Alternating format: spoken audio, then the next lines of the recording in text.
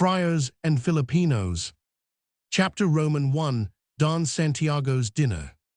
In the latter part of October, Don Santiago de los Santos, popularly known as Captain Tiago, gave a dinner. Though contrary to his custom, he had not announced it until the afternoon of the day on which it was to occur. The dinner became at once the absorbing topic of conversation in Binondo, in the other suburbs of Manila, and even in the walled city. Captain Tiago was generally considered a most liberal man, and his house, like his country, shut its doors to no one, whether bent on pleasure or on the development of some new and daring scheme. The dinner was given in the captain's house in Analog Street. The building is of ordinary size, of the style of architecture common to the country, and is situated on that arm of the Pasig, called by some Binondo Creek. This, like all the streams in Manila, satisfies a multitude of needs. It serves for bathing, mortar mixing, laundering, fishing, means of transportation and communication, and even for drinking water, when the Chinese water carriers find it convenient to use it for that purpose. Although the most important artery of the busiest part of the town, where the roar of commerce is loudest and traffic most congested, the stream is for a distance of a mile crossed by only one wooden bridge during 6 months of the year. One end of this bridge is out of order, and the other end is impassable during the remaining time. The house is low and somewhat out of plumb. No one, too, however, knows whether the faulty lines of the building are due to a defect in the sight of the architect who constructed it, or whether they are the result of earthquakes and hurricanes. A wide staircase with green balustrades and carpeted here and there in spots leads from the zaguan or tiled entrance hall to the second story of the house. On either side of this staircase is a row of flower pots and vases placed upon chinaware pedestals, brilliant in coloring and fantastic in design. Upstairs, we enter a spacious hall, which is in these islands called Cada. This serves tonight for the dining hall. In the middle of the room is a large table, profusely and richly ornamented, fairly groaning under the weight of delicacies. In direct contrast to these worldly preparations are the motley-colored religious pictures on the wall. Such subjects as purgatory, hell, the last judgment, the death of the just, and the death of the sinner. Below these, in a beautiful Renaissance frame, is a large curious linen engraving of 2 old ladies. The picture bears the inscription, Our Lady of Peace, propitious to travelers, venerated in Antipolo, visiting in the guise of a beggar, the pious wife of the famous Captain Inez in her sickness. In the side of the room toward the river, Captain Tiago has arranged fantastic wooden arches, half Chinese, half European, through which one can pass to the roof, which covers part of the first story. This roof serves as a veranda and has been illuminated with Chinese lanterns in many colors and made into a pretty little arbor or garden. The sala, or principal room of the house, where the guests assembled, is resplendent with colossal mirrors and brilliant chandeliers, and upon a platform of pine is a costly piano of the finest workmanship. People almost filled this room, the men keeping on one side and the women on the other, as though they were in a Catholic church or a synagogue. Among the women were a number of young girls, both native and Spanish. Occasionally, one of them forgot herself and yawned, but immediately sought to conceal it by covering her mouth with her fan. Conversation was carried 3 on in a low voice, and died away in vague monosyllables, like the indistinct noises heard by night in a large mansion. An elderly woman with a kindly face, a cousin of Captain Tiago, received the ladies. She spoke Spanish regardless of all the grammatical rules, and her courtesies consisted in offering to the Spanish ladies cigarettes and betel nut, neither of which they use, and in kissing the hands of the native women, after the manner of the friars. Finally, the poor old lady was completely exhausted, and taking advantage of a distant crash occasioned by the breaking of a plate, hurried off precipitately to investigate, murmuring, Jesus, just wait, you good for-nothings. Among the men, there was somewhat more animation. In one corner of the room were some cadets who chatted with some show of interest, but in a low voice. From time to time, they surveyed the crowd and indicated to each other different persons, meanwhile laughing more or less affectedly. The only people who appeared to be really enjoying themselves were 2 friars, 2 citizens, and an officer of the army, who formed a group around a small table on which were bottles of wine and English biscuits. The officer was old, tall, and sunburnt, and looked as the Duke of Alva might have looked had he been reduced to a command in the civil guard.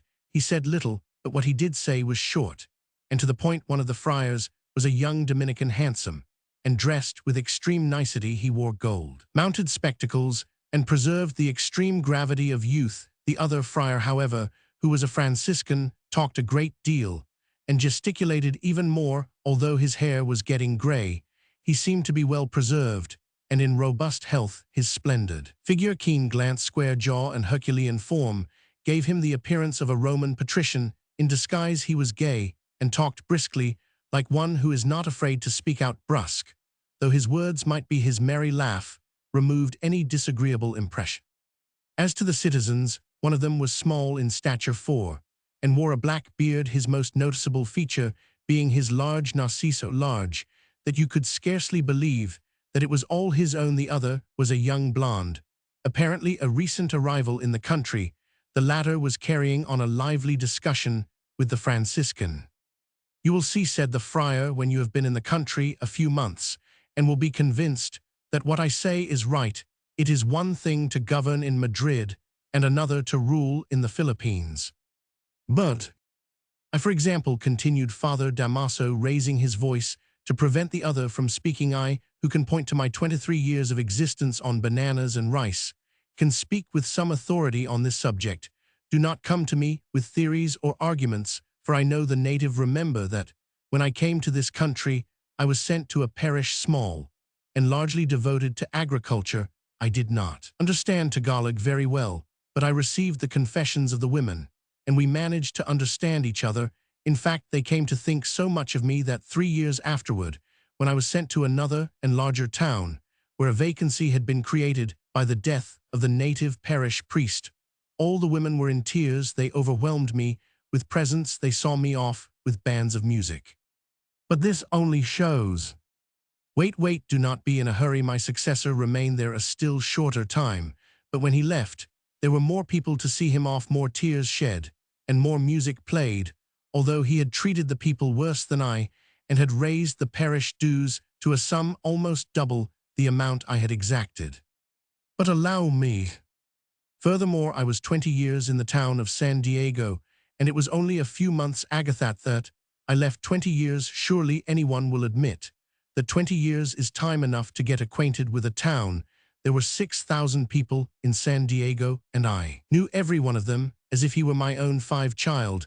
I knew even the private affairs of them. All I knew in what way this man was crooked, where the shoe pinched, that one what slips every girl had made, and with whom, and who was the true father of each child. For I received all of their confessions, and they always confessed scrupulously.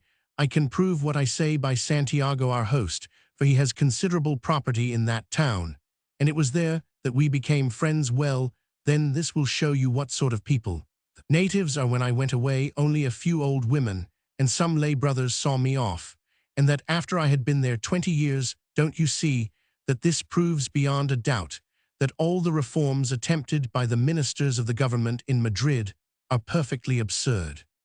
It was now the young man's turn to be perplexed. The lieutenant, who had been listening to the argument, knit his brows. The little man with the black beard made ready to combat or support Father Damaso's arguments, while the Dominican was content to remain entirely neutral.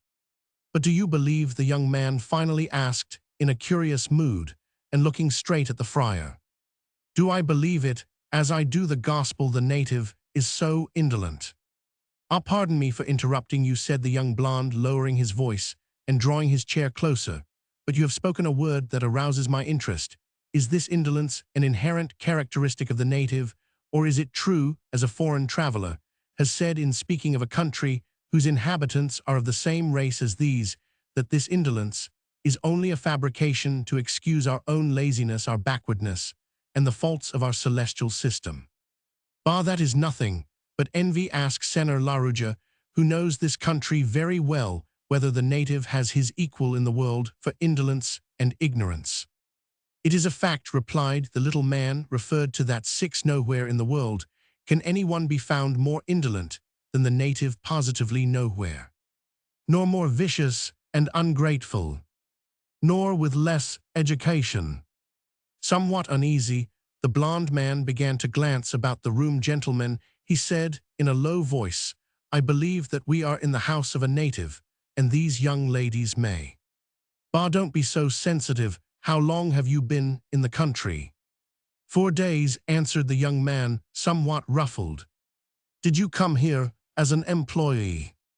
No, sir, I came on my own account, in order to become acquainted with the country. Man, what a rare bird you are, exclaimed Father Damaso, looking at him with curiosity.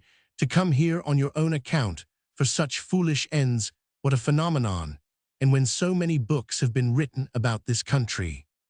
Then, striking the arm of his chair with sudden violence, he exclaimed, the country is being lost. It is lost already. The governing power supports heretics against the ministers of God. What do you mean again? Asked the lieutenant, half rising from his chair. What do I mean? Repeated Father Damaso, again raising his voice and facing the lieutenant. I mean what I say. I mean that when a priest turns away the corpse of a heretic from his cemetery, no one, not even the king himself, has the right to interfere, and still less to punish.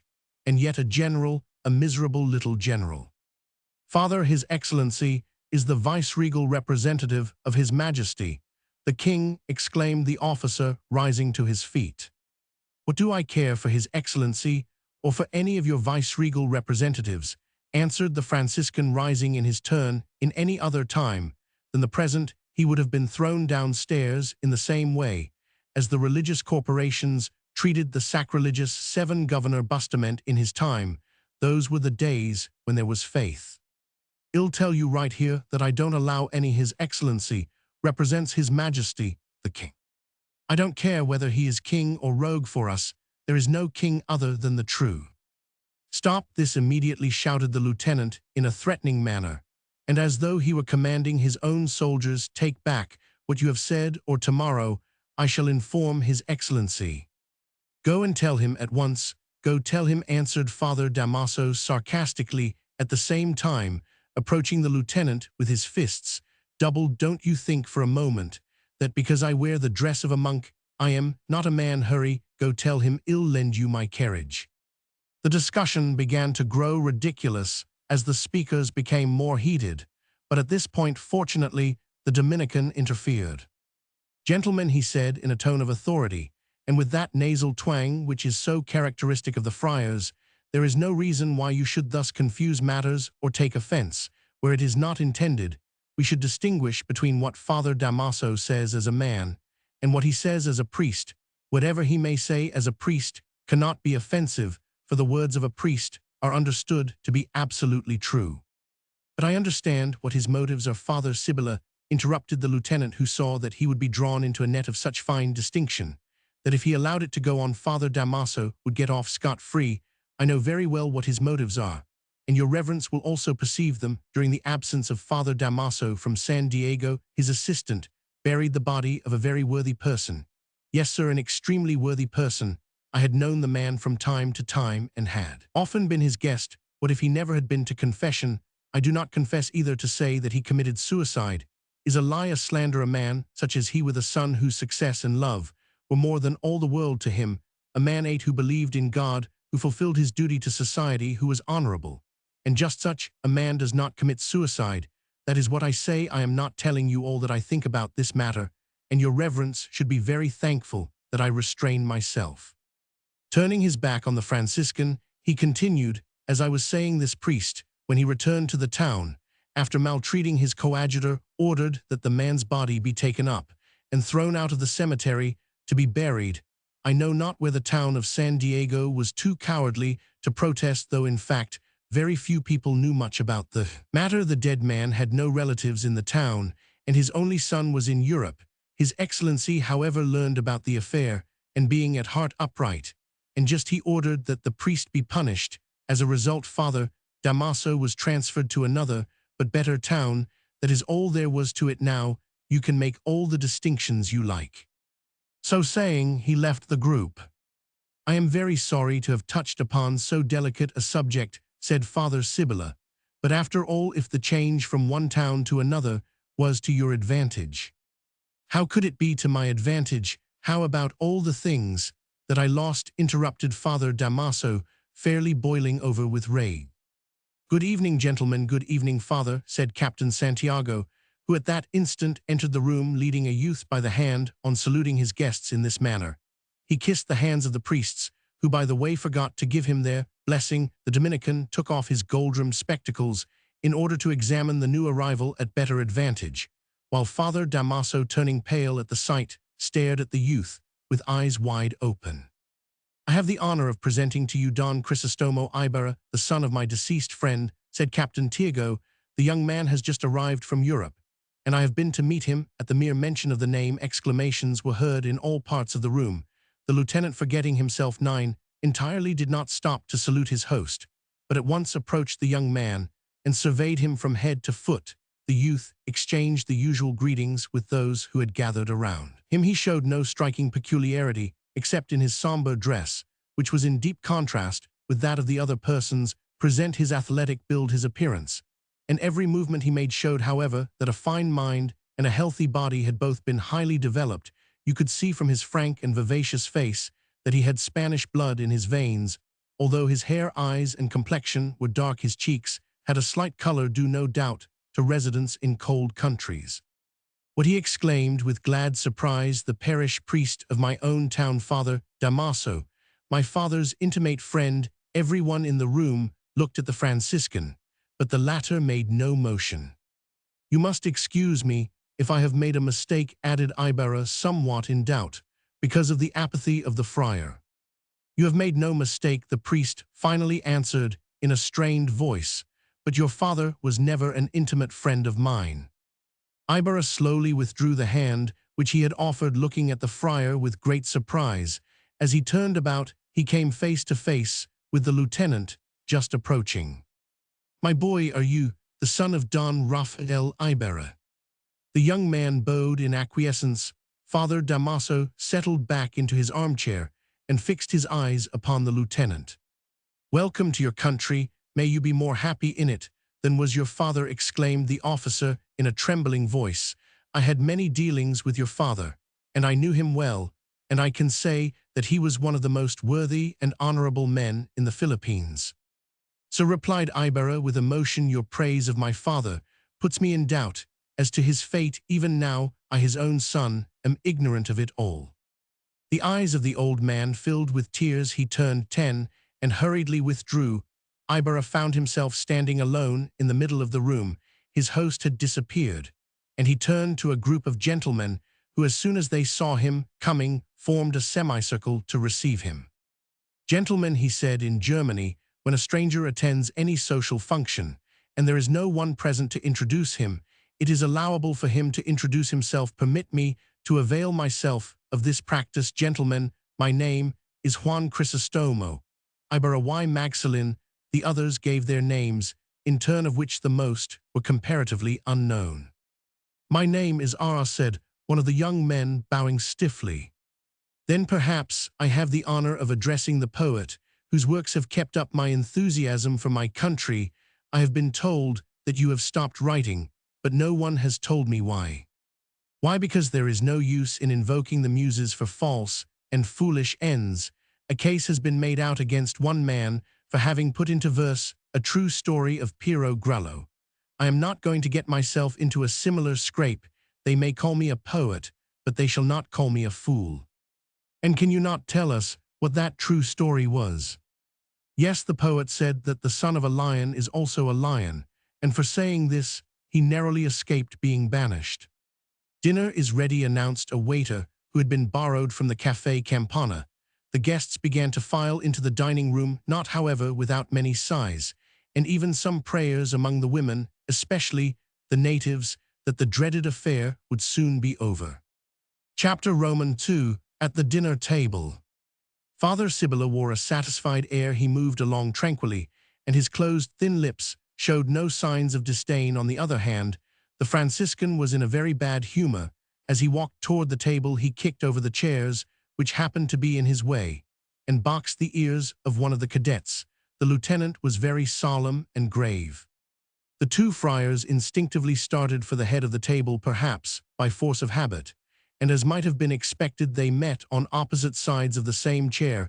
Then, with ponderous courtesy, each entreated the other to sit down, giving in turn his reasons why the other should take precedence. Everyone at the table understood how both really felt in the matter, and all knew well that the one who did not take the coveted seat would grumble discontentedly for the remainder of the evening. The farce proceeded something like this. "You take it, brother Damaso, it is for you." "No, you take it, brother Sibylla. You are an old friend of the family, the confessor of its deepest mysteries, your age, your dignity, your—" "No, that is all right as far as age goes, but on the other hand, you are the priest of this suburb," answered Father Damaso in an insincere tone, without however leaving the chair. "As you order it, I obey," concluded Father Sibylla, making ready to sit down. "But I do not order it," protested the Franciscan. "I do not order it."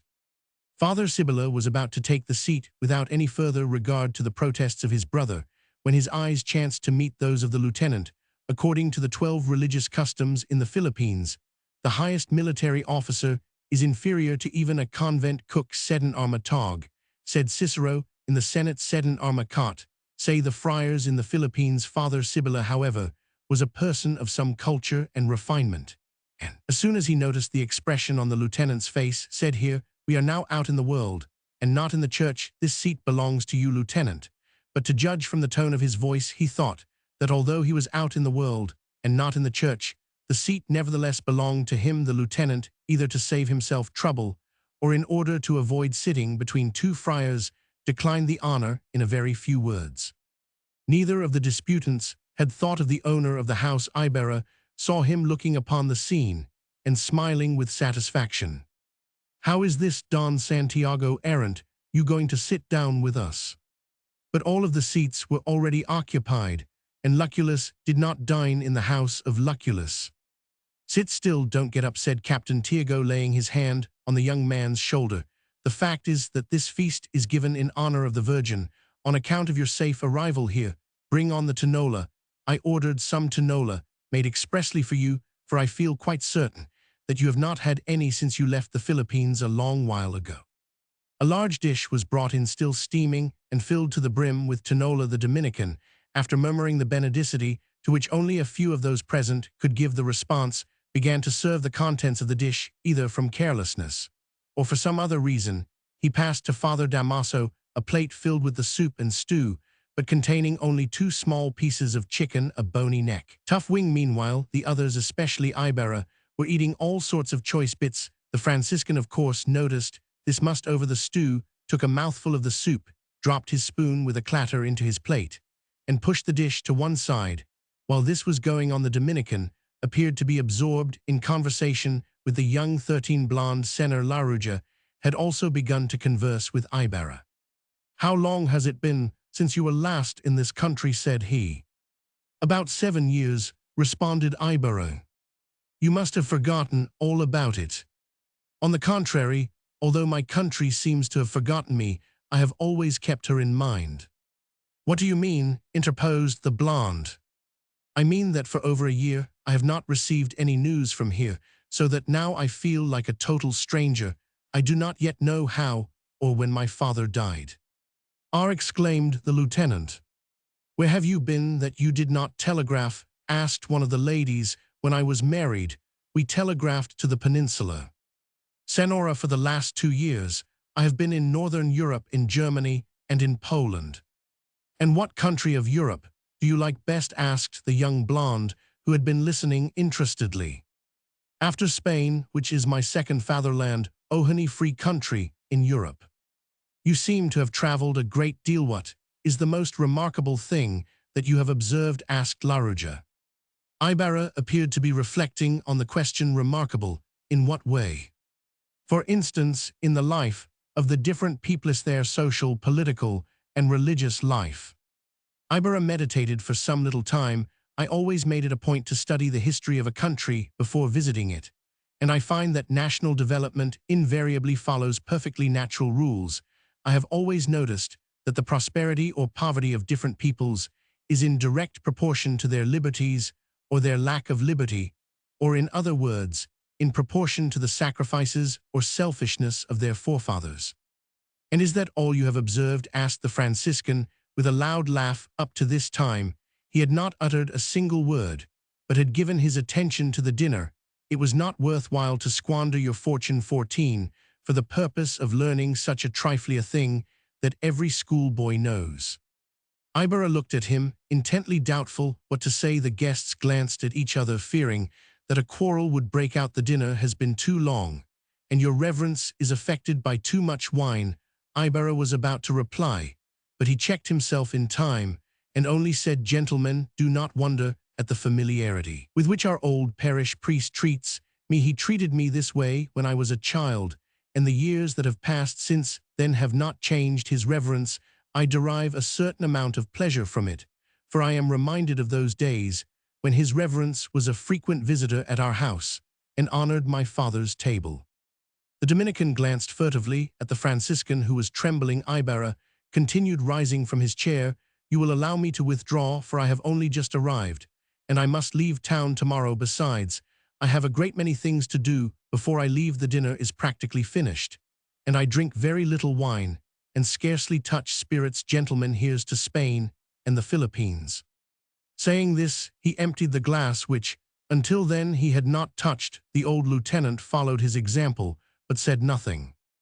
"Do not go," said Captain Tiago to him in a low voice. "Maria Clara is coming immediately. Isabel has just gone to get her. The new parish priest of your town is also coming, and he is a saint. I shall come tomorrow. Before I leave, I have to make a most important visit yet tonight, and really must go." With this, he took his departure. In the meantime, the Franciscan had recovered himself. "You see how it is," said he to the young blonde, gesticulating with his dessert knife. "It is nothing but pride. He could not bear to have a priest reprove him. Can decent people believe it? This is the evil consequence of sending young men to Europe. The government ought to prohibit it." That night the young blonde wrote, among other things, in the first chapter of his colonial studies, how the 15 neck and wing of a chicken in a friar's plate of tinola can disturb the gaiety of a feast, and among his other observations were the following: "In the Philippines, the most insignificant person at a dinner or a feast is the host. The owner of the house has only to remain out in the street, and everything will go along beautifully. In the present state of affairs, it would be well to forbid the Filipinos to leave their country and not to teach them how to read." Chapter Roman 3: Heretic and Revolutionist. Ibarra was still confused, but the evening breeze, which in Manila is at this time of the year always cool and refreshing, seemed gently to lift the hazy mist which hung over his eyes. He removed his hat and drew a deep, long breath. Men of all nationalities passed by in swift carriages or in slow-going rented calases. He was walking at that slow pace characteristic alike of deep thought and laziness, and was making his way toward the Plaza of Binondo. He looked about in search of any old and familiar objects. Yes, there were the same old streets, the same old houses with white and blue fronts, the same old walls covered with whitewash or repainted in poor imitation of granite.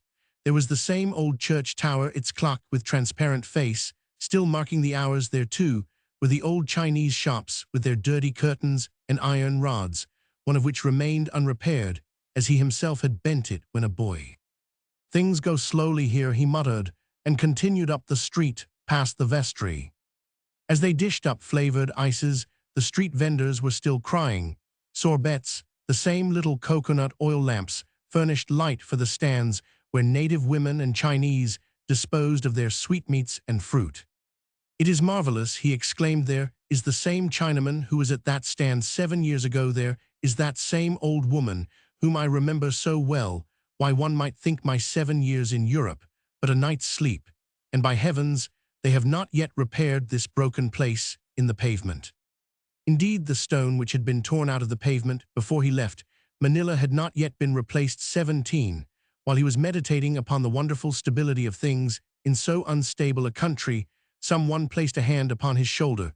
With a start he looked up, and his eyes met those of the old lieutenant, who also had left the captain's house. A smile had displaced the officer's usual harsh expression and characteristic frown. "Be careful, young man," said he. "Remember what happened to your father." I beg your pardon, you seem to have esteemed my father very highly. Can you tell me what has been his fate?" asked Ibarra, gazing intently into the lieutenant's eyes. "Do you not know?" said the officer. "I asked Don Santiago, but he said that he would tell me nothing until tomorrow. Have you no information regarding him?" "Why, yes, everybody knows about him. He died in prison." The young man stepped back and stared wildly at the officer. "In prison? Who died in prison?" he asked in astonishment. "Why, your father, who had been arrested," answered the officer, somewhat surprised. "What, my father in prison? Arrested and imprisoned? Man, what are you talking about? Do you know who my father was? Are you?" asked the young man, nervously grasping the officer's arm. "I don't think that I am mistaken, Don Rafael Ibarra." "Yes, Don Rafael Ibarra," repeated the young man, scarcely able to utter the words. "I thought that you knew it," said the officer in a sympathetic voice, as he saw the emotion his words had caused. "I thought that you knew it, but be brave here. You know no man can be honorable without being imprisoned." "I cannot believe that you are not jesting," replied Ibarra after a few minutes of deep silence. "Can you tell me for what offense he was imprisoned?" The old man paused, as if to meditate. "It seems strange to me that you have not been kept informed as to the affairs of your family. My father's last letter, which I received a year ago, told me not to be uneasy if he failed to write to me, for he was very busy. He advised me to continue my studies. He sent me his blessing." "In that case, he must have written the letter to you shortly before his death. It is almost a year since we buried him in his own town." "Why was my father arrested?" asked Ibarra in a voice full of emotion. "The cause of his arrest was an honorable one. I must go to my quarters now. Walk along with me, and then I can tell you on the way. Take my arm." They walked for some time in melancholy silence, deep in thought, and nervously stroking his goatee, the officer sought inspiration before he could begin the pitiful tale. "As you very well know," he at last began, "your father was the richest man in the province, and although he was loved and highly respected by many, there were some envious persons who hated him. Your father had a great many enemies among the priests and the Spaniards. Some months after your departure, trouble arose between Don Rafael and Father Damaso. But I do not know what it was all about." Father Damaso accused your father of not attending confession in former times. However, he had never attended confession. Nothing was said about it, and he and the priest were good friends, as you will remember. Furthermore, Don Rafael was a very honorable man, and much more upright, and just than many who go to confession regularly. He was very conscientious, and in speaking to me in regard to his troubles with Father Damaso, used to say, "Senor Guevara, do you believe that God will forgive a crime, a murder, for instance, simply because that crime has been confessed to a priest, confessed to a man who is in duty bound to keep it secret? Will God pardon a man whose repentance is brought about by his cowardly fear of hell? I have a very different opinion of God. I cannot see how one evil can be corrected by another, nor how pardon can be procured by mere idle tears and donations to the church. Your father always followed the strictest rules of morality. I may safely say that he never harmed anyone, but on the contrary always sought by doing good to offset certain unjust deeds committed by your grandfathers. However, his troubles with the priests continued and took on a dangerous aspect. Father Damaso alluded to him from the pulpit, and if he did not do so directly by name, it was an oversight on his part, for anything might be expected from a man of his character. I foresaw that sooner or later the affair would have a bad ending." The old lieutenant paused for a few minutes, and then continued. "About this time there came to the province a man who had been in the artillery, but had been thrown out of the ranks on account of his brutality and ignorance. This man had to make a livelihood.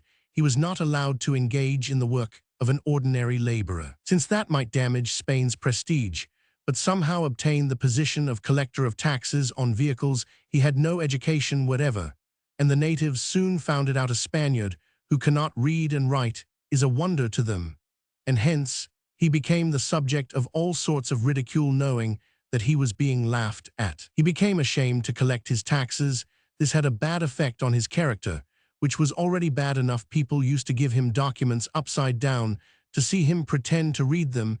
he would make a show of doing so, and then, on the first blank space he found would fill in some sprawling characters, which I may say represented him very accurately. The natives continued to pay their taxes, but kept on ridiculing him. He fairly raved with anger, and worked himself up to such a frame of mind that he respected none. Finally, he had some words with your father. It happened that one day, while the collector was studying a document which had been given to him in a store, some schoolboys came along. One of them called the attention of his companions to the collector, and they all began to laugh and point their fingers at the unhappy man. The collector finally lost his patience, turned quickly, and chased his tormentors. The boys, of course, ran in all directions at the same time, mimicking a child learning the alphabet. Blind with rage, because he could not reach them, he threw his cane, struck one of the boys on 20 the head, and knocked him down. Not content with this, he went up and kicked the boy several times. Unfortunately, your father happened to be passing just at the moment. Indignant at what he saw, he seized the tax collector by the arm and severely reproached him for his actions.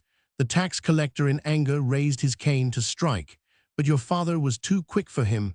With that strength which he inherited from his forefathers, he, as some say, struck the collector, or as others claim, only gave him a push. The fact is that the man staggered and fell to the ground, and in falling struck his head against a stone. Don Raphael quietly lifted up the wounded boy and carried him to the courthouse near by, leaving the collector where he had fallen.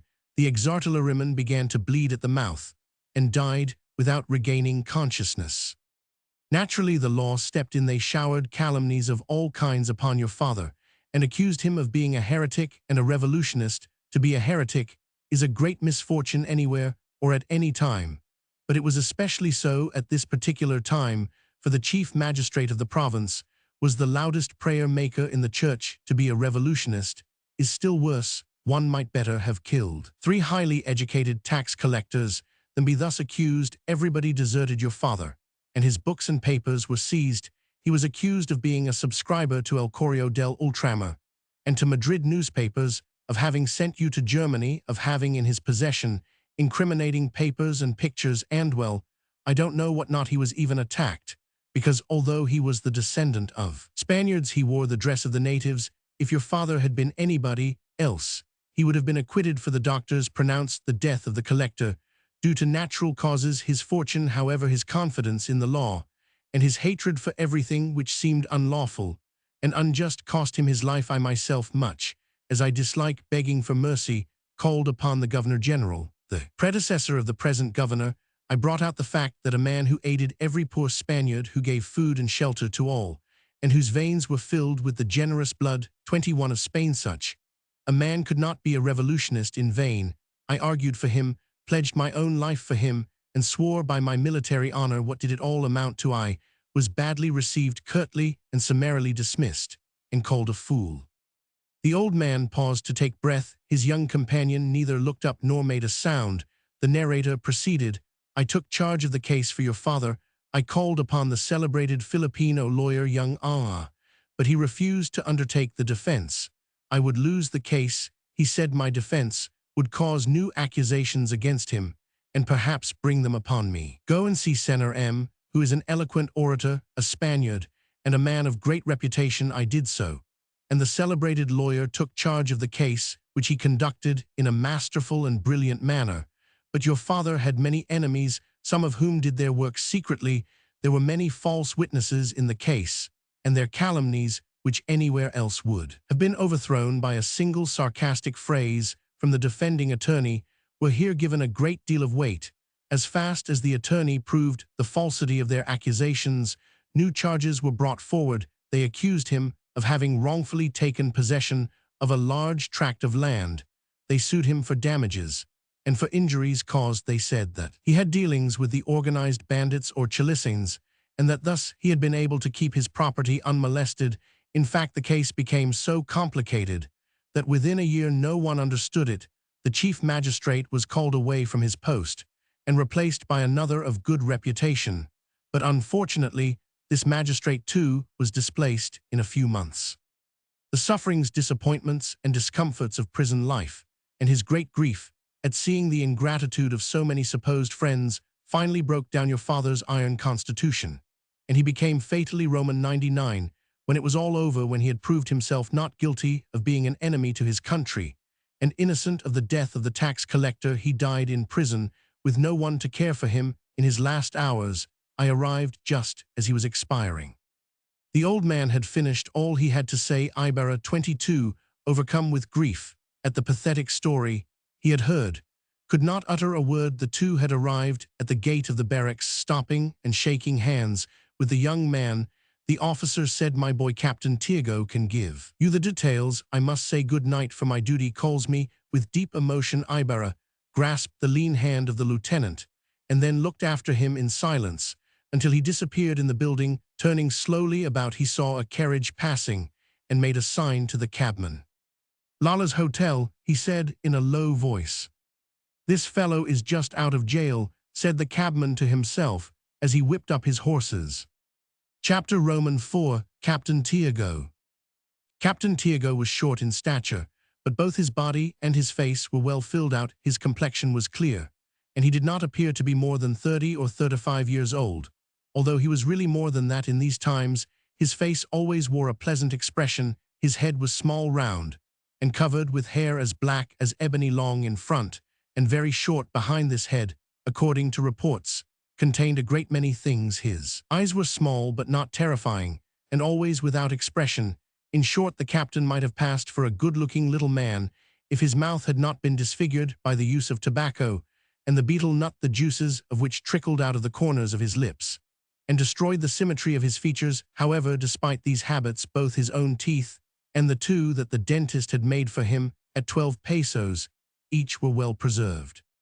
Tiago was considered one of the richest property owners in Binondo, and he also owned large plantations in the provinces of Pampanga and Laguna de Bay, especially in the town of San Diego. The rent of all these lands increased every year. San Diego was his favorite town on account of its excellent bathing place, its famous cockpit, and the pleasant memories associated with the neighborhood. He spent at least 2 months in this town every year. Captain Tiago also had a great deal of property in Santo Cristo, in Analog Street, and in Rosario Street. In partnership with a Chinaman, he carried on a profitable business in opium. It is understood that he had contracts with the government for feeding the prisoners in Bilibid, and that he supplied fodder to many of the principal houses in Manila. He was in good standing with the authorities, 24, able, clever, and even daring in his speculations in the necessities of others. Hence it was that at this time the captain was as happy as a narrow-minded man could be in such a country. He was rich, and was at peace with God, the government, and man. That Tiago was at peace with God was indisputable. In fact, there was no reason whatever for his not being so, since he was well situated as far as worldly matters go, and had never loaned God any money. He never addressed God in his prayers, not even when he was in dire straits. He was rich, and his money, he thought, could pray for him for masses and prayers. God had created powerful and lofty priests for special religious functions and rosaries. God, his infinite goodness for the benefit of the rich, had created poor people who for a peso would make half a dozen prayers and would read all the holy books, even to the Hebrew Bible, if the pay were large enough. If at any time he found himself in hard straits and needed heavenly aid and was out of red Chinese candles, he applied to the saints, making them great promises in order to win their favor and convince them of his good intentions. Captain Tiago was therefore beloved by the priests, respected by the sacristans, fondled by the Chinese candle makers and firecracker merchants, and thoroughly happy in the religion of the world. Some even attributed to him great influence in the ecclesiastical court. That the captain was at peace with the government must not be doubted, simply because such a thing seems impossible. Incapable of conceiving a new idea and content with the modus vivendi, he was always willing to obey the latest official recruit in any of the government offices, and even ready to give him at all times of the year such presents as hams, capons, turkeys, and Chinese fruit. He was the first to applaud any tax imposed by the government, especially when he scented behind it a chance of securing the contract for its collection. He always kept orchestras on hand to serenade government officials of all grades, from governor to the lowest government agent, on their birthdays, saints' days, or when any occasion such as the death of any of their relatives or a birth in the 25 family connection, should afford a pretext. He even went so far as to dedicate laudatory verses to his royal patrons on these occasions, thus honoring the suave and loving governor or the valiant and mighty alcalde. The captain was a petty governor or gobernadorcillo of a rich colony of mestizos, in spite of the protests of many who considered him unfit for the position. He held the office for 2 years, but during this time he wore out 10 frock coats, about the same number of high hats, and lost more than a half-dozen of gobernadorcillo canes. His high hat and frock coat were always in evidence in the city hall, at the government palace in Melakanan 1, and at the army headquarters, and they always appeared too in the cockpit, in the market, in all processions, and in the Chinese shops. Dressed in this official costume, with the tasseled cane, Captain Tiago was to be found everywhere, arranging, ordering, and putting in disorder everything with which he had anything to do, all with wonderful activity, and with still more wonderful gravity. Sacrilegious people called him a fool, poor people called him a hypocrite, a cruel man who gained a livelihood by making others miserable, while his inferiors looked upon him as a despot and a tyrant. And the women, slanderous rumors circulated in the wretched Nipa houses, and it was claimed that often lamentations and sobs, mingled with the cries of a child, could be heard. More than one young girl was pointed out by the malicious finger of the neighbors, with the remark, "See what a different expression she wears, and how plainly she shows evidences of her shame." But such things as these never robbed the captain of any sleep. No young girl disturbed his rest. Such was the captain at that time. His past history was as follows. He was the only son of a very wealthy but avaricious sugar manufacturer of Malaban, who was unwilling to spend a cent in his education. For this reason, young Santiago became the servant of a good Dominican, a very virtuous man, who tried to teach him all the valuable knowledge which he possessed. About the time when he was to have the happiness of studying logic, the death, 26, of his protector, followed by that of his father, put an end to his studies, and from that time on he devoted himself to business. He married a beautiful girl from Santa Cruz, who increased his fortune and gave him a social position. Dona Pia Alba was not content with buying sugar, coffee, and indigo. She wished to sow and reap, so the young husband bought lands in San Diego. It was in this town that he made the acquaintance and friendship of Father Damaso and of Don Rafael Ibarra, the richest capitalist of the town. The lack of an heir for the first 6 years of his married life gave him a great opportunity to accumulate wealth, which perhaps was a censurable ambition. Although Dona Pia was handsome, robust, and well-formed, she made her pilgrimages in vain. By advice of the devotees of San Diego, she visited the Virgin of KSA in Tal, she gave alms, and she danced in the procession before the Virgin of Tirumba in Paquil under the May sun. But it was all in vain. Finally, on the advice of Father Damaso, she went to Obando and there danced at the fiesta of San Pascual Balan, and asked for a son. It is well known that in Obando there is a Trinity, Our Lady of Salambao, Santa Clara, and San Pascual, which grants sons or daughters as required. Thanks to this wise triumvirate, Dona Pia became a mother. But like the fisherman in Macbeth, who ceased to sing after he found a rich treasure, Dona Pia lost her gaiety, became very sad, and was never seen to smile again. Everyone, even to Captain Tiago, declared that it was a pure caprice. A puerperal fever put an end to her grief, leaving a beautiful daughter.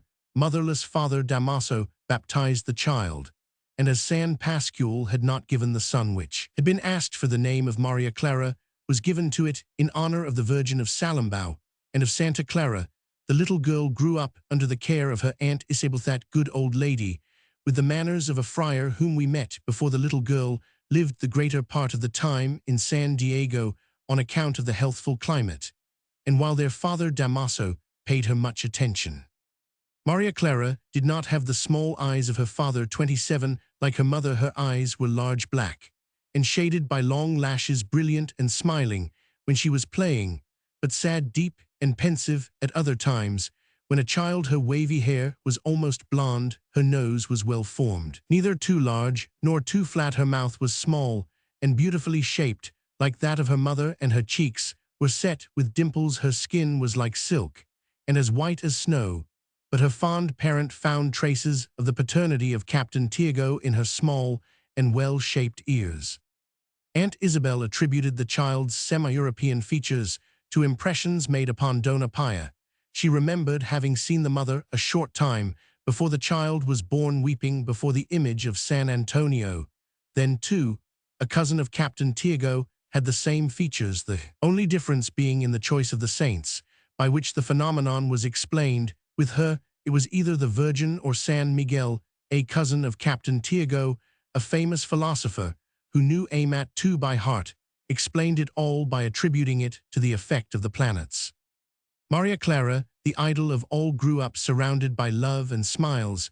She won the favor of even the friars when she was dressed in white for some religious procession, her long wavy hair interwoven with flowers, 2 silver or golden wings attached to the shoulders of her dress, and holding 2 white doves tied with blue ribbons in her hand. When she grew up, she was so full of childish mischief that Captain Tiago did nothing but bless the saints of Obando and advise everybody to buy handsome statues of that trinity.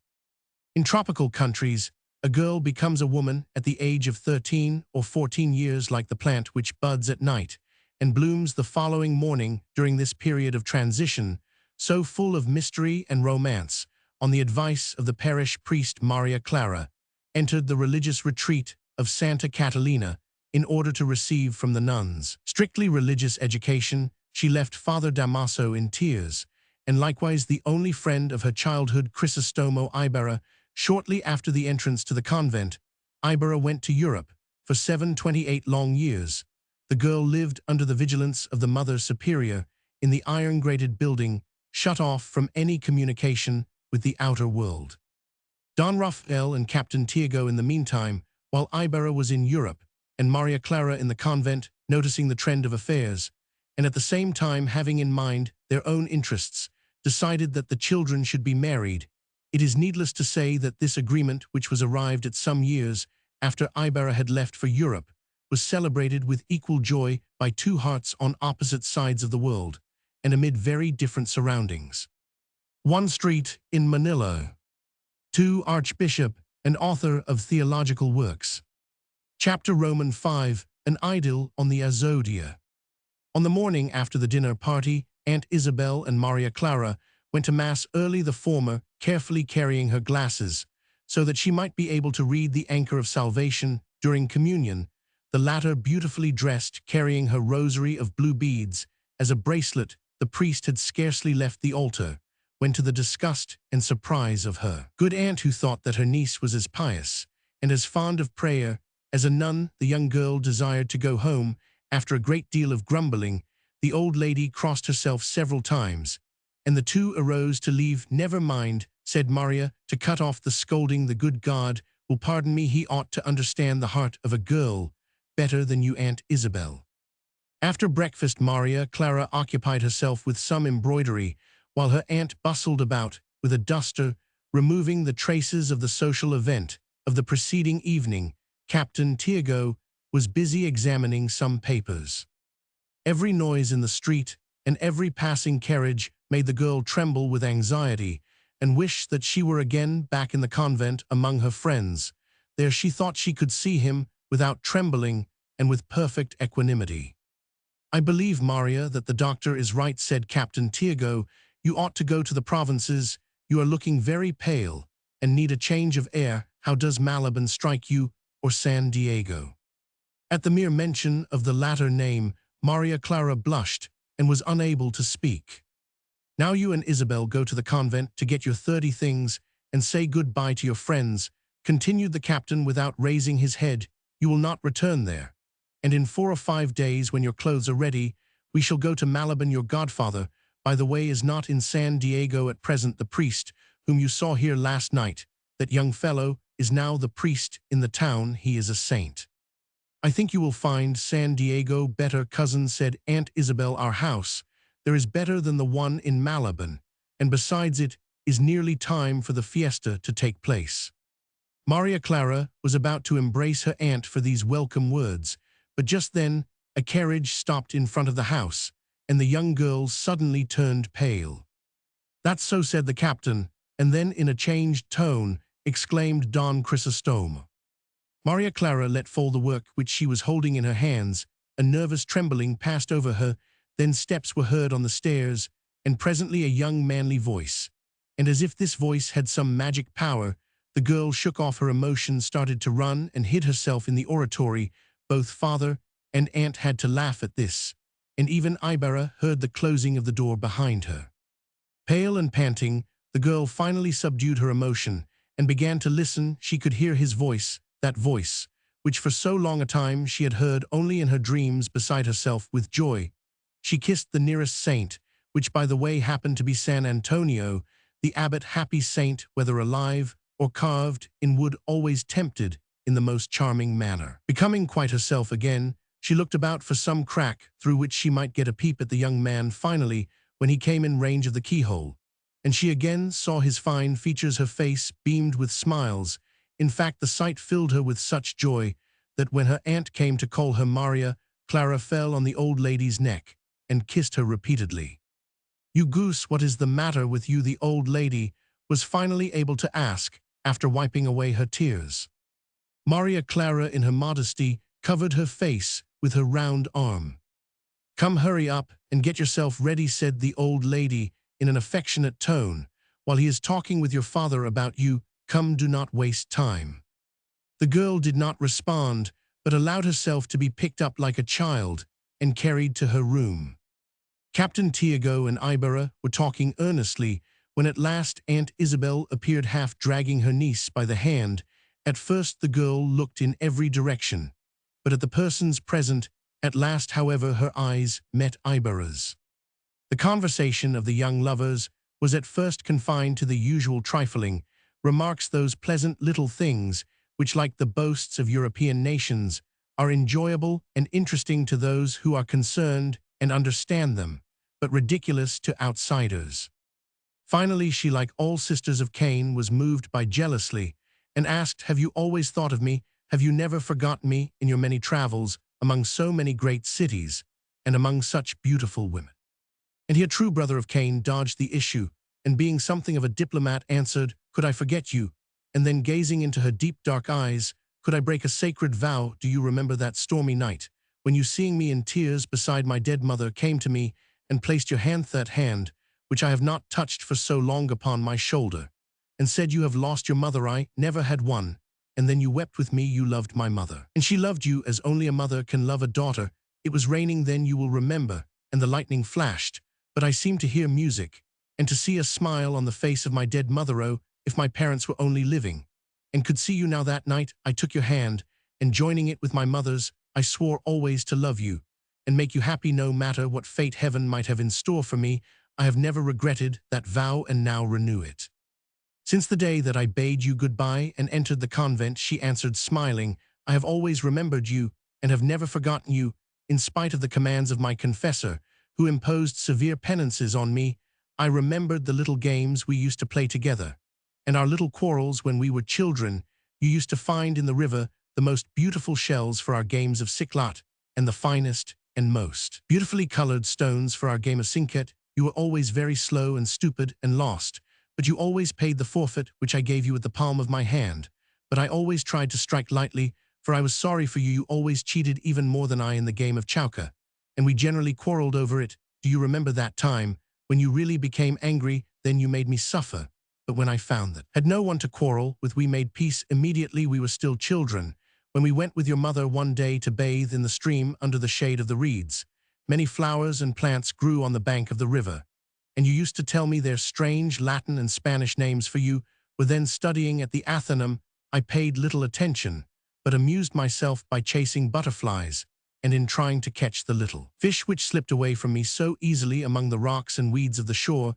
You suddenly disappeared from sight, but when you returned you brought a wreath of orange flowers and placed it on my head on our way home. As the sun was hot, I collected some sage leaves from the side of the road for you to put into your hat, and thus prevent headache. Then you laughed, we made up, and came the remainder of the way home hand in hand." Ibarra smiled as he listened attentively to every detail of the story. Opening his pocket-book, he took out a paper in which he had wrapped some withered but fragrant sage leaves. "Your sage leaves," said he in answer to her questioning glance, "the only thing you have ever given me." She in turn drew a little white satin bag from the bosom of her dress stop. She said, tapping his hand 33 with her own, "You must not touch it, it is a letter of farewell. The one that I wrote you before leaving. My dear sir, have you ever written any other?" "And what did I say then?" "Many falsehoods, excuses of a bad debtor," replied she, smiling, and showing how agreeable these falsehoods had been to her. "But be quiet, I will read it to you, but I will omit your polite speeches out of consideration for your feelings." Raising the paper to the height of her eyes in order to conceal her face, she began, "I shall not read you what follows that, for it is not true." She ran her eyes over some lines, and began to read again. "My father wishes me to go away in spite of my entreaties. He says that I am a man, and must think of my future and my duty, that I must learn how to live, which I cannot do in my own country, so that in the future I may be of some use. He says that if I remain at his side in his shadow in this atmosphere of business, I will never learn how to look ahead, and that when he is gone, I shall be like the plant of which our poet Balthazar speaks as, it always lives in the water, it never learns how to endure a moment's heat. He reproached me, because I wept, and his reproach hurt me so, that I confessed that I loved you." My father stopped, thought a moment, and placing his hand on my shoulder, said in a trembling voice, "Do you think that you alone know how to love, that your father does not love you, and that his heart is not pained at being separated from you? It is a short time since your mother died, and I am already reaching that age when the help and counsel of youth are needed. And yet I consent to your going, not even knowing that I shall ever see you again. The future is opening to you, but closing to me. Your loves are being born, mine are dying. Fire blazes in your blood, but cold is gradually finding its way into mine, and yet you weep, and are not willing to sacrifice the present for a future useful to yourself and your country." The eyes of my father filled with tears, and I fell upon my 34 knees at his feet, and embraced him. I asked his pardon, and said that I was willing to go. The emotion which Ibarra manifested put an end to the reading. As pale as death, he arose, and began to walk nervously from one side to the other. "What is the matter?" she asked. "You have made me forget that I have duties to perform, and that I ought to leave immediately for my town. Tomorrow is the fiesta in memory of the dead." Maria Clara stopped, and silently fixed her large and dreamy eyes upon him for some minutes. Then, taking some flowers from a vase nearby, she said, with emotion, "Go, I do not wish to detain you. We shall see each other again in a few days. Place these flowers on the graves of your father and mother." A few moments later, Ibarra descended the stairs accompanied by Captain Tiago and Dona Isabel, while Maria Clara locked herself up in the oratory. "Do me the favor to tell Andeng to get the house ready, and that Maria and Isabel are coming. A pleasant journey." While the captain was saying this, Ibarra got into the carriage and drove off in the direction of the Plaza of San Gabriel. A few minutes later, the captain shouted to Maria Clara, who was weeping by the side of the image of the Virgin, "Hurry up and light 2 peseta candles in honor of San Roque, and another in honor of San Rafael, the patron saint of travelers, and light the lamp of Our Lady of Peace and protector of travelers, for there are many bandits about. It is better to spend 4 reals for wax and 6 cuartos for oil than to have to pay a big ransom later on." One roof of the first story used as a veranda. Chapter Romans 6 Things Philippine. Father Damaso drove up in front of Captain Tiago's house, and the Franciscans stepped to the ground just as Aunt Isabel and Maria Clara were getting into their silver-trimmed carriage. They saluted Father Damaso, and he, in his preoccupation, gently patted Maria Clara on the cheek. "Where are you going?" the friar asked. "To the convent to get my things," replied the younger. Aha, well, see, who is the stronger, well, see," he muttered, and turned away, leaving the 2 women in wonder. As to what it all meant, the friar stepped along lightly, and reaching the stairs went up. "He must be studying his sermon," said Isabel. "Get in, Maria, we shall be late." Whether Father Damaso was studying his sermon or not we cannot say. At any rate, he was absorbed in some important matter, for he even forgot to extend his hand to Captain Tiago upon entering, greatly to the embarrassment of the captain, who had to feign kissing it. "Santiago, we have some very important matters to talk over. Let us go to your office." The captain, somewhat disturbed, was unable to reply, but he obeyed and followed the big priest into his office. Father Damaso shut the door behind them. While they are conferring in secret, let us find out what has become of Brother Sibilla. The wise Dominican was not to be found at his parochial residence, for early immediately after Mass, he had gone to the Dominican convent, situated near the gate called Isabel II or Magallanes, according to which family is in power in Madrid, paying no attention to the delicious odor of chocolate or to the rattling of money boxes and coins in 36, the treasurer's office, and scarcely answering the deferential salute of the treasurer. Father Sibilla went upstairs, crossed several corridors, and rapped on a door. "Come in," answered a voice. "May God give back health to your reverence," was the greeting of the young Dominican as he entered. A very feeble old priest was seated in a large armchair. His complexion was as yellow as the saints, which Rivera paints. His eyes were sunk deep in their orbits, and his heavy eyebrows, which were nearly always knit in a frown, added to the brilliant glare of his death-foreboding eyes. "I have come to talk to you about the charge with which you have entrusted me," said Father Sibilla. "Ah, yes, and what about it?" "Shaw," answered the young man with disgust, seating himself and turning his face away with disdain. "They have been telling us a lot of lies. Young Ibarra is a prudent boy. He does not seem to be a fool. I think he is a pretty good sort of a chap." "Do you think so?" "Hostilities began last night." "So soon, and how did it come about?" Father Sibilla related briefly what had taken place between Father Damaso and Crisostomo Ibarra. Furthermore, he added, in conclusion, the young man is going to marry that daughter of Captain Tiago, who was educated in the college of our sisters. He is rich, and would not want to make any enemies who might cause the loss of his happiness and his fortune. The sick man bowed his head as a sign of assent. "Yes, that is my opinion. With such a wife and such a father-in-law, we can hold him body and soul, and if not, it will be all the better for us if he declares himself our enemy." Father Sibilla looked at the old man with surprise. "That is to say, for the good of our whole corporation," he added, breathing with difficulty. "I prefer open attacks to the foolish praise and adulations of friends, for the truth is flattery is always paid for. Does your reverence think so?" The old man looked at him sadly. "Always bear this in mind," he answered, panting with fatigue, "that our 37 power will endure as long as it is believed in. If they attack us, the government says they attack them, because they see in them an obstacle to their liberty. Therefore, let us preserve them. And if the government gives them a hearing, sometimes the government will do no such thing. Nevertheless, if some bold and reckless man, impelled by covetousness, should dare to think that he wanted our possessions, then woe to him." For a moment, both remained silent. "Furthermore," continued the sick man, "it will do us good to have them attack us and wake us up. It would show us our weaknesses and strengthen us. The exaggerated praises which we get deceive us and put us asleep. We are becoming ridiculous, and on the day that we become ridiculous, we shall fall as we fell in Europe. Money will no longer flow into our churches, no one will longer buy our scapularies or girdles, and when we cease to be rich, we shall no longer possess the great influence which we wield at present. Sure, we shall always have our property, our plantations.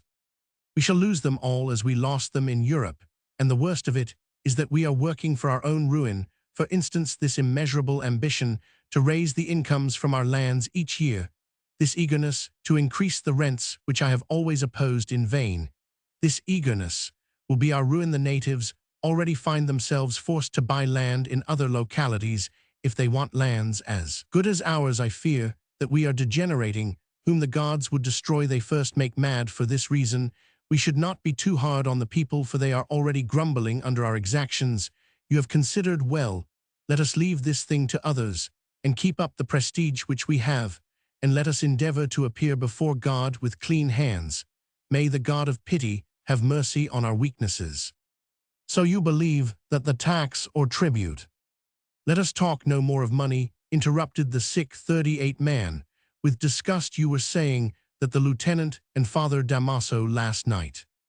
Yes, Father, answered the young priest smiling, but this morning I saw the lieutenant again, and he told me that he was sorry for what had occurred at the dinner. He said he thought that he had been affected by too much wine, and that the same was true of Father Damaso. And your boast to tell the governor, I asked jokingly, Father. He answered, I know, when to make my word good so long, as it does not stain my honor. That is just the reason why I wear only 2 stars. After talking over several minor matters, Father Sibylla took his leave.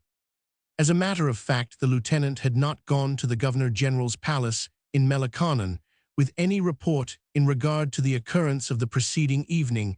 However, the Governor-General had learned of it through another source, and discussing the matter with one of his aides, he said, A woman and a priest can give no offense. I intend to live peaceably while I remain in this country, and I do not wish to have any trouble with men who wear skirts, and furthermore, I have found out that the Father Provincial has evaded my orders in this matter.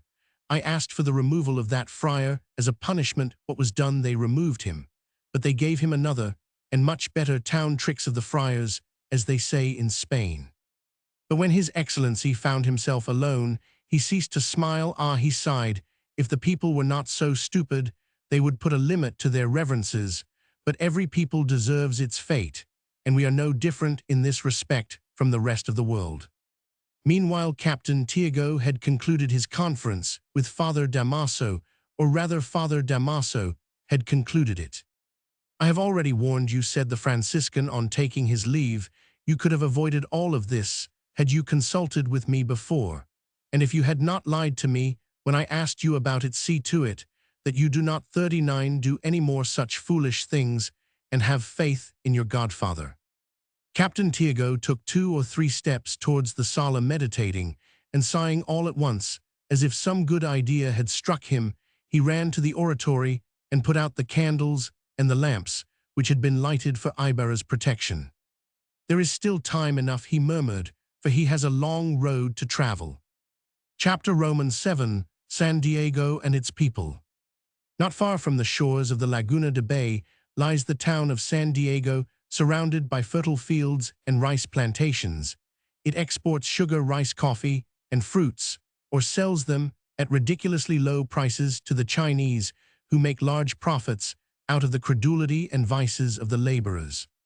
When the sky was serene and the atmosphere clear, the boys used to climb to the very peak of the old moss and vine-covered church tower, and what exclamations they would utter when from that high pinnacle they looked out at the beautiful panorama that surrounded them there. Before them lay a great mass of roofs, some nipa, some thatch, some zinc, and some made out of the native grasses, and out of that mass, which here and there gave way to an orchard or a garden, every one of those boys could find his own little home, his own little nest to them. Everything was a landmark, every tamarind tree with its light foliage, every coconut tree with its load of nuts, every bending cane, every banga tree, every cross beyond the town is the crystal river, like a serpent asleep on a carpet of green here, and there its tranquil surface is broken by rocks projecting from its sandy bottom.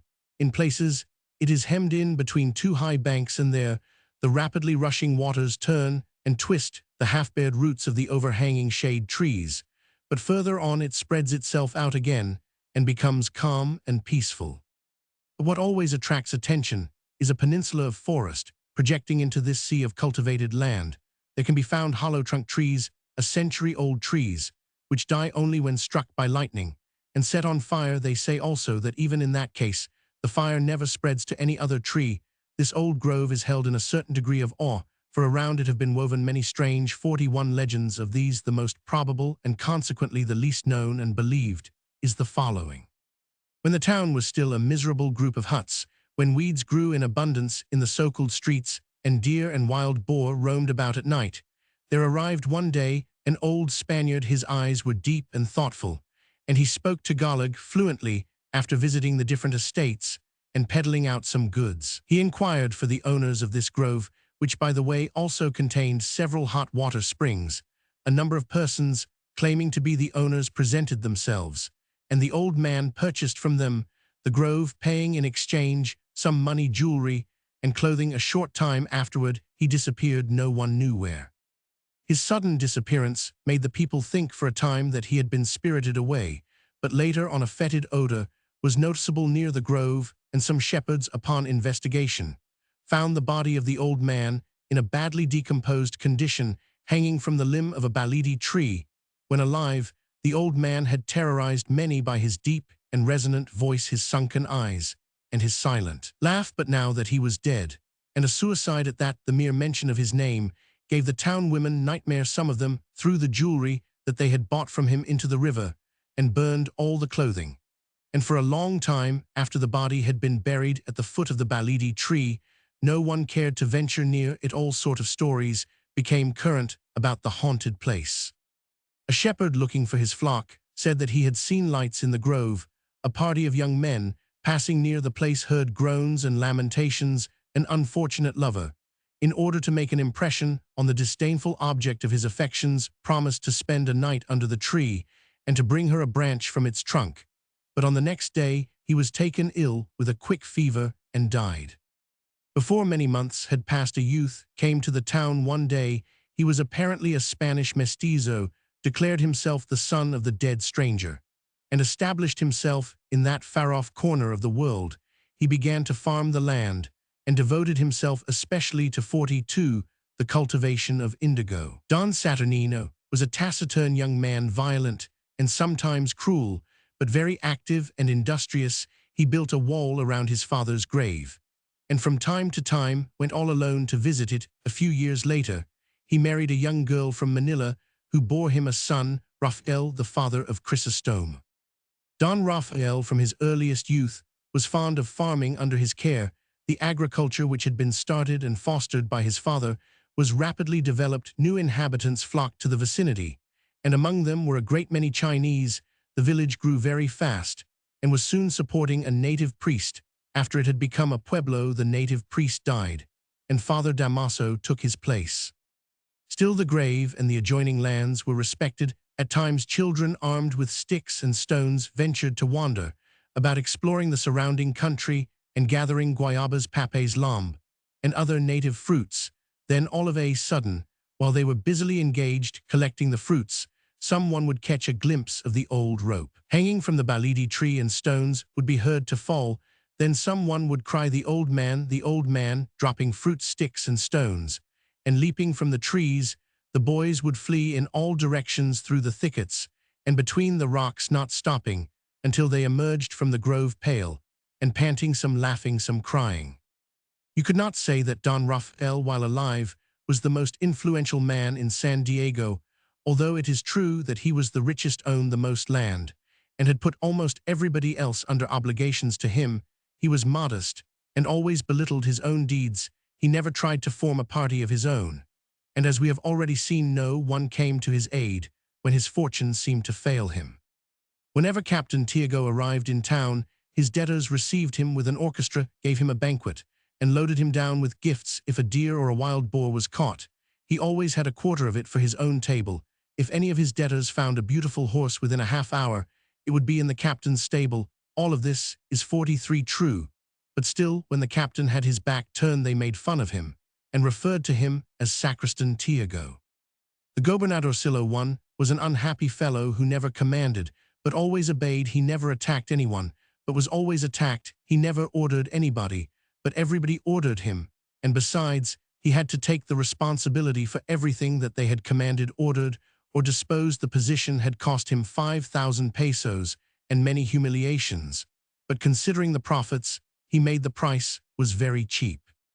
San Diego was like Rome, not the Rome of the time of Romulus, when he marked out the walls with a plow, nor when later he bathed in his own blood and that of others, and dictated laws to the world. No, San Diego was like the Rome of contemporaneous history, with this difference: instead of being a city of marble monuments and colosseums, it was a city of soali too, and cockpits. The parochial priest of San Diego corresponded to the Pope in the Vatican, the alferez, 3 of the civil guard, to the King of Italy in the Quirinal, but both in the same proportion as the soali or native wood, and the nipa cockpits corresponded to the monuments of marble and colosseums, And in San Diego, as in Rome, there was continual trouble. Everybody wanted to be the leading center, and there was always someone else in the way. Let us describe two of these ambitious citizens. Friar Bernardo Salvi was the young and silent Franciscan whom we mentioned in a preceding chapter. He had even more of the customs and manners of his brotherhood than had his predecessor, the violent Father Damaso.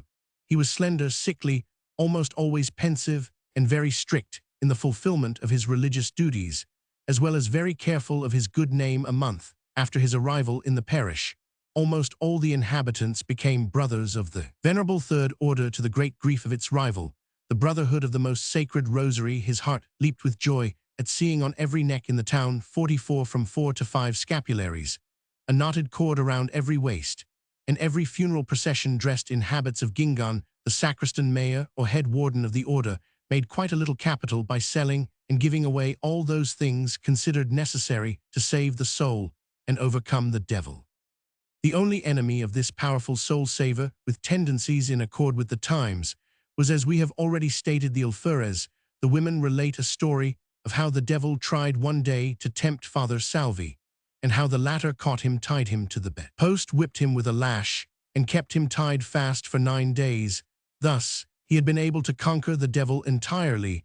As a result, anyone who persisted in being an enemy of the priest was generally considered a worse man than the devil himself, an honor which the alferez alone enjoyed.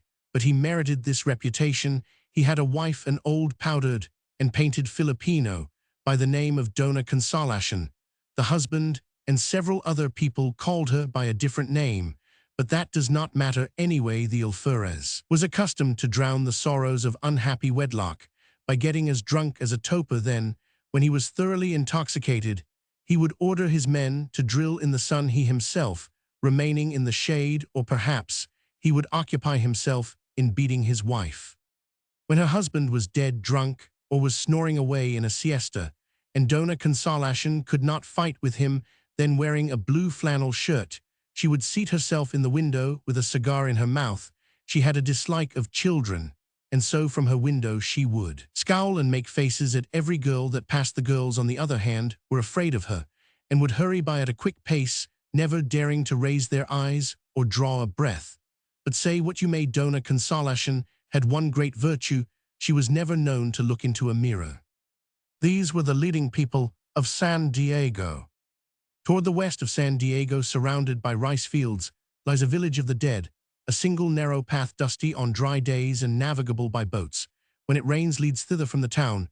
A wooden gate and a fence, 45 half stone and half bamboo, seem to separate the cemetery from the people in the town, but not from the goats and sheep of the parochial priest of the immediate vicinity.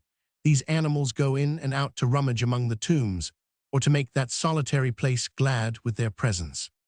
One day a little old man entered the cemetery, his eyes sparkling, and his head uncovered. Upon seeing him many laughed, while a number of the women knit their eyebrows in scorn.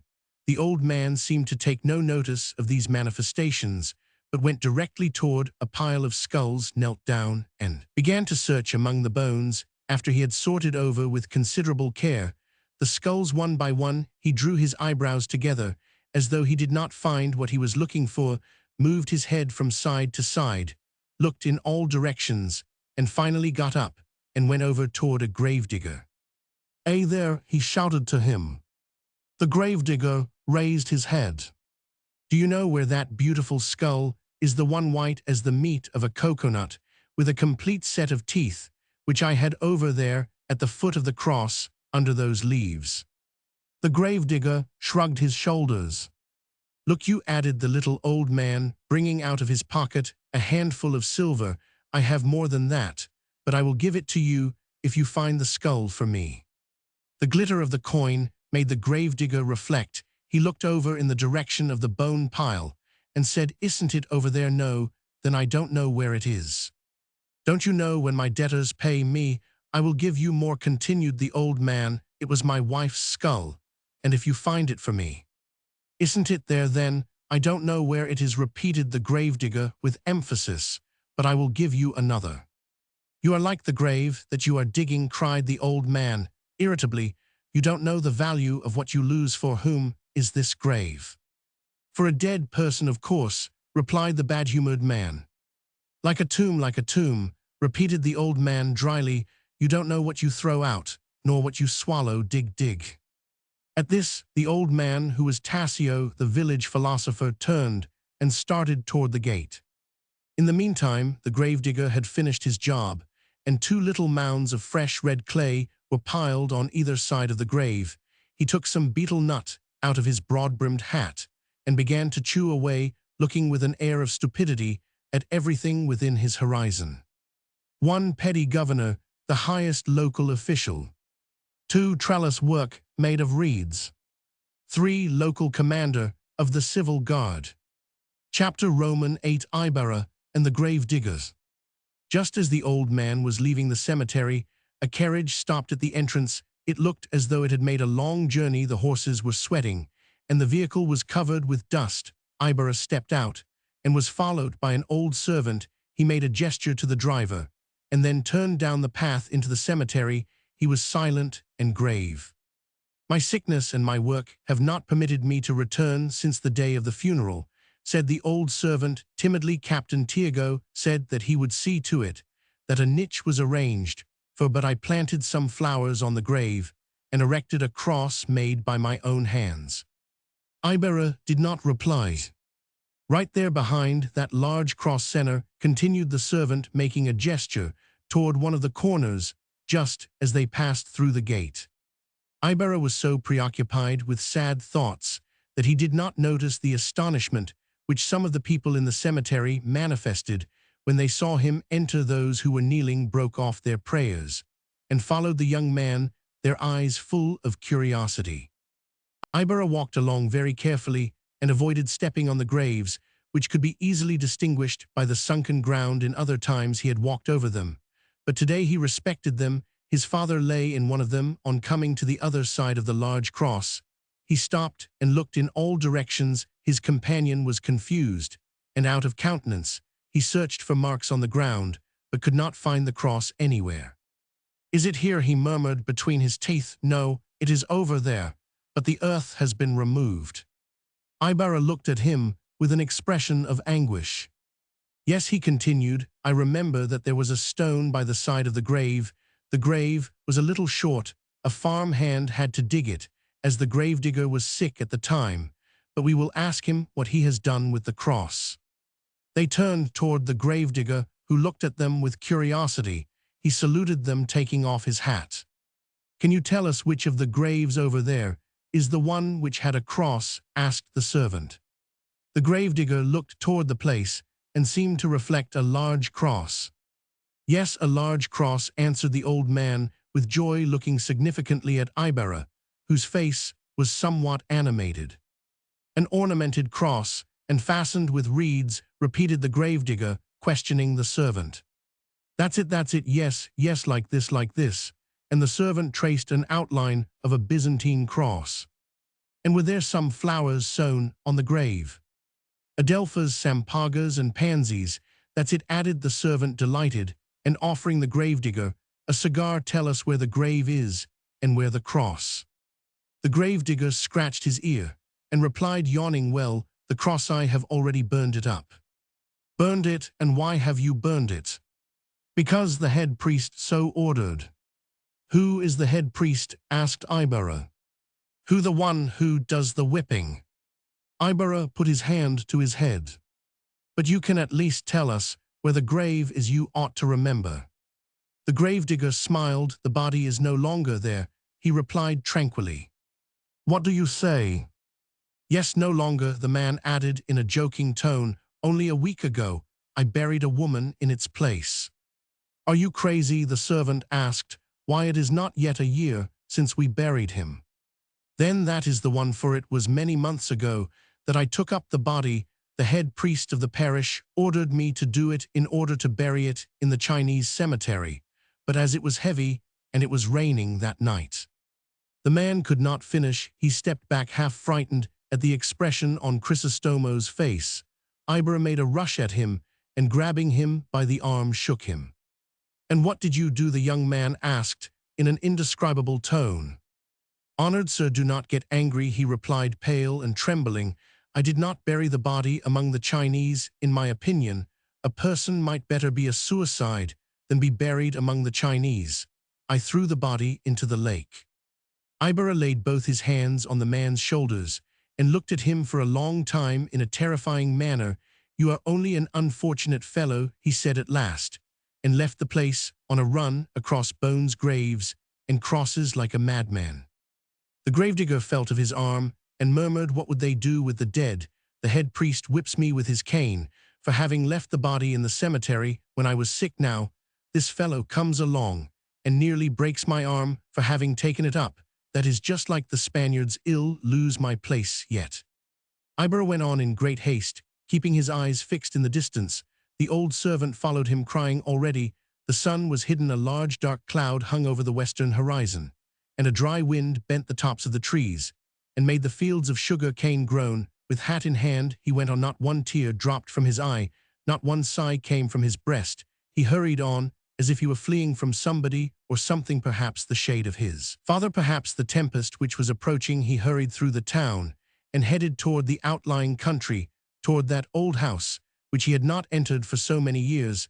The house was surrounded by a wall near which many cacti grew, and as he approached they seemed to 50 signal to him. The windows seemed to open, the ylang-ylang joyfully waved its branches, and the doves fluttered about the little tower on the peak of their garden house.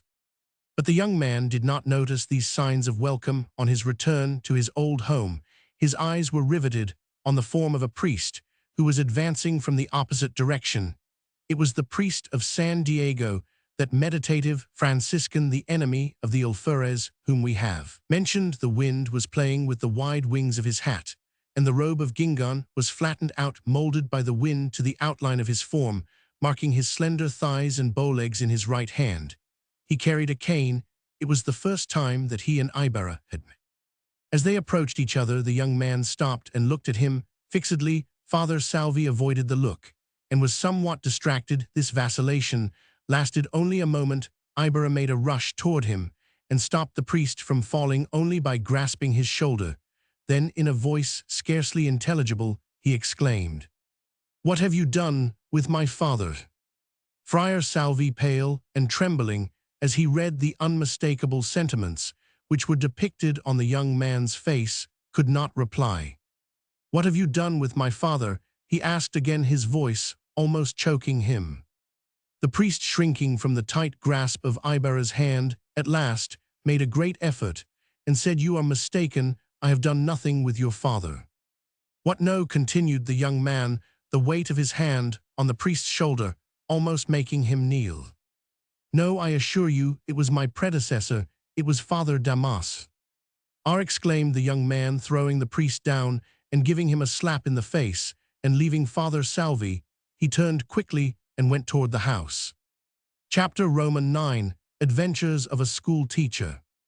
Laguna de Bay, surrounded by mountains, sleeps tranquilly in the stillness of the elements, as if it had not joined the chorus of the tempest on the night before, as first rays of dawn appear in the eastern sky and awaken the phosphorescent myriads in the water.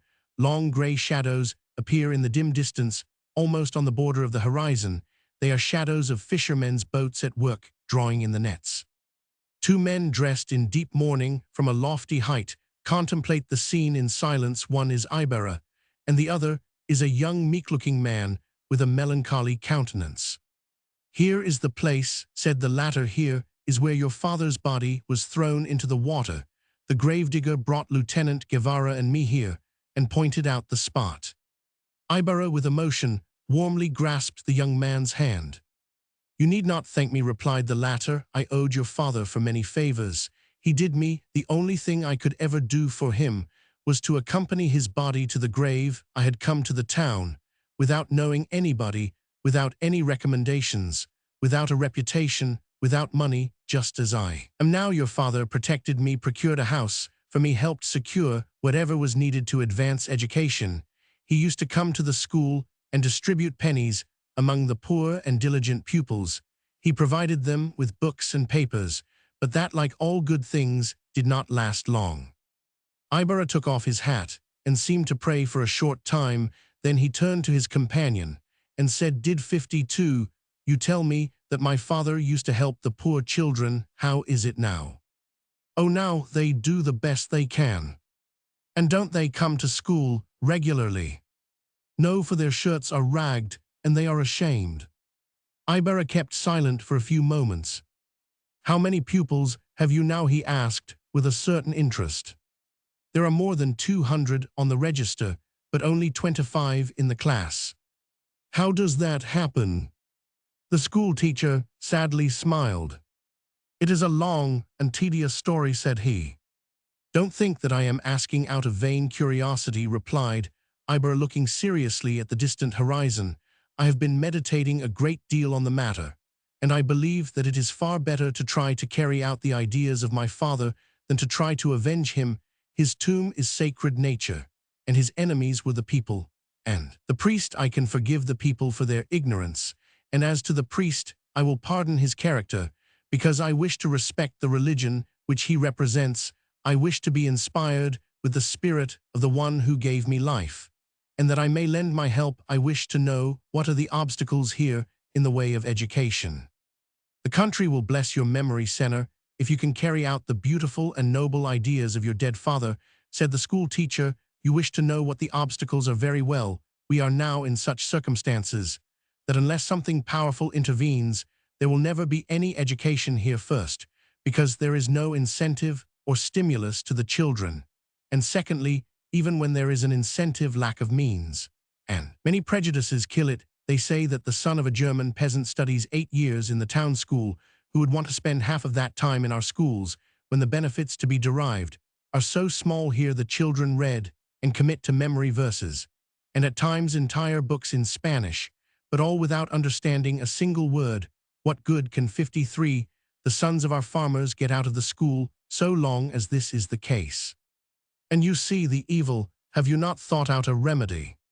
Ah, poor me, replied the teacher, shaking his head. A poor teacher cannot alone fight against prejudices, against existing influences.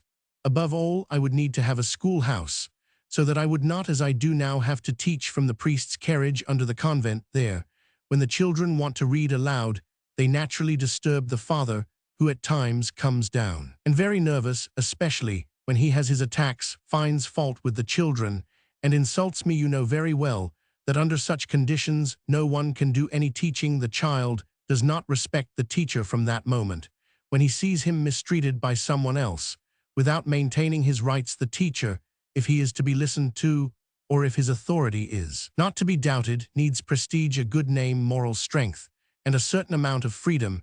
If you will allow me, I will give you an illustration. I wish to introduce some reforms, and they laughed at me. In order to remedy the evil that I spoke of a moment ago, I tried to teach the children Spanish, because not only does the government order it, but because it will be a great advantage for them to know the language.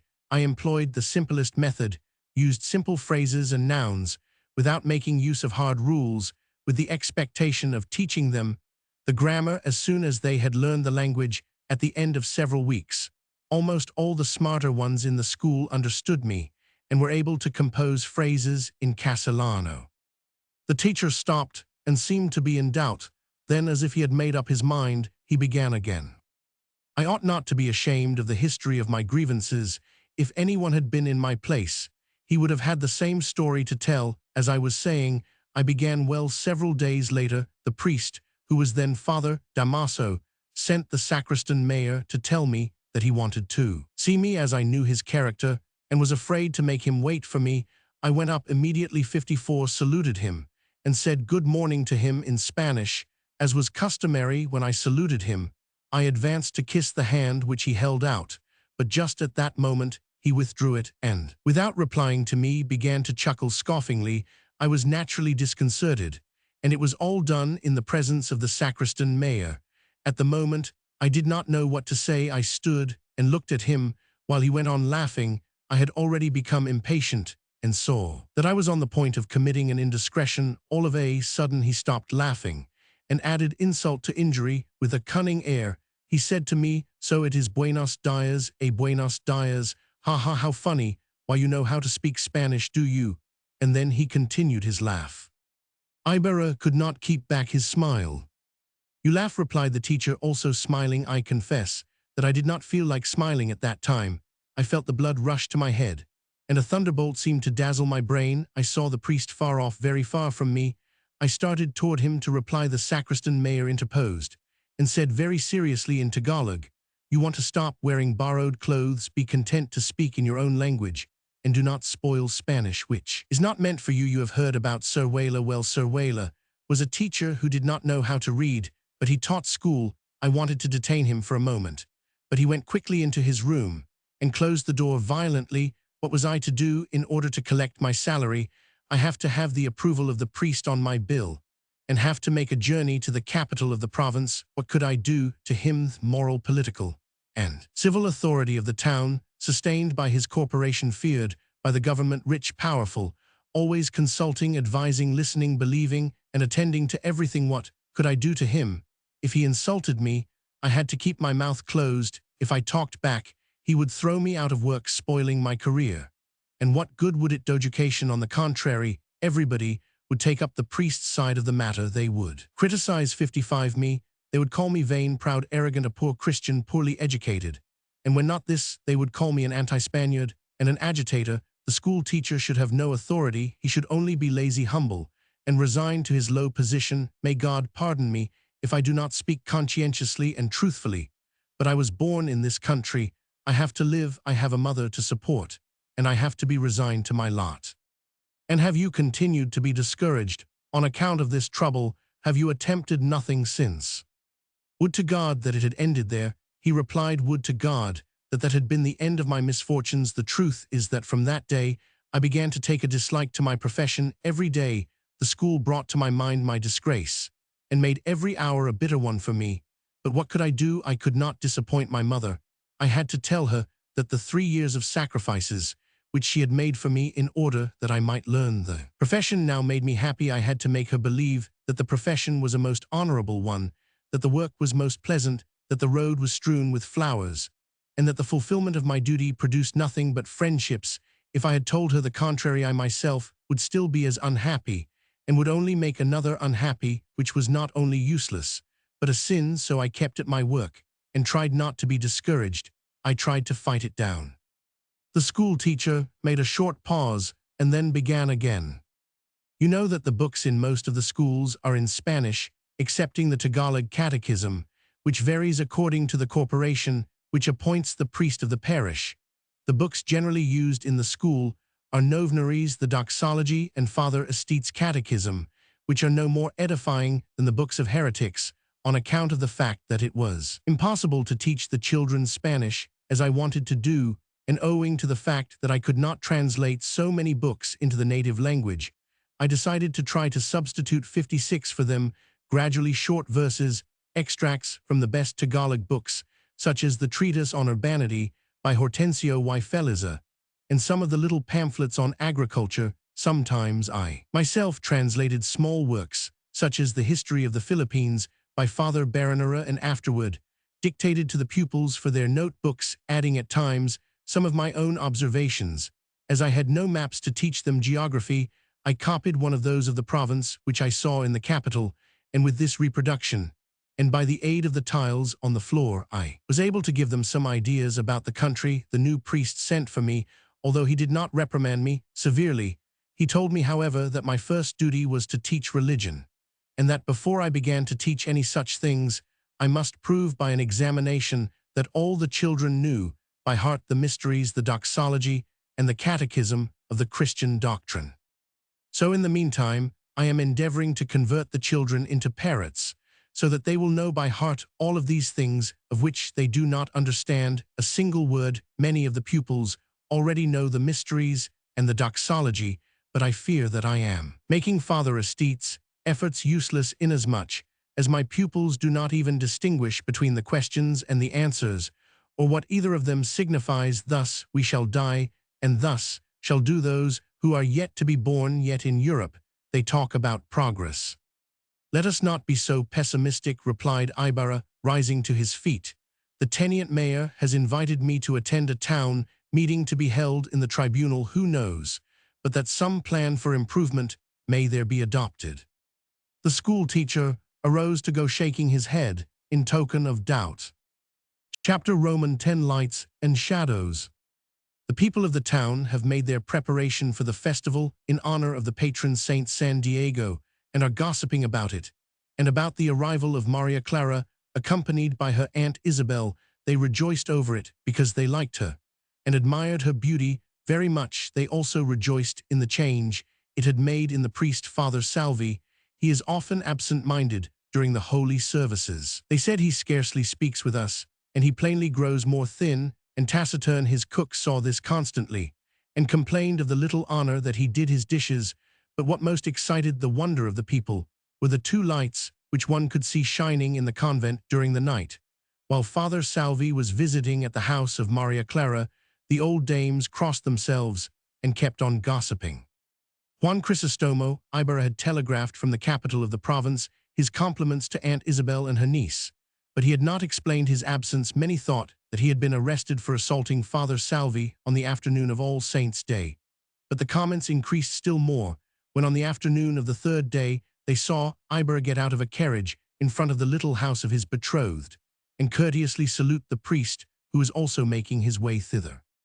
If we go to Maria Clara's house, we will find it like a little nest among orange and ylang-ylang trees, surrounded by flowers and vines, which creep up on bamboo sticks, and wires diffusing their delicious perfume. The rich fragrance of the ylang-ylang reaches even to the window, which looks out on the lake. Here sit the two young lovers. Ibarra was saying to Maria Clara, "Tomorrow, before the first ray of morning, your desire shall be fulfilled. Tonight I shall arrange all so that nothing will be lacking. Then I will write to my friends so that they may come along. Arrange it so that the priest cannot come." "And why?" "Because he seems to be watching me. His deep and somber eyes pain me. When he fixes them upon me, they frighten me. He speaks to me of extraordinary things, so incomprehensible, so strange. He asked me once if I had not dreamed about my mother's letters. I believe he is half crazy. My friend Sineng and Andeng, my foster sister, say that he is a little out of his head, for he neither eats nor bathes, and he lives entirely in the darkness. Don't have him come." "We cannot but invite him," replied Ibarra. "The customs of the country require it. He is the priest of your house, and besides he has conducted himself nobly toward me. When the alcalde consulted him on the business of which I have spoken to you, he had nothing but praises for me, and did not pretend to offer the slightest obstacle.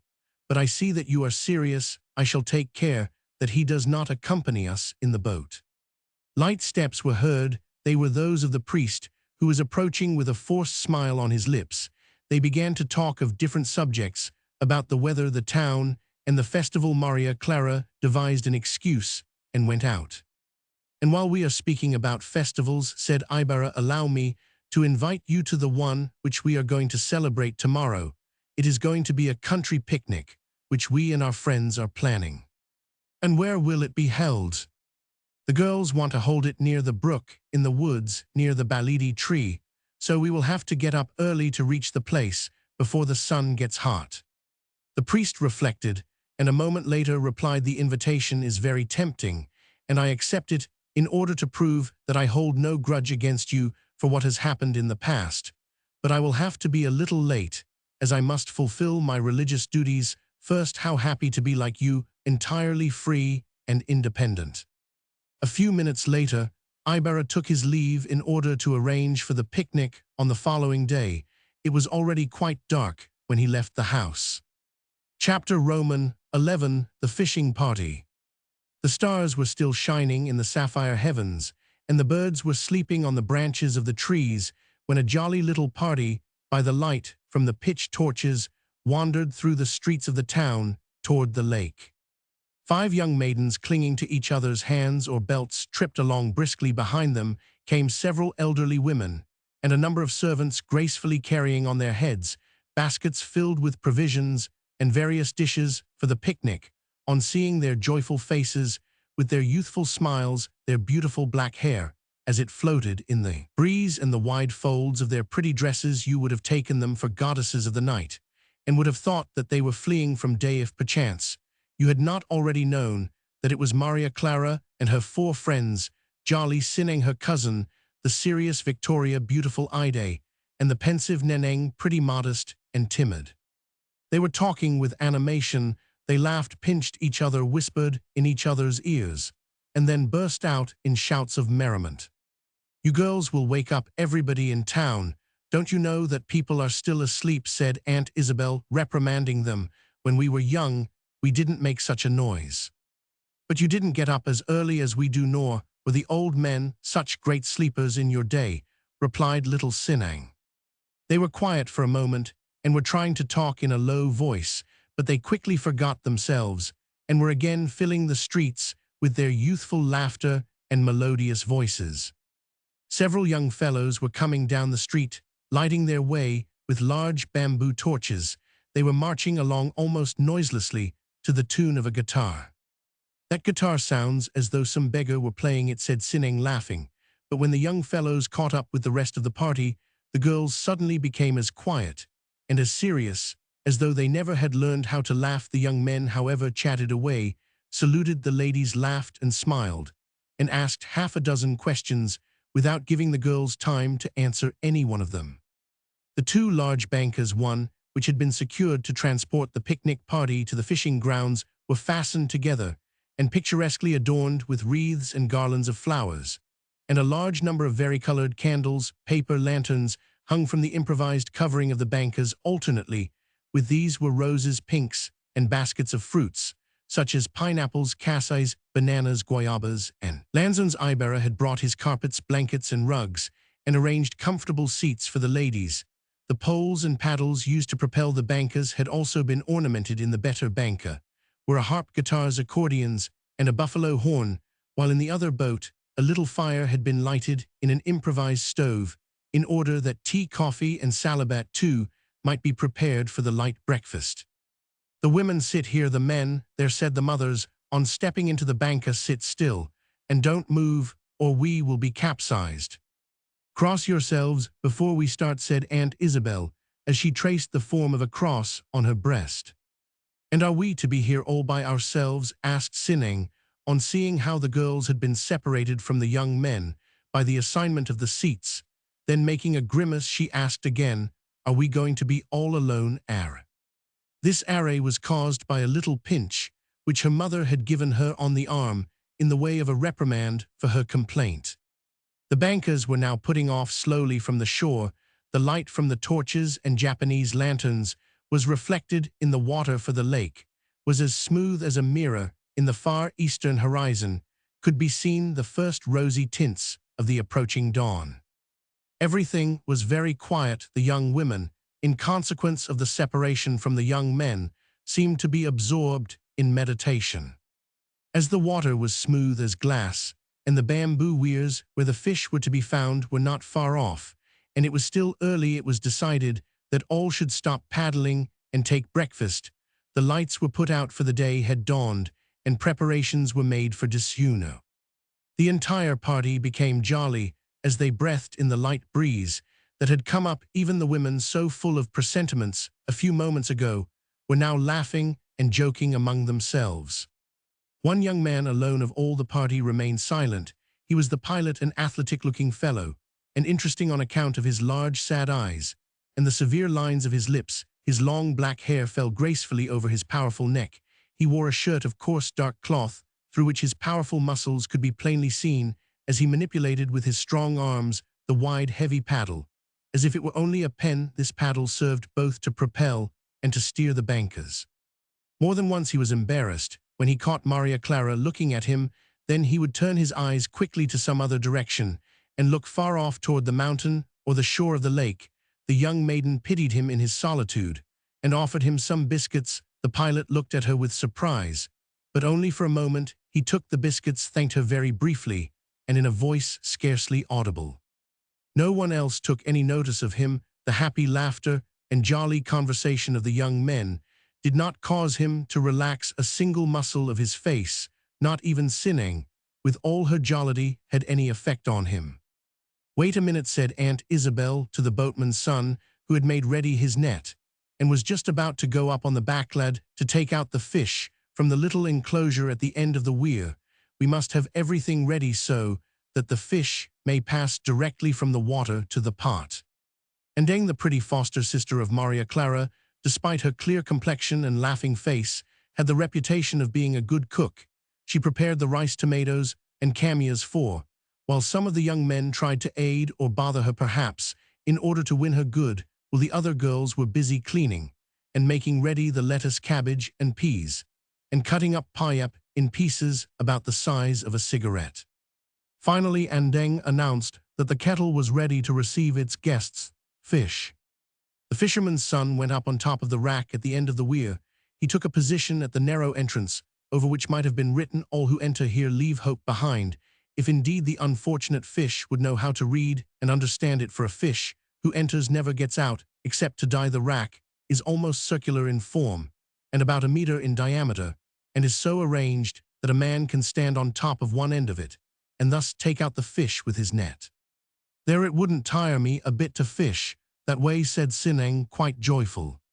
All were watching attentively. Already some of them, in their vivid imaginations, thought they could see the fish wiggling their tails, and trying to get out of the little net, their scales shining in the bright sun. However, the young man failed to catch a single fish in his first attempt. "It ought to be full of fish," said Albino in a low voice. "It is more than 5 days since we visited the place last." The fisherman drew out his net a second time, but not a fish was there in it. The water, as it trickled through the meshes of the net in countless drops, which reflected 63, the rays of the sun, seemed to laugh in silvery tones. An hour of surprise, disgust, and disappointment escaped from the lips of all. The young fellow repeated the same operation, but with a similar result. "You don't understand your business," said Albino to him as he stepped up on the rack and took the net from the hands of the youngster. "Now you will see Andeng open up the kettle." But Albino did not understand his business either. The net came up empty as before. All began to laugh. "Don't make any noise," he said, "or the fish will hear it and will keep from being caught. This net must have a hole in it somewhere." But every mesh in the net was perfect. "Let me take it," said Leon, Ide's lover, to Albino.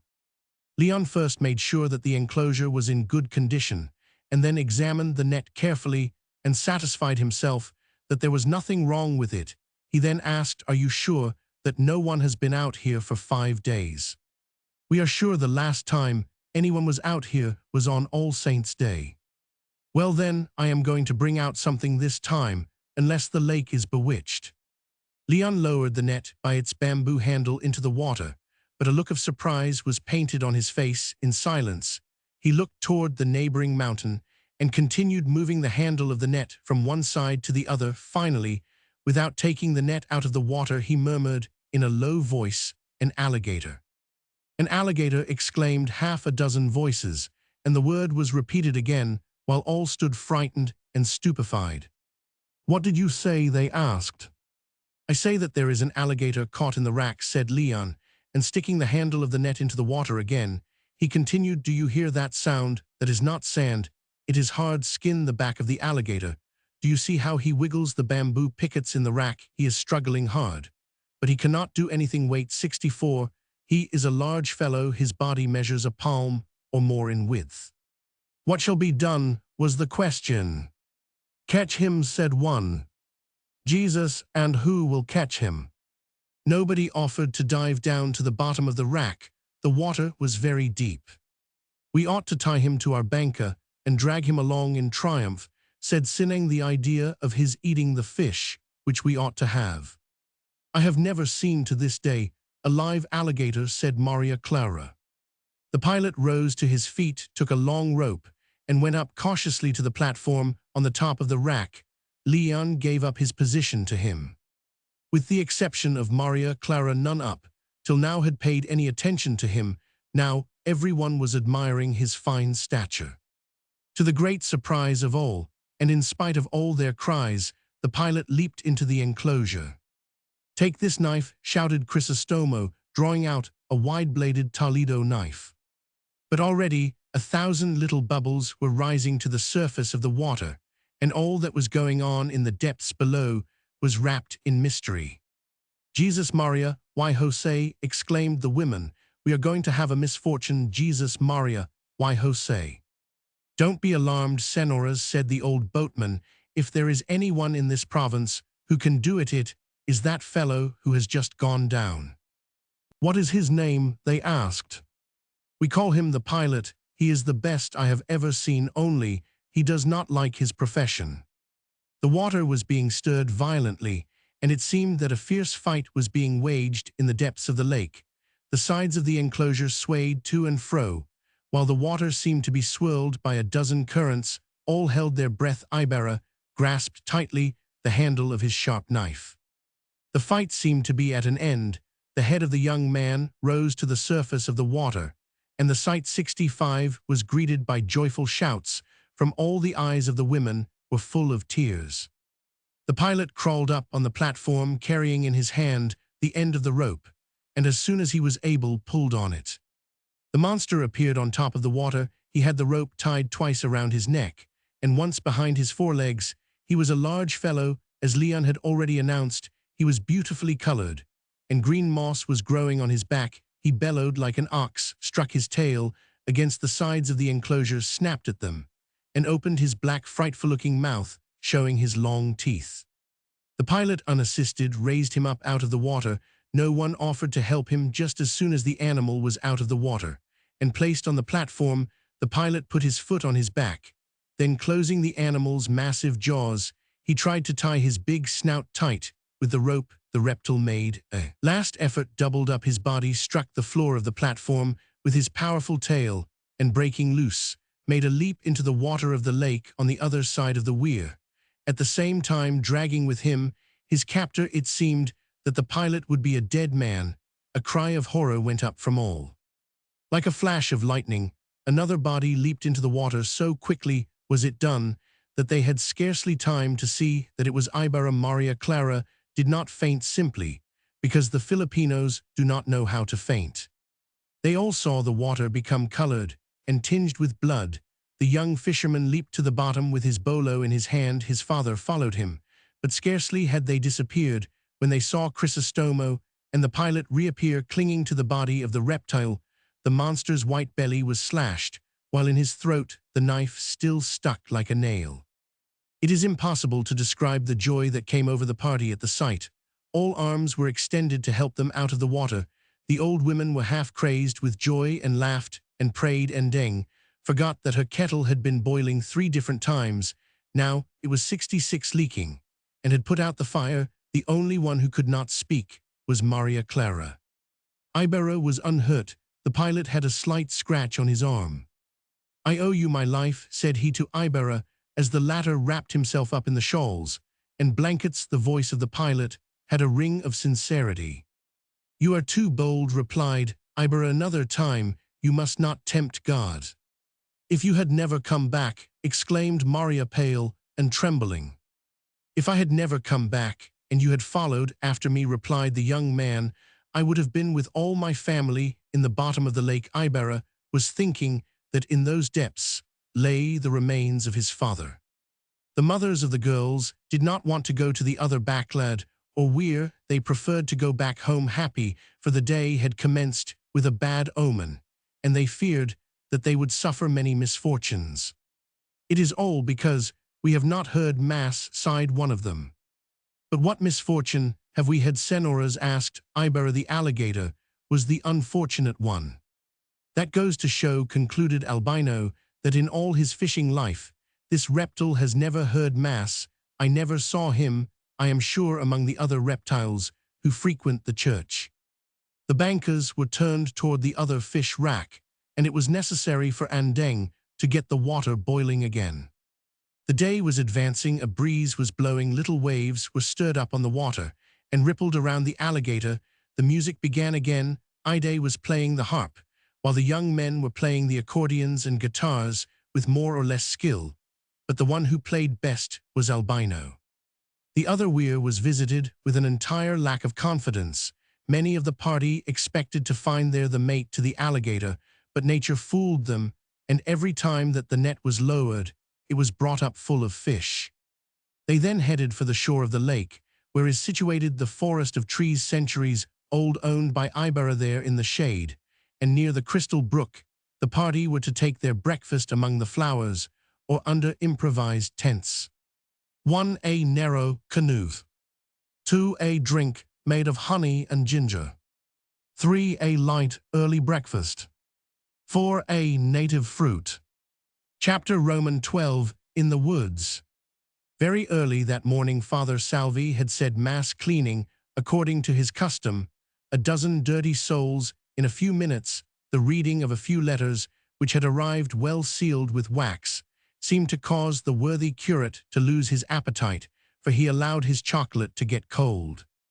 "The father is ill," said the cook, as he prepared another cup. "It is several days since he has eaten anything of 6 dishes, which I put on the table for him. He has not touched 2. "It must be that he does not sleep well," replied the servant. "He has nightmare. Since he changed his bedroom, every day his eyes are sinking deeper. He grows gradually thinner, and is very yellow." As a matter of fact, it was a pitiful sight to behold Father Salvi. He did not care to touch his second cup of chocolate, nor to taste the Cebu cakes. He walked pensively to and fro in the spacious sala, crumpling between his bony fingers some letters which he would read from time to time. Finally, he called for his carriage, got ready, and ordered the coachman to take him to the woods, where the picnic was to be held. Arriving at the place, Father Salvi dismissed the carriage, and all alone entered the forest. A shady but difficult path runs through the thicket and leads to the brook, which is formed by the hot springs so plentiful at the base of Mount Makiling. For some time Father Salvi was wandering among the thick underbrush here, trying to evade the thorns which entangled his habit of gingan. As if to detain him, they're trying to step over the roots of the trees, which stuck up through the ground, and made the inexperienced traveler 69 stumble again. And again suddenly he stopped. Mirthful laughter and the sound of young voices reached his ears. The voices and the laughter seemed to come from the direction of the brook, and each time seemed to be coming nearer. "I am going to see if I can find a heron's nest," said a voice beautiful and sweet, and at once recognized by the curate. "You know, they say that if a person possesses one of those nests, he can make himself invisible to everybody. How I would like to see him, and not have him see me. I could follow him everywhere." Father Salvi hid behind the thick trunk of an old tree and listened. "That is to say, you want to do with him what the curate does with you. Watch him everywhere," replied the merry voice. "Be careful, for jealousy makes one grow thin, and the eyes sink in." No, it is not jealousy, it is pure curiosity," replied the silvery voice, while the other repeated, yes, jealousy, that's what it is." And then she broke out in a merry chuckle. "If I were jealous of him, I would not use the heron's nest to make myself invisible to him, but would make him invisible to everybody else. But then you yourself would not be able to see him, and you would not want that to happen. The best thing to do, if we find a heron's nest, is to give it to the priest. Then he could watch us as much as he pleased, and we would not be troubled with the sight of him. What do you think of the idea?" "But I don't believe in the story about the heron's nests anyway," replied one. "But if I were really jealous, I would know how to keep watch of a person and make myself invisible." "And how would you do it?" "Perhaps you would do as Sister Listener does in the convent." This reference to days passed in the convent provoked a jolly laugh all around. Father Salvi saw from his hiding place Maria Clara, Victoria, and Sineng wading in the stream. All three were looking into the water, which was like a mirror in 70 search of the heron's nest. They were getting wet up to their knees, the wide folds of their bathing skirts allowing one to guess how graceful were the curves of their limbs. They were wearing their hair loose, and their arms were bare. Striped, bright-colored bodices covered their breasts. The 3 lasses, at the same time that they were hunting for that which did not exist, collected flowers and plants which were growing on the banks of the stream. The religious Acteon, pale and immovable, stood gazing upon Maria Clara, that chaste Diana. The eyes which shone in those dark orbits never tired of admiring those white and beautiful arms, that pretty round neck, those tiny and rosy feet, as they played in the water. As he contemplated all this, strange feelings were awakened in his breast. New dreams took possession of his burning mind. The 3 pretty forms disappeared in a thick growth of bamboo behind a bend in the stream, but their cruel illusions could still be heard by the curate, intoxicated with the strange ideas in his head. Staggering and covered with perspiration, Father Salvi left his hiding place and looked about him in all directions with staring eyes. He stood immovable in doubt. He took a few steps, as if to follow the young women, but he turned about and walked along the bank of the stream in order to find the rest of the picnic party. Some distance ahead, in the middle of the stream, he could see a bathing place, well enclosed by bamboo. He could hear merry laughter and feminine accents coming from that direction. Still further down the stream, he could see a bamboo bridge and some men in bathing. In the meantime, a multitude of servants were bustling about the improvised fireplaces, some engaged in plucking chickens, others in washing rice and roasting pig. And there, on the opposite bank, in a clearing which had been made, were a number of men and women under a tent. The tent had been made by hanging canvas from the limbs of some of the old trees, and by erecting a few poles. There in the group was the alferez, the tenient mayor, the coadjutor, the gobernadorcillo, the school teacher, a number of past captains and lieutenants, including even 71 Captain Basilio, who was Sinang's father, and the former rival of the deceased Don Rafael Ibarra, had said to him, "The mere fact that we are parties to a lawsuit does not mean that we have to be enemies." So it was that the celebrated orator of the Conservative Party had accepted the invitation to the picnic with enthusiasm, and had even brought along 3 turkeys and put his servants at the disposition of the young man. The parish priest was received with respect and deference by all, even by the alferez. "But where did your reverence come from?" someone asked, on seeing his face full of scratches, and his habit covered with leaves and pieces of dried branches. "Has your reverence fallen down?" "No, I lost my way," replied Father Salvi, looking down and examining his clothes.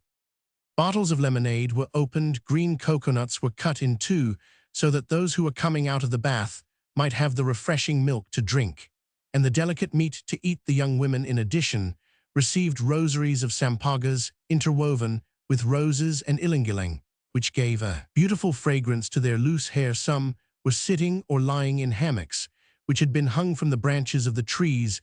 Others were entertaining themselves in a game that was going on around a large flat stone, playing cards, checkers, dice, and many other games were in progress. They showed the alligator to the curate, but he seemed absorbed and paid no attention until they mentioned the fact that the wide wound in the animal's neck had been made by Ibarra. Then, too, the pilot, the principal figure in the incident, had disappeared and could not be found anywhere. Finally, Maria Clara came out of the bath accompanied by her friends, fresh as a rose when first it blooms, and when the dew on its divine petals glistens like diamonds. Her first smile was for Ibarra and her first frown for Father Salvi. The latter noticed this, but he did not even sigh.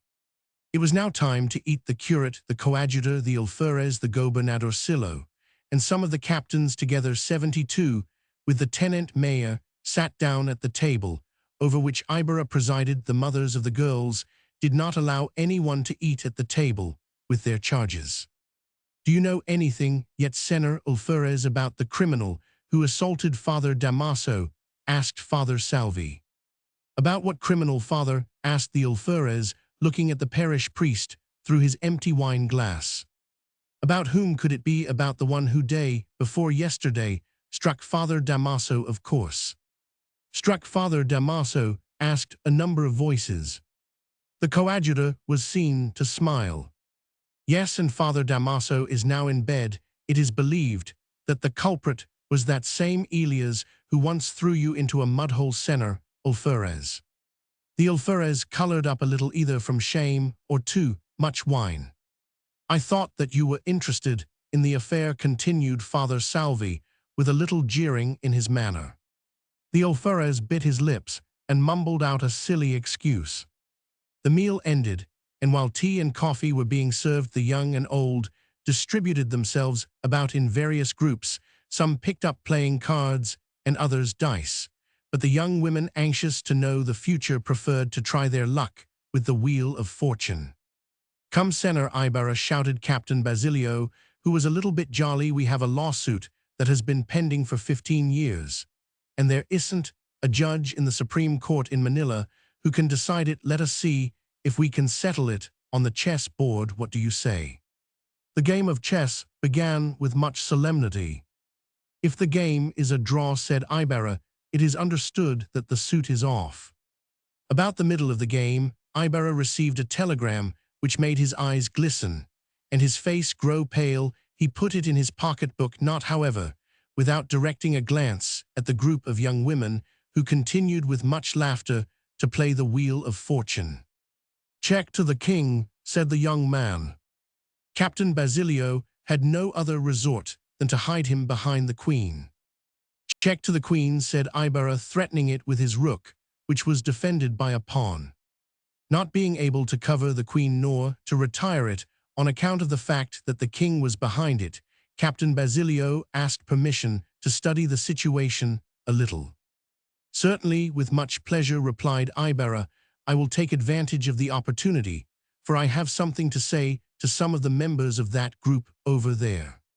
And rising to his feet, he gave his opponent half an hour to study it out. Ida held in her hands the strip of cardboard on which was written 48 questions, while Albino held the book which contained the answers. "That's a lie, it's not so, it lies," cried Sinning, half in tears. "What is the matter with you?" asked Maria Clara. "Just imagine it, I asked the question, when will I have some sense? I threw the dice. And he, this all-night watching priest, Albino, the ex-seminary student, reads from the book, 'When the frogs grow hairs.' What do you think of that?" And Sineng made a face at the former religious student, who was still laughing heartily. "Who told you to ask such a question?" said her cousin Victoria. "Anyone who asks such a question deserves just such an answer." "You ask a question," said they all to Ibarra. "We have agreed that the one who receives the best answer shall receive a gift from the others. We have all asked our questions already." "And who has received the best answer?" Maria Clara, replied Sinning.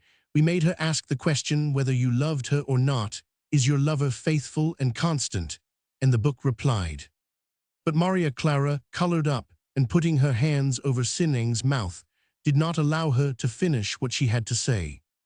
"Then let me try it," said Crisostomo, smiling. He asked the question, "Will I succeed in my present undertaking?" "You are going to get a bad answer," exclaimed Sinning. Ibarra threw the dice, and noting the number, they looked for the page in the little book with the corresponding answer. "Dreams are only dreams," read Albino. Ibarra took out his pocketbook and opened it trembling. "This time your book has lied," he said, full of joy. "Read this. Plan for schoolhouse, approved, other matter decided in your favor." "What does that mean?" they all asked. "Did you not tell me that the one who received the best answer was to get a present?" the young man asked, his voice trembling with emotion, while he carefully divided the paper into 2 parts. Yes. "Well then, this is my gift," he said, handing half of the telegram to Maria Clara. "I am going to have a schoolhouse for boys and girls erected in the town. This schoolhouse will be my gift." "And this other piece, what does that mean?"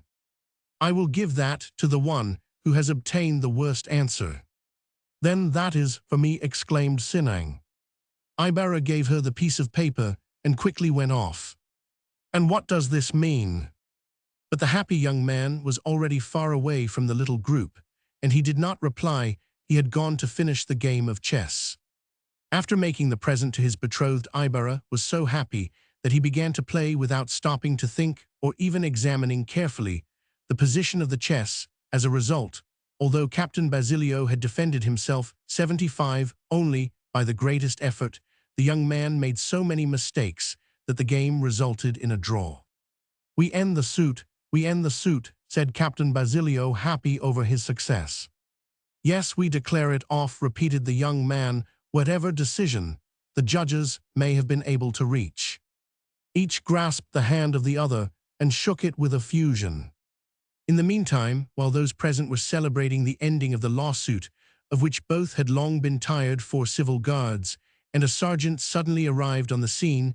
They were all armed and had their bayonets fixed, a fact which naturally disturbed the merriment and brought fright into the circle of women. "Let everybody be quiet," cried the sergeant. "Whoever moves will be shot." In spite of this gruff boast, Ibarra rose to his feet and approached the sergeant. "What do you wish?" he asked. that you give up at once the criminal named Elias, who acted as pilot for your party this morning," he replied in a threatening tone. "A criminal, the pilot? You must be mistaken," replied Ibarra. "No, sir, that Elias is now accused of another crime, of having laid his hands on a priest." "Ah, and is the pilot the one?" "He is the same one, so we are told. You are allowing people of bad reputation to attend your festivals, Senor Ibarra." Ibarra looked at him from head to foot and replied with supreme contempt, "I don't have to account to you for my actions. At our festivals everybody is well received, and you yourself, if you had come, would have been given a seat at the table, the same as the alferez who was here among us 2 hours ago." Saying this, Ibarra turned his back to him, the sergeant bit his mustache, and ordered his men to search everywhere among the trees for the pilot whose description he had on a piece of paper.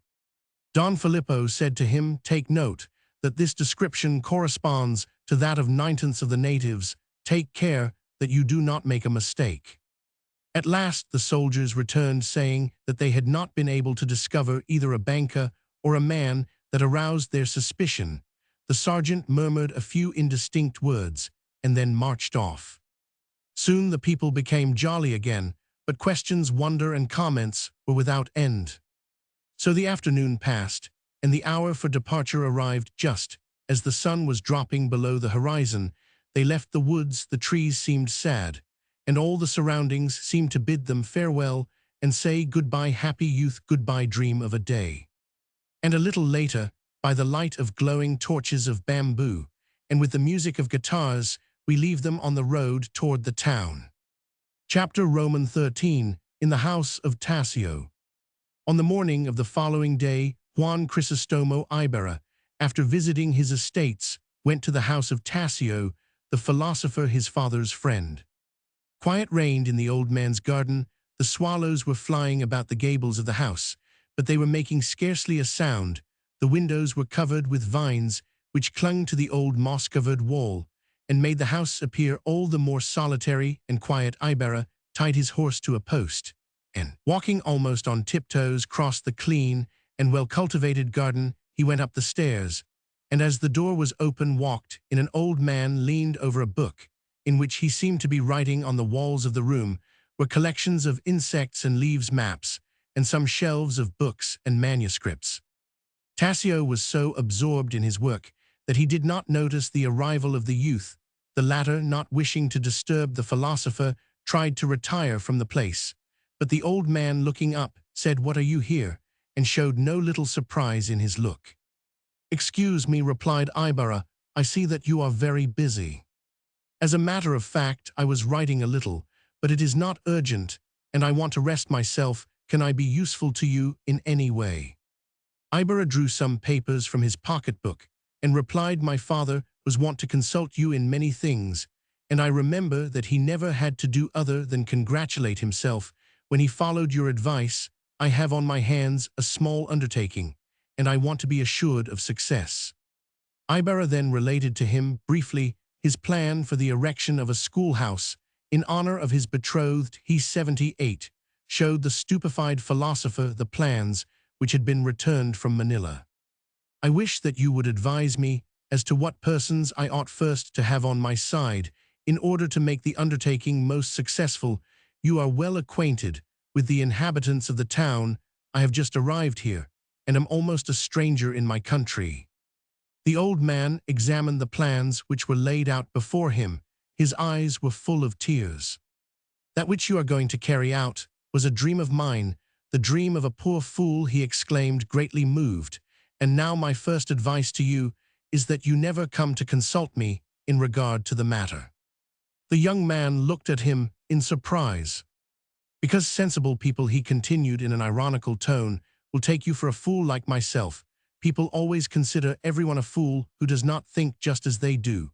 And for this reason they call me crazy, but I am obliged to them for that, for woe be to me when the time arrives that they say I have sense. That day, should it ever come, would deprive me of the little liberty which I have purchased by sacrificing my reputation for being sane." And the old man shook his head as if to drive away a thought, and continued, "My second advice to you is that you consult the curate, the gobernadorcillo, and all the people of good standing. They will all give you bad, foolish, and useless advice. But to consult does not mean to obey. Try to appear to be following their advice as far as possible, and make them think you are working according to their wishes." Ibarra sat thinking for a moment, and then replied, "The advice is good, but difficult to follow. Could I not carry out my work without a shadow reflecting upon it? Could I not carry out the good work in spite of all? Does truth need to be clothed in the garments of falsehood? That's it. Nobody likes the bare truth. I hope to be able to realize all my hopes without encountering great resistance," said Ibarra. "Yes, if the priests lend you their hand. No, if they draw it away, all your efforts will be battered to pieces." 79. Against the walls of the curate's house. The alcalde will deny to you tomorrow what he has granted you today. Not a mother will let her son attend the school. And then all your efforts will have just an opposite effect to that intended. You will discourage all others who might wish to attempt beneficent undertakings. "Nevertheless," replied Ibarra, "I cannot believe in this power of which you speak, and even supposing it to be true, admitting that it is as you say, would I not still have on my side the sensible people and the government?" The government," exclaimed the philosopher, raising his eyes and looking at the ceiling. "However much the government may desire to uplift the country for its own benefit, and that of the mother country, however generous may be the Catholic kings in spirit, I must remind you, in confidence, that there is another power which does not allow the government to see, hear, or judge except what the curates or provincial priests wish. The government is afraid of the advancement of the people, and the people are afraid of the forces of the government. So long as the government does not understand the people of the country will never get out from this guardianship. The people will live like weak young children who tremble at the sound of the voice of their tutor, whose mercy they beg. The government has no dreams of a great future, a healthy development of the country. The people do not complain. Because they have no voice, they do not move. Because they are too carefully watched, you say that they do not suffer, because you have not seen what would make your heart bleed. But someday you will see it, alas, someday you will hear it. When the light of day is thrown on their monstrous forms, you will see a frightful reaction, that great force held back for centuries, that poison distilled drop by drop. Those sighs, so long repressed, all will come to light, and will someday burst forth, who will then pay the accounts which the people will present, and which history preserves for us on its bloody pages. God, the government, and the church will never allow that day to come," replied Crisostomo, impressed in spite of himself. "The Filipinos are religious, and they love Spain. The Filipinos will always know how much this nation has done for them. There are abuses, yes, there are defects, I do not deny it, but Spain is working to introduce reforms which will correct them. She is devising plans. She is not selfish. Can it be that my love for my native land is incompatible with love for Spain? Is it necessary to lower oneself to be a good Christian, to prostitute one's own conscience, to bring about good? I love my fatherland, the Philippines, because I owe to her my life and my happiness, because every man should love his native land. I love Spain, the fatherland of my ancestors, because in spite of all that may be said, the Philippines owe to Spain and always will owe to her their happiness and their future. I am a Catholic. I hold dear the belief of my fathers, and I do not see why I have to bow my head when I am able to raise it, nor why I have to entrust it to my enemies when I can trample on them. Because the field in which you are sowing your seed is in the hands of your enemies, and you are weak in comparison to them, it is necessary that you first kiss the hand." But the young man did not allow him to go farther, and exclaimed violently, "To kiss their hands, you forget that between them they killed my father, they threw his body out of its sepulchre. But I who am his son, I do not forget it, and if I do not avenge myself, it is because I consider the prestige of the church." The old philosopher bowed his head. "Senor Ibarra," he replied slowly, "if you keep those memories, which I cannot advise you to forget, if you keep those memories, give up your plans and your undertaking, and try to work good for your countrymen in another way. The undertaking needs another man than you for its execution, because to carry it out will not only require money and care, but in our country self-denial, tenacity, and faith. are also needed. The land is not ready, for it has been sown only with darnel. Ibarra understood the weight of these words, but he 81 was not going to be discouraged. Thoughts of Maria Clara filled his mind. He must fulfill his promise to her. Does not your experience suggest something other than this hard method? He asked in a low voice. The old man took him by the arm and led him to the window. A cool breeze was blowing from the north. Before his eyes lay the garden stretching out to the large forest which served as a park. Why do we not have to do the same as that weak young bush loaded with roses and buds, said the philosopher, pointing to a beautiful rose bush. The wind blows, shakes it, and it bends itself down as if trying to hide its precious load. If the bush kept itself erect, it would be broken off. The wind would scatter its flowers and the buds would be blighted. The wind passes over and the bush straightens itself up again, proud of its treasure. Thus it would be with you, a plant transplanted from Europe to this stony ground, if you did not look about for some support and belittle yourself alone and lofty, you are in bad condition. And would this sacrifice bring the fruits that I hope for? Asked Ibarra. Would the priest have faith in me, and would he forget the offense? Would his kind not be able to feign friendship, to make a false show of protecting me, and then from behind in the darkness fight me, harass me, and wound my heels, thus making me waver more quickly than they could by attacking me face to face? Given these premises, what do you think could be expected?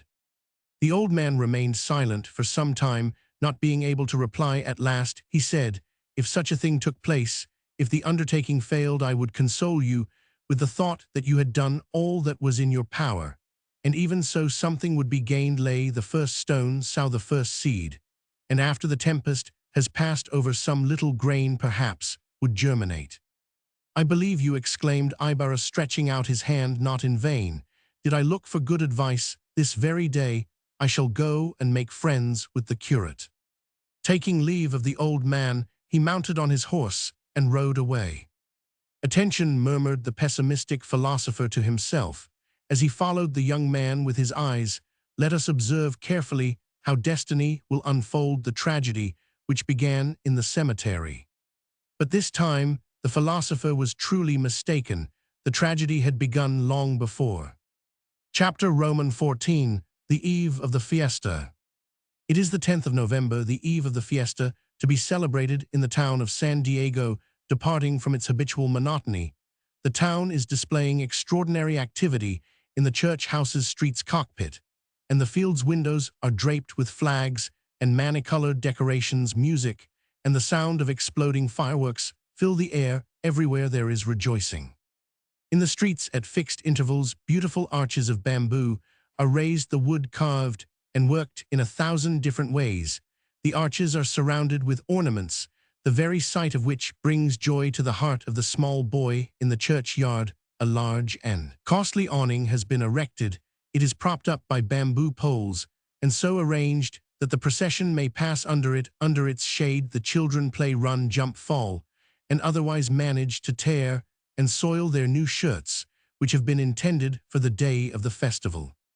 In the public square, a platform has been built of bamboo nipa and boards to serve as the stage. It is here that the comedy company from Tondo will tell wonderful tales and will compete with the gods in the performance of miracles. Here Marianito, Chanane, Balbino, Raisha, Carvajal, Yang, Lyceria, and the others will sing and dance. The Filipino loves the theater and always attends dramatic productions with a great deal of pleasure. The Gobernador Silo was very fond of the theater, and with the advice of the curate he had selected for the fiesta the fantastic comedy Prince Velardo, or The Nails Pulled Out of the Infamous Cave, a play full of magic and fireworks.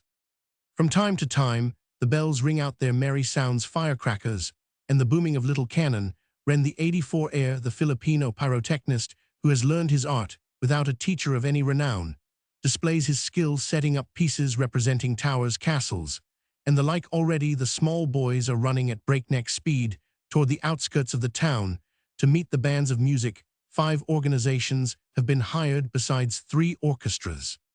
A band enters the town playing lively marches and is followed by a lot of ragged and half-naked pickaninnies. This one perhaps has on his brother's shirt, that one his father's trousers.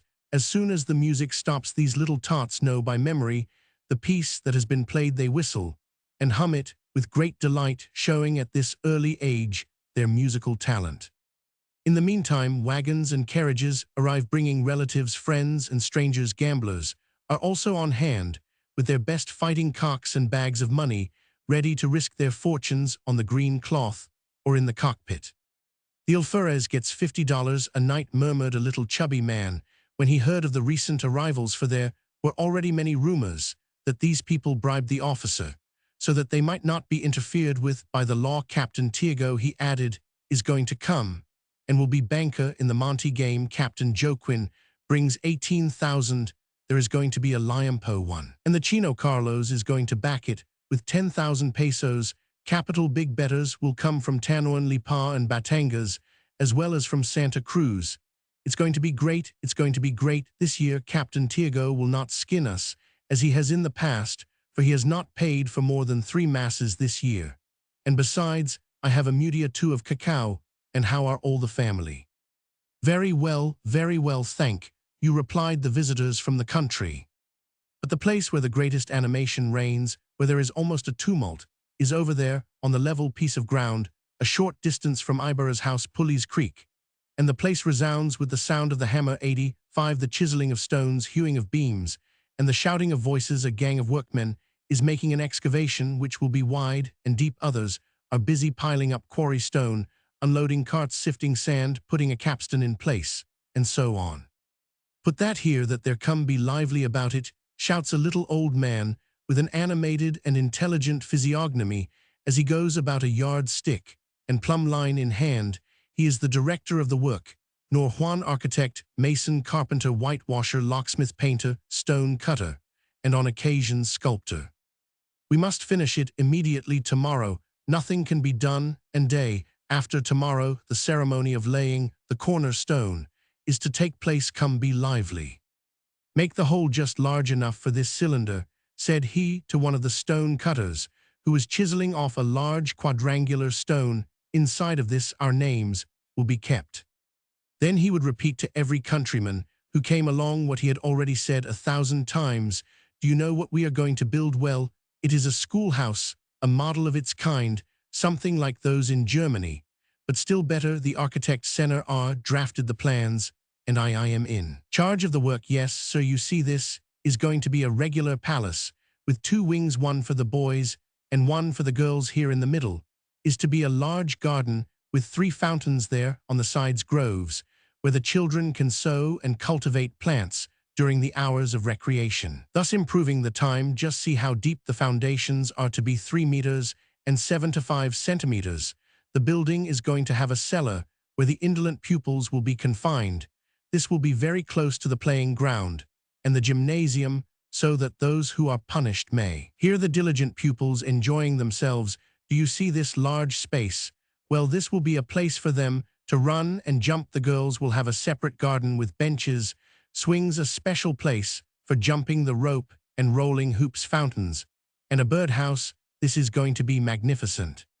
He kept going from one end to the other, inspecting everything and passing his opinion on all. "I find that you have got too much lumber here for a crane," said he to a yellowish-looking fellow who was directing some other laborers. "I would have enough with 3 large beams to form the tripod, and with 3 others to serve as supporters." "Oh, sure," replied the other, smiling in a peculiar way. "The more apparatus we give ourselves, the greater effect we will produce. The massiveness of it will make a bigger show, and give it more importance. They will say what a lot of work has been done. You look at that crane that I am constructing. In a little while I am going to ornament it with banderolas, garlands of flowers and leaves, and you will say afterward that you were right in hiring me, and Senor Ibarra cannot wish for more than that."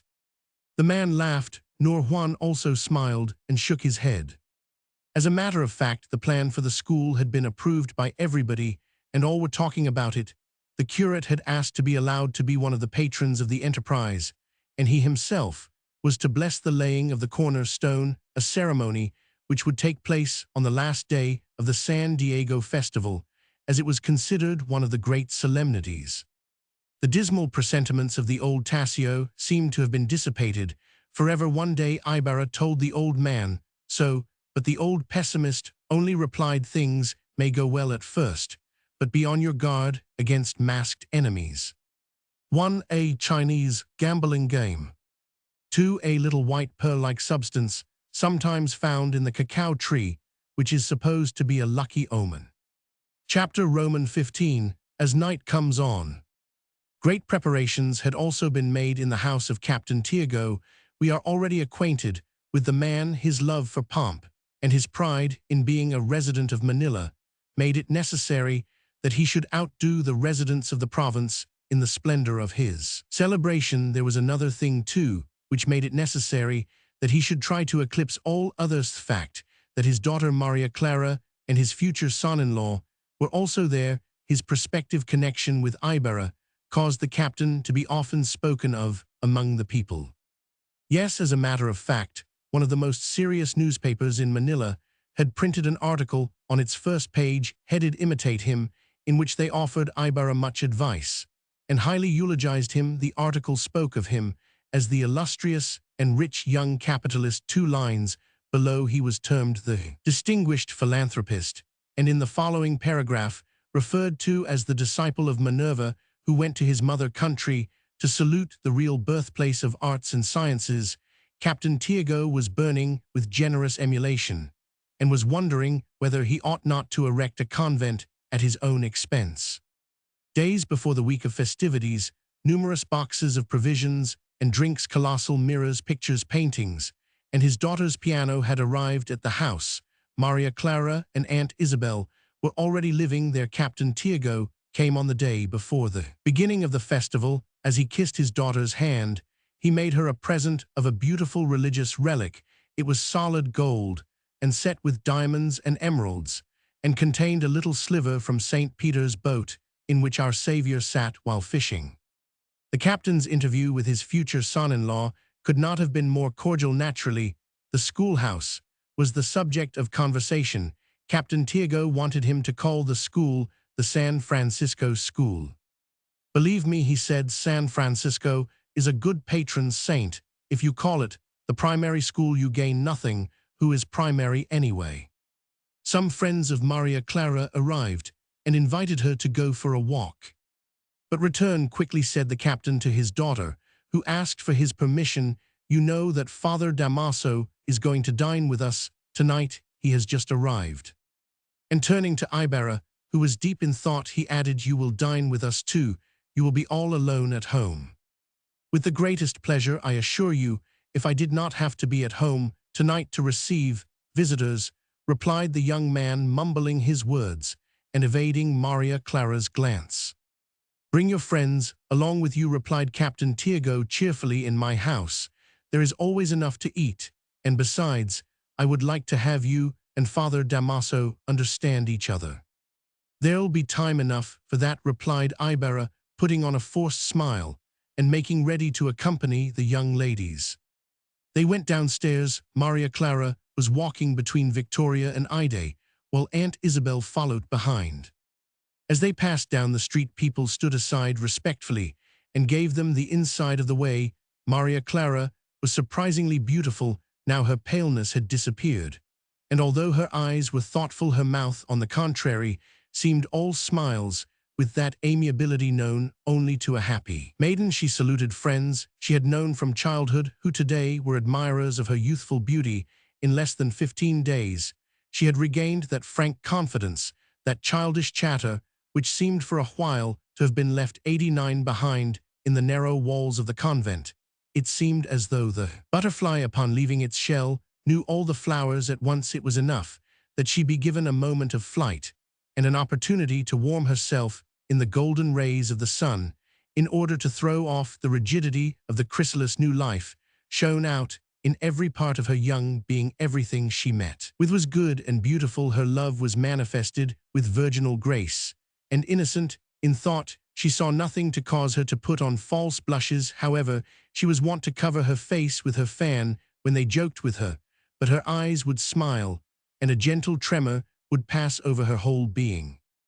In front of Captain Basilio's house were some young men who saluted our acquaintances and invited them into the house.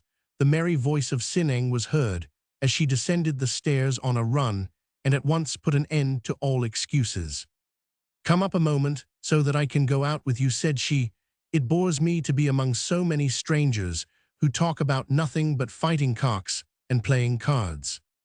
They went upstairs. The house was full of people. Some advanced to greet Ibarra, whose name was known to all. They contemplated with ecstasy Maria Clara's beauty, and some of the matrons murmured, as they chewed their betel nut, "She looks like the Virgin." After they had partaken of chocolate, they resumed their walk in the corner of the plaza. A beggar was singing the Romance of the Fishes to the accompaniment of a guitar. He was a common sight, a man miserably dressed and wearing a wide-brimmed hat made out of palm leaves. His clothing consisted of a frock coat covered with patches and a pair of wide trousers, such as the Chinese wear, but torn in many places from beneath the brim of his hat too.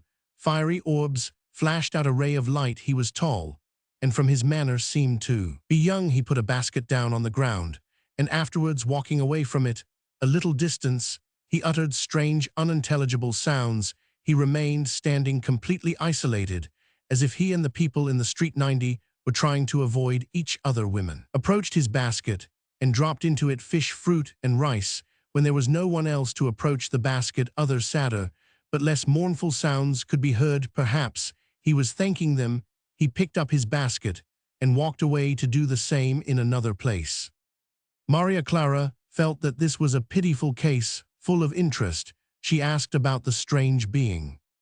"It is a leper," replied Ide. "He contracted the disease some 4 years ago, some say, by taking care of his mother, others, by having been confined in a damp prison. He lives there in the field near the Chinese cemetery. He does not communicate with anyone. Everybody flees from him on account of the fear of contagion. You should see his fantastic little house. The wind, the rain, and the sunshine go in and out of it, as a needle goes through cloth. They have prohibited him from touching anything belonging to anybody. One day, a little child fell into the canal. The canal was deep, but this man happened to be passing near and helped to get the little child out. The child's father learned of it, made a complaint to the gobernadorcillo, and the latter ordered that he be given 6 stripes in the middle of the street, the whip to be afterwards burned. That was atrocious. The leper ran away howling. They pursued him, and the gobernadorcillo cried out, 'Catch him, one might better be drowned than have that disease.'"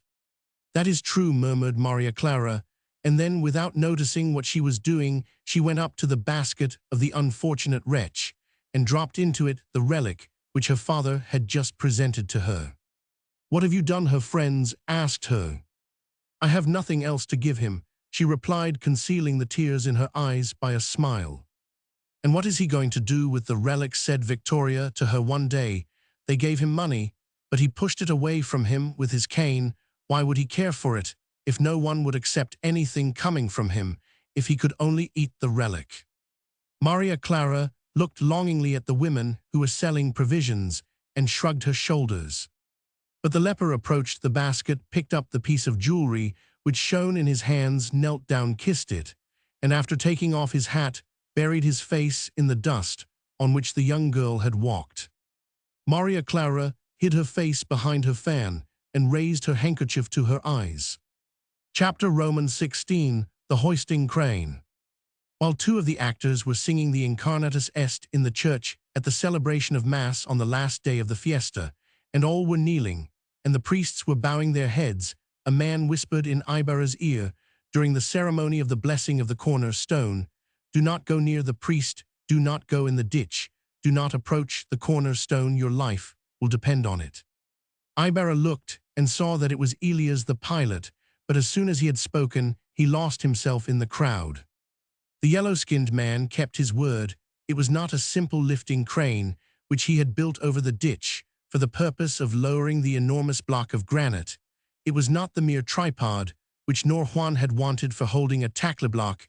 It was something more. It was at the same time a machine and an ornament, grand and imposing. The confusing and complicated scaffolding had been raised to a height of more than 8 meters, 4 heavy timbers buried in the ground and supporting each other with colossal diagonal braces, served as the base. The braces were joined to each other by immense nails, about half driven into the wood, perhaps because the apparatus was only of a provisional nature, and it could then be more easily taken down. Enormous cables were hanging from all sides, giving the entire apparatus an aspect of solidity and grandeur. The top was gay, with flags and banners of various colors, floating pennants, and massive garlands of flowers and leaves, all artistically interwoven. On high in the shade of the projecting timbers banners, and wreaths a large three-wheeled tackler block was suspended by ropes and iron hooks over the shining 93 rims of these pulleys. Great cables passed holding suspended in the air a massive stone. The center of this stone had been chiseled out so that when lowered upon the hollowed stone, which had already been placed in the ditch, a small enclosure would be formed between the two. This space was to contain an account of the ceremonies, newspapers, manuscripts, and coins, to be transmitted perhaps to other generations in the far distant future. From this tackler block at the top of the structure, the cable passed down to another smaller pulley, which was fastened at the base of the apparatus. Through this pulley, the cable passed to the cylinder of a windlass, which was held to the ground by massive beams. This windlass, which can be operated by only two hands, multiplies man's strength by means of a series of cogwheels. Although there is a gain in force, there is of course a loss in velocity. "Look," said the yellow-skinned man, as he gave the crank a turn. "Look, nor Juan, with my strength alone, I can raise and lower that massive block of stone. This is so nicely arranged that I can control the ascent or descent of the stone by inches. Thus one man below can arrange the two stones in place, while I manipulate the apparatus from here." Nor Juan could but admire the man, as he smiled in such a peculiar manner. The curious people standing about made comments and praised the yellow-skinned man for his work. "Who taught you the mechanism?" asked Nor Juan. My father, who is now dead," he replied with that same peculiar smile. "And who taught your father?" "Don Saturnino, the grandfather of Don Crisostomo." "I did not know that Don Saturnino." "Oh, he knew a good many things. Not only did he know how to whip well and how to expose his workmen to the rays of the sun, but he knew also how to awaken the sleeping and how to make those awake sleep. In time you will see what my father has taught me, you will see." And the yellow fellow smiled in a strange manner. At two eating stands, there was now being prepared a sumptuous and abundant breakfast. However, on the table designated for the little ones of the school, there was no wine, but instead a larger amount of fruit. In a covered passage, which joined the two stands, there were seats for the musicians, and a table covered with sweetmeats, candies, and flasks of water, ornamented with leaves and flowers for the thirsty public. The crowd, resplendent in gay-colored clothes, was already fleeing from the hot rays of the sun, and gathering under the shade of the trees or of the covering. The small boys climbed the trees near the place in order to get a better view of the ceremony, and looked with envy upon the school children who, clean and well dressed, were occupying a place designated for them. The fathers of the school children were enthusiastic. They poor countrymen that they were would have the pleasure of seeing their children eat on a white tablecloth, just like the curate and the alcalde. Merely to think of it was enough to drive away their hunger. Soon strains of music were heard in the distance. A promiscuous crowd of persons of all ages and dress was preceding the band. The yellow-looking man was uneasy and was examining the whole apparatus. A curious countryman was also following his glances and was observing every movement he made. This countryman was Elias, who had also come to attend the ceremony. His hat and his style of dress almost concealed his identity. He had secured the best possible place for himself, right up close to the crane on the edge of the excavation.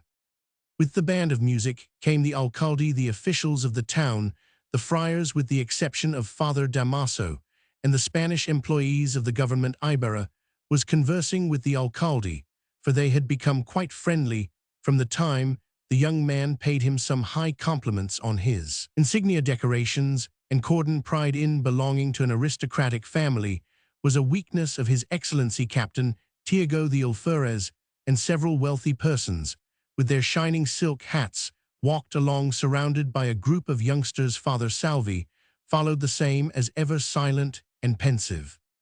The young man could feel his heart beat as they approached 95, the designated place. Instinctively, he glanced at the stranger-looking scaffolding, which had been raised there. He saw, too, the yellow-looking man, who saluted him with respect. And for a moment Ibarra fixed his eyes on him. To his surprise, Ibarra also discovered Elias on the edge of the excavation. He gave the young pilot a significant look, letting him understand that he remembered what he had said in the church. The curate put on his sacerdotal vestments and began the ceremony. The one-eyed sacristan mayor held the book, and a choir boy was charged with the water sprinkler, and the vessel of blessed water. The others, who stood around about their heads, uncovered, maintained a deep silence. In spite of the fact that Father Salvi read in a low tone, it could be noticed that his voice trembled. In the meantime, the articles such as manuscripts, newspapers, medals, and coins, which were to be placed in the corner stone, had been enclosed in a little glass box and hermetically sealed in a leaden cylinder. "Senor Ibarra, do you wish to put the box in its place? The curate awaits it," said the alcalde to Ibarra. "I would do so, with much pleasure," replied he, "but I would be usurping the honorable duty of the senor notary. The notary ought to attest the act." The notary took it seriously, descended the carpeted stairs to the bottom of the excavation, and with fitting solemnity deposited the box in the hollow, which had been made in the stone. The curate then took up the sprinkler and sprinkled the stones with holy water. The time had now come for each one to put his trowelful of mortar on the surface of the stone, which lay in the ditch, so that the other stone might fit upon it and be made to adhere to it. Ibarra presented the alcalde with a trowel upon whose wide silver blade was engraved the date, but His Excellency first delivered an address in Spanish. "Citizens of San Diego," he said in a solemn tone, "I have the honor to preside at a ceremony, the importance of which you already understand. A school is being founded. The school is the base of society. The school is the book in which is written the future of the people. Show me 96 the schools of a people, and I will tell you what those people are. Citizens of San Diego, thank God that He has given you virtuous priests, and the mother country that she untiringly diffuses her civilization over these fertile islands, protected by her glorious flag. Thank God that she has had pity for you, bringing you these humble priests, that they may enlighten you and teach you the divine word. Thank the government for the great sacrifices it has made, makes now, and will make in the future for you and your sons. And now that the first stone of this great edifice has been blessed, I, alcalde mayor of this province, in the name of His Majesty, the King whom God guard, King of the Spains, in the name of the illustrious Spanish government, and under its spotless and ever victorious banner, I consecrate this act and begin the building of this school. Citizens of San Diego, long live the King, long live Spain, long live the Church, long live the priests, long live the Catholic religion." "Viva, viva," replied the others, "long live the alcalde." The alcalde majestically descended to the accompaniment of the music, which had begun to play. He placed some trowels of mortar on the stone, and with equal majesty ascended the stairs. The government employees applauded. Ibarra offered another silver trowel to the curate, who, after fixing his eyes on him for a moment, descended slowly to the bottom of the excavation. When about halfway down the stairs, he raised his eyes to look at the stone, which hung suspended in the air by the powerful cables, but he only looked at it for a second, and then descended. He did the same as the alcalde had done, but this time more applause was heard, for the government employees were assisted by the other friars and Captain Tiago. Father Salvi seemed to be searching for someone to whom to hand the trowel. He looked with hesitation toward Maria Clara, but changing his mind, he offered 97 it to the notary. The latter, for the sake of gallantry, approached Maria Clara, who declined it with a smile. The friars, the government employees, and the alferez, one after another, went down and repeated the ceremony. Captain Tiago was not forgotten. Ibarra had been omitted. He was about to order the yellow man to lower the other stone, when the curate remembered him in a pleasant tone, and with an affectation of familiarity, he said to him, "Aren't you going to put on your trowelful, Senor Ibarra?" "I would be like the fellow who made the stew and then ate it," replied the young man in the same tone. "Oh, go on," said the alcalde, giving him a gentle push. "If you don't, I will order them not to lower the stone, and then we will have to wait here till Judgment Day." So terrible a threat forced Ibarra to obey. He exchanged the small silver trowel for a larger iron one, which made some of the people smile. He advanced quietly and descended the stairs. Elias looked at him with an indescribable expression. If you had seen him, you would have thought that all his life was concentrated in his eyes. the yellow man looked down into the abyss opening at his feet. Ibarra, after glancing at the stone which hung over his head, and then at Elias, and the yellow man said to Nor Juan in a trembling voice, "Give me the bucket of mortar, and find another trowel for me above." The young man stood alone. Elias was no longer looking at him. His eyes instead were riveted on the yellow man's hand, while the latter leaned over the ditch, and followed with anxiety the movements of Ibarra.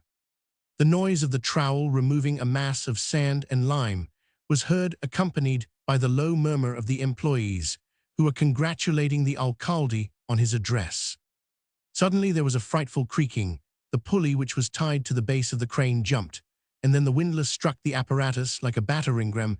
The timbers swayed, ropes flew into the air, and in a second all came down with a terrible crash. A cloud of dust was raised, and 1,000 cries filled the air. 98, nearly all fled. A few hurried to the ditch. Only Maria Clara and Father Salvi remained in their places, without moving, both pale and silent.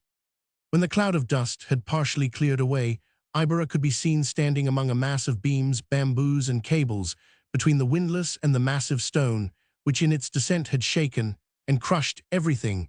The young man was still holding the trowel in his hand, his eyes staring with fright at the dead body of a man, which was lying at his feet, half buried under the timbers. "Are you hurt? Are you still alive? For God's sake, speak," said some of the employees, full of terror. "Miracle, a miracle," cried some. "Come and remove the body of this unfortunate man," said Ibarra, as if awakening from a dream. On hearing his voice, Maria Clara felt her strength giving way, and she fell half fainting into the arms of her friends. Great confusion reigned. Everybody was talking, gesticulating, and running from one side to the other, up and down the stairs, all stupefied and full of consternation. "Who is the dead man? Is he still alive?" asked the alferez. The body was identified as the yellow workman who had been standing beside the windlass. "Let proceedings be brought against the superintendent of the work," was the first thing that the alcalde said. They examined the body, felt of the heart, but it was no longer beating. The blow had fallen on the head, and blood was oozing from the nose, ears, and mouth. Some strange marks were seen on the man's neck. There were 4 deep dents on one side, and a single but deeper one on the other. It looked as though an iron hand had grasped it like a pair of pincers. The priests warmly congratulated the young man and shook his hand. "When I think that only a few moments ago I was standing there," said one of the employees, "say, if I had been the last Jesus." "It makes my hair stand on end," said another who was bald. Ibarra had departed to ascertain the condition of Maria Clara. "Let this not prevent the festival from continuing," said the alcalde. "God be praised, the dead man is neither a priest nor a Spaniard. Your escape must be celebrated. Just think if the stone had fallen on you." "There is such a thing as a presentiment," said the notary. "I said so." Senor Ibarra was reluctant to descend. "I saw it." "Let the festival go on. Give us some music. Weeping will not bring the dead man to life. Captain, serve warrants right here. Let the clerk of the tribunal come arrest the superintendent of the work. Put him in the stocks. Put him in the stocks. Some music, music. Put the maestrillo in the stocks." "Senor Alcalde," replied Ibarra gravely, "if weeping cannot bring the dead man back to life, neither can anything be gained by putting a man in prison. When we do not know that he is culpable, I will give bail for him, and ask that he be given liberty for some days at least." "Well, well, but such a misfortune must not be repeated." All kinds of comments were circulating among the people. The theory that it was a miracle was already accepted. Father Salvi, however, seemed to rejoice very little over the miracle, which the people attributed to a saint of his order and of his parish. There were some who claimed to have seen, as the crane was falling, a figure dressed in black, like the Franciscans, go down in the ditch. It was without doubt San Diego himself. It was supposed, too, that Ibarra had heard Mass, and that the yellow man had not. It was all as clear as the light of the sun. Ibarra went home to change his clothes. "Bad beginning," said old Tassio as he left the place. Ibarra had just finished dressing when a servant announced that a countryman was asking for him, supposing 100. that it was one of his laborers. The young man ordered that they show him into his study, which also served as a library and a chemical laboratory. But to his great surprise, he met the muscular figure of the mysterious Elias. "You recently saved my life," said he in Tagalog, at once comprehending Ibarra's movement. "I have paid you only half of the debt, and you are not indebted to me. Rather the contrary, I have come to ask a favor of you." "Speak out," replied the young man in the same language, and somewhat surprised at the gravity of the peasant. For some seconds, Elias looked fixedly into Ibarra's eyes, and then replied, "If human justice should ever wish to clear up this mystery, I beg of you not to speak to anyone about the warning that I gave you in the church." "Don't be troubled about that," replied the young man with a certain note of displeasure in his voice. "I know that they are hunting you, but I am no informer." "Oh, it is not for my sake, it is not for me," exclaimed Elias, not without some pride. "It is for your sake. I have nothing to fear from men." Ibarra's surprise increased. The tone in which the countryman was speaking was new to him, and did not seem to be in accord either with his state or his fortune. "What do you mean?" asked Ibarra, interrogating the mysterious man with his look. "I do not speak in enigmas. I try to express myself clearly for your greater security. It is necessary that your enemies think you unsuspecting and off your guard." Ibarra stepped back. "My enemies? Have I enemies?" "All of us have, sir, all from the lowest insect to man, from the poorest to the richest and most powerful. Enmity is the law of life. You have enemies in the highest, and in the lowest ranks. You are planning a great undertaking. You have a past. Your father, your grandfather had enemies because they had passion in life. It is not criminals who provoke the most hatred, but rather honorable men." "Do you know my enemies?" Elias did not reply at once, but meditated. "I knew one, the one who has died," he replied. "Last night I discovered that something was being plotted against you through some words that were exchanged between him and an unknown man who lost himself in the crowd. 'The fish will not eat this one, as they did his father. You will see tomorrow,' said he. These words attracted my attention, not only on account of their meaning, but because they were spoken by this man who only a few days ago had presented himself to the superintendent of the work, with the express desire that he be given charge of the work of placing the cornerstone. He did not ask for a large wage, but made a great show of his knowledge. I had no sufficient reasons to attribute evil designs to him, but something told me that my suspicions were right. For this reason, in order to warn you, I chose a moment and an occasion when you could not ask me any questions. You already know the rest." Elias was then silent for some moments, yet Ibarra did not reply nor utter a word. He was meditating. "I am sorry that the man is dead," he replied at last. "We might have been able to learn something more about it from him. If he had lived, he would have escaped from the trembling hand of blind human justice. God has now judged him. God has killed him. Let God be the only judge." Crisostomo looked a moment at the man who was speaking to him in this manner. He noticed that his muscular arms were covered with bruises and black and blue spots. "Do you also believe in the miracle version of the affair?" he said. "Smalintha's miracle, of which the people speak." "If I believed in miracles, I would not believe in God. I would believe in a deified man.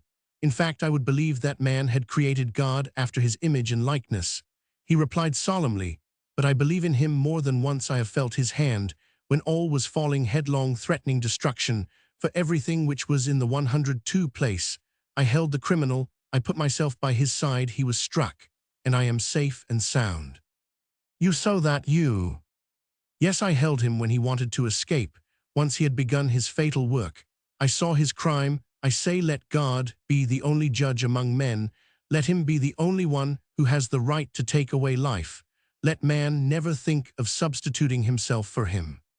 "And still you, this time?" "No," interrupted Elias, foreseeing the objection that he was going to raise. "It is not the same thing when a man as judge condemns another to death or destroys his future.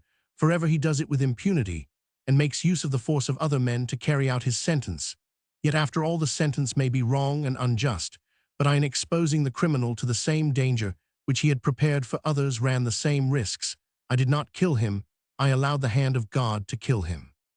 Do you not believe in chance? To believe in chance is like believing in miracles.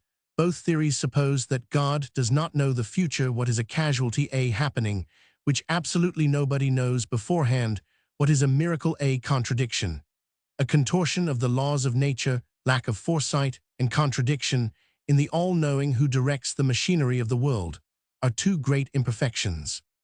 Who are you? Ibarra asked again, with a certain dread. Have you studied? I have had to believe in God a great deal, because I have lost my faith in men, replied the pilot, evading the question.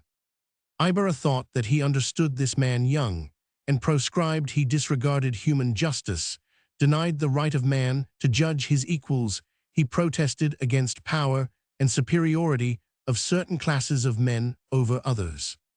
But you must admit the necessity of human justice, however imperfect it may be, he replied. God, although he has ministers on the earth, cannot, that is to say, cannot clearly give his judgment upon the millions of contentions which are stirred up by our passions. It 103 is necessary, it is just, that a man should sometimes judge his fellows.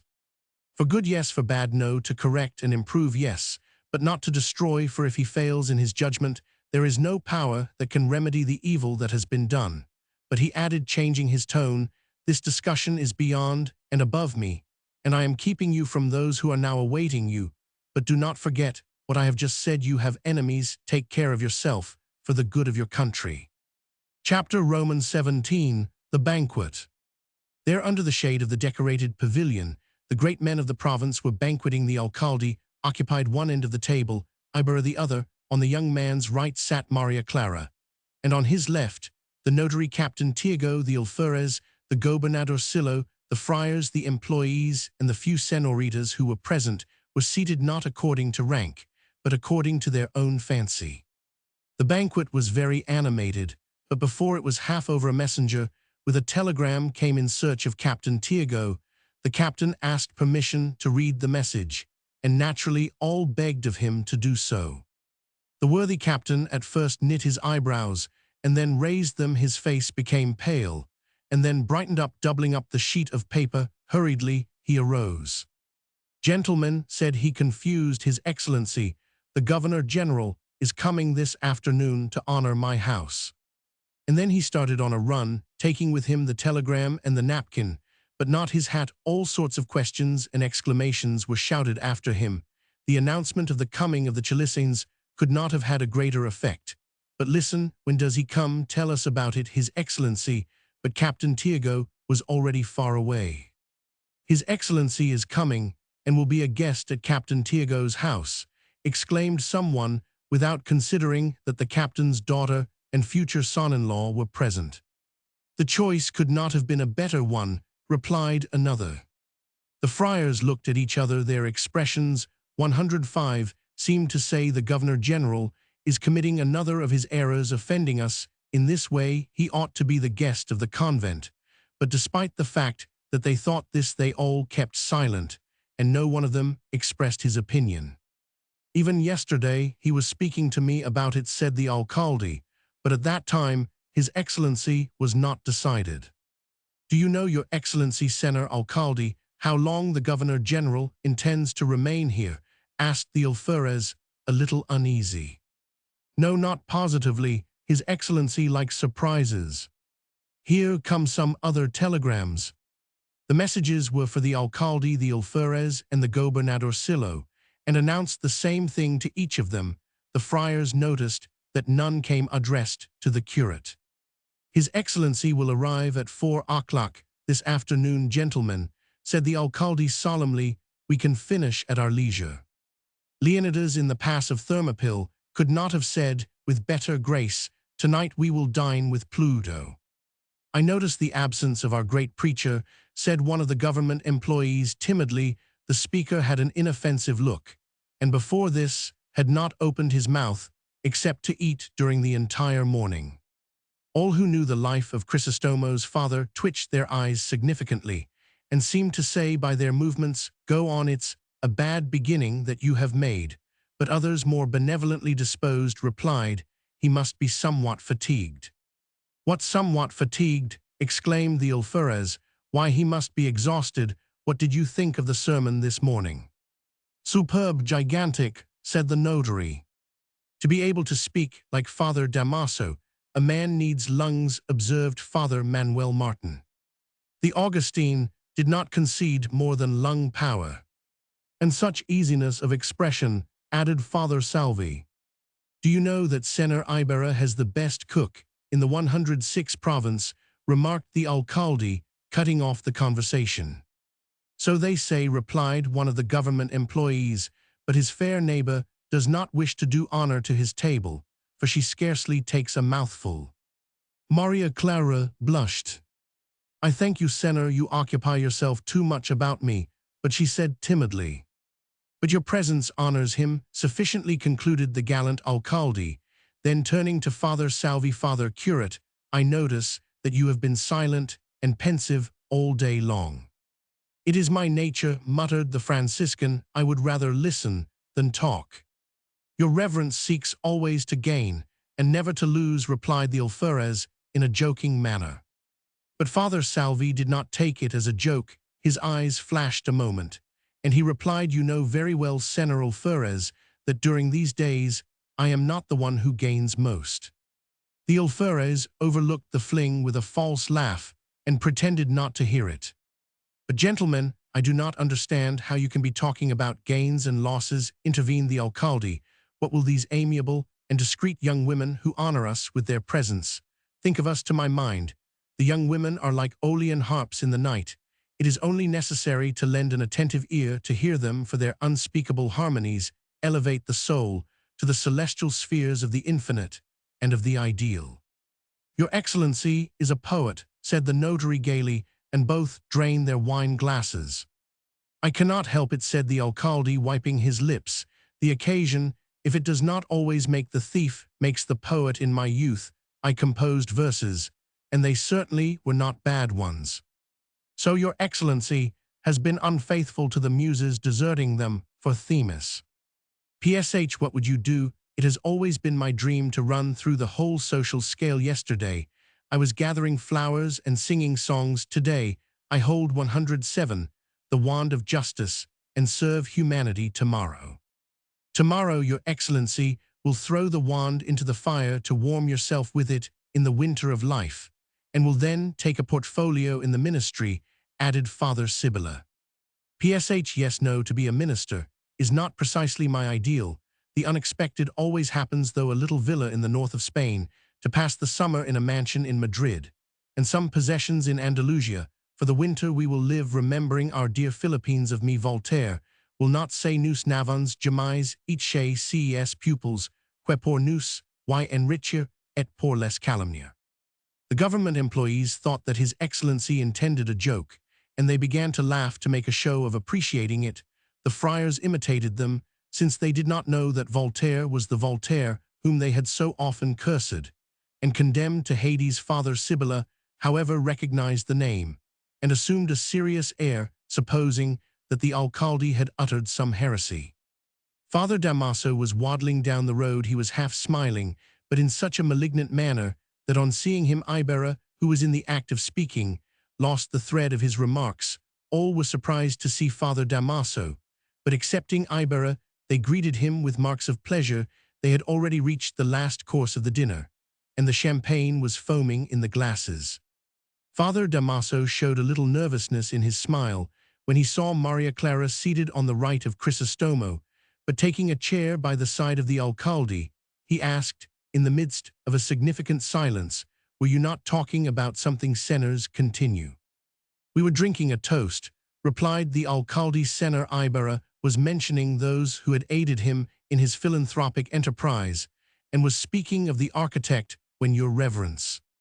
Well, I don't understand architecture, interrupted Father Damaso, but architects and the dunces who go to them make me laugh. You have an example right here. I drew the plan for a church, and it has been constructed 108 perfectly. So an English jeweler, who was one day a guest at the convent, told me to draft a plan. One need have but a small degree of intelligence.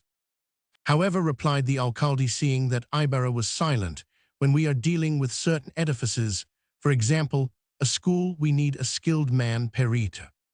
He who needs a perito is a perito, little dog, exclaimed Father Damaso. With a scoff, one would have to be more of a brute than the natives who erect their own houses. If he did not know how to build 4 walls and put a covering over them, that's all that a schoolhouse is. All looked toward Ibarra, but the young man, even if he did look pale, kept on conversing with Maria Clara. But your reverence should consider.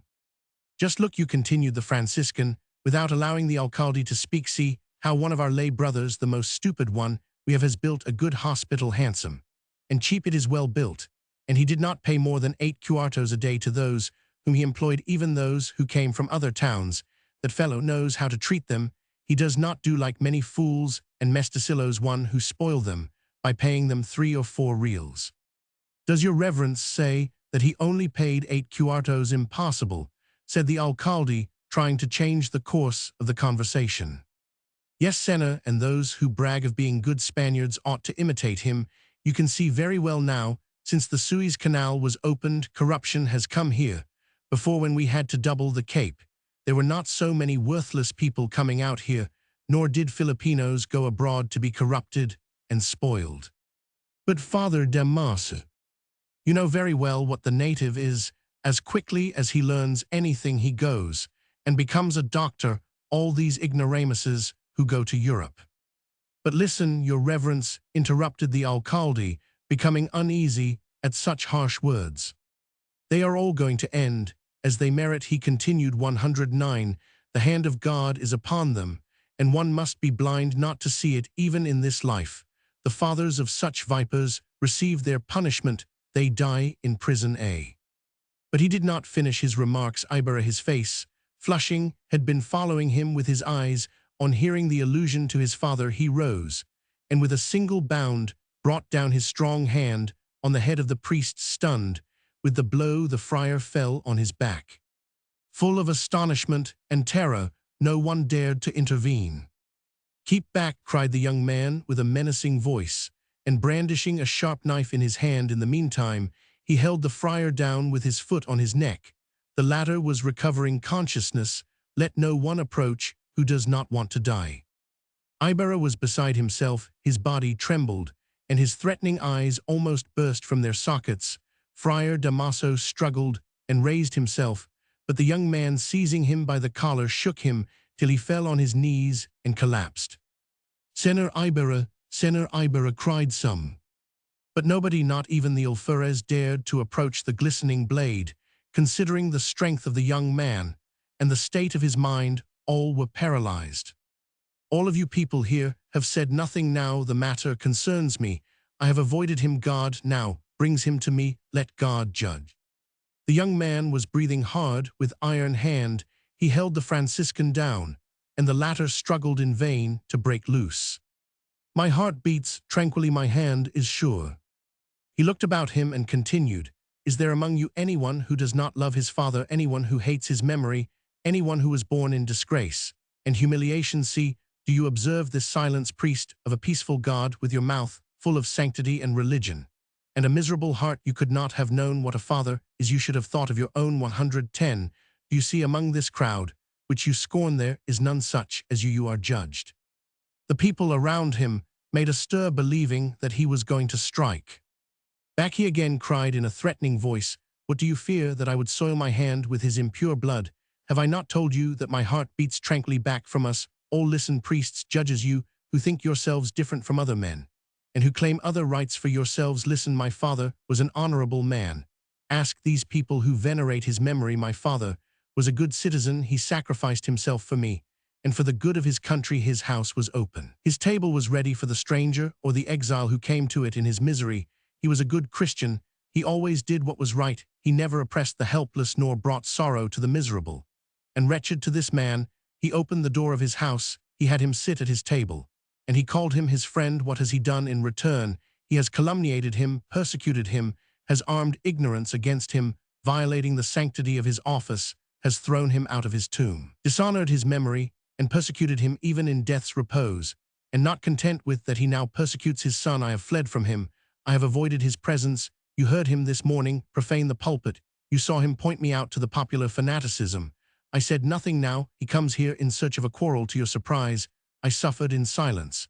But he again insults the sacred memory of my father, that memory which every son holds dear. You who are here, you priests, you judges, have you seen your father watching over you night and day, and working for you? Have you seen him deprive himself of you for your good? Have you seen your father die in prison, heart broken, sighing for someone to caress him, searching for some being to console him, alone in sickness? While you were in a foreign land, have you heard his name dishonored afterward? Have you found his tomb vacant when you wished to pray upon it? No, you are silent. Then by that silence you condemn him. He raised his arm, but a young maiden, quick as a flash, put herself between them, and with her delicate hands stopped the arm of the avenger. It was Maria Clara. Ibarra looked at her with an expression that seemed to reflect madness. Gradually, he loosened the vise-like fingers of his hand, allowed the body of the Franciscan to fall, and dropped his knife upon the ground, covering his face. He fled through the crowd.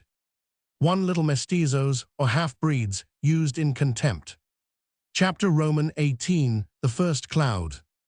The house of Captain Tiago was no less disturbed than the imagination of the people. Maria Clara, refusing to listen to the consolation of her aunt and foster sister, did nothing but weep. Her father had forbidden her to speak to Ibarra until the priests should absolve him from the excommunication which they had pronounced upon him. Captain Tiago, though very busy preparing his house for the reception of the Governor-General, had been summoned to the convent. "Don't cry, my girl," said Aunt Isabel, as she dusted off the mirrors. "They will certainly annul the excommunication. They will write the Pope. We will make a large donation. Father Damaso had nothing more than a fainting spell. He is not dead." "Don't cry," said Andeng to her in a low voice. "I will certainly arrange it so that you can speak to him. What are the confessionals made? For if we are not expected to sin, everything is pardoned when one has told it to the curate." Finally Captain Tiago arrived. They scanned his face for an answer to their many questions, but his expression announced too plainly his dismay. The poor man was sweating, and passing his hand over his forehead, he seemed unable to utter a word. "How is it, Santiago?" asked Aunt Isabel anxiously. He answered her with a sigh and dried away a tear. "For God's sake, speak. What has happened?" "What I had already feared," he broke out finally, half crying. "All is lost. Father Damaso orders that the engagement be broken. If it is not broken off, I am condemned in this life. And in the next, they all tell me the same thing, even Father Sibylla. I ought to shut the 113 doors of my house, and I owe him more than 50,000 pesos. I told the fathers so, but they would take no notice of it. Which do you prefer to lose, they said to me, 50,000 pesos or your life? And your soul, alas, I San Antonio, if I had known it, if I had known it." Maria Clara was sobbing. "Do not cry, my daughter," he added, turning to her. "You are not like your mother. She never cried. She never cried, except when she was whimsical just before your birth. Father Damaso tells me that a relative of his has just arrived from Spain, and that he wants him to be your fiancé." Maria Clara stopped up her ears. "But Santiago, are you out of your head?" cried Aunt Isabel. "Speak to her now of another fiancé. Do you think that your daughter can change lovers as easily as she changes her dress?" "I was thinking the same thing, Isabel. Don Crisostomo is rich. The Spaniards only marry for love of money. But what would you have me do? They have threatened me with excommunication. They say that I am in great peril, not only my soul, but also my body. My body, do you hear, my body? But you only give sorrow to your daughter. Are you not a friend of the Archbishop? Why don't you write him? The Archbishop is also a friar. The Archbishop does only what the friars say. But Maria, do not cry. The Governor-General will come. He will want to see you, and your eyes are all inflamed. Alas, I was thinking what a happy afternoon I was going to pass without this misfortune. I would be the happiest of men, and all would envy me. Calm yourself, my girl. I am more unfortunate than you, and I do not cry. You can have another and better fiancé. But I lose 50,000 pesos. Ah, Virgin of Antipolo, if I could only have some luck tonight."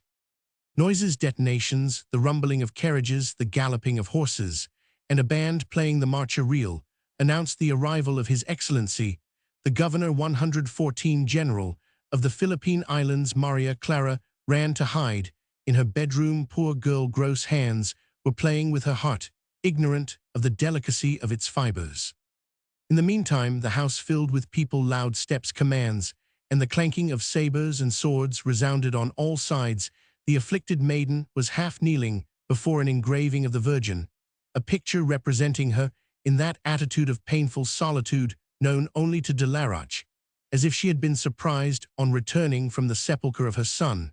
But Maria Clara was not thinking of the grief of that mother. She was thinking of her own. With her head resting on her breast and her hands on the floor, she looked like a lily bent by the storm, a future cherished for years in her dreams, a future whose illusions, born in her infancy and nursed through her youth, gave form to the cells of her being. That future was now to be blotted from the mind and heart by a single word. Maria Clara was as good and as pious a Christian as her aunt. The thought of an excommunication terrified her. The threat to destroy the peace of her father demanded that she sacrifice her love. She felt the entire strength of that affection, which until now she had not known. It was like a river which glides along smoothly, its banks carpeted with fragrant flowers, its bed formed by fine sand, the wind scarcely rippling its surface, so quiet and peaceful that you would say that its waters were dead, until suddenly its channel is pent up, ragged rocks obstruct its course, and the entangled trunks of trees form a dike. Then the river roars, it rises up, its waves boil, it is lashed into foam, beats against the rocks, and rushes into the abyss. She wanted to pray, but who can pray without hope? One prays when there is hope. When there is none, we surrender ourselves to God and wail. My God, cried her heart, why shouldst thou separate me thus from him I love? Why deny me the love of others? Thou dost not deny me the sun nor the air, nor dost thou hide the heavens from my sight. Why dost thou deny me love, when it is possible to live without sun, without air, and without the heavens, but without love, never? Mother, mother, she was moaning. Aunt Isabel came to take her from her grief. Some of her girl friends had arrived, and the Governor-General also desired to talk with her. Aunt, tell them that I am ill, begged the frightened maiden. They wish to make me play the piano and sing. Your father has promised it. You are not going to go back on your father. Maria Clara arose, looked at her aunt, clasped her beautiful arms about her, and murmured, "Oh, if I had." But without finishing the sentence, she dried her tears and began to make her toilet. Chapter Roman 19, His Excellency. I want to speak with that young man, said His Excellency to an adjutant. He has awakened my interest. They have already gone to look for him, General, but there is a young man here from Manila who insists on being introduced. We have told him that Your Excellency has no time and that you have not come to give audiences, but to see the town and the procession, but he has replied that Your Excellency always has time to dispense justice. His Excellency turned to the alcalde as if in doubt. If I am not mistaken, said the latter, making a slight bow, it is a young man who this morning had a difficulty with Father Damaso about the sermon. Still another, has this friar undertaken to disturb the province, or does he think that he is in command here? Tell the young man to come in. His Excellency was walking nervously from one end of the sala to the other.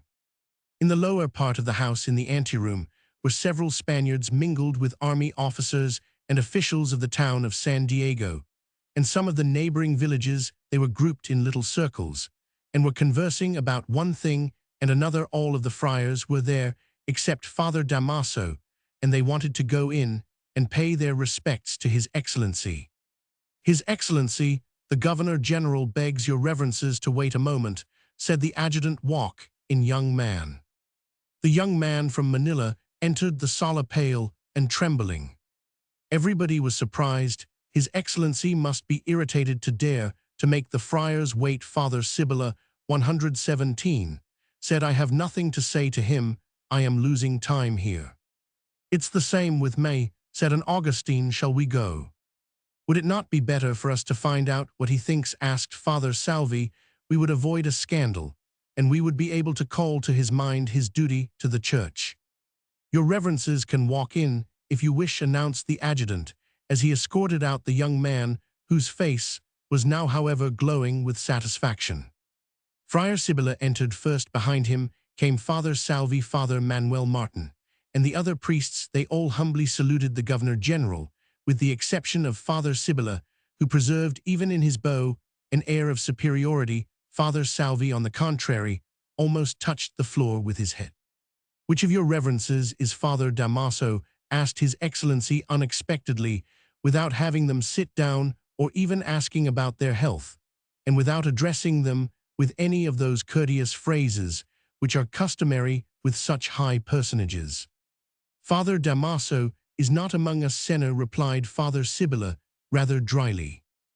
"Your Excellency's servant lies ill in bed," added Father Salvi, meekly, after having the pleasure of saluting you and of inquiring about the health of your Excellency, as befits all the good servants of the king and all persons of good education.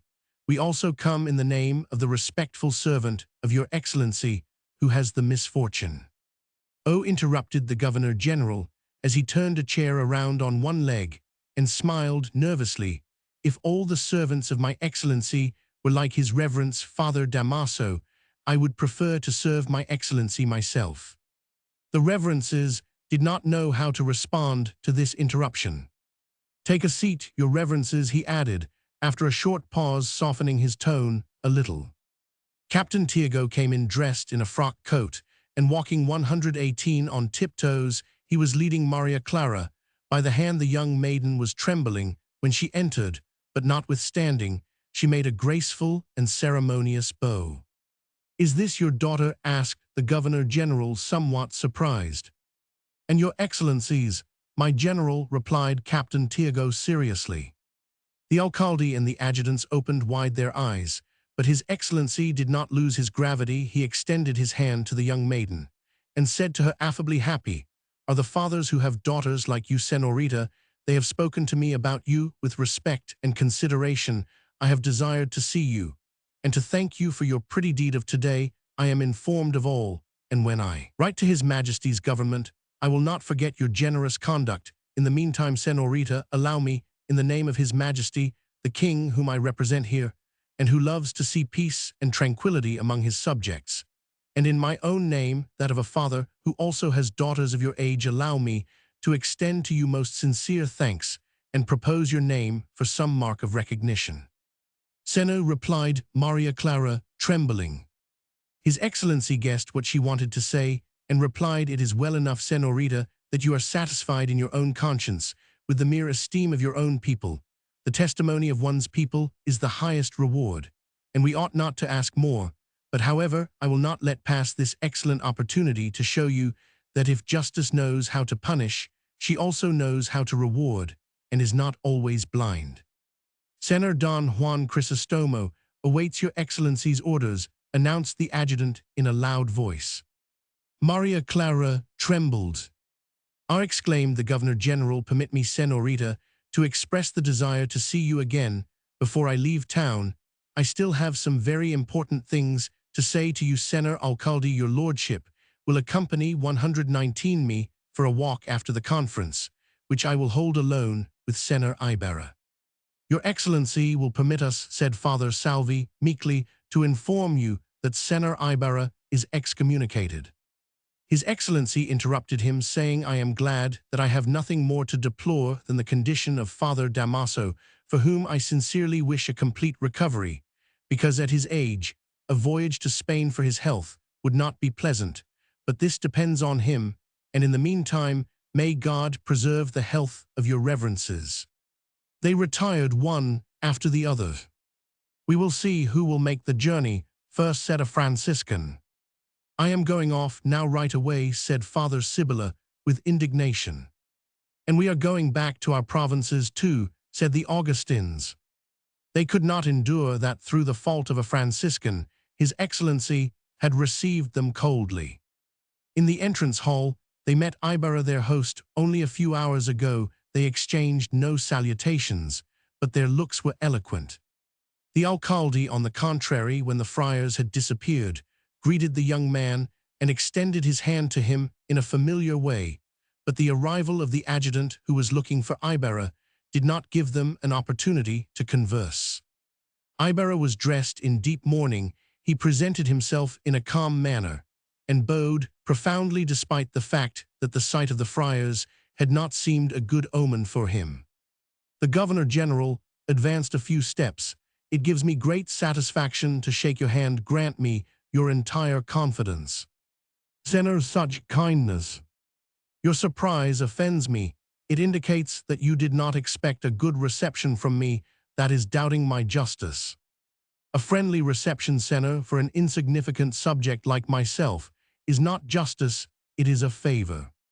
Well, well, said His Excellency, sitting down and pointing out a seat for Ibarra. Let us speak frankly. I am very much pleased with your action, and I have already proposed to His Majesty's government that they grant you an insignia for your philanthropic intention of erecting a school. If you had asked me, I would have attended the ceremony with a great deal of pleasure, and perhaps the unpleasantness would have been avoided. My idea of erecting a school seems to me so insignificant, replied the young man, that I did not think it an occasion worthy of taking the attention of your Excellency from your many duties and cares. Then, too, it was my duty to first address the highest authority of the province. His Excellency made a bow of satisfaction, and adopting a still more intimate manner, continued. In regard to the unpleasantness which you have had with Father Damaso, have no fear nor regret. I will not touch a hair of your head while I govern these islands. And in regard to the excommunication, I will speak to the Archbishop, for it is necessary for us to adapt ourselves to circumstances. Here we cannot laugh about these things in public, as we do in Spain or in cultured Europe. Nevertheless, be more prudent in the future. You have put yourself in opposition to the religious corporations, which on account of your position and wealth need to be respected. But I will protect you, because I like good sons. I like to see a person respect the honor of his father. I too love my father, and as sure as there is a God, I know what I would have done had I been in your place. And quickly turning the conversation, he asked, you have told me that you come from Europe. Were you in Madrid? Yes, Senor, for some months. You have perhaps heard of my family. Your Excellency had just left when I had the honor to be presented to it. And why then did you come here without bringing some letter of introduction? Senor, replied Ibarra, bowing, because I do not come directly from Spain, and because, having heard of your Excellency's character, I thought that a letter of introduction would not only be useless, but even offensive. All Filipinos are recommended to you. A smile appeared on the lips of the old officer, and he replied slowly, as if weighing and measuring his words. It flatters me to learn that you think so, and so it ought to be. However, young man, you ought to know what loads we bear upon our shoulders here in the Philippines. Here we old army officers have to do, and be everything: King's Secretary of State, of War, of Agriculture, of Internal Affairs, and of Justice. The worst part of it is the fact that in regard to everything we have to consult our distant mother country, which proves or rejects our propositions according to circumstances, sometimes blindly.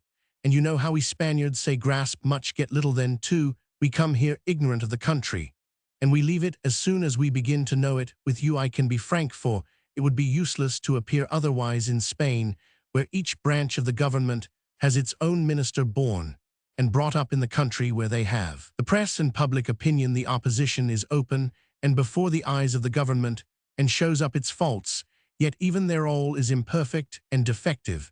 And when you consider the conditions here, it is a wonder that all is not upset, with all those advantages lacking, and with the opposition working in the dark. Good intentions and wishes are not wanting in us governing officials, but we find ourselves obliged to make use of eyes and arms, which frequently we do not know, and which perhaps, instead of serving the country, serve only their own interests. That is not our fault. It is the fault of circumstances. You arouse my interest, and I do not want our present system of government to prejudice you in any way. I cannot watch everything, nor can I attend to all. Can I be useful to you in any way? Have you anything to request? Ibarra meditated. Senor, he replied, my greatest desire is the happiness of my country, a happiness due to the efforts of our mother country, and to the efforts of my fellow countrymen, united with the eternal bonds of a common interest and common object. What I ask the government can only give after many years of continuous work and proper reforms. His Excellency looked at him for several seconds, with a look which Ibarra met naturally, without timidity and without boldness. "You are the first man with whom I have spoken in this country," he exclaimed, grasping his hand. "Your Excellency has only seen those who lead a groveling existence. In the city you have not seen the calumniated hovels of our towns. If you had, you would have seen true men, if generous hearts and simple manners make true men." The Governor-General arose and paced the sala from one side to the other. "Senor Ibarra," he exclaimed, stopping a moment. The young man arose. "I will probably leave here within a month. Your education and your mode of thinking are not for this country. Sell what you possess, get your trunk ready, and come with me to Europe. That climate will be better for you. I shall cherish all my life the memory of your Excellency's kindness," replied Ibarra, moved by what the Governor-General had said. "But I ought to live in the country where my fathers have lived. Where they have died, you should say, to speak more exactly. Believe me, I possibly know your country better than you do yourself. Ah, now I remember," he exclaimed, changing the tone of his voice, "you are going to marry a lovely girl, and I am keeping you here. Go to her side, and that you may have greater liberty, send her father to me," he added, smiling. "Do not forget, however, that I want you to accompany me for a walk." Ibarra bowed and departed. His Excellency called his adjutant. "I'm happy," said he, giving him a light slap on the shoulder. "Today I have seen for the first time how 123 can be a good Spaniard without ceasing to be a good Filipino, and to love his country. Today at last I have shown the reverences that we are not all their playthings. This young man has afforded me the opportunity, and in a short time I will have settled all of my accounts with the friar. It's a pity that this young man some day or other, but call the alcalde to me." The latter presented himself at once. "Senor Alcalde," he said to him as he entered the room, in order to avoid a repetition of scenes such as your honor witnessed this afternoon, scenes which I deplore, because they take away the prestige of the government and all Spaniards. "I want to commend to you warmly, Senor Ibarra, that you may not only aid him in carrying out his patriotic ends, but also prevent in the future any person of whatever class or under whatever pretext from molesting him." The alcalde understood the reprimand and bowed to conceal his confusion. "Have the alferez, who is in command here, informed to the same effect, and you will find out if it is true that this officer has methods of procedure that are not in accordance with the regulations. I have heard more than one complaint on this score." Captain Tiago, all starched and ironed, presented himself. "Don Santiago," said His Excellency in a cordial tone of voice, "a little while ago I was congratulating you on having a daughter like the Senorita de los Santos. Now I want to congratulate you on your future son-in-law. The most virtuous of daughters is certainly worthy of the best citizen of the Philippines.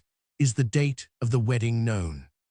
"Senor," stammered the captain, wiping away the perspiration which was running down his face. "Oh, come, I see that there is nothing definite. If you need godfathers, I will be one of them with the greatest pleasure.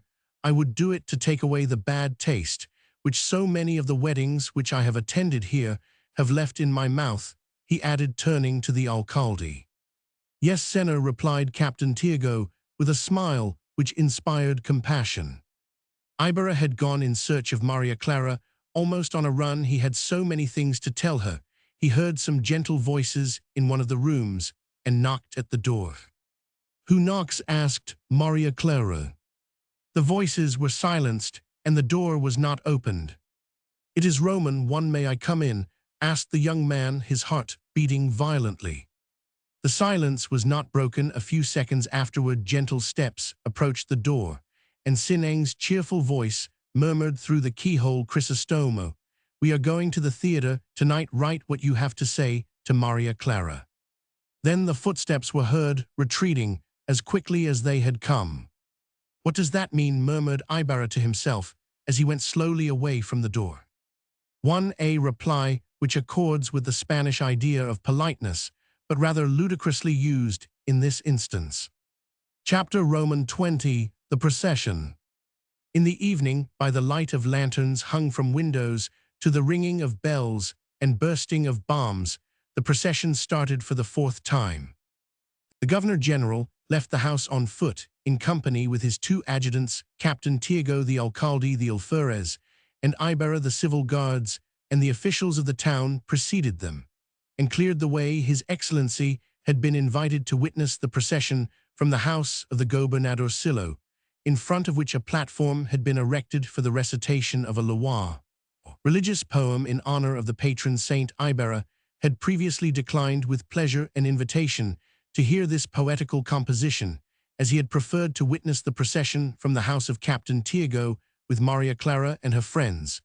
But as His Excellency wished to hear the loa, there was no other remedy for Ibarra but to console himself with the hope of seeing her at the theater. The procession was headed by 3 sacristans carrying silver candlesticks. The children of the school, accompanied by their teacher, followed. Then came the small boys with colored paper lanterns fastened to the ends of pieces of bamboo, each more or less adorned according to the caprices of the boy, for this part of the illumination was paid for entirely by themselves. However, they fulfilled this duty with a great deal of pleasure. In the midst of it, all men serving as police passed to and fro to see that the files of the procession were not broken or the people jammed together in a crowd. For this purpose, they used their wands and inflicted some hard blows, thus managing to add to the brilliancy of the procession, to the edification of souls, and to the glory of religious pomp. At the same time that the officers inflicted these sanctified floggings with their wands, free of charge, others, to console those who had been punished, distributed wax and tallow candles, also free of charge. Senor Alcalde, said Ibarra in a low voice, do they inflict those blows to punish the sinners, or merely for pleasure? You are right, Senor Ibarra, replied the Governor-General, who had overheard his question. This spectacle, barbarous, astonishing to those who come from other countries, ought to be prohibited. Although it cannot be explained, the first saint who appeared was San Juan el Baptisto. On seeing him you would say that the cousin of our Savior did not enjoy any great renown among these people. He had slender feet and legs, and the face of a hermit, and was carried along on an old wooden litter. In marked contrast to the representation of San Juan was that of San Francisco, the founder of the great order. The latter was drawn in a car. And as Tassio said, what a car, how many lights and glass lanterns! Why, I have never seen you surrounded by so many illuminations, Giovanni Bernardone, and what music! Behind the music came a standard representing the same saint, but with 7 wings. It was carried by the brothers of the Third Order, dressed in guingón and praying in a loud and mournful voice. The next in the procession was Santa Maria Magdalena, a most beautiful image, with an abundant growth of hair, a handkerchief of embroidered pina cloth between her ring-covered fingers, and wearing a dress of silk, adorned with gold leaf lights and incense, surrounded her. The glass tears from her eyes reflected the colors of the colored fire, which was burned here, and there giving a fantastic aspect to the procession. Consequently, the sinful saint appeared to be weeping, now green, now red, and now blue tears. The people did not begin to burn these colored lights till San Francisco was passing. San Juan el Baptisto did not enjoy this honor, passing by quickly, ashamed perhaps to go dressed in skins among so many saints, covered with gold and precious jewels. There goes our saint, cried the daughter of the gobernadorcillo to her visitors. I loaned her my rings, but I did it to get to heaven. Those carrying the illuminations stopped near the platform to hear the loa. The saints did the same. They and their carriers wanted to hear the verses. Those who carried San Juan, tired of waiting, squatted down in the characteristic Filipino manner, and found it convenient to leave their burden on the ground. You'll get into trouble, objected one. Jesus in the sacristy, they leave him in a corner among spiderwebs.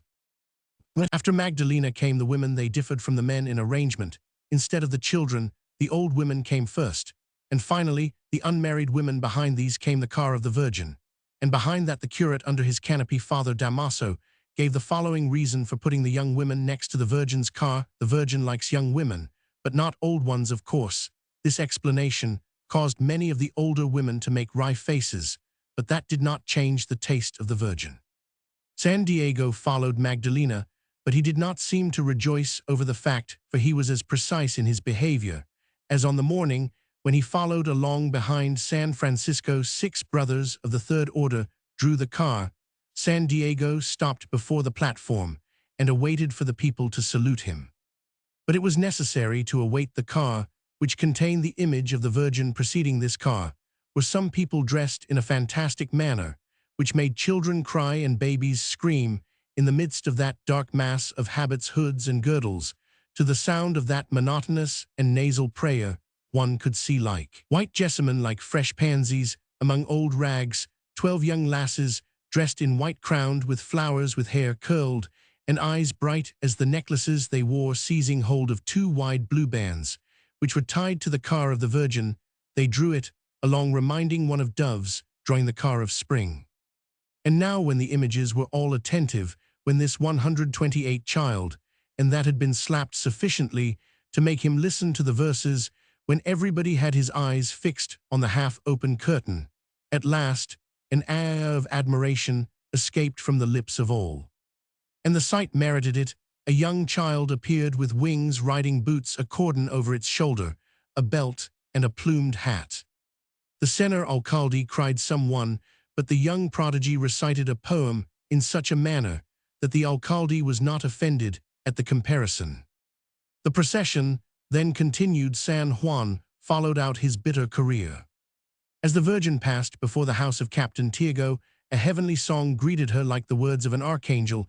It was a sweet, melodious, supplicating voice, weeping the Ave Maria of Gaunod.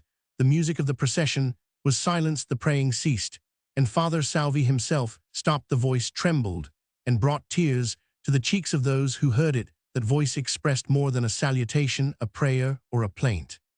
From the window where he was viewing the procession, Ibarra heard the voice, and melancholy took possession of his heart. He understood what that soul was suffering, and what was expressed in that song. He was afraid to think of the cause of that grief. The Governor-General found him pensive and sad. Chapter Roman 21, Dona Consolacion. Why were the windows in the Alferez house closed? Where was the masculine face and the flannel shirt of the Medusa or Muse of the Civil Guard? While the procession was passing, could she have understood how unpleasant was the sight of the swelling veins of her forehead? Filled it seemed not with blood, but with vinegar and bile of her large cigar, that worthy ornament of her red lips and of her envious look. Could she have understood all of that, and giving way to a generous impulse, have refrained from disturbing the gaiety of the crowd by her sinister apparition? Alas, her generous impulses lived only in the golden age. Her house was sad because other people were merry. As Sineng put it, there neither lanterns nor flags could be seen. In fact, if the sentry were not walking up and down in front of the gate, you would have said that the house was unoccupied. A feeble light illumined the disarranged sala and made transparent the oyster-shell windows filled with spiderwebs and covered with dust. The Senora, according to her custom, her hands folded, sat in a wide armchair. She was dressed the same as every day, that is to say, outrageously out of taste in detail. She had a handkerchief tied around her head, while short, slender locks of tangled hair hung down on either side, a blue flannel shirt over another shirt, which should have been white, and a faded-out skirt, which molded itself to her slender thighs. As she sat with her legs crossed and nervously wiggled her foot, from her mouth came big puffs of smoke, which she fastidiously blew up in the space toward which she looked when her eyes were open. That morning the Senora had not heard Mass, not because she had not cared to hear it, for on the contrary, she wanted to show herself to the multitude and to hear the sermon, but because her husband had not permitted her to do so, as was usually the case. His prohibition was accompanied by 2 or 3 insults, oaths, and threats of kicking. The alferez understood that his female dressed herself in a ridiculous manner, and that it was not fitting to expose her to the eyes of the people from the capital, nor even the country districts. But she did not understand it that way. She knew that she was beautiful, attractive, that she had the manners of a queen, and that she dressed much better and more gorgeously than Maria Clara herself, though to be sure the latter wore a tappy over her skirt, while she wore only the skirt. The alferez had to say to her, "Oh, shut your mouth, or I'll kick you till you do." Dona Consolacion did not care to be kicked, but she planned revenge. The dark face of the Senora never had inspired confidence in anybody, not even when she painted it that morning. She was exceptionally uneasy, and as she walked from one end of the sala to the other in silence, and as if meditating something terrible, her eyes shone like those of a serpent about to be crushed. Her look was cold, luminous, and penetrating, and had something vicious, loathsome, and cruel in it. The slightest defect in anything, the most insignificant or unusual noise, brought forth an obscene and infamous expression, but no one responded to offer an excuse, was a crime. So the day passed, encountering no obstacle in her way. Her husband had been invited. Out she became saturated with bile. Everything around bent itself before her. She met no resistance. There was nothing upon which she could discharge the vials of her wrath. Soldiers and servants crawled before her. That she might not hear the rejoicing going on outside, she ordered the windows to be closed and charged the sentry not to permit anyone to enter. She tied a handkerchief 131 around her head to prevent it from bursting, and in spite of the fact that the sun was still shining brightly, she ordered the lamps lighted. A madwoman who had been detained for disturbing the public peace was taken to the barracks. The alferez was not there at the time, and the unhappy woman had to pass the night seated on a bench. The following day, the alferez returned, fearing lest the unhappy woman should become the butt of the crowd during the fiesta. He ordered the soldiers who were guarding her to treat her with pity and give her something to eat. Thus the demented woman passed 2 days.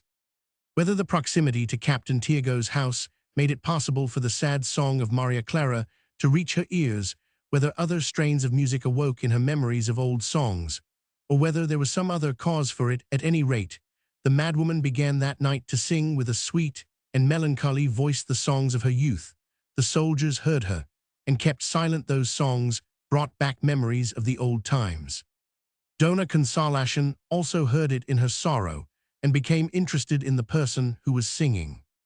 "Tell her to come upstairs at once," she ordered. After some seconds of meditation, something like a smile passed over her dry lips. They brought the woman, and she presented herself without any discomposure and without manifesting either fear or surprise. "Orderly, tell this woman in Tagalog to sing," said the alfereza. "She don't understand me. She does not know Spanish." The demented woman understood the orderly and sang the song Night. Dona Consolacion listened to the beginning with a mocking smile, which disappeared gradually from her lips. She became attentive, then more serious and pensive. The woman's voice the sentiment of the verses, and the song itself impressed her. The dry and burning heart was perhaps softened. She understood the song well. Sadness, cold, and dampness, wrapped in the mantle of night, descend from the sky. As the folk song 132 puts it, it seemed that they were also descending upon her heart, the withered flower which during the day has paraded its dress, desirous of applause, and full of vanity, at nightfall repenting, makes an effort to raise its faded petals to the sky, and begs for a little shade in which to hide itself, so as to die without the mockery of the light, which saw it in its pomp, to die without the vanity of its pride being seen, and begging for a drop of dew to weep over it. The night bird, leaving its solitary retreat in the hollow of the old tree, disturbs the melancholy of the forests. "No, no, do not sing," exclaimed the alfereza in perfect Tagalog, and raising to her feet, somewhat agitated, "Don't sing, those verses hurt me." The demented woman stopped. The orderly muttered "Bah," and exclaimed, "She knows how to pata Tagalog," and stood looking at the senora full of surprise. The muse understood that she had been caught, and was ashamed. As her nature was not that of a woman, her shame took the form of rage and hatred.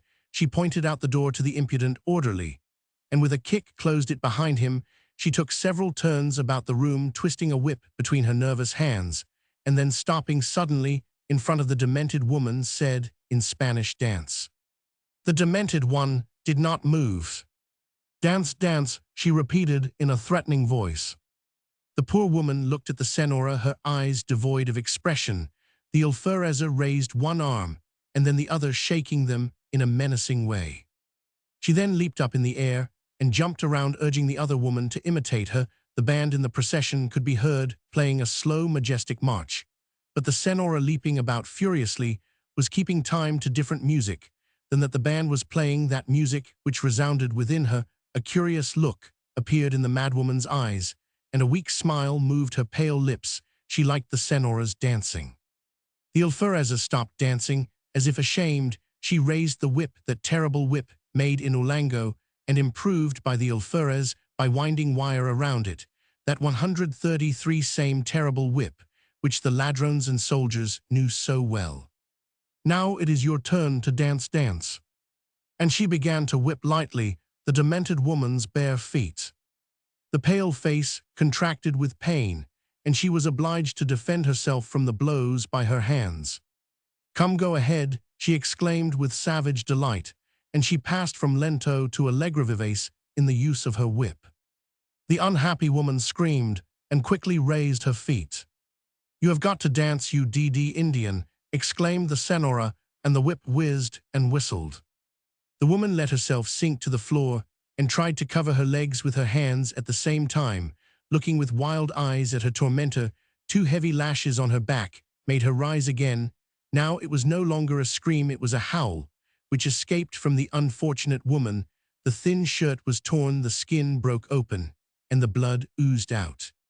The sight of blood excites a tiger, so too the sight of the blood of her victim infuriated Dona Consolacion. "Dance, dance, curse you DN, you dance, cursed be the mother who bore you," she cried. "Dance, or ill kill you by whipping you to death." Then the alfereza, taking the woman with one hand and whipping her with another, began to jump and dance. The insane woman understood her at last and went on moving her arms regardless of time or tune. A smile of satisfaction contracted the lips of the teacher. It was like the smile of a female Mephistopheles who had succeeded in developing a good pupil. It was full of hatred, contempt, mockery, and cruelty. A coarse laugh could not have expressed more. Absorbed in the enjoyment which the spectacle afforded her, she did not hear her husband coming until he opened the door with a kick. The alferez appeared pale and gloomy. He saw what was going on there and looked daggers at his wife. She 134 did not move from her tracks and stood smiling in a cynical way. In the gentlest manner possible, he put his hand on the shoulder of the dancing woman and made her stop. The demented woman sighed and slowly sat down on the blood-covered floor. The silence continued. The alferez was breathing heavily.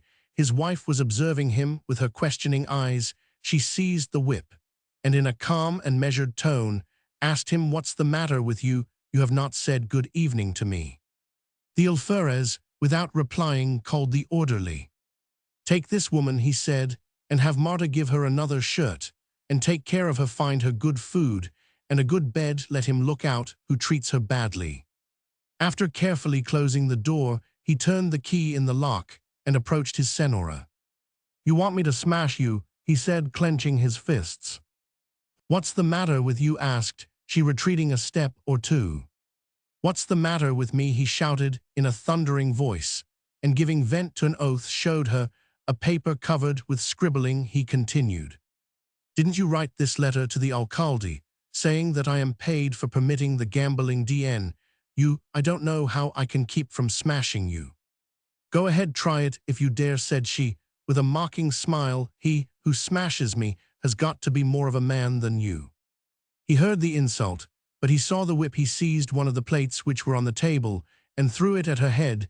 The woman, accustomed to these fights, ducked quickly, and the plate was shivered to pieces against the wall. A glass, a cup, and a knife shared the same fortune. "Coward," she cried, "you dare not come near me." And then she spat at him to exasperate him more. The man, blind and howling with rage, threw himself on her, but she with wonderful rapidity struck him a few blows, 135, across the face with the whip, and quickly escaped. Closing the door of her room with a slam, she locked herself in, roaring with rage and pain. The alferez followed her, but coming up against the door he could do nothing but belch forth a string of blasphemies. "Cursed be your ancestors, you swine, open DN, you open that door or ill break your skull," he howled, pounding and kicking the panels. Dona Consolacion did not reply. A moving of chairs and trunks could be heard, as though someone was trying to raise a barricade of household furniture. The house fairly shook with the oaths and kicks of the husband. "Don't you come in, don't you come in," she said in a bitter voice. "If you show yourself, I'll shoot you." The husband calmed down little by little and contented himself with pacing from one end of the sala to the other like a wild animal in its cage. "Go and cool your head," continued the woman in mockery. She seemed to have concluded her preparations for defense. "I swear that when I catch you, no one, not even God, will see you again. I'll smash you so fine." Yes, now you can say what you wish. You would not let me go to Mass. You would not let me fulfill my duty to God, she said with such sarcasm as she alone knew how to use. The alferez took his helmet, straightened out his clothes, and walked away several paces, but at the end of several minutes, he returned without making the slightest noise, for he had taken off his boots.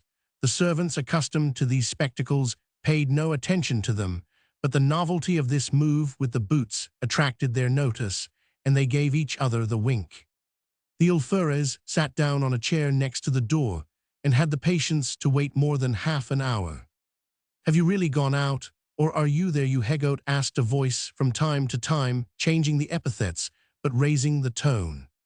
Finally, she commenced to take away the furniture from her barricade. He heard the noise and smiled. "Orderly, has the senor gone out?" cried Dona Consolacion.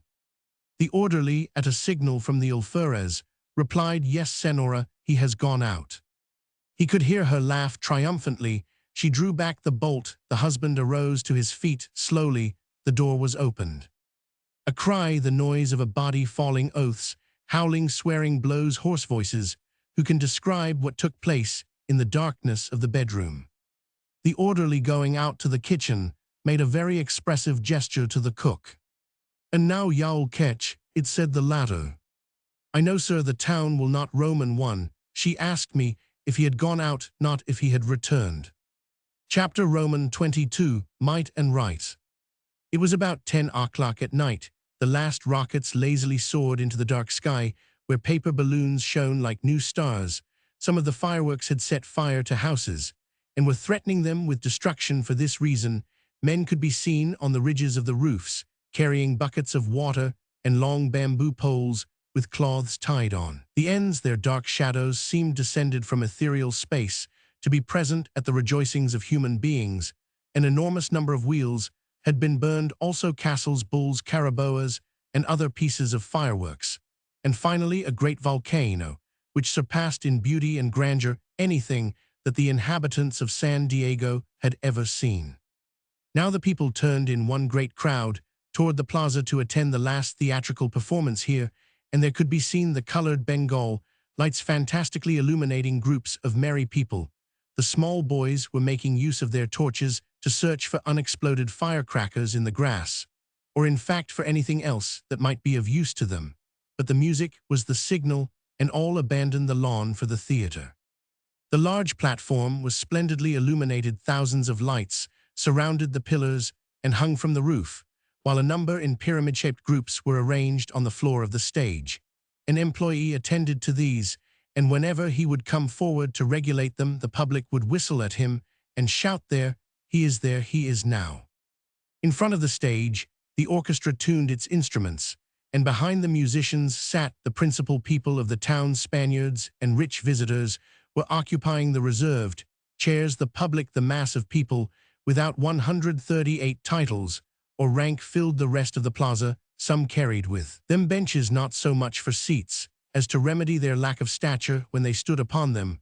Rude protests were made on the part of those without benches or things to stand on. Then they would get down immediately, but soon mount up on their pedestals again as if nothing had happened.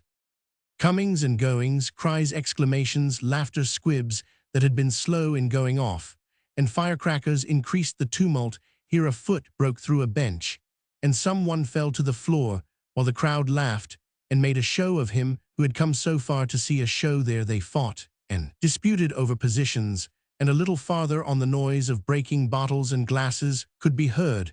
It was Andeng. She was carrying drinks and refreshments on a tray which she was balancing with both hands, but she had met her lover, and he tried to take advantage of her helplessness by tickling.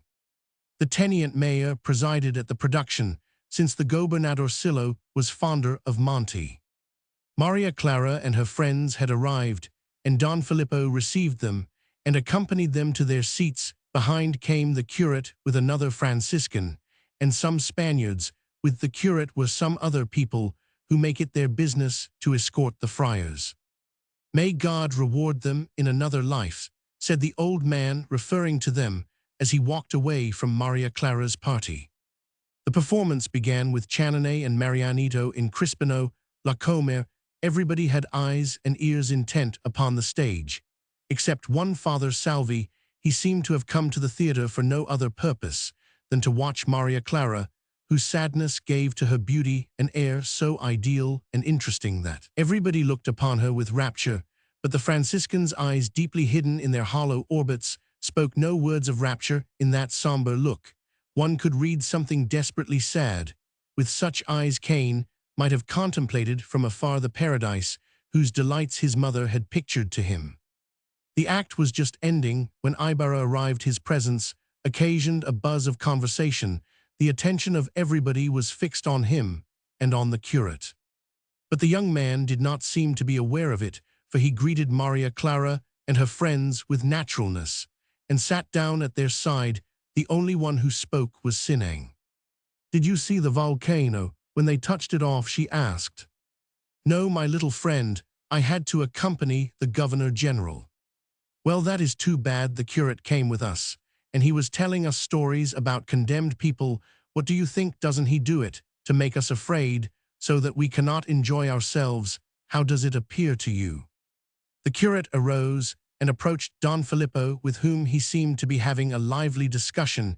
He was speaking with animation, and Don Filippo replying with moderation and in a low voice. "I am sorry that I cannot please your reverence," said the latter. "Senor Ibarra is one of the heaviest taxpayers and has a right to sit here as long as he does not disturb the public order. But is not scandalizing good Christians disturbing the public order? You let a wolf into the flock. You will be held responsible for this before God and before the authorities of the town." "I always hold myself responsible for acts which emanate from my own will, Father," replied Don Filippo, slightly inclining his head. "But my little authority does not give me power to meddle in religious affairs. Those who wish to avoid contact with him do not have to speak to him. Senor Ibarra does not force himself on anyone. But he affords danger. He who loves danger perishes in it." "I don't see any danger, Father. The alcalde and the Governor-General, my superiors, have been talking with him all the afternoon, and it is not for me to give them a lesson. If you don't put him out of here, we will leave." "I am very, very sorry, but I cannot put anyone out of here." The curate repented having said what he did, but now there was no alternative. He made a signal to his companion, who laboriously rose to his feet, and both went out. The persons attached to the friars imitated the priests, not, however, without first glancing with hatred at Ibarra. Murmurs and whispers increased. Then various persons approached and saluted the young man and said, "We are with you. Take no notice of them." "Who are them?" he asked with surprise. "Those who have gone out in order to avoid contact with you." "To avoid contact with me? Contact with me?" "Yes, they say that you are excommunicated." Ibarra, surprised, did not know what to say and looked around him. He saw Maria Clara, who was hiding her face behind her fan. "But is it possible?" he exclaimed at last. "Are we still in the darkness of the Middle Ages, so that—" And turning to the young women and changing his tone, he said, "Excuse me, I have forgotten an appointment. I will return to accompany you home." "Stay," said Sinang. "Yang is going to dance in the La Calandria. She dances divinely." "I cannot, my little friend, but I will certainly return." The murmurs increased. While Yang, dressed in the style of the lower class of Madrid, was coming on the stage with the remark, "De ust su permise," "Do you give your permission?" And as Carvajal was replying to her, "Passe ust adelante," "Pass forward," two soldiers of the civil guard approached Don Filippo, asking him to suspend the performance. "And what for?" asked he, surprised at the request. "Because the alferez and his senora have been fighting, and they cannot sleep. You tell the alferez that we have permission from the 141 alcalde, and that no one in the town has any authority over him, not even the gobernadorcillo, who is my only superior." "Well, you will have to suspend the performance," repeated the soldiers. Don Filippo turned his back to them. The guards marched off. In order not to disturb the general tranquility, Don Filippo said not a word about the matter to anyone. After a piece of light opera, which was heartily applauded, the Prince Villardo presented himself on the stage and challenged all the Moros who had imprisoned his father to a fight. The hero threatened to cut off all their heads at a single blow and to send them all to the moon. Fortunately for the Moros who were making ready to fight to the tune of the Riego hymn 1, a tumult intervened. All of a sudden the orchestra stopped playing, and the musicians made a rush for the stage, throwing their instruments in all directions. The brave Villardo was not expecting such a move, and taking them for allies of the Moros, he also threw down his sword and shield, and began to run. The Moros, seeing this terrible giant fleeing, found it convenient to imitate him. Cries, sighs, imprecations, and blasphemies filled the air. The people ran trampled over each other. The lights were put out, and the glass lamps with their coconut oil and little wicks were flying through the air. Chilissanes, Chilissanes, cried some. Fire, fire, ladrones, cried others. Women and children wept. Chairs and spectators were rolled over on the floor, in the midst of the confusion, rush, and tumult. What has happened? 2 civil guards with sticks in hand had gone after the musicians in order to put an end to the spectacle. The tenant mayor, with the cuadrilleros, 2 armed with their old sabers, had managed to arrest the 2 civil guards, in spite of their resistance. "Take them to the tribunal," shouted Don Filippo. "Be careful not to let them get away." Ibarra had returned and had sought out Maria Clara. The terrified young maidens, trembling and pale, were clinging closely to him. Aunt Isabel was reciting the litanies in Latin. The crowd having recovered a little from the fright, and someone having explained what had caused the rush and tumult, indignation arose in everyone's breast. Stones rained upon the civil guards who were being conducted to the tribunal by the cuadrilleros.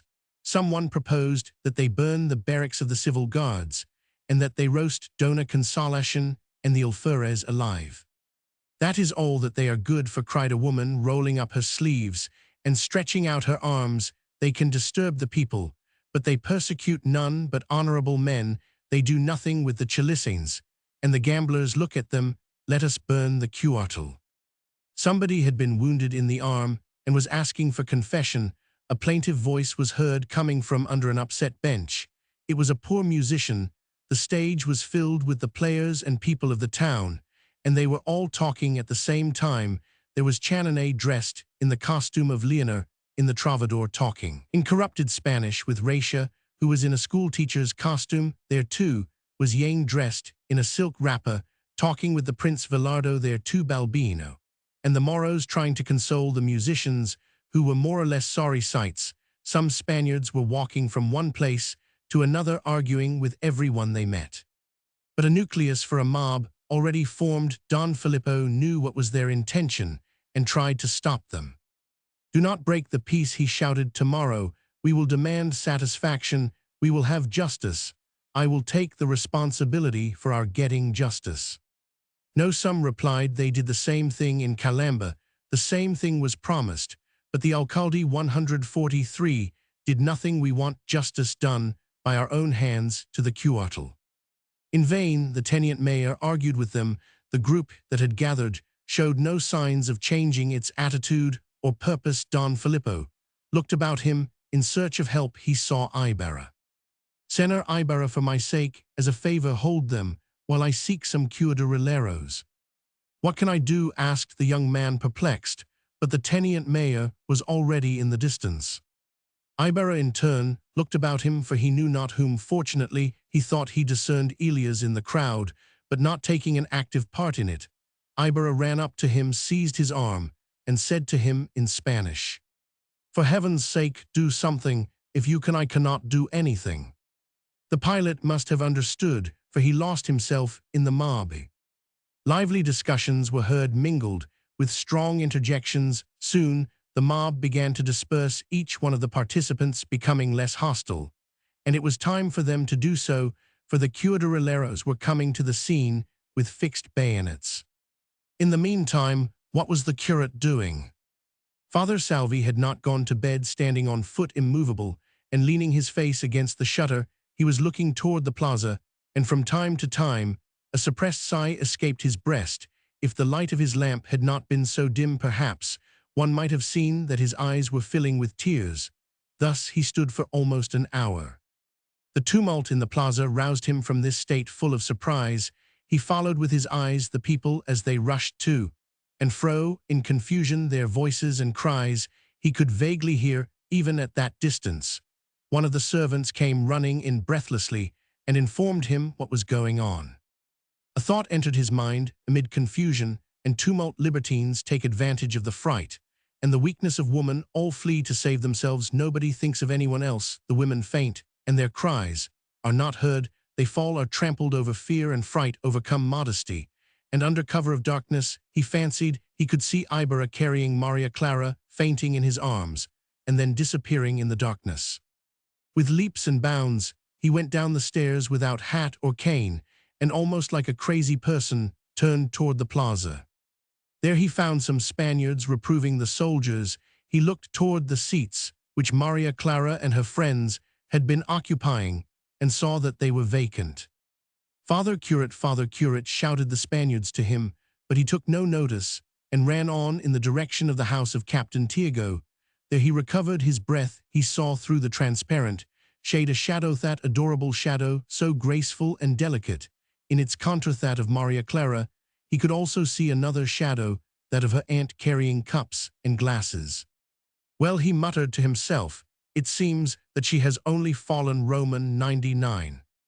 Aunt Isabel afterward closed the shell windows, and the graceful shadow could no longer be seen. The curate walked away from there. Without seeing the crowd, he was looking at the bust of a beautiful maiden, which he had before his eyes, a maiden sleeping and breathing sweetly. Her eyelids were shaded by long lashes, which formed graceful curves like those on Raphael's Virgins. Her small mouth was smiling, and her whole countenance seemed to breathe virginity, purity, and innocence. That sweet face of hers, on the background of the white draperies of the bed, was a vision like the head of a cherubim among the clouds. His impassioned imagination went on and pictured to him, who can describe all that a burning brain can conceive.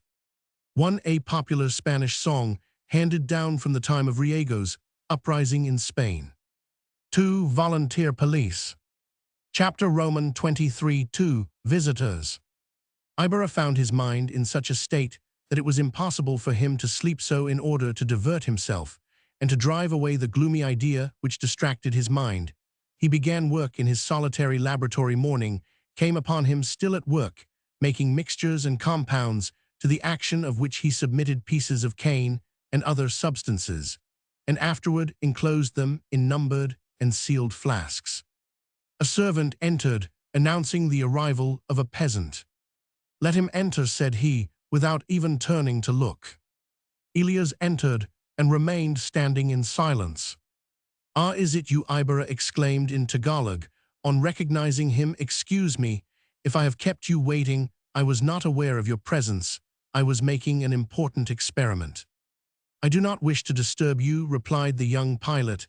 "I have come in the first place to ask you if you want anything from the province of Batangas, whither I am going now, and in the second place, to give you some bad news." Ibarra looked inquiringly at the pilot. "The daughter of Captain Tiago is ill," added Elias quietly, "but the illness is not serious." "I had already feared it," responded Ibarra. "Do you know what the illness is?" "A fever now, if you have nothing to order." "Thanks, my friend. I wish you a good journey. But before you go, permit me to ask you a question. If it is indiscreet, do not answer me." Elias bowed. "How were you able to quiet the mob last night?" asked Ibarra, fixing his eyes on him. "In a very simple way," replied Elias with entire frankness. "At the head of it were two brothers whose father died from the effects of a whipping at the hands of the civil guard. One day, I had the fortune to save them from the same hands into which their father fell, and for this both are under obligations to me. Last night, I went to them and requested them to dissuade the others from their purpose. And those two brothers, whose father died by being whipped to death, they will end their lives in the same way," replied Elias in a low voice. "When adversity has marked itself once on a family, all the members have to perish. When the lightning strikes a tree, it reduces it all to ashes." And Elias, seeing that Ibarra was silent, took his leave. The latter, on finding himself alone, lost the serenity of countenance, which he had preserved in the presence of the pilot, and grief manifested itself in his face. I have made her suffer," he muttered. He quickly dressed himself and descended the stairs. A little man dressed in mourning, with a large scar on his left cheek, meekly saluted him, stopping him on his way. "What do you wish?" Ibarra asked him.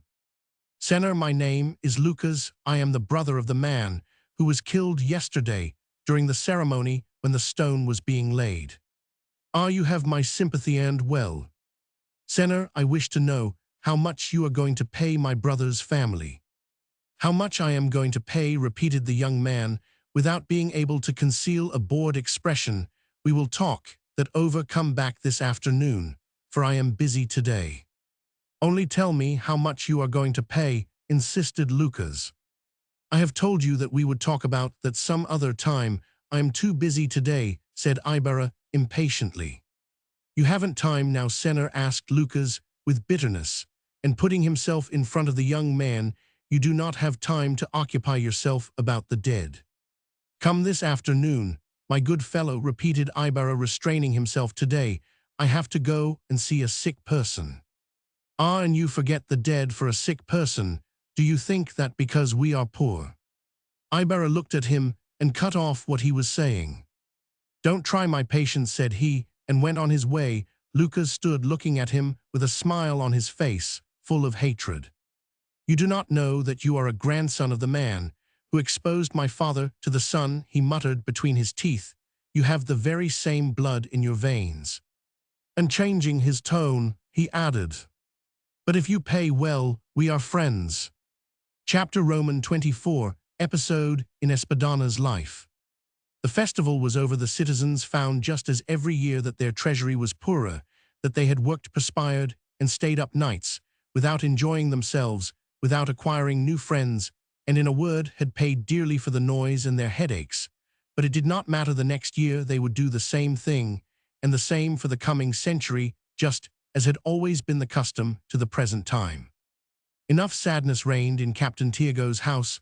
All the windows were closed. The people scarcely made a noise, and no one dared to speak, except in the kitchen. Maria Clara, the soul of the house, lay sick in her bed. "What do you think, Isabel? Shall I make a donation to the cross of Tunasan or to the cross of Matahang?" asked the solicitous father in a low voice. "The cross of Tunasan grows, but that of Matahang sweats. Which do you think is the most miraculous?" Isabel thought for a moment, moved her head, and murmured, "To grow is more miraculous than to sweat. We all sweat, but we do not all grow." "That is true, yes, Isabel, but bear in mind that for wood to sweat when it is made into the leg of a chair is no small miracle. Well, the best thing to do is to give alms to both crosses, so that neither will feel resentful, and Maria Clara will recover more quickly. Are the rooms in good order? You know that a new senor comes with the doctors, a relative of Father Damaso by marriage. It is necessary that nothing be lacking." The two cousins, Sinang and Victoria, were at the other end of the dining room. They had come to keep company with the sick. Maria Andeng was helping them clean up a tea service in order to serve tea. "Do you know Dr. Espadana?" asked Maria Clara's foster sister, directing her question to Victoria. "No," replied the latter. "The only thing that I know about him is that he charges very dearly, according to Captain Tiago." "Then he ought to be very good," said Andeng. "The one who performed the operation on the stomach of Dona Marta charged a big price, but he was very wise." "Ugus," exclaimed Sineng, "not all who charge high prices are wise. Look at Dr. Guevara. He did not know how to aid a woman in childbirth, but after cutting off the child's head, he collected 100 pesos from the widower. What he did know was how to charge." "What do you know about it?" her cousin asked, giving her a jab with her elbow. "Why shouldn't I know about it? The husband, who is a woodseer, after losing his wife, had to lose his house. Also, for the alcalde was a friend of the doctor's, and made him pay. Why shouldn't I know? My father loaned him money so that he could make a trip to Santa Cruz." A coach stopped before the house and cut off all the conversation. Captain Tiago, followed by Aunt Isabel, ran downstairs to receive the new arrivals. They were the Dr. Don Tiburcio de Espadana, his wife Doctora Dona Victorina de los Reyes de Espadana, and a young Spaniard. The latter had a sympathetic face and a pleasing appearance. The doctora wore a silk gown embroidered with flowers, and on her hat, a large parrot half crushed among trimmings of red and blue ribbons. The dust of the road had mingled with the rice powder on her cheeks, strongly accentuating her wrinkles. She was leaning on the arm of her lame husband. "I have the pleasure to present to you our cousin Don Alfonso Linares de Espadana," said Dona Victorina, pointing toward the young man. "The gentleman is a godson of a relative of Father Damaso, and is private secretary to all the ministers." The young man bowed gracefully. Captain Tiago almost kissed his hand. Dona Victorina was a woman of about 4 to 5 summers, which according to her arithmetical calculations was equivalent to 32 springs. She had been pretty in her youth, but raging over her own beauty, she had looked with disdain on many Filipino adorers. For her aspirations were for the other race. She had not cared to entrust her little white hand to anybody, but this not on account of lack of confidence on her part, for she had entrusted rings and jewels of inestimable value to various foreign adventurers. 6 months before the time of the happenings of which we are writing, she saw her beautiful dream realized, that dream of her whole life, on account of which she had disdained all manner of flattery, and even the promises of love which had been cooed into her ears or sung in serenades by Captain Tiago. Late, it is true, she had realized her dream, but she knew well the proverb "better late than never," and consoled herself by repeating it again and again. "There is no complete happiness on this earth," was her other favorite proverb, but neither of these ever passed her lips in the presence of other people. Dona Victorina, after passing her first, second, third, and fourth youth in fishing in the sea of men for the object of her dreams, had at last to content herself with what fortune cared to give her. The poor little woman, if she, instead of having passed 32 springs, had not passed more than 30 oneth difference according to her arithmetic, was very great, would have thrown back the prize which destiny offered her, and preferred to wait for another more in conformity with her tastes. But as the man proposed, and necessity disposed it, so for she needed a husband very badly, she was compelled to content herself with a poor man who had been driven by necessity to leave the province of Estremadura in Spain. He, after wandering about the world for 6 or 7 months, a modern Ulysses, found at last, in the island of Luzon, hospitality, money, and a faded Calypso, his better half. But alas, a bitter half. He was known as the unhappy Tiburcio Espadana, and although he was 151-35 years old, and seemed even older, he was however younger than Dona Victorina, who was only 32. He had come to the Philippines in the capacity of clerk in the custom house, but after all the seasickness of the voyage, and after fracturing a leg on the way, he had the bad luck to receive his discharge 15 days after his arrival. He was left without a single cuarto. Distrusting the sea, he did not wish to return to Spain without having made a fortune, so he decided to devote himself to something. Spanish pride did not permit him to do any manual labor. The poor man would have worked with pleasure to have earned an honorable living, but the prestige of the Spaniard did not permit this, nor did that prestige provide him with the necessities of life. At first he lived at the expense of some of his countrymen, but as Tiburcio had some self-respect, the bread was sour to him, and instead of getting fat he grew thin, as he had neither knowledge of any science, money, nor recommendations. His countrymen, in order to get rid of him, advised him to go to some of the provinces and pass himself off as a doctor of medicine. At first he did not like the idea, and opposed the plan, for although he had been a servant in the San Carlos hospital, he had not learned anything about the science of healing, his duty having been to dust off the benches and light the fires, and even in this work he had served only a short time. But as necessity was pressing him hard, and as his friends pointed out the vanity of his scruples, he took their advice, went into the provinces, and began to visit the sick, charging as much for his services as his conscience permitted. Later on he began to charge dearly, and to put a high price on his visits. On this account, he was at once taken to be a great doctor, and would probably have made his fortune had not the attention of the Protective Medical Society of Manila been called to his exorbitant charges and to his harmful competition. Private citizens and professors interceded in his behalf. Man, said the zealous Dr. Roman 100, in speaking of him, let him make his little money, let him make 152, his little 6 or 7,000 pesos. He will be able to return to his native land then, and live in peace. What does it matter to you? Let him deceive the unwary natives.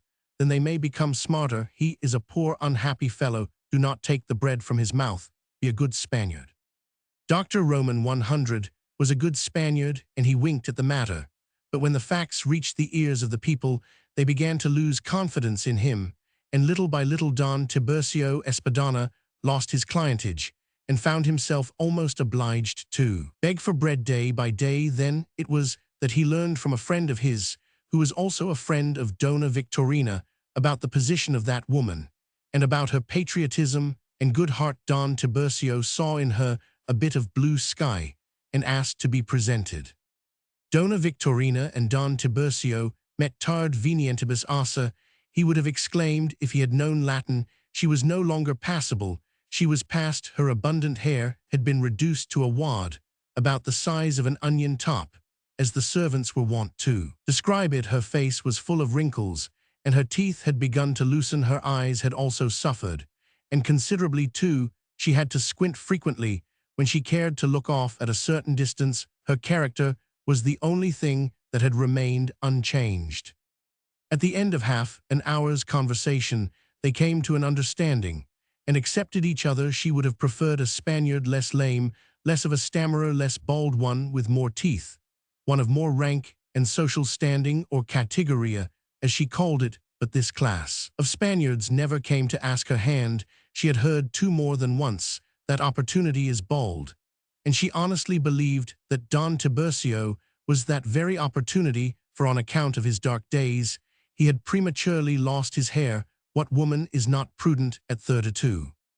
Don Tiburcio, for his part, felt a vague melancholy when he thought of his honeymoon. He smiled with resignation, especially when he called the phantom of hunger to his aid. He had never had ambition or pretensions.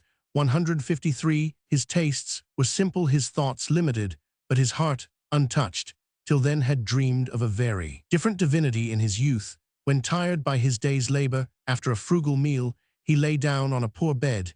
He dreamed of a smiling, affectionate image afterward, when his sorrows and privations increased. The years passed, and his poetical dreams were not fulfilled. He thought merely of a good woman, a willing hand, a worker who might afford him a small dowry, console him when tired from labor, and quarrel with him from time to time. Yes, he was thinking of the quarrels as a happiness, but when obliged to wander from country to country in search no longer of a fortune, but of some commodity to sustain his life for the remainder of his days, when deluded by the accounts of his countrymen who came from beyond the seas, he embarked for the Philippines. Then the vision of a housekeeper gave way to an image of an arrogant mestiza, a beautiful native, with large black eyes, draped in silks and transparent garments, loaded with diamonds and gold, offering him her love and her carriages. He arrived in the Philippines, and believed that he was about to realize his dream, for the young women who in silver-plated carriages frequented the Luneta and the Malcan Manilas, popular and fashionable drives, looked at him with a certain curiosity. Later, when this curiosity on their part had ceased, the mestiza disappeared from his dreams. With great labor he formed in his mind a picture of a widow, but an agreeable widow. So it was that, when he saw only part of his dream taking on real form, he became sad. But he was somewhat of a philosopher, and said to himself, that was a dream, but in the world one does not live in dreams.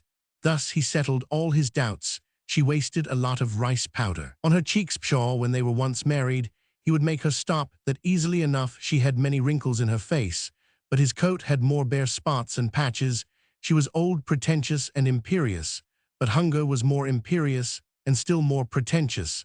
And then, too, he had a sweet disposition, and who could tell of modifies character. She spoke Spanish 154 very badly, but he himself did not speak it well. At least the head of the customs department had so notified him in his discharge from his position.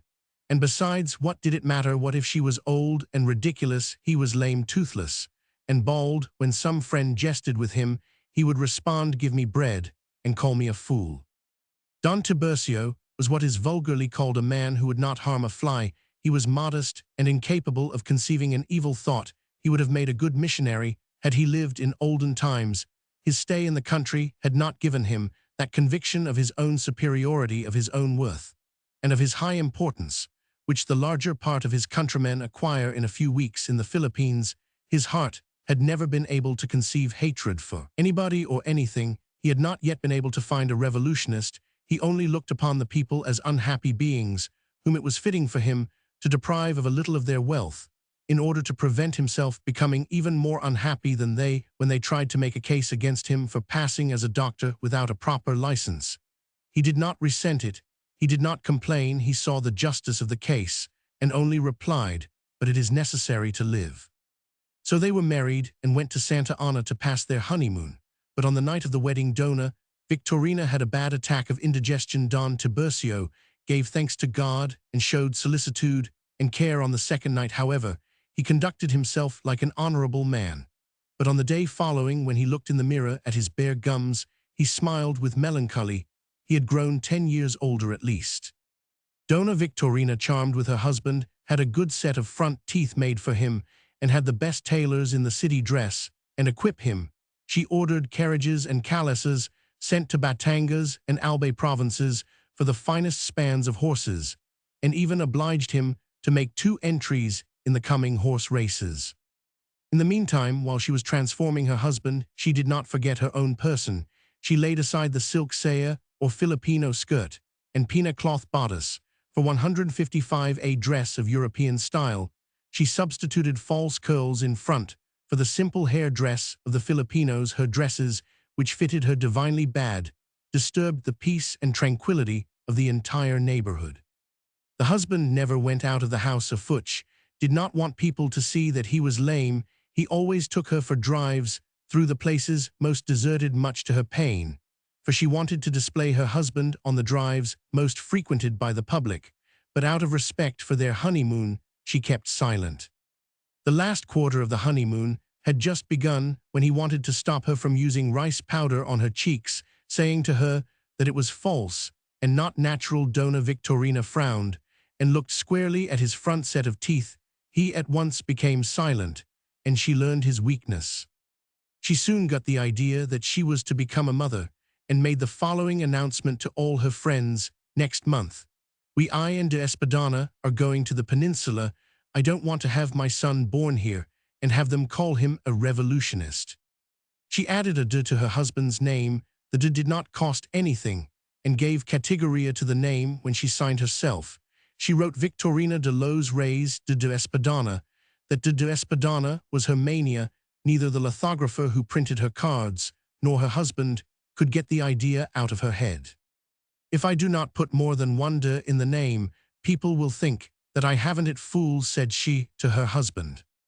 She was talking continually about her preparations for the voyage to Spain. She learned by memory the names of the points where the steamers called, and it was a pleasure to hear her talk. "I am going to see the Isthmus of the Suez Canal. De Espadana thinks that it is the most beautiful, and de Espadana has seen the whole world. I will probably never return to this land of savages. I was not born to live here. Aden or Port said would be more suitable for me.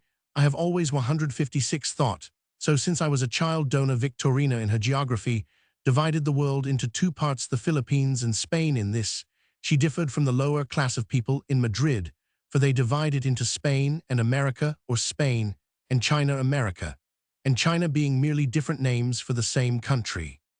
The husband knew that some of these things were barbarisms, but he kept silent, so that she would not mock him and twit him with his stammering.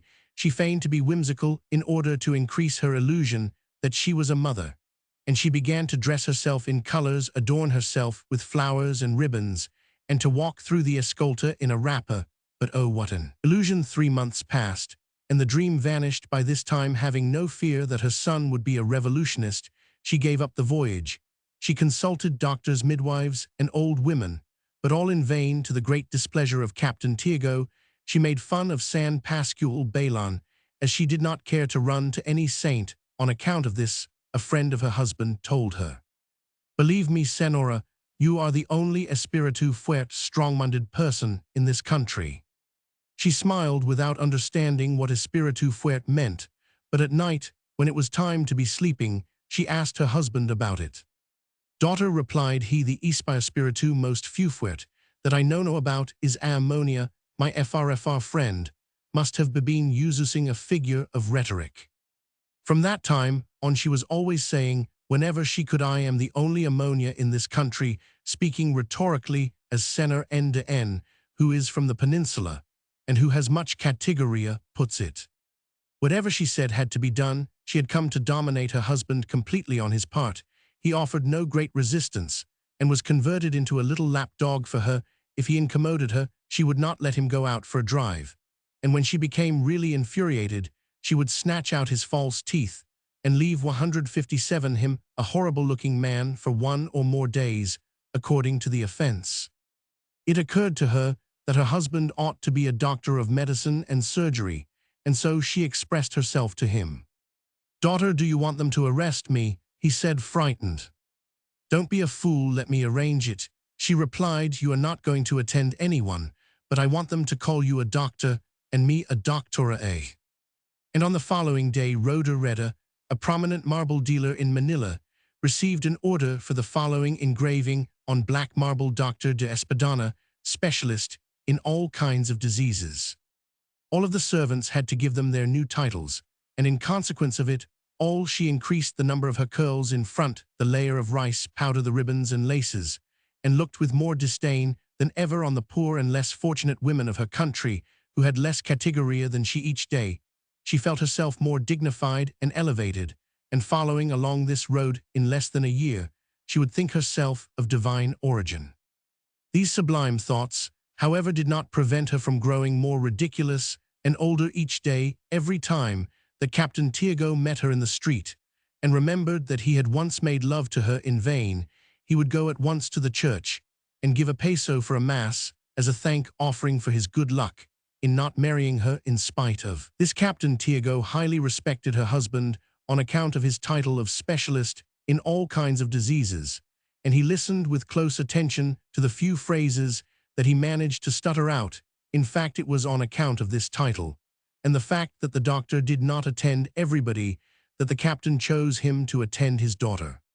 As to the young man Linares, it is a different story. When she was making ready for her voyage to Spain, Dona Victorina thought of having an administrator from the peninsula to look after her affairs, for she did not trust Filipinos, her husband. Remembered a nephew in 158 Madrid who was studying to become a lawyer, and who was considered the smartest one in his family. They wrote to him, then sending him in advance money for the passage, and when the dream was dispelled, the young man was already on his way. These are the 3 persons who had just arrived. While they were eating their breakfast, Father Salvi arrived, and as the husband and wife had already met the friar, they presented him to the young Linares with all his titles. The young man blushed. As was natural, they spoke of Maria Clara. The young maiden was resting and sleeping. They talked over the voyage. Dona Victorina showed her verbosity by criticizing the customs of the provinces, the nipa houses, the bamboo bridges, without forgetting to tell the curate about her friendship with the commander of the army, the alcalde so and so, judge so and so of the Supreme Court, and with the governor of the province, all persons of categoria who had much consideration for her. "If you had come 2 days before, Dona Victorina," replied Captain Tiago, during a short pause, "you would have met His Excellency, the Governor-General. He sat right there." "What house that was His Excellency here, and in your house? A lie. I tell you he sat right there if you had come 2 days before." "Oh, what a shame that little Clara did not fall sick before," exclaimed she in real sorrow, and directing herself to Linares, "Do you hear, cousin? His Excellency was here. You see, de Espadana was right when he told you that we were not going to the house of a miserable native, for you should know, Don Santiago, that our cousin was a friend of all the ministers in Madrid, and all the dukes, and he dined in the house of Count del Campanario Belfry." "Duke de la Torre Tower, Victorina," said her husband, correcting her. "It amounts to the same thing. Do you think you can tell me that?" "Would I find Father Damaso in town today?" interrupted 159 Linares. turning to Father Salvi, "They have told me that he is near here." "He is precisely, and will come here in a little while," replied the curate. "How glad I am I have a letter for him," exclaimed the young man, "and if it had not been for this happy chance which brought me here, I would have come expressly to visit him." "The happy chance that is Maria Clara had, in the meantime, awakened." "De Espadana," said Dona Victorina, finishing her breakfast, "are we going to see little Clara?" And turning to Captain Tiago, "For you only, Don Santiago, for you alone, my husband does not treat anybody except people of categoria, and he even refuses some of them. My husband is not like those about here in Madrid. He only visited people of categoria." They passed into the sick room. The room was almost dark, the windows were shut for fear of a draught, and the little light which illuminated the room came from the 2 wax candles which were burning in front of an image of the Virgin of Antipolo. Her head wrapped up in a handkerchief, saturated in cologne water, her body wrapped in wide folds of white sheets, which outlined her virginal form, the sick maiden lay on her bed of camacan too, among juicy and pina curtains. Her hair, forming a frame around her oval face, increased her transparent paleness, which was animated only by her large eyes full of sadness. At her side were her 2 friends and Endang. De Espadana felt of her pulse, examined her tongue, asked some questions, and shaking his head seriously said, "SHSH, she is civic, but we can cure her." Dona Victorina looked with pride at those around her. "A lillichin in milk, in theth morning syrup, of marshmallow, to do houndshounds tongue pipils," ordered de Espadana. "Take courage, little Clara," said Dona Victorina, approaching her. "We have come to cure you. I am going to present our cousin to you." Linares was absorbed, contemplating those eloquent eyes, which seemed to be seeking someone, and he did not hear Dona Victorina call him. "Senor Linares," said the curate, calling him out of his ecstasy, "here comes Father Damaso." In fact, Father Damaso was coming pale and somewhat sad on leaving his bed. His first visit was to Maria Clara. He was no longer the Father Damaso that he had been, so robust and talkative. He now walked along in silence and with unsteady footsteps. 1. A wrong pronunciation of the Spanish peninsula, meaning Spain. 2. A costly and rich wood like ebony. Chapter Roman 25 Schemes. Without paying attention to anybody, Father Damaso went straight to the sick room and took hold of Maria's hand. "Maria," said he with indescribable tenderness, as tears dropped from his eyes, "Maria, my child, you are not going to die." Maria opened her eyes and looked at him with surprise. None who knew the Franciscan suspected that he ever had such tender thoughts. No one ever supposed that a heart existed under that gross and rude aspect. Father Damaso could say no more and left the maiden weeping like a child. He went out through the room at the head of the stairs to give free vent to his grief on Maria Clara's balcony under her favorite vines. "How he loves his goddaughter," thought they all. Father Salvi witnessed the scene immovable and silent, lightly biting his lips. When his grief was somewhat soothed, Father Damaso was introduced by Dona Victorina to the young Linares, who approached the friar with respect. Father Damaso gazed at him in silence from head to foot. He took the letter which the young man handed to him and read it apparently without understanding it, for he asked him, "And who are you?" "Alfonso Linares, the godson of your brother-in-law," stammered the young man. Father Damaso leaned back and examined the young man again. His face brightened up, and he rose to his feet. "And so you are the godson of little Charles," he exclaimed. 162 Come here, and let me embrace you. It was some days ago that I received your letter, so it is you I did not know. But that is easily explained, for you were not yet born. When I left the country, I never knew you." And Father Damaso stretched out his robust arms to the young man, who blushed either from shame or suffocation. Father Damaso seemed to have completely forgotten his grief. After the first moments of effusion had passed, and questions had been asked about Carlicos, as he called little Charles, Father Damaso asked, Well, what does Carlicos want me to do for you? I believe he says something in the letter, stammered Linares again. In the letter, let us see tease so, and he wants me to get you a job, and a wife employment that is easy. Do you know how to read and write? I have graduated in law from the Central University. Carambas, so you are a pettifogger. Well, you don't look it, you look more like a young gentleman, but so much the better. But to find you a wife, aim him a wife. Father, I am not in a hurry about it, said Linares, confused. But Father Damaso began to walk from one end of the room to the other, muttering, a wife, a wife. His face by this time was no longer sad, nor was it cheerful. It expressed the greatest seriousness, and he seemed to be meditating. Father Salvi surveyed the scene from a distance. I did not believe that it could give me such pain, murmured Father Damaso in a mournful voice, but of two evils the lesser. And raising his voice and approaching Linares, he said, Come here, my boy, we will speak with Santiago. Linares turned pale and allowed himself to be led along by the priest, who was deep in thought. Then it was Father Salvi's turn to walk up and down the room, and he did so meditating, as was his custom. A voice bidding him good morning stopped his monotonous tread. He raised his head, and his eyes met Lucas, who saluted him humbly.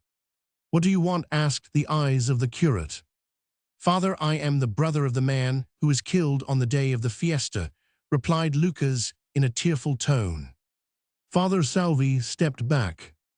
And what of it? He muttered in an unintelligible voice. Lucas made an effort to weep and dried his eyes with his handkerchief. Father, said he, crying, I have been to Crisostomo's house to ask him for indemnity. At first, he received me with kicks, saying that he would not pay anything, since he had run the risk of being killed through the fault of my dear unfortunate brother yesterday. I went to talk with him again, but he had already left for Manila, leaving me for charity's sake 500 pesos, for my poor brother 500 pesos of father.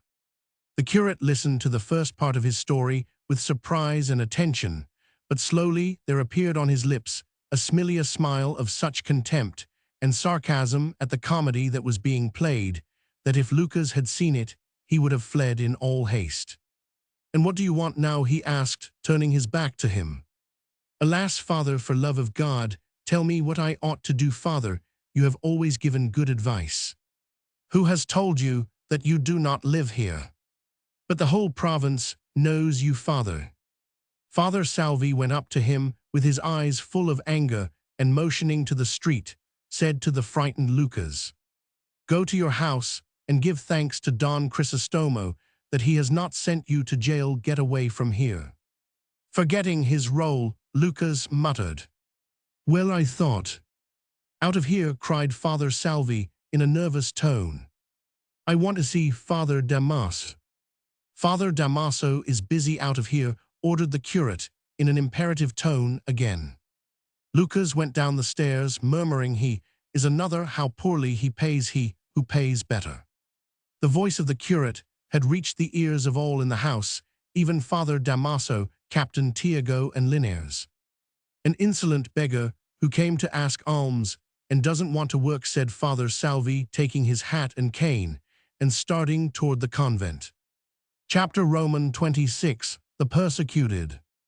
By the dim light which the moon diffused through the thick branches of the trees, a man wandered along the forest trails slowly and cautiously. From time to time, as if to find out where he was, he whistled a particular melody to which another in the distance responded with the same air.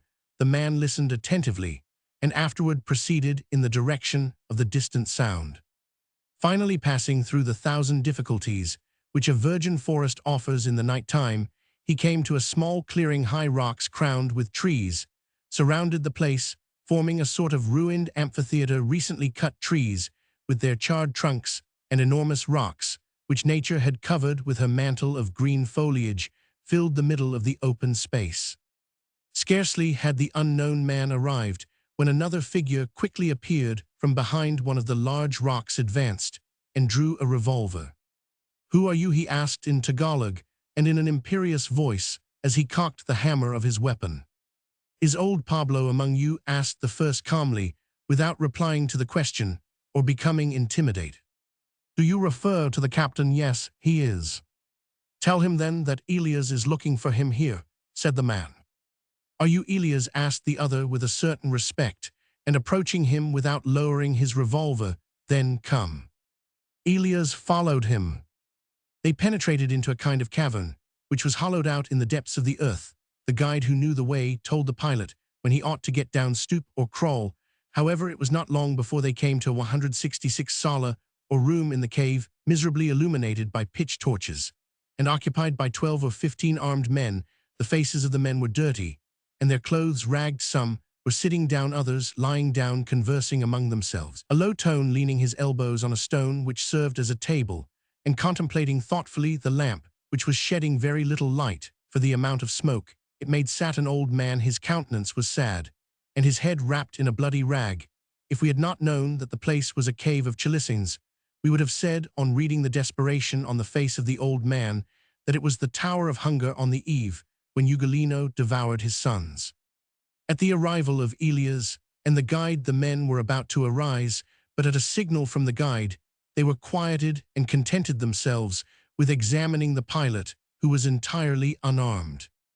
The old man turned his head slowly, and his eyes met the sturdy figure of Elias. The latter, in turn, with his head uncovered, full of sadness and interest, gazed upon the old man. Is it you? Asked the old man, his face brightening a little as he recognized the youth. How badly off you are, murmured Elias in an half-intelligible tone of voice. The old man bowed in silence, made a sign to the men, who then arose and left, not, however, without first directing glances at the pilot, measuring his stature and muscles.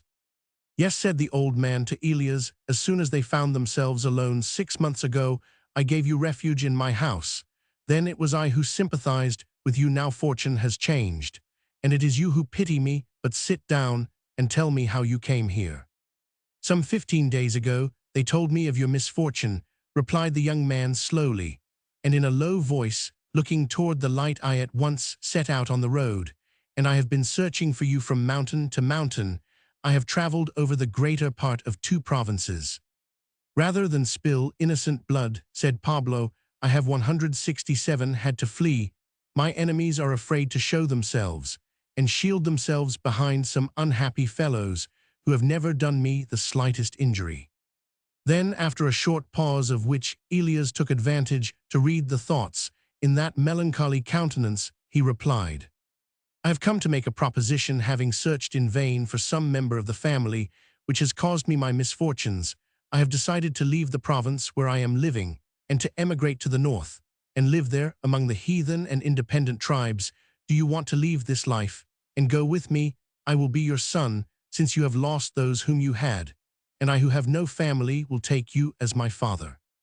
The old man shook his head and said, At my age, when a person makes a desperate resolution, it is because there is no other course open. A man who, like me, has passed his youth and the best years of his life working for his own future and for the future of his sons, a man who has been submissive to all the wishes of his superiors, who has discharged conscientiously all his duties, suffered everything in order to live in peace and in tranquility. When such a man, whose blood has been chilled by time, renounces all his past and all his future on the very edge of his grave, when a man does this, it is because he has decided with mature judgment that peace does not exist, and that there is no supreme good. What use is there in living a few miserable days in a foreign land? Had 2 sons, a daughter, a fireside of fortune. I enjoyed consideration and esteem. Now I am like a tree that has been stripped of its branches, a wandering fugitive, hunted like a wild beast in the forest.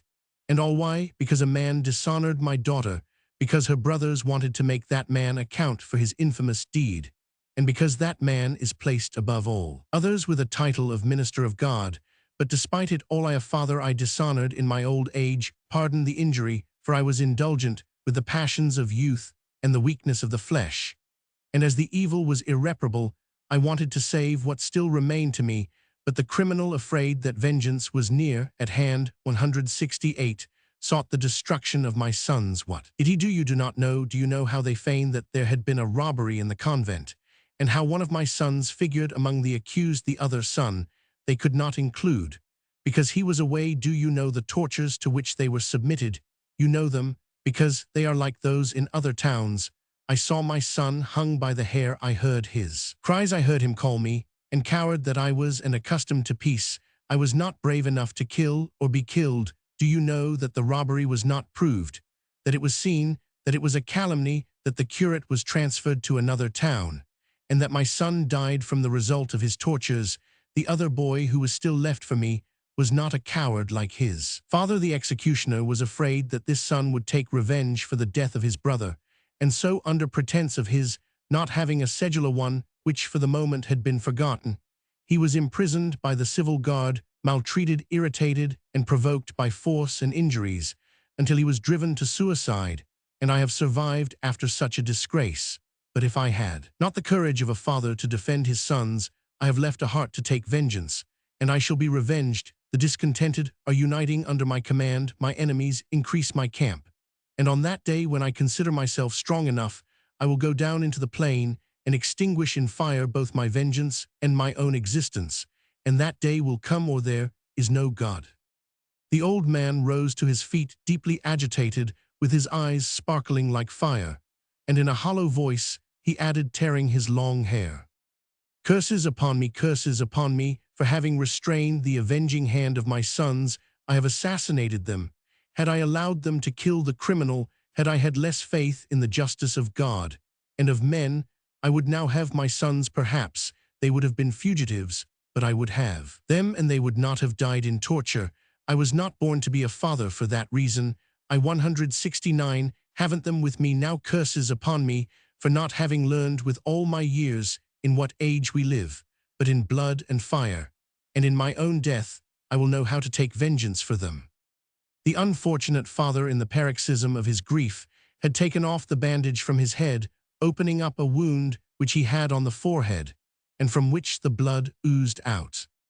I respect your grief, replied Elias, and I understand your desire for vengeance. I too am like you, but for fear of harming an innocent one, I prefer to forget my misfortunes. You can forget them because you are young, and because you have not lost your son, have not lost your last hope. But I assure you I will not harm an innocent person. Do you see that wound I allowed myself to receive, that in order not to kill a poor cure de relero who was fulfilling his duty? But see, said Elias, after a moment's silence, see what frightful destruction you will bring upon our unfortunate country. If you seek revenge by your own hand, your enemies will retaliate not against you, not against those who are armed, but against the people who are always accused. And then how many more injustices? Let the people learn to defend themselves. Let each learn to defend himself. You know that is impossible, Senor. I have known you in other times when you were happy. Then you gave me wise advice. Will you permit me? The old man crossed his arms and seemed to meditate upon what he was going to say.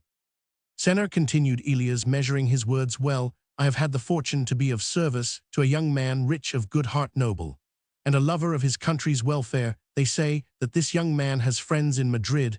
I do not know it, but I can positively assure you that he is a friend of the Governor General. What do you say if we make him the bearer of the people's complaints, if we can interest him in the cause of the unhappy? The old man shook his head. Do you say that he is a rich man? The rich think of 170 nothing, but to increase their riches, pride and pomp blind them. And since they are generally well off, especially if they have powerful friends, none of them ever troubles himself about the unfortunates. I know it all, for I was once rich myself. But the man of whom I am speaking does not seem to be like the others. He is a son who would not allow the memory of his father to be dishonored. He is a young man who thinks about the future, thinks of a good future for his sons, for he may in a short time have a family of his own. Then he is a man who is going to be happy. Our cause is not a cause for happy men, but it is a cause for men of good hearts. That may be, replied the old man, sitting down. Suppose that he consented to carry our complaints to the Governor General. Suppose that he finds in the court those who will argue for us. Do you think we will get justice? Let us try it before resorting to bloody measures, replied Elias. it must seem strange to you that I another unfortunate young robust that I should propose to you old and weak peaceful measures. But it is because I have seen so many miseries caused by us similar to those caused by tyrants. The unarmed is the one who suffers. And if we do not accomplish anything, something will be accomplished. Believe me, not all who govern are unjust. And if we do not accomplish anything, if our voice is not listened to, if the man turns a deaf ear to the grief of his fellow men, then we will put ourselves under your orders. The old man, full of enthusiasm, embraced the young man. I accept your proposition, Elias. I know that you will keep your word. You come to me, and I will help you take vengeance for your father. You will help me to take vengeance for my sons who were like you. In the meantime, Senor, avoid all violent measures. You can expound the complaints of the people. You certainly know them. When will we know the answer? Within 4 days, send a man to meet me on the beach at San Diego, and I will tell him what the person 171, in whom I have hope, says. If he accepts, we will get justice. And if he does not accept, I will be the first to fall in the fight, which we will begin. Elias will not die. Elias will be chief when Captain Pablo falls satisfied in his revenge, said the old man. One certificate of identification required of all Filipinos under Spanish domination. Chapter Roman 27, the cockfight. In order to keep the Sabbath holy in the Philippines, the people generally go to the cockfight, just as in Spain they go to the bullfight. Cock fighting, a passion introduced into the country and exploited for a century, is one of the vices of the people, more deeply rooted than the opium vice among the Chinese. The poor go there to risk what little they have, desirous of making money without working. The rich go there to amuse themselves, using the money which they have left over from their feasts and Thanksgiving masses. The cock is educated with great care, with more care perhaps than the son who is to succeed his father in the cockpit. The government permits it, and almost recommends it, for it decrees that the fight shall only be held in the public plazas, and on holidays from after high mass till darkest hours. The San Diego cockpit does not differ from others which are found in all the towns.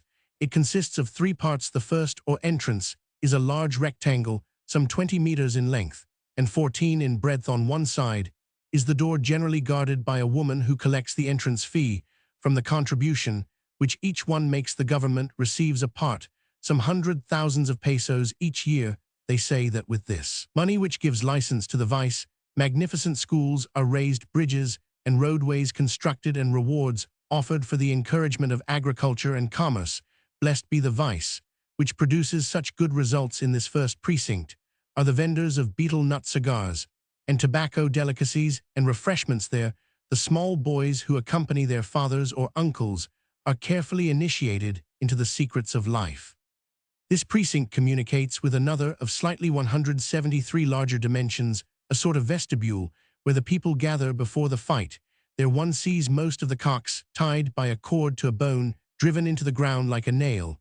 There are the bettors, the lovers of the sport, the man skilled in fastening the gaffs or spurs to the cock's legs. Their bargains are made, the situation discussed, money borrowed, and people curse, swear, and laugh boisterously. In one place, someone is caressing his game cock, passing his hand over his brilliant plumage. In another, a man examines and counts the number of scales on the rooster's legs, for that, they say, is a sign of valor. The battles of the heroes are related thereto. You will see many a disappointed owner with a sour face carrying out by the legs a dead rooster stripped of its plumaged animal, which was a favorite for months, petted, cared for day and night, and on which flattering hopes had been founded. Now nothing more than a dead fowl, to be sold for a peseta, stewed in ginger and eaten that very night. Sic transit gloria mundi. The loser returns to his fireside, where an anxious wife and ragged children await him, without his little capital, without his rooster. From all that gilded dream, from all the care of months, from daybreak to sunset, from all those labors and fatigue, from all that results a peseta, the ashes left from so much smoke. In this foyer or vestibule, the most ignorant discuss the coming contests, the most trifling examine conscientiously the bird, weigh it, contemplate it, extend its wings, feel of its muscles.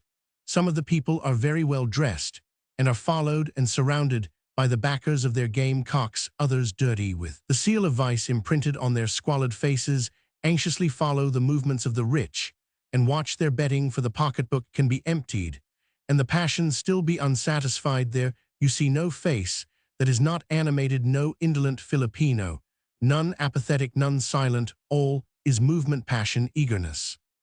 From this place one passes into the arena or ruta, as it is called. The floor enclosed by bamboos is generally elevated higher than the floor of the other two parts of the cockpit, running up from the floor, and almost touching 174.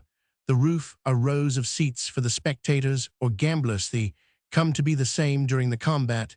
These seats are filled with men and children who cry, shout, perspire, quarrel, and blaspheme. Fortunately, scarcely any women visit the cockpit. In the ruta are the prominent men, the rich class, the bettors, the bookmaker, and the referee. The cocks fight on the ground, which is beaten down perfectly smooth, and their destiny distributes to families laughter, or tears, feasts, or hunger.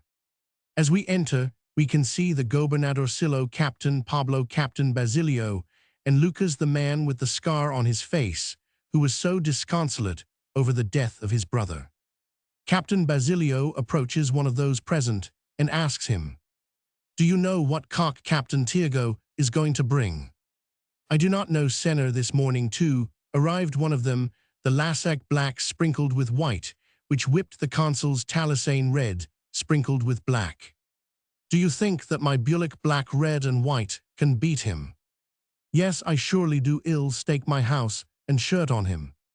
At that moment Captain Tiago arrived. He was dressed like the big gamblers, in a camisa of Canton linen woolen pantaloons, and a Panama straw hat. Behind him came two servants carrying the Lassac and a white cock of colossal proportions. "Sinang tells me that Maria Clara is improving steadily," said Captain Basilio. "She no longer has any fever, but she is still weak." "Did you lose last night?" "A little. I heard that you won. I am going to see if I can win back my money." "Do you want to fight your Lassac?" asked Captain Basilio, looking at the rooster. "That depends on whether there is any money up." "How much will you stake?" "I don't play less than 2,000. "Have you seen my Bulick?" asked Captain Basilio, and then called a man to bring a small rooster. Captain Tiago examined it, and after weighing it in his hand and examining its scales, he handed it back. "What do you put up?" he asked. "Whatever you say." 2,500. "Make it 3. 3. Let her go." The circle of curious people and gamblers learn that the two celebrated cocks are to be fought. Both the roosters have made a history for themselves. Both have a reputation. All want to see and examine. The two celebrities' opinions are expressed and prophecies made. In the meantime, the voices grow louder, the confusion is augmented, the ruta fills up, and a rush is made for the seats. The soltadores bring two cocks to the ring for a preliminary contest. One of the roosters is Blanco white, the other Rojo red. They are already spurred, but the gaffs are not yet unsheathed. Cries of Al Blanco are heard. Someone else shouts, "Al Rojo." The Blanco is the favorite. Civil guards circulate among the crowd. They are not wearing the uniform of their body, nor do they wear the costume of the native pantaloons of Gingon with a red fringe, a blue-spotted blouse shirt, and the cuartel capu have here their disguise in harmony with their deportment, watching and betting, making disturbance and talking of maintaining the peace. While the shouting is going on, and men are jingling money in their hands, while the people are going down in their pockets for the last cuarto, or if that is wanting, pledging their word, promising to sell their carabao or their next harvest, two young men, apparently brothers, follow the gamblers with envious eyes. They approach, timidly murmur words, which nobody catches, and each time become more and more melancholy, and look at each other with disgust and indignation. Lucas observes them, smiles, malignantly rattles some silver pesos, passes near to the two brothers, and looks toward the ruta, shouting, "I am betting 50-50 against 20 on the white." The two brothers exchanged looks. "I told you," murmured the older, "not to bet all your money. If you had obeyed me, we would have it now to put on the reds." The younger one approached Lucas timidly and touched him on the arm. "Is it you?" exclaimed the latter, turning around, and feigning surprise. "Does your brother accept my proposition, or did you come to bet?" "How can we bet when we have lost all?" "Then you accept." "He does not want to. If you could lend us something, you have already said that you knew us." Lucas scratched his head, pulled down his camisa, and replied, "Yes, I know you. You are Tarsilo and Bruno, both young and strong. I know that your brave father died from the result of the 100 lashes, which the soldiers gave him. I know that you do not think of avenging him." "You need not meddle in our history," interrupted Tarsilo. "The older that is a disgrace. If we did not have a sister, we would have been hanged long ago."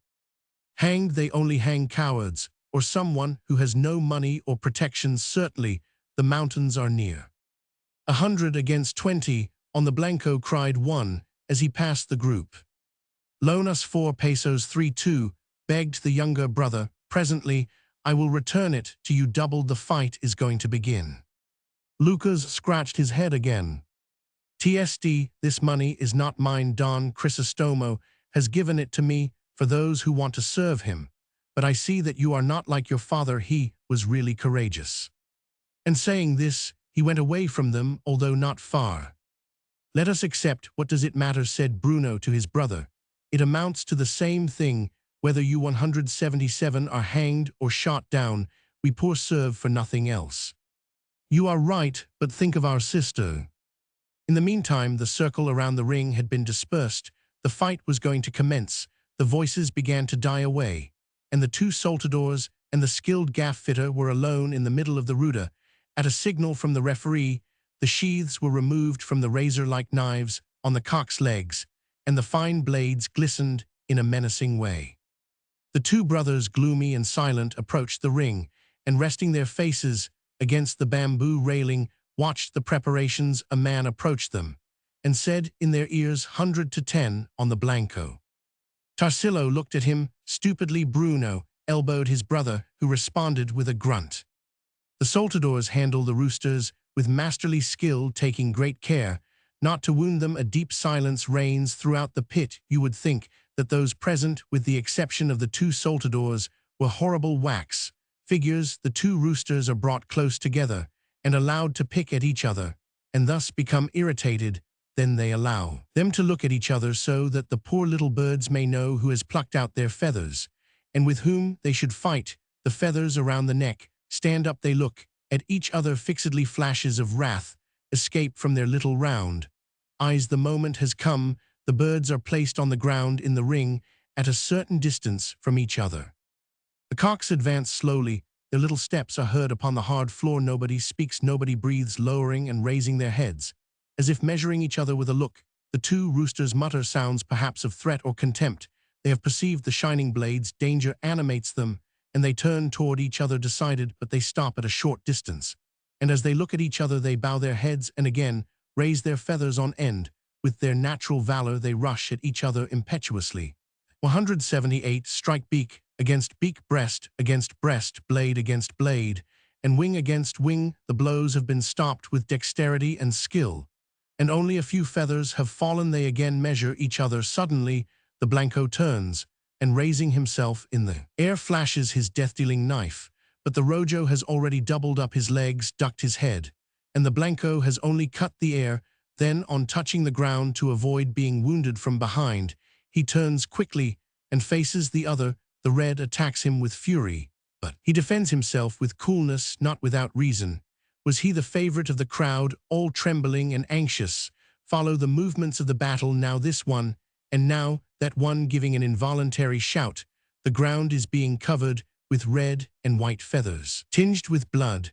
But the duel does not go to the one who draws first blood. The Filipino here follows the laws laid down by the government, which say that the cock which is killed or flees loses the fight. The blood now wets the ground. The blows are repeated, but the victory is still undecided. Finally, making a supreme effort, the Blanco throws himself forward to give a last blow.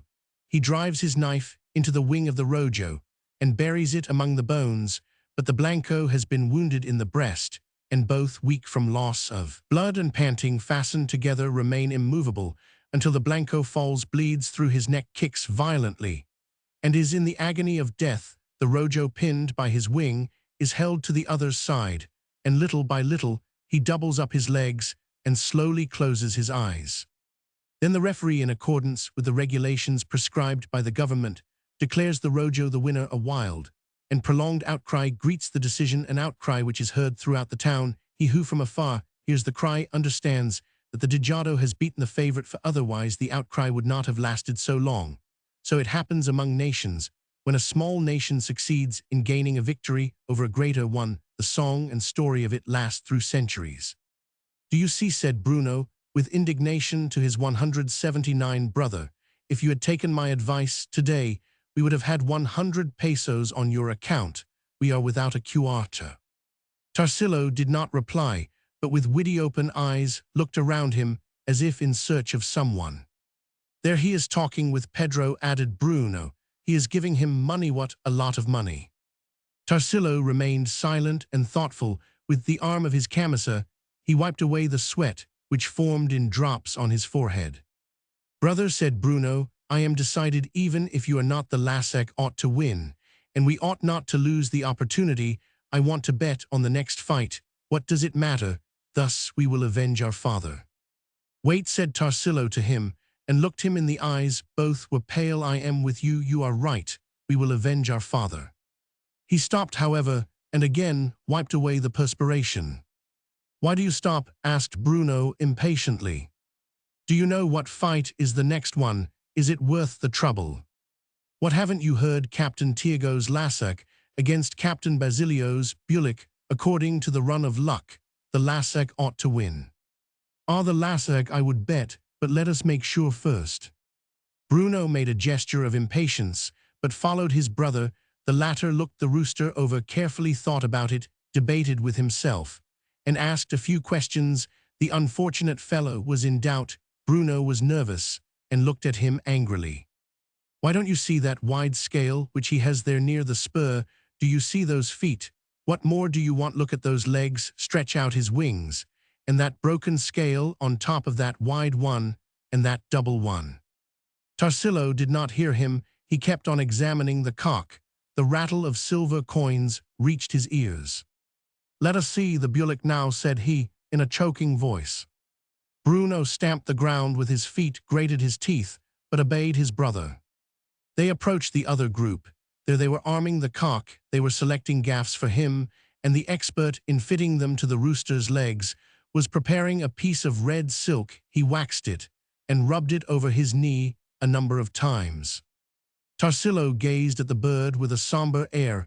It seemed that he was not looking at the cock, but at something in the future. He passed his hand over his forehead. "Are you ready?" he asked his brother, his voice scarcely perceptible. "I long ago, without having to see them." "It is our poor sister." "Bah, didn't they tell you that the leader is Don Crisostomo? Have you not seen him walking with the Governor General? What danger will we run?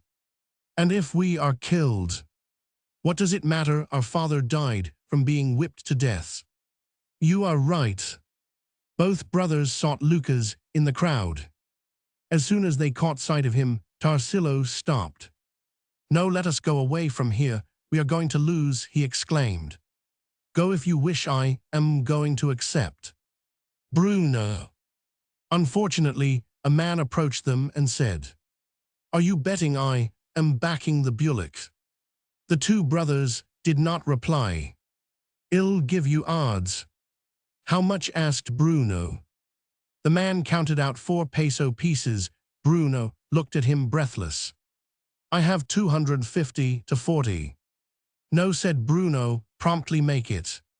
"All right, 50 to 30. "Double it if you wish." "Well, the Bulik is my winning color, and I have just 100 against 60.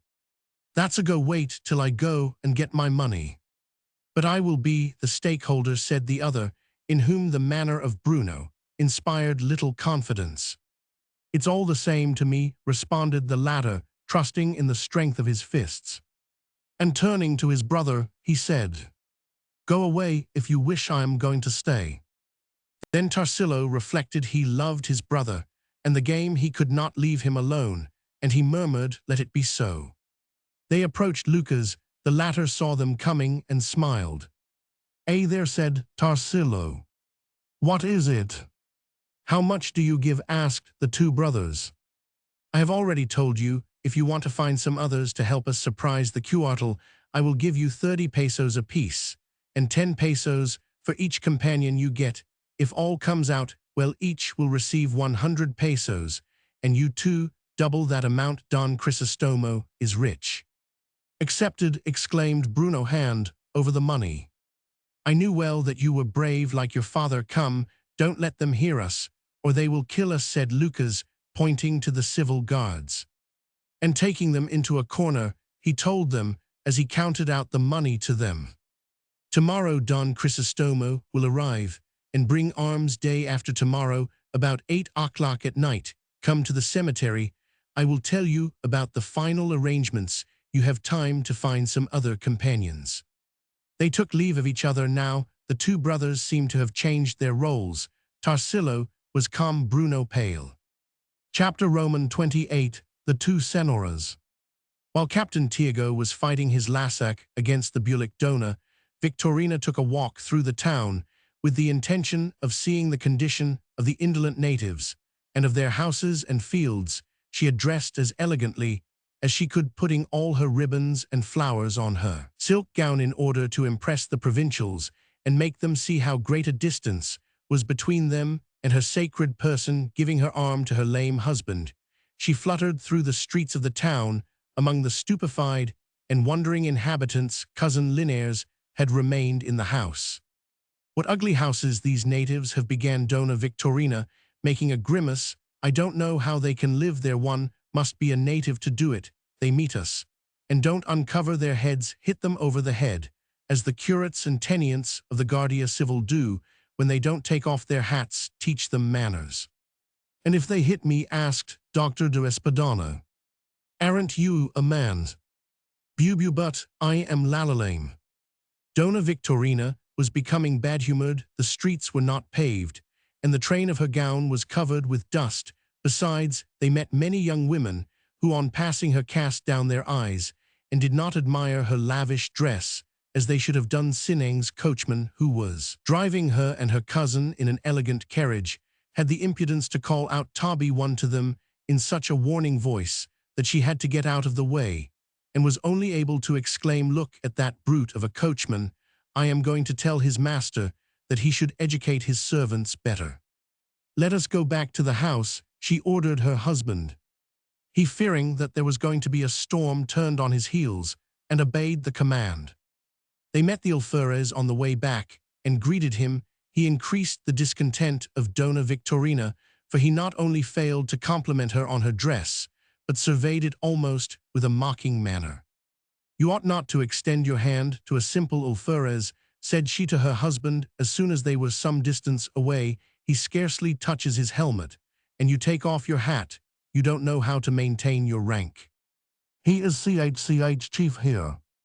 And what does that matter to us? Are we perchance natives?" "You are right," replied he, not wishing to quarrel. They passed by the officer's house. Dona Consolacion was in the window as usual, dressed in her flannel outfit and smoking her cigar. As the house was rather low, they could see each other as they passed, and Dona Victorina could distinguish her very well. The muse of the Guardia Civil examined her with tranquility from head to foot, and afterward, sticking out her lower lip, spit, turning her face to the other side. That put an end to Dona Victorina's patience, and leaving her husband without any support, she squared herself in front of the alfereza, trembling with rage and unable to speak. Dona Consolacion turned her head, slowly looked her over again, and then spit again, but with still greater disdain. "What is the matter with you, Dona?" said the alfereza. "Can you tell me, Senora, why you look at me so? Are you envious?" Dona Victorina finally succeeded in saying. "I envious of you," said the Medusa with scorn. "Oh yes, I envy those curls." "Come, wife," said the doctor, "don't take no notice of her. Let me give this shameless common person a lesson," replied the woman, giving her husband a push. He nearly fell to the ground.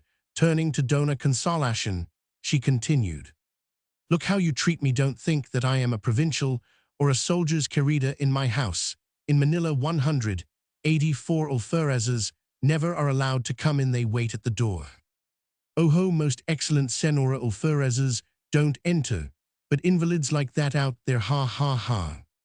If it hadn't been for all the paint on her face, one could have seen Dona Victorina blush. She wanted to throw herself upon her enemy, but the sentry stopped her. In the meantime, the street was filling up with curious people. Listen, I lower myself, talking with you people of Categoria. Do you want my clothes to wash? I will pay you well. Do you think that I don't know that you are a washerwoman? Dona Consolacion became furious. The reference to her being a washerwoman wounded her. Do you think that we do not know what you are? Get out. My husband has already told me, Senora. I at least have not belonged to more than one man, but you one must be pretty hard up to take the leavings. This shot struck Dona Victorina square in the breast. She rolled up her sleeves, clenched her fists, and gnashing her teeth began. Come down here, you nasty old thing, that I may smash your filthy mouth. The Medusa disappeared quickly from the window, but was soon seen coming down the stairs on a run, swinging her husband's whip. Don Tiburcio interposed, pleading with them, but they would have come to blows if the alferez had not arrived. But Senora's Don Tiburcio, teach your woman better, buy her better clothes. If you haven't the money, rob the people. You have your soldiers for that, shouted Dona Victorina. Senora, said the alferez furiously, thank yourself that I don't forget that you are a woman, for if you were not I would kick you to pieces with all your curls and ribbons. Cesar Senor, alferez, said Don Tiburcio. Go ahead, kill us. You don't wear big enough trousers, you quack. And so the battle waged. Words, gestures, cries, insults, and injuries. They brought out all the nasty things. They 185 could think of, all four speaking at the same time, and saying so many things, and bringing to light so many truths, that we will not relate here. All that was said. The people who had gathered around to satisfy their curiosity, if they understood all the remarks, must have enjoyed themselves not a little. They were all waiting to see them come to blows. Unfortunately for the spectators, the curate came along and pacified them. Senoras, what a shame, Senor alferez. What are you meddling in these matters, for you hypocrite, you Carlist? Don Tiburcio, take away your wife. Senora, hold your tongue. Tell that to those robbers of the poor. Finally, the dictionary of epithets was exhausted. The review of the disgraces of each couple was ended, and little by little they were separated, threatening and insulting each other. Father Salvi kept going from one side to the other, adding life to the scene. This very day we will go to Manila, and we will present ourselves to the Governor General, said Dona Victorina, in fury to her husband. You are not a man. It is a shame that you spend money for trousers. Be but wife, and the Guardia Civil I am lame. You must challenge him to a duel with pistol or sword, or. And Dona Victorina looked at his false teeth. Daughter, I never have used. Dona Victorina did not let him finish. With a sublime movement, she jerked out his false teeth in the middle of the street, and throwing them to the ground, stepped on them, he half crying, and she, sputtering away, arrived at the house. At that time Linares was talking with Maria Clara, Sinang, and Victoria, and as he knew nothing about the quarrel, the sudden arrival of his cousins gave him a shock. Maria Clara was lying on a sofa among pillows and blankets, and was not a little surprised at the doctor's new physiognomy. Cousin, said Dona Victorina, you have got to challenge the alferez immediately to a duel, or. And why, what for? Asked Linares, surprised. You challenge him right off, or I will tell them all who you are. But Dona Victorina. The three young women looked at one another. The alferez has insulted us. The old witch came down with her whip, and that thing there allowed it all. A man. Pshaw, said Sinang, they have been fighting, and we haven't seen it. The alferez has broken the doctor's teeth, added Victoria. This very day we are going to Manila.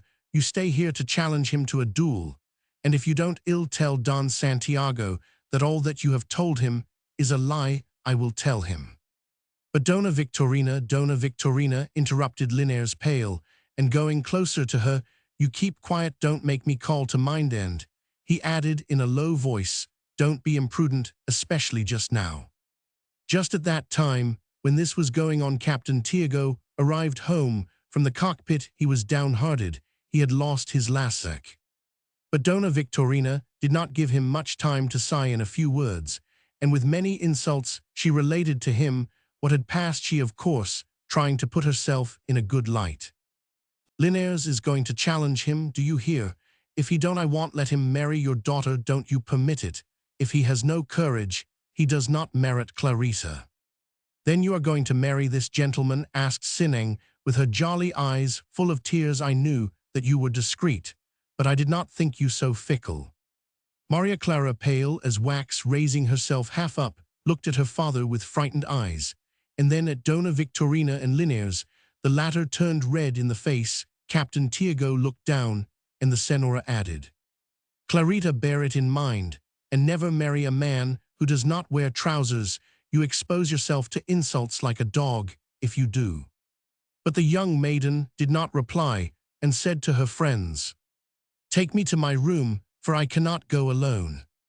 They helped her to her feet, and leaning her marble-like head on pretty Sineng's shoulder, and with the arms of her friend around her waist, she went to her bedroom.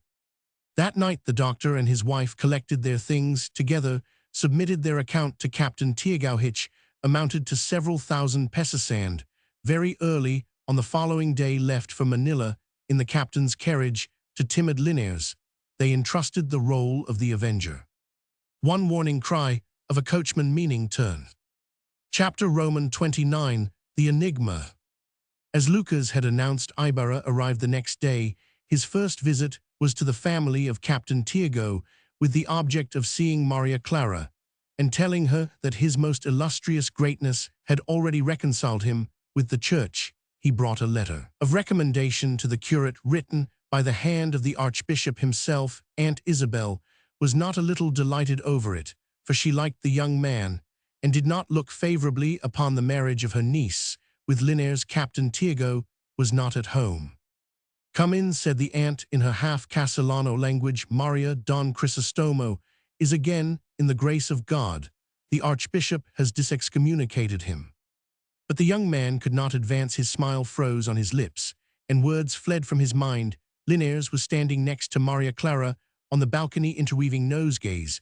With the flowers and leaves on the climbing plants on the floor were scattered roses and sampagas. Maria Clara was leaning back on a sofa, pale, pensive, her look sad, playing with her ivory fan, but the fan was not as white as her poor fingers. At the presence of Ibarra, Linares turned pale, and Maria Clara's cheeks were tinged with carmine. She tried to rise, but her strength failing her, she cast her eyes upon the floor and let fall her fan. An embarrassing silence reigned for several seconds. Finally, Ibarra was able to advance, and tremblingly murmured, "I have just arrived, and have hastened to see you. I find that you are better than I thought." Maria Clara seemed to have turned dumb. She could 189 not pronounce a single word, and continued to keep her eyes on the floor. Ibarra surveyed Linares with a look which the modest young man bore with considerable haughtiness. "Well, I see that my arrival was not expected," he said slowly. "Maria, pardon me for not having announced my coming some other day. I will be able to explain to you my conduct." These words were accompanied with a look at Linares. The maiden raised her eyes to Ibarra, those beautiful eyes, full of purity and melancholy, so supplicating and sweet that Ibarra stopped confused. "May I come tomorrow? You know that on my part you are always welcome," replied she, scarcely able to pronounce the words. Ibarra walked away, apparently tranquil, but a tempest raged in his mind, and his heart was chilled. What he had just seen and felt was incomprehensible. What was it? Doubt, apathy, or treason? "Oh, woman," he murmured. He arrived without noticing it at the place where the schoolhouse was being constructed. The work was well along. Nor Juan, with his yard stick, and Plumbline was going to and fro among the numerous workmen. On seeing the young man approach, he ran to meet him. "Don Crisostomo," said he, "you have arrived at last. We were all expecting you. Just see how the walls are rising. They are already 1 meter and 10 centimeters high. Within 2 days, they will be as high as a man. I have not allowed them to use anything but the best of wood. Do you want to look at the cellar?" The workmen saluted him respectfully. "Here is the system of drainage, which I have taken the liberty to add," said Nor Juan. "These underground canals lead to a cesspool about 30 feet off. It will serve to fertilize the garden. This was not in the plans. Do you object to it?" "Quite on the contrary, I approve of it, and I congratulate you on your idea. You are a true architect. From whom did you learn the profession?" "From myself, Senor," replied the modest old man. "Oh yes, before I forget it, let the scrupulous people know, for some may fear to speak to me, that I am no longer excommunicated. The Archbishop invited me to dine with him." "Sure, Senor, we don't take any notice of excommunications. We are all excommunicated. Dather Damaso is himself. However, he goes on as fat as ever." "How's that?" "I feel sure about it. A year ago, he gave the coadjutor a blow with his cane, and the coadjutor is as much a priest as he who takes any notice of excommunications, Senor." Ibarra caught sight of Elias among the workmen. He saluted him like the others, but with a look that gave Ibarra to understand that he wanted to speak with him. "Nor Juan," said Ibarra, "will you bring me a list of the workmen?" Nor Juan disappeared, and Ibarra approached Elias, who was alone raising a large stone and loading it in a cart. "If you are able, Senor, to grant me some hours of conversation, come this afternoon to the shore of the lake, and embark in my banca, for I want to talk with you about some serious matters," said Elias. Ibarra gave a nod of assent and went away. Nor Juan brought the list, but Ibarra read it in vain. The name of Elias was not on it. Chapter Roman 30, The Voice of the Persecuted. Before the sun went down, Ibarra put his foot into Elias' banca on the shore of the lake. He seemed displeased about something, as though he had been opposed or contradicted. "Pardon me, Senor," said Elias. "On seeing him, pardon me for having ventured to make this appointment with you. I would like to speak with you freely, and here we have no witnesses. We can return within an hour." "You are mistaken, friend," Elias replied. Ibarra, trying to smile. "You will have to take me to that town over there, where you see that belfry. Fate obliges me to go there." "Wait." "Yes, on my way here I met the alferez. He insisted upon accompanying me. I thought about you and knew that he would recognize you, and in order to get rid of him, I told him that I was going to that town now. I will have to remain there all day tomorrow, for the man whom I am going to see will not look for me till tomorrow afternoon." "I am obliged to you for your thoughtfulness, but you might have simply told him to accompany you," replied Elias with naturalness. "How's that, and what about you?" "He would never have recognized me the only time that he ever saw me. I don't believe that he thought to take down a description of me." "I am in hard luck," sighed Ibarra, thinking of Maria Clara. "What have you to say to me?" Elias looked around him. They were far from the shore. The sun had already sunk below the horizon, and as the twilight in these latitudes is very short, the darkness was 192 falling over the earth, and the disk of the full moon was already shining. "Senor," replied Elias in a grave voice, "I am the spokesman of many unfortunate people." "Unfortunate people? What do you mean?" In a few words, Elias referred to the conversation which he had had with the chief of the Chilissanes, but omitted saying anything about the doubts which the chief entertained or the threats. Ibarra listened attentively, and when Elias concluded his story, a long silence reigned. Ibarra was the first to break the spell. "So that they desire radical reforms in the armed forces, in the religious matters, and in the administration of justice. That is to say, they ask for paternal care on the part of the government." "Reforms in what sense?" "For example, more respect for human dignity, more security for the individual, less power in the hands of the forces already armed, fewer privileges for that body which easily abuses them." "Elias," replied the young man, "I don't know who you are, but I believe that you are not an ordinary man. You think and work differently from the others. You will understand me if I say to you that even if it is true that the present state of affairs is defective. There will be a worse state if there is a change. I could arrange to get the assistance of my friends. In Madrid, by paying them, I could speak to the Governor-General. But all of that would accomplish nothing. He has not enough power to introduce reforms, nor would I ever take a step in that direction, for I know very well that if it is true that these religious corporations have their defects, they are now necessities. They are what you might call a necessary evil. Elias raised his head and looked astonished. Do you believe, Senor, in necessary evils? He asked, his voice slightly trembling. Do you believe that in order to do good it is necessary to do evil? No, I look upon it as a violent remedy which we have to make use of to cure an illness. To illustrate further, the country is an organism which is suffering from a 193 chronic illness, and in order to cure it, the government finds itself compelled to use medicines hard and violent, if you wish, but useful and necessary. He is a bad doctor, Senor, who seeks to cure the symptoms and suppress them without trying to find the origin of the illness, or knowing it fears to attack it.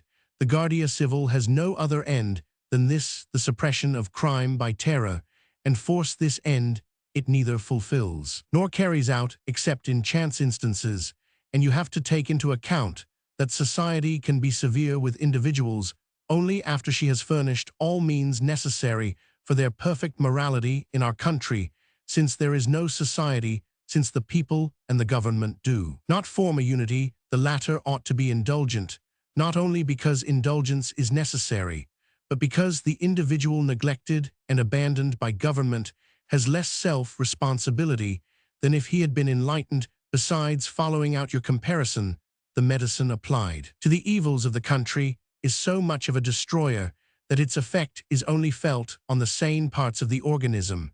These it weakens and injures. Would it not be more reasonable to fortify and strengthen the infirm organism, and minimize a little the violence of the medicine? To weaken the Guardia Civil would be to put the security of the towns in danger. The security of the towns, exclaimed Elias with bitterness. The towns have had the Guardia Civil for nearly 15 years. And what is the result? We still have Chilisins, we still hear of them sacking towns, and they still make their attacks on people on the roads. Robberies continue, and the robbers are not punished. Crime exists, and the real criminal goes free, but not so with the peaceful inhabitants of the town.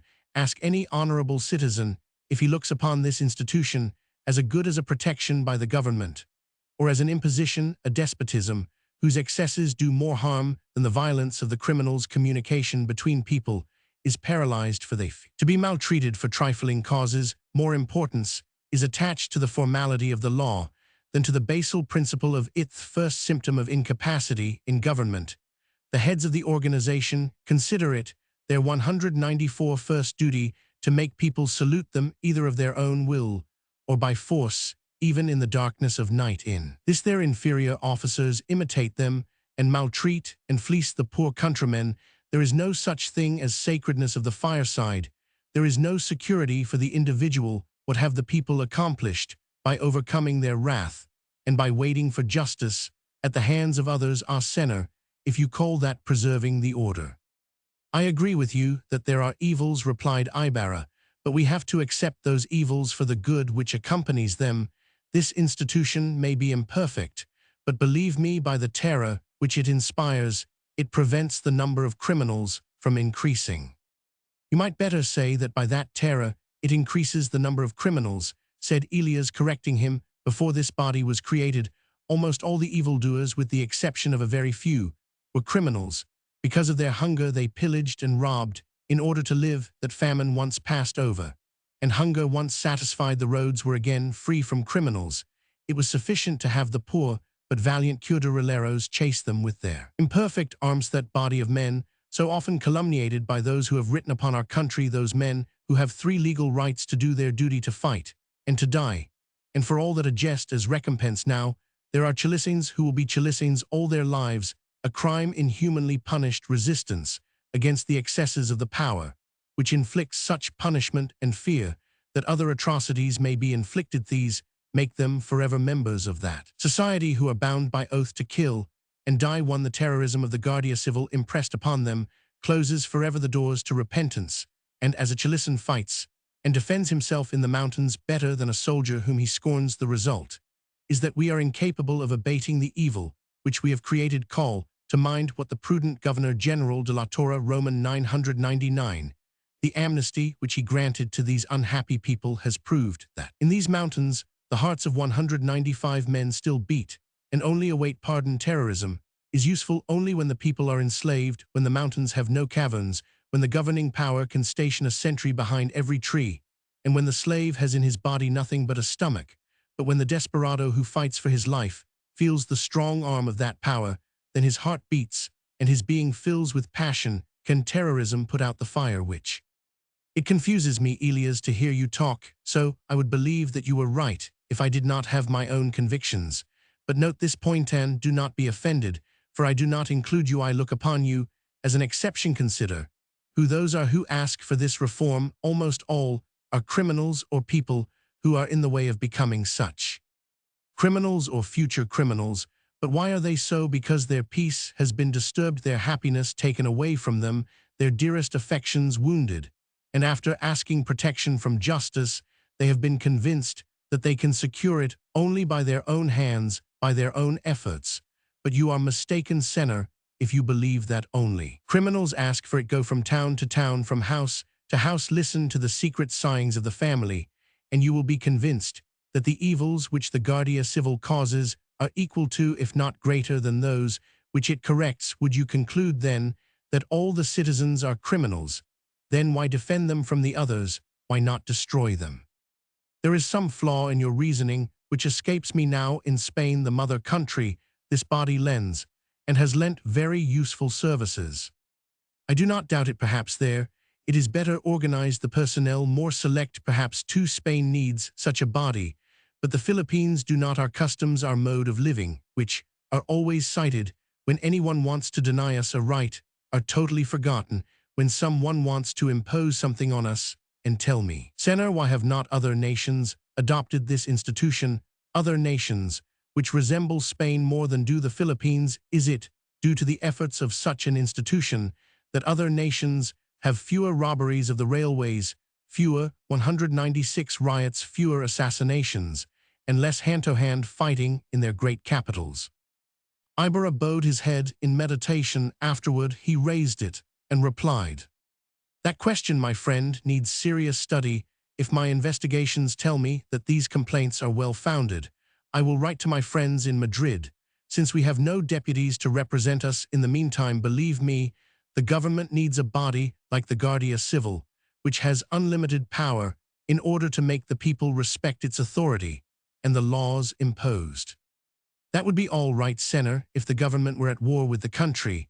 But for the good of the government, we ought not to make the people believe that they are in opposition to the law. Furthermore, if that were the case, if we preferred force to prestige, we ought to look well to whom we give this unlimited force or power, this authority. Such great power in the hands of men, and ignorant men at that, men full of passion, without moral education, without tested honor. Such a thing is a weapon in the hands of a maniac. In a multitude of unarmed people, I grant, and I will agree with you, that the government needs this weapon. But let it choose that weapon well, let it choose the most worthy men to bear it." Elias was speaking with enthusiasm, and with fervor. His eyes glistened, and his voice vibrated. Then followed a solemn pause. The banca, no longer propelled by the paddle, floated tranquilly on the waves. The moon was shining majestically from a sapphire sky. Some lights were glimmering on the shore. "And what more do they ask?" said Ibarra. "Reforms in the priesthood," responded Elias in a discouraged and sad tone of voice. "The unfortunates ask more protection against the religious orders, against their oppressors." Senor, have the Filipinos forgotten what they owe to these orders? Have they forgotten the immense debt of gratitude they owe to them for having saved them from error and given them the faith? What they owe to them for protection against the civil power here is one of the 197 evils which result from not teaching the history of the country in our schools. Elias, surprised, could scarcely give credit to what he heard. "Senor," he replied in a grave voice, "you accuse the people of ingratitude. Permit me, one of those who suffer to defend the people favors, in order to be recognized. As such must be done by persons with disinterested motives. Let us consider in a general way the mission of the orders of Christian charity, that threadbare subject. Let us lay history aside. Let us not ask what Spain did with the Jews who gave all Europe a book, a religion, and a God. Let us not ask what Spain has done with the Arabic people who gave her culture, who were tolerant in religion, and who reawakened in her a pure national love fallen into lethargy and almost destroyed by the domination of Romans and Goths. Let us omit all that. Do you say that these orders have given us the faith and have saved us from error? Do you call those outward ceremonies faith? Do you call that commerce in straps and scapularies religion? Do you call those miracles and stories which we hear every day truth? Is that the law of Jesus Christ to teach such a faith as this? It was not at all necessary that a God should allow himself to be crucified. Superstition existed long before the friars came here. It was only necessary to perfect it and to raise the price of the traffic. Will you tell me that, although our religion of today is imperfect, it is better than that which we had before? I will agree with you in that, and grant it, but we have purchased it at too high a price. If we have had to renounce our nationality and independence for it, when for it we have given to the priests our best towns, our fields, and still give them our little savings in order to buy religious objects, a foreign industry has been introduced among us. We pay well for it, and are in peace. If you speak of the protection they have afforded us against the civil governors of the provinces, I would reply that through them we fall under the power of these governors. However, I recognize that true faith and a true love for humanity guided the first missionaries who came to our shores. I recognize the debt of gratitude which is due those noble hearts. I know that 198 in those days Spain abounded in heroes of all kinds, as well in religion as in politics, as well in civil life as in military. But because the forefathers were virtuous, should we consent to the abuses practiced by their degenerate descendants? Because a great good has been done for us, are we guilty if we prevent ourselves from being harmed? The country does not ask for abolition of the priesthood. It only asks for reforms which new circumstances and new needs require. I love our country as you love it, Elias. I understand to some extent what you desire. I have heard with attention what you have said, yet despite all of that, my friend, I believe we are looking upon it with a little prejudice here. Less than in other things, I see the necessity of reforms. Can it be possible, Senor, said Elias, discouraged, and stretching out his hands, do you not see the necessity of reforms, you whose family are? I forget myself, and I forget my own injuries, for the sake of the security of the Philippines, for the sake of the interests of Spain, interrupted Ibarra eagerly, to preserve the Philippines. It is necessary that the friars continue as they are, and in union with Spain lies the welfare of our country. Ibarra had ceased speaking, but Elias continued to listen. His face was sad, his eyes had lost their brilliancy. The missionaries conquered the country, it is true, he said.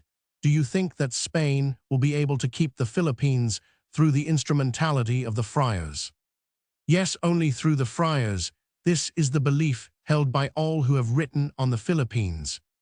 Oh, exclaimed Elias, discouraged, and throwing his paddle into the bottom of the banca, I did not think that you had so poor a conception of the government and of the country. Ibarra replied, I love our country, not only because it is the duty of all men to love the country to which they owe their being, not only because my father taught me so, but also because my mother was a native and Indian, and because all my most beautiful memories live in these 199 islands. I love it too, because I owe it my happiness and will continue to do so.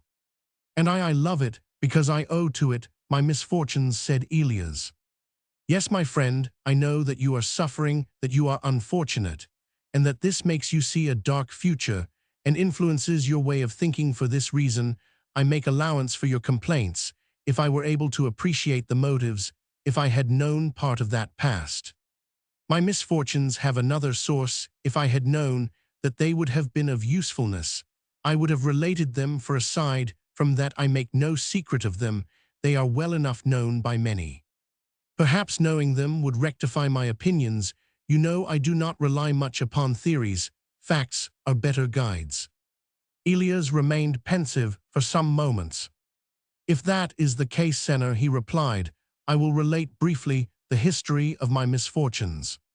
One author here shows difficulty in establishing American sovereignty over islands by military forces." Chapter Roman 30, One Elias family. Some 60 years ago, my grandfather lived in Manila and kept books for a Spanish merchant. My grandfather was then very young, but was married, and had a son. One night, without anyone knowing the cause, the storehouse was burned. The fire spread to the store, and from the store to many others. The losses were very heavy. Search was made for the incendiary, and the merchant accused my grandfather. In vain he protested, and as he was poor and could not pay celebrated lawyers, he was condemned to be whipped publicly and to be led through the streets of Manila. It was not a great while ago that this infamous punishment was still in use here. It was 1,000 times worse than death itself. My grandfather, abandoned by everybody except his wife, was tied to a horse and, followed by a cruel multitude, was whipped on every corner in the sight of men, his brothers, and in the vicinity of the numerous temples of the God of peace. When the unfortunate man, disgraced forever, had satisfied the punishment by his blood, his tortures, and his cries, they untied him from the horse, for he had become unconscious. Would to God he had died as a refined cruelty. They gave him liberty. His wife, embarrassed with a child at the time, begged in vain from door to door for work or alms, that she might care for her sick husband and the poor son. But who would have confidence in the wife of an infamous man guilty of arson? The wife then had to give herself up to prostitution. Ibarra started from his seat. "Oh, do not be disturbed. Prostitution was not the only dishonor which she and her husband suffered. Honor and shame no longer existed for them. The husband cured his wounds, and with his wife and son hid in the mountains of this province. Here the woman brought 201 forth a stillborn child, deformed and full of disease. In the mountains they lived for several months, miserable, isolated, hated, and fleeing from all, unable to endure the misery, less valorous than his wife, and growing desperate at seeing her ill, and deprived of all aid and comfort. My grandfather hanged himself. The body rotted in the sight of the son, who is now scarcely able to take care of his sick mother. The bad odor of the rotting corpse disclosed it to justice. My grandmother was accused and condemned for not having given notice. The death of her husband was attributed to her, and people believed it. For what is a wife of a wretch not capable of doing after having prostituted herself? If she took oath, they said, she perjured herself. If she wept, they said that it was false. And if she invoked God, they said she blasphemed. However, they had some consideration for her, and waited for her to give birth to a child before whipping her. You know that the friars spread the belief that the only way to deal with the natives is with the whip. Read what Father Gaspar de San Augustin says. Thus condemned, the woman cursed the day when she would give birth to the child, and this not only prolonged her punishment, but violated her maternal sentiments.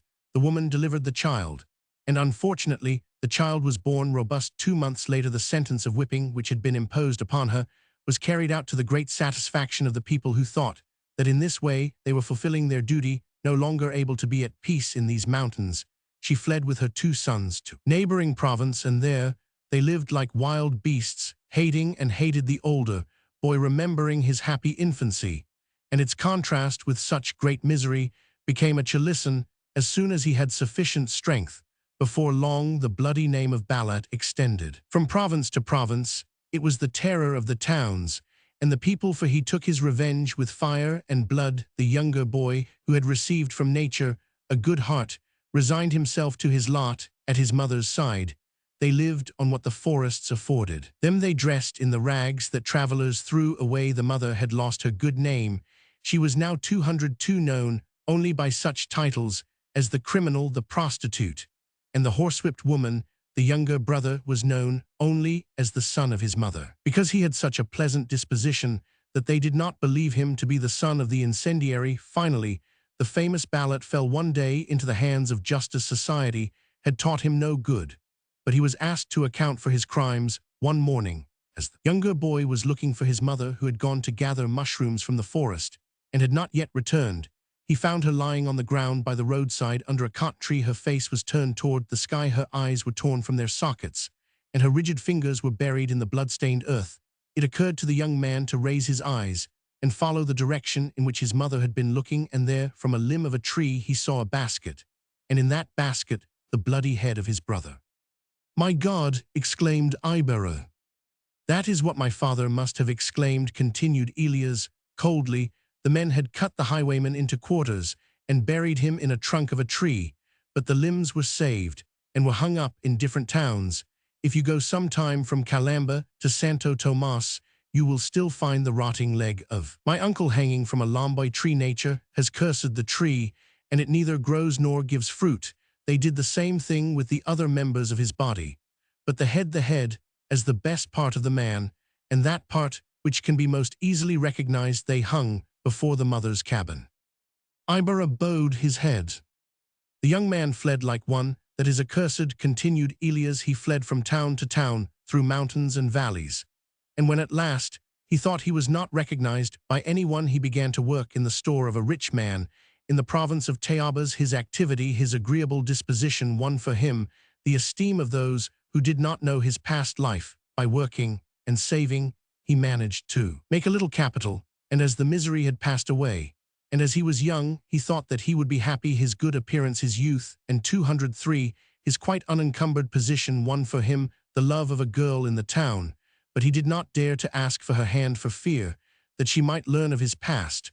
But love became too strong, and both erred the man. In order to save the honor of the woman, risked all. He asked her to marry him. The papers were looked up, and all was disclosed. The girl's father was rich, and began to prosecute the man. The latter, however, did not try to defend himself, admitted it all, and was sent to jail. The young woman gave birth to a boy and a girl. They were brought up in seclusion, and made to believe that their father was dead. This was not difficult, for while the children were still young, they saw their mother die, and they thought little about investigating their genealogy. As our grandfather was very rich, our youth was happy. My sister and I were educated together. We loved each other as only twins can when they know no other love. While very young, I went to study in the Jesuit college, and my sister, in order that we might not be entirely separated, went to the Concordia boarding school. Our short education having been ended, for we only wished to be farmers, we returned to the town to take possession of the inheritance which was left us by our grandfather. We lived happily for some time. The future smiled on us. We had many servants. Our fields bore good crops, and my sister was on the eve of being married to a young man who loved her and to whom she was well suited on account of some pecuniary questions. And because my character was then haughty, I lost the goodwill of a distant relative, and he threw in my face one day my dark birth and my infamous ancestry.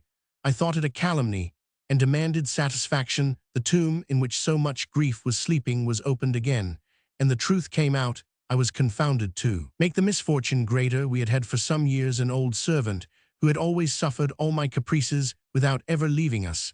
He contented himself by weeping and crying, while the other servants jested with him.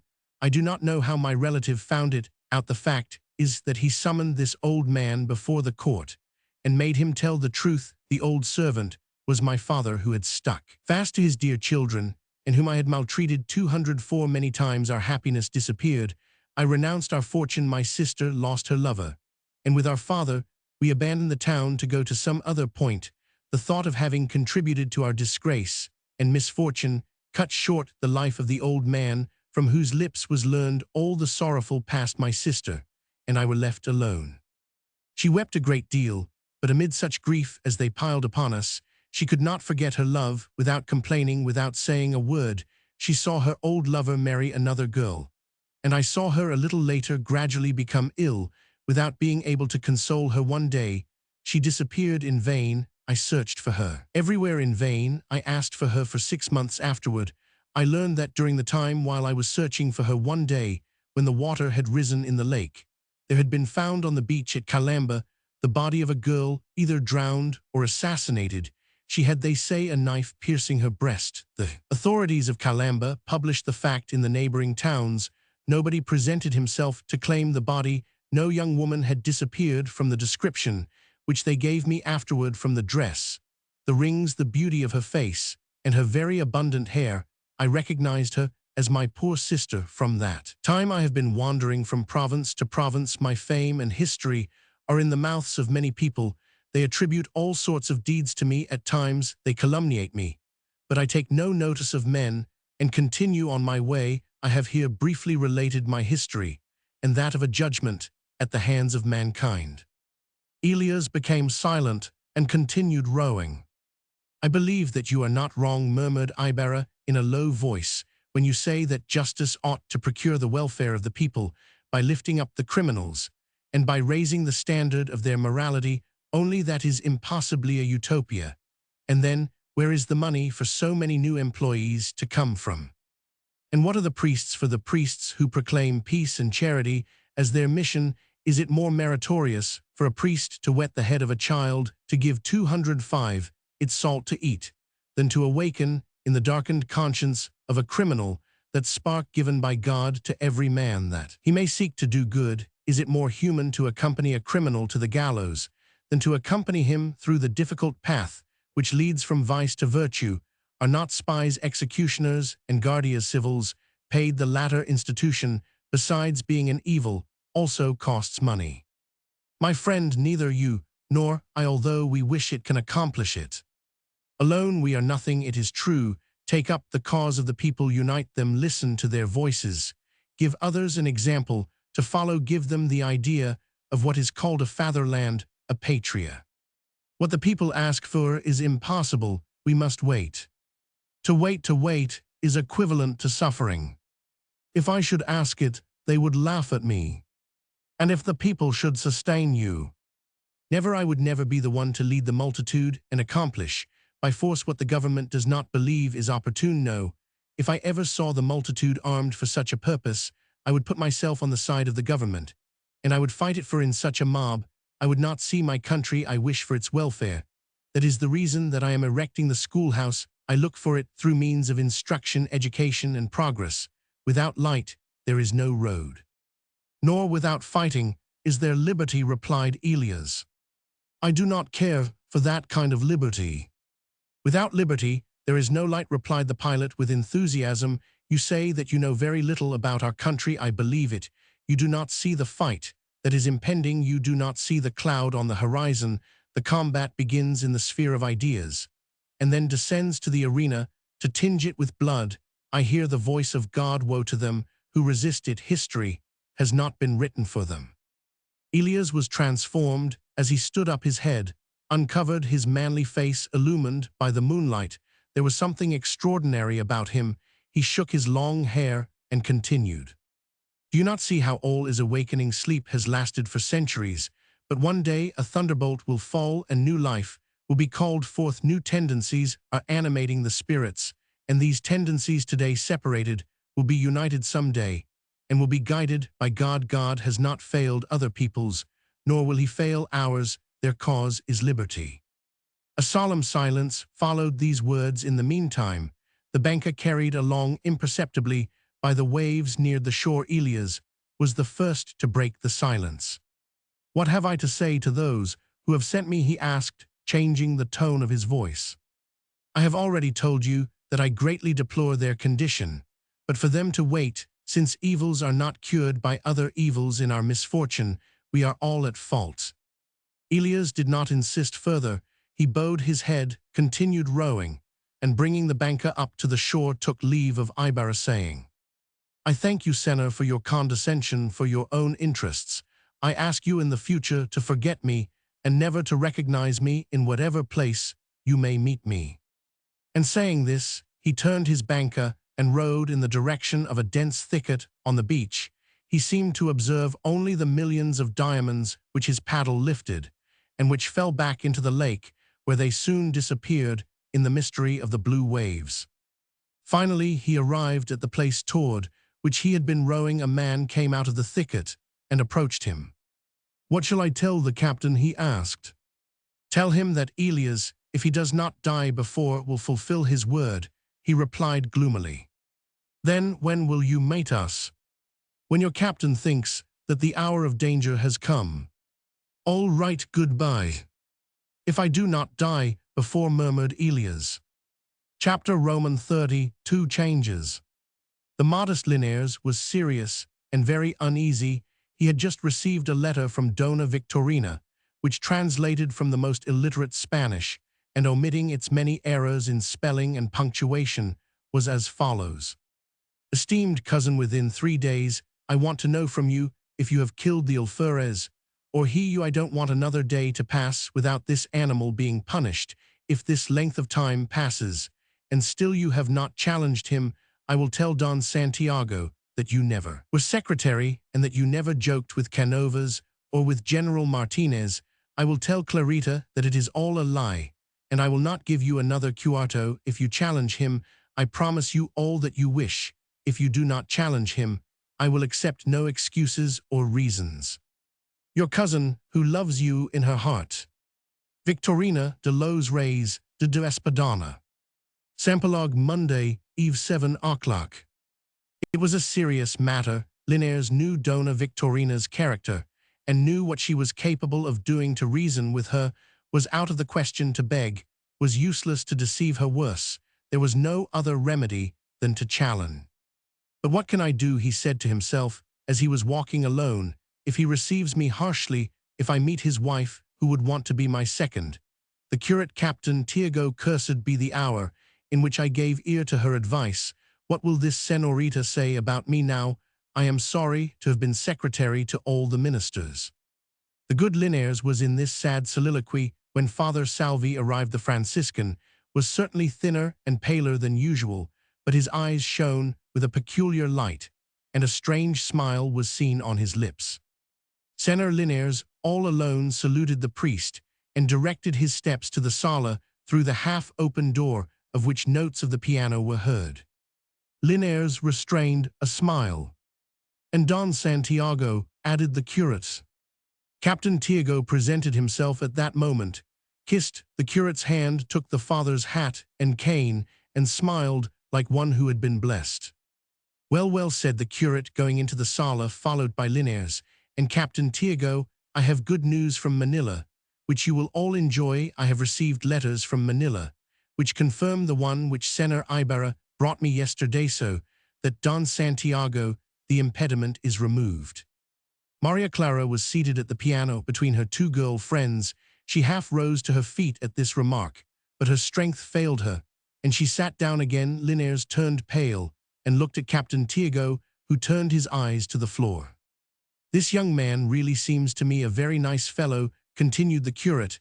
At first I judged him bad, is a little quick-tempered, but he knows so well how to atone for his faults afterward that one cannot hold any grudge against him if it were not for Father Damaso. And the curate directed a quick glance at Maria Clara. She was listening to all that was going on, but without taking her eyes off the musician, in spite of the concealed pinches which Sineng gave her to express her joy. Had she been alone, she would have danced. Father Damaso asked Linares without finishing the sentence. Yes, continued the curate, Father Damaso has said that as godfather he could not permit, but I believe that if finally Senor Ibarra asks pardon, which I do not doubt, he will do, all will be arranged. Maria Clara arose, made an excuse, and retired to her room accompanied by Victoria. And if Father Damaso does not pardon him, asked Captain Tiago in a low voice. Then Maria Clara will see that Father Damaso is her spiritual father, but I believe that they will come to an understanding. At that moment steps were heard, and Ibarra appeared, followed by Aunt Isabel. His presence on the scene produced a varied effect. He saluted Captain Tiago affably, the latter not knowing whether to smile or to weep. To Linares he bowed profoundly. Father Salvi arose and extended his hand to him so affectionately that Ibarra could not suppress a look of surprise. Do not think it strange, said Father Salvi, I was just paying you a compliment. Ibarra thanked him and approached Sineng. Where have you been all day? She asked with a childish laugh. We have been asking each other, where could this soul redeemed from purgatory have gone? Each one of us gave a different answer. And will you not tell what you said? No, that is a secret, but I will surely tell you in private. Now tell us where you have been so that we can see who has been able to guess it. No, that also is a secret, but I will tell you alone, if the senators will permit." "Certainly, certainly," said Father Salvi. Sineng took Crisostomo to one end of the hall. She was very happy with the idea of knowing a secret. "Tell me, my little friend," said Ibarra, "is Maria angry with me?" "I do not know, but she says that it is better that you should forget her, and then begins to cry. Captain Tiago wants her to marry that gentleman. Father Damaso also wishes it. But she says neither yes nor no. This morning, when we were asking for you, I said, what if he has gone to make love to someone else? She replied to me, would to God that he had, and then began to cry." Ibarra was serious. "Tell Maria that I want to speak with her alone." "Alone?" asked Sineng, knitting her eyebrows and looking at him. "Entirely alone, no, but so that we may not be seen by that other sinner. It is difficult, but don't worry, I will tell her." "And when will I know the answer?" "Tomorrow come to the house. Early. Maria never wants to be alone. We keep her company. Victoria sleeps by her side one night, and I the next. Tomorrow night it is my turn. But listen, what is the secret? You are going without telling me the principal thing." "That is true. I was in the town of Los Banos. I went up there to do some business in coconut trees. Since I am thinking of building a factory, your father will be my partner." "Nothing more than that. Give us the secret," exclaimed Sineng in a loud voice, and in the tone of a defrauded usurer. "I thought." "Take care, I don't want you to tell it." "I have no desire to," replied Sineng, sticking up her nose. "If it were something more important, I would tell it to my friends, but to buy coconuts, who is interested in coconuts?"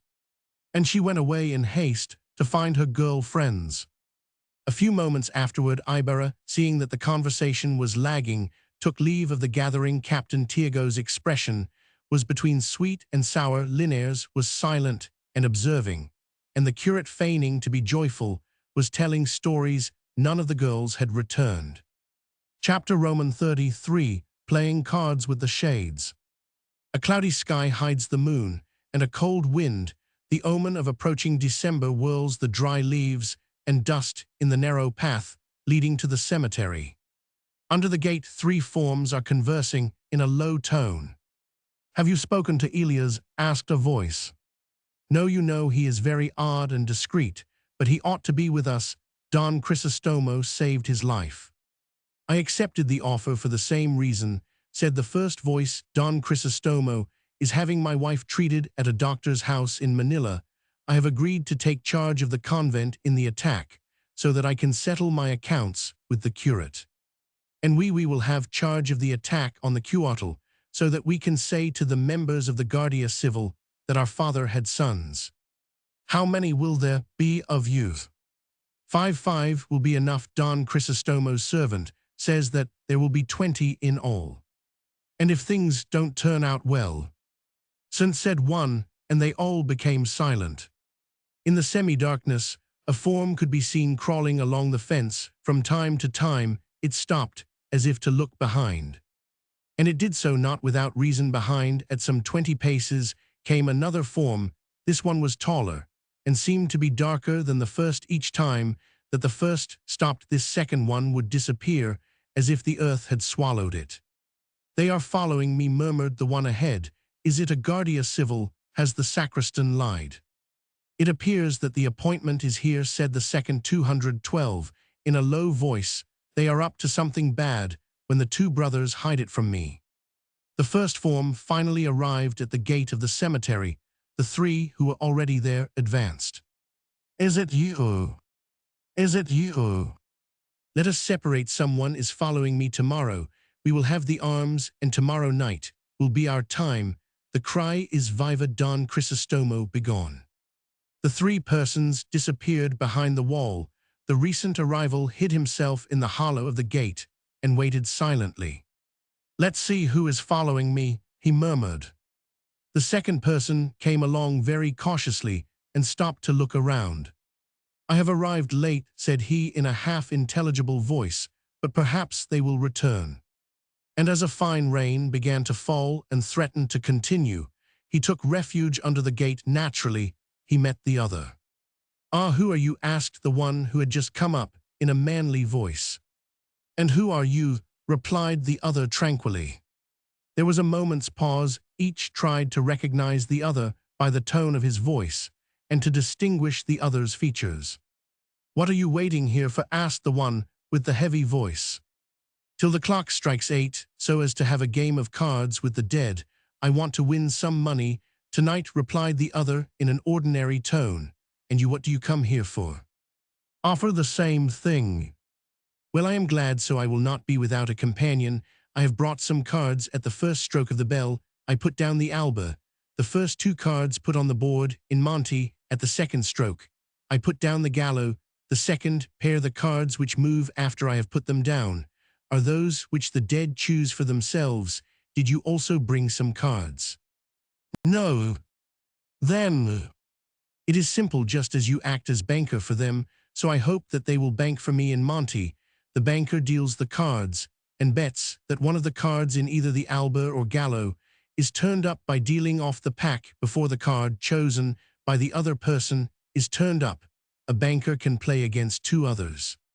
And if the shades do not care to bank, what can be done? The game is not obligatory upon the dead. There was a moment's silence. Did you come armed? What if you have to fight with the shades of the dead? I'll use my fists, replied the taller of the 2. Ah, the devil now. I remember the dead do not bet. When there is more than one live person around, there are 2 of us. Is that true? Well, I don't want to go away. Nor, Roman one, I need some money, replied the smaller one. But let us do this. We will decide by the cards which one shall go away. All right, replied the other, showing a certain amount of displeasure. Then let us go in. Have you any matches? They entered the cemetery, and in the obscurity they searched for a place where they might decide the question with the cards. They soon found a niche upon which they sat down. The shorter one took from his hat some playing cards, and the other lighted a match. Each one looked at the other in the light which the match made, but judging from the expression on their faces, they did not recognize each other. However, we can recognize in the taller one the one with the manly voice, Elias, and in the smaller one, Lucas with the scar on his cheek. Cut the cards, said the latter, without ceasing to look at the other. He pushed aside some bones which were found on the niche, and turned up an ace and a jack for the alba. Elias lighted one match after another. On the jack, said he, and in order to show which of 214 the cards he was betting on, he placed upon it a piece of vertebra. Ideal, said Lucas, and after turning up 4 or 5 cards, an ace came up. You have lost, he added. Now leave me alone, so that I may win some money. Elias, without saying a word, disappeared in the darkness. Some minutes afterward, the clock in the church struck 8, and the bell announced the hour of prayer. But Lucas did not invite anybody to play with him. He did not call out the shades, as superstition demanded. Instead, he uncovered his head, murmured some prayers, and crossed himself with the same fervor as the chief of the Brotherhood of the Most Sacred Rosary would have done at that moment. The drizzling rain continued all night. At 9 o'clock, the streets were dark and lonely. The little coconut oil lanterns, which each citizen had to hang out in front of his house, gave light scarcely a meter around. It seemed as though they had been lighted so one might see the darkness. 2 civil guards were walking from one side of the street to the other near the church. It is cold, said one in Tagalog with a Visayas accent. We aren't catching any sacristans. There is nobody to clean out the alferez hen yard, and we ought to catch some sacristan and make him do it. Since that one was killed, they have taken warning. I am getting tired of this. So am I, replied the other. Nobody commits any robbery. No one disturbs the peace. But thank God, they say that Elias is in town. The alferez says that the one who catches him will be free from whippings for 3 months. Ah, do you know his identification marks? Asked the Visayan. I certainly do. Stature tall, according to the alferez description. Ordinary, according to the description of Father Damaso. Color, brunette. Eyes, black. Nose, regular. Mouth, regular. Beard, none. Hair, black. Ah, and particular marks. Camisa, black. Pantaloons, black. A woodcutter. Ah, he will not escape. I think I see him already. I don't confuse him with anybody else. although you might think so." Both soldiers continued their beats. By the light of the lantern, two forms could again be seen, one following the other cautiously. A forcible quin vive stops them both. The first one replied Hispana in a trembling voice. The two soldiers drag him along and bring him up to the light to recognize him. It was Lucas, but the soldiers were in doubt and questioned each other with a glance. The alferez said nothing about his having a scar. Said the Viscan in a low voice, "Where are you going?" "To order a mass for tomorrow." "Have you not seen Elias?" "I do not know him, Senna," replied Lucas. "You dunce, I am not asking if you know him, nor do we know him. I am asking you if you have seen him." "No, Senna." "Listen closely, I will give you his description: stature, at times tall, at times regular, skin and eyes black. All the others are regular," said the Visian. "Do you know him now?" "No, Senna," replied Lucas, frightened. "Then Sulung, go along, you brute, you ass," and they gave him a shove. "Do you know why Elias is tall according to the alferez, and why he is short according to the curate?" asked the Tagalog of the other. "No." "Because the alferez was stuck in a mud hole when he observed him, and the curate was on foot when he saw him." "That's right," exclaimed the Visian. "You are bright. Why are you a guardia civil?"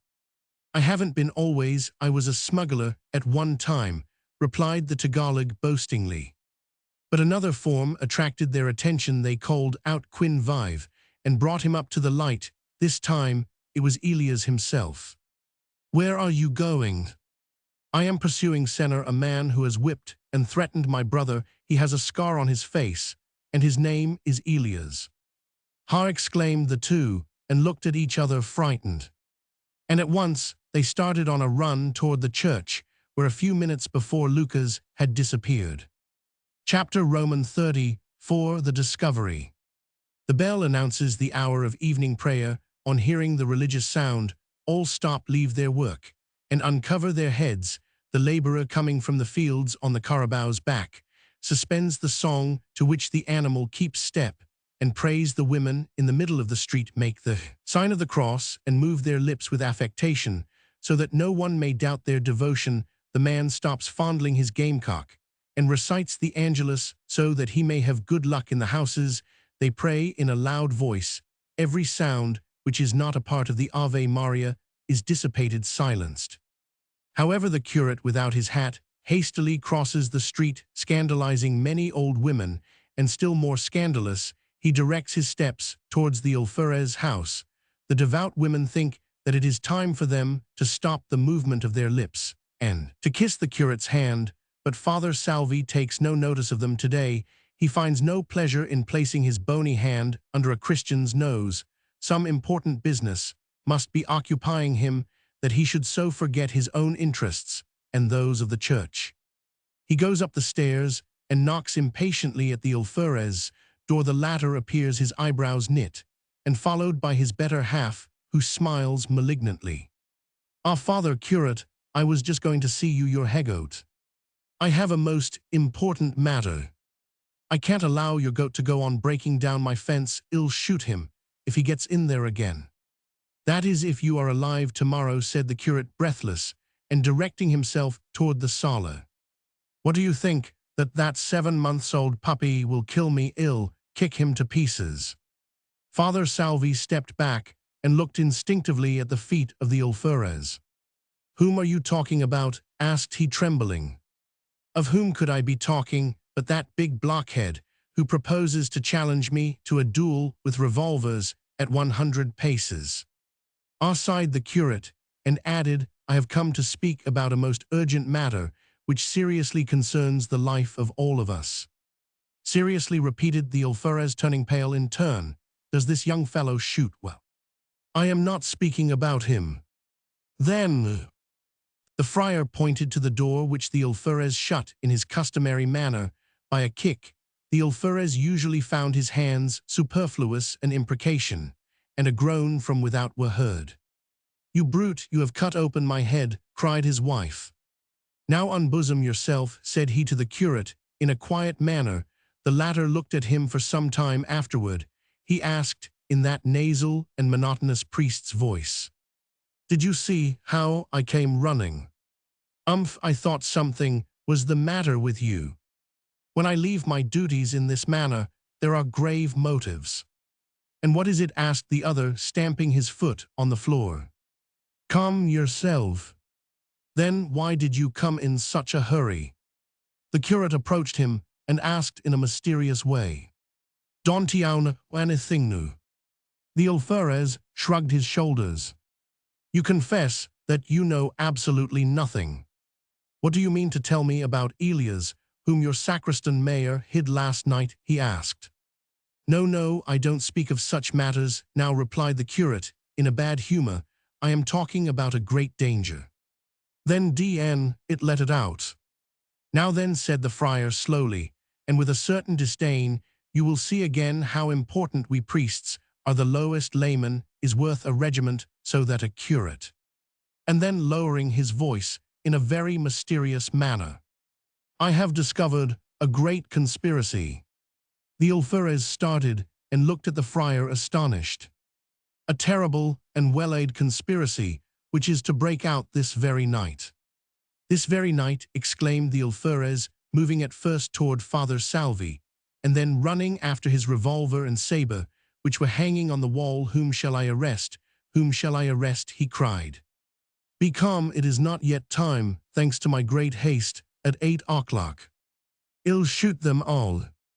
Listen, this afternoon, a woman whose name I must not mention, it is a secret of the confessional, came to me and disclosed it all at 8 o'clock.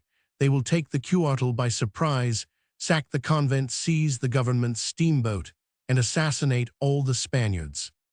The alferez was stupefied. "The woman has not told more than that," added the curate. "Has not told you more, then I'll arrest her."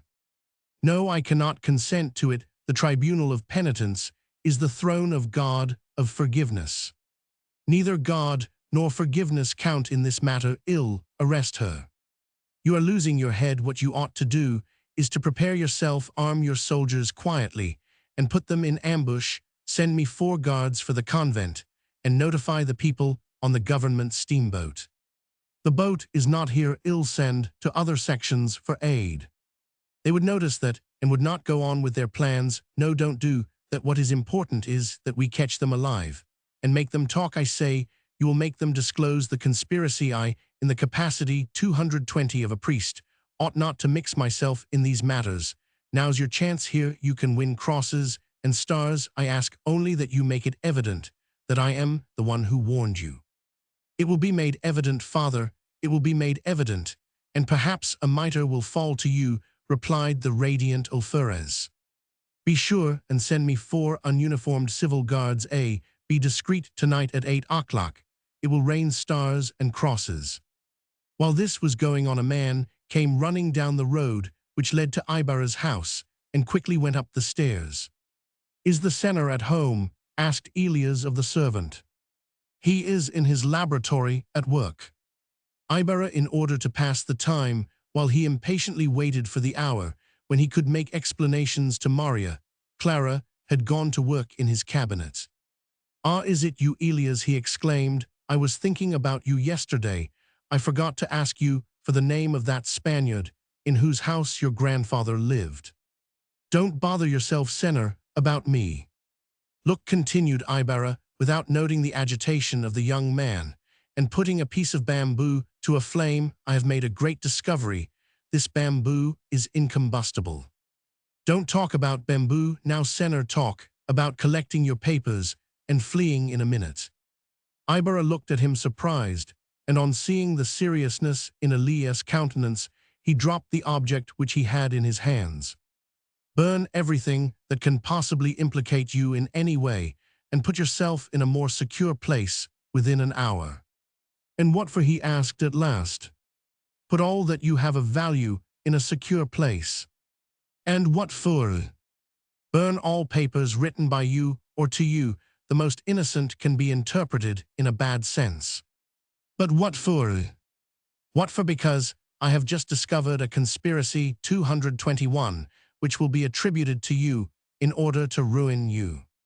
"A conspiracy and who has planned it. I have been unable to learn the author of it. Only a moment ago I was talking with one of the unfortunate men who have been paid for it. I could not dissuade him. And didn't that fellow say who paid him? Yes, asking me to keep the secret. He told me that it was you. My God, exclaimed Ibarra. He stood stupefied. Senor, don't hesitate, don't doubt, don't lose time, for undoubtedly the conspiracy will break out this very night. Ibarra, with staring eyes and hands holding his head, seemed not to hear him. The blow cannot be thwarted, continued Elias. I have arrived too late. I do not know their leaders. Save yourself, Senor, save yourself, for the sake of your country. Where shall I flee? They are expecting me this evening, exclaimed Ibarra, thinking of Maria Clara. To any other town, to Manila, to the house of some official, only flee somewhere, so that they will not say that you are directing the movement. And if I myself denounce the conspiracy? You denounce it, exclaimed Elias, looking at him and stepping back. You would pass for a traitor and a coward in the eyes of the conspirators, and for a pusillanimous person in the eyes of others. They would say that you had played a trick to win some praise, they would say. But what can be done? Already I have told you, destroy all the papers you have which relate to you, flee, and await developments. And Maria Clara, exclaimed the young man, no, death first. Elias wrung his hands and said, well then, at least, avoid the blow, prepare yourself against their accusations. Ibarra looked around him in a stupefied manner. Then help me there in those bags.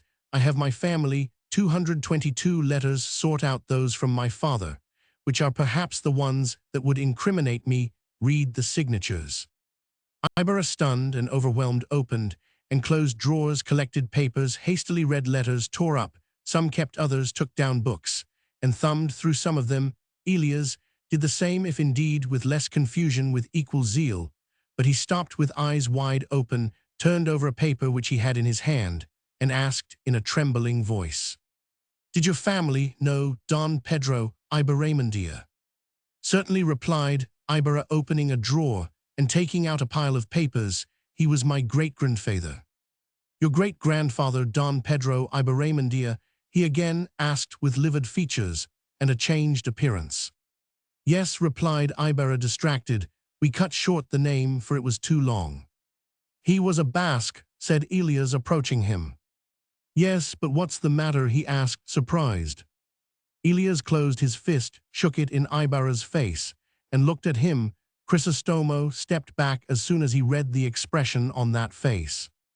Do you know who Don Pedro Ibarramendia was? He asked between his teeth. Don Pedro Ibarramendia was that wretch who accused my grandfather and caused all our misery. I was looking for one of his name. God has given you into my hands. Account to me for our misfortunes. Ibarra looked at him, terrified. Elias shook him by the arm, and in a bitter voice filled with hate said, look at me well, see if I have suffered, and you live, you love, you have fortune, home, consideration, you live. And beside himself, he ran toward a small collection of arms, but he had scarcely grasped two swords when he let them fall, and like a madman looked at Ibarra, who remained immovable.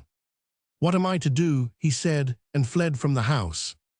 Chapter Roman 35, The Catastrophe. There in the dining-room, Captain Tiago Linares and Aunt Isabel were eating supper in the sala. The rattling of plate and tableware was heard. Maria Clara had said that she did not care to eat, and had seated herself at the piano. By her side was jolly Sinang, who murmured little secrets in Maria's ear, while Father Salvi uneasily paced the sala. It was not because the convalescent had no appetite that she was not eating. It was because she was awaiting the arrival of a certain person, and had taken advantage of the moment in which her Argus could not be present, the hour when Linares ate. You will see how that ghost will stay till 8 o'clock, murmured Sinang, pointing to the curate. At 8 o'clock he ought to come. This priest is as much in love as Linares. Maria Clara looked at her friend, frightened. The latter, without noticing her expression, continued her terrible gossip.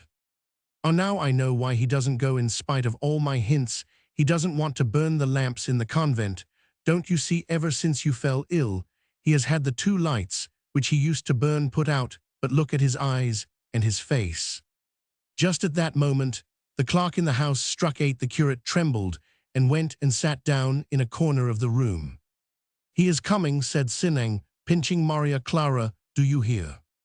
The bell in the church tolled 8, and all arose to pray. Father Salvi, with a weak and trembling voice, led, but as each one had his own thoughts, nobody paid any attention to him. The prayer had scarcely ended when Ibarra presented himself. The young man was wearing mourning not only in his dress, but in his face. In fact, it was so evident that Maria Clara, on seeing him, arose and took a step toward him as if to ask what ailed him. But at the same instant, a discharge of musketry was heard. Ibarra stopped, his eyes rolled, and he was unable to speak. The curate hid himself behind a pillar. More shooting and more noise was heard in the direction of the convent, followed by cries and the sound of people running. Captain Tiago, Aunt Isabel, and Linares entered the room hurriedly, crying, "Chilisan, Chilisan," and Deng followed them brandishing a spit and ran toward her foster sister.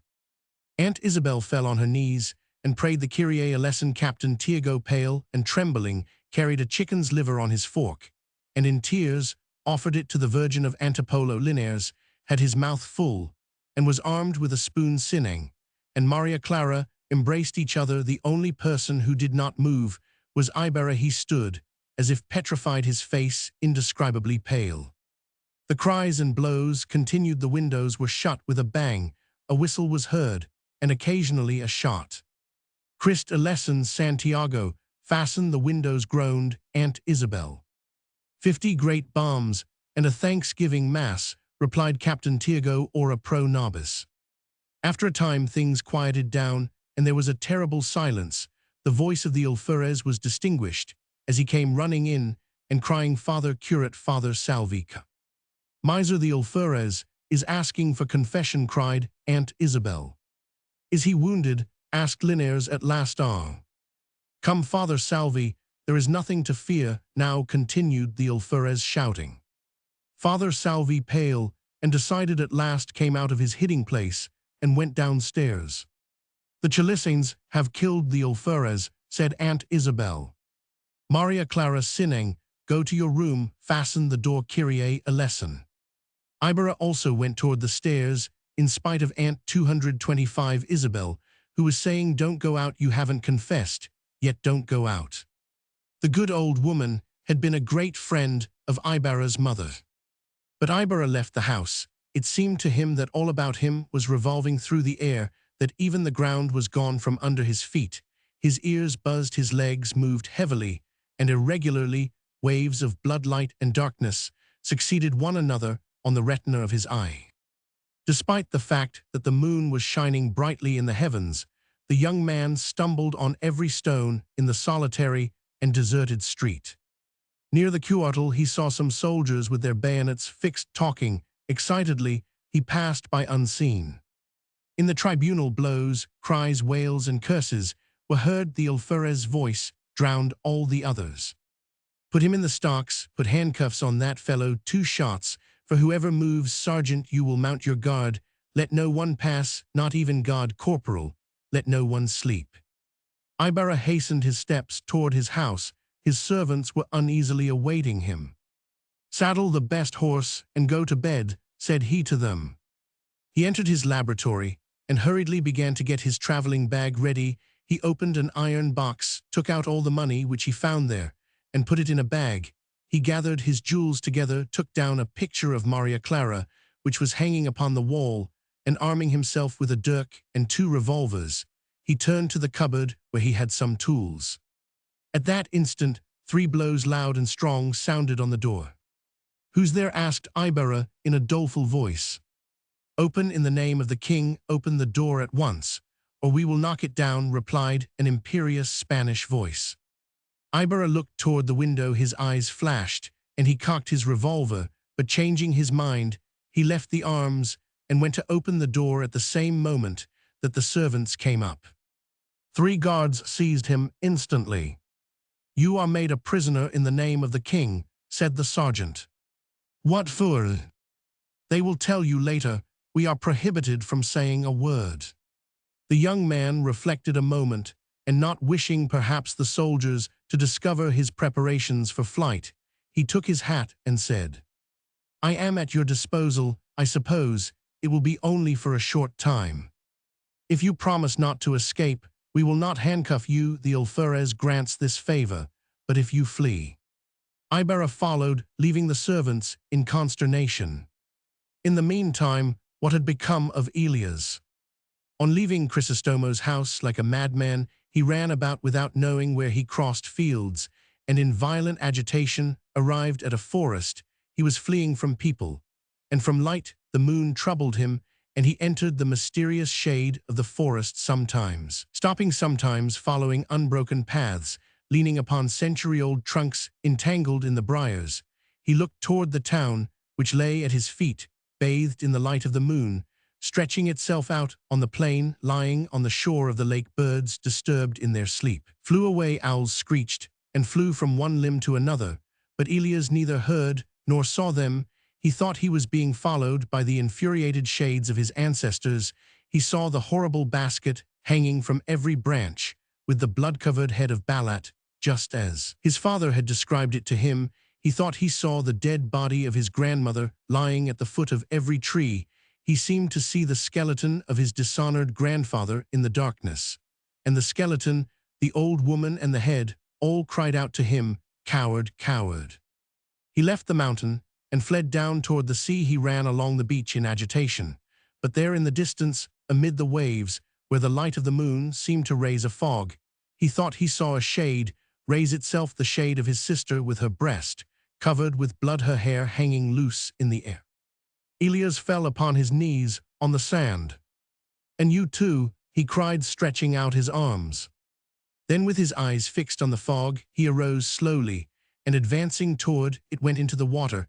As if to follow somebody, he waded on over the gentle slope of the beach, which forms the bar. He was already far from the shore, and the water was up to his belt. He went on, and on, as if fascinated by a seducing spirit. The water was now up to his breast. Suddenly, the discharge of musketry awoke him from his dream. The vision disappeared, and the young man returned to reality. He stopped, reflected, and noticed that he was in the water. The lake was smooth, and he could still see the lights in the fishermen's huts. He returned to the shore and made his way toward the town. What for, he himself did not know. The town seemed uninhabited. The houses were all closed. Even the animals, the dogs which are accustomed to bark at night, had hid themselves through fear. The silvery light of the moon increased the sadness and solitude. Afraid of meeting the civil guards, he went through the orchards and gardens. In one of the gardens, he thought he saw two human forms, but he continued his way, jumping over fences and walls. He arrived, after great labor, at the other side of the town, and directed his steps toward Ibarra's house. The servants were in the door, lamenting and commenting on the arrest of their master. Aware of what had passed, Elias went away, but returned to the house, leaped over the wall, crawled through a window, and went into the cabinet or laboratory, where the candle which Ibarra had left was still burning. Elias saw the papers and the books. He found the arms and the little sacks which contained the money and the jewelry. All that had passed ran through his imagination again, and seeing all the papers which might incriminate Ibarra, he thought of collecting them, throwing them through the window, and burying them. He glanced toward the garden, and by the light of the 228 moon, he saw two civil guards coming with an adjutant. Their bayonets and helmets were glistening in the light. Then he decided. He piled up the clothes and papers in the middle of the cabinet, emptied the oil in a lamp upon the pile, and set fire to it. He quickly buckled the arms around him. He saw the picture of Maria Clara, hesitate, put it in one of the little sacks, and jumped out of the window with them all. It was already time, for the two civil guards were forcing their entrance. "Let us go up to get your master's papers," said the adjutant. "Have you permission? If not, you shall not go up," said an old servant. But the soldiers pushed the servants aside with the butts of their guns, and went upstairs. A thick smoke was already filling the whole house, and gigantic tongues of flame were coming out from the sala, licking the doors and windows. "Fire, fire, fire," they all cried. Each hurried to save what he could, but the fire had filled the small laboratory, breaking out furiously among the inflammable materials. The civil guards had to turn back the fire, roaring and sweeping all before it, closed the passage to them. In vain, they brought water from the well. All were shouting and crying for help, but they were isolated. The fire reached the other rooms, and in thick columns of smoke ascended to the heavens. Some peasants came from a distance, but they arrived only in time to see the frightful spectacle, the end of that old building so long respected by the elements. Chapter Roman 36. What people say and think. Day dawned at last for the terrorized people. The streets in which the cuartel and the tribunal were situated were still deserted and solitary. The houses showed no signs of life.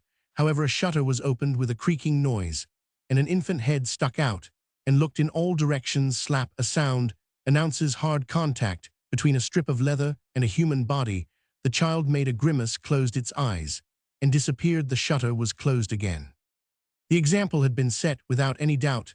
The opening and closing of the shutter has been heard, for another window was opened very slowly and cautiously, and a wrinkled and toothless old woman thrust out her head. She was called Sister Root.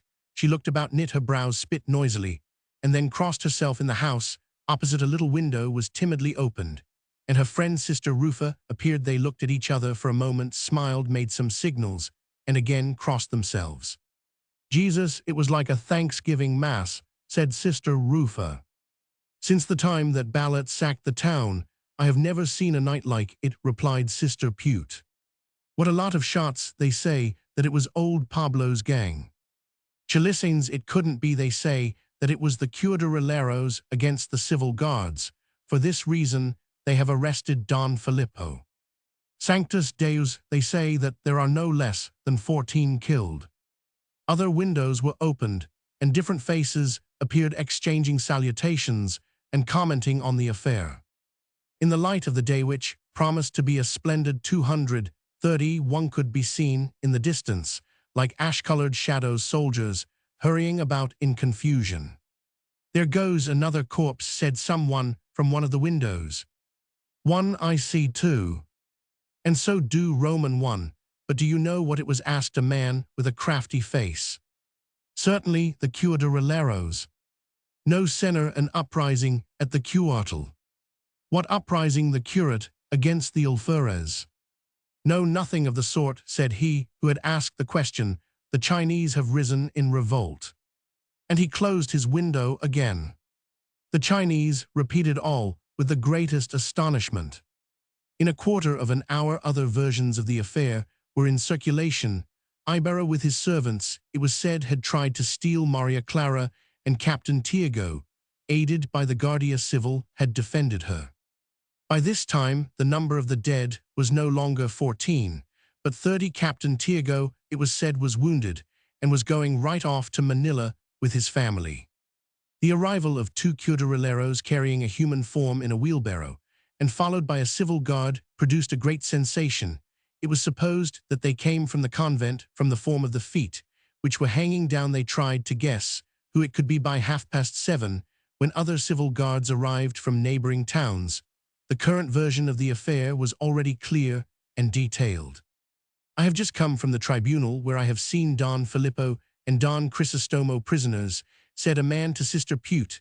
I talked with one of the cuadrilleros on guard. Well, Bruno, the son of the man who was whipped to death, made a declaration last night. As you know, Captain Tiago is going to marry his daughter to a Spaniard. Don Crisostomo, offended, wanted to take revenge and tried to kill all the Spaniards, even the curate. Last night they attacked the convent and the cuartel. Happily, by mercy of God, the curate was in Captain Tiago's house.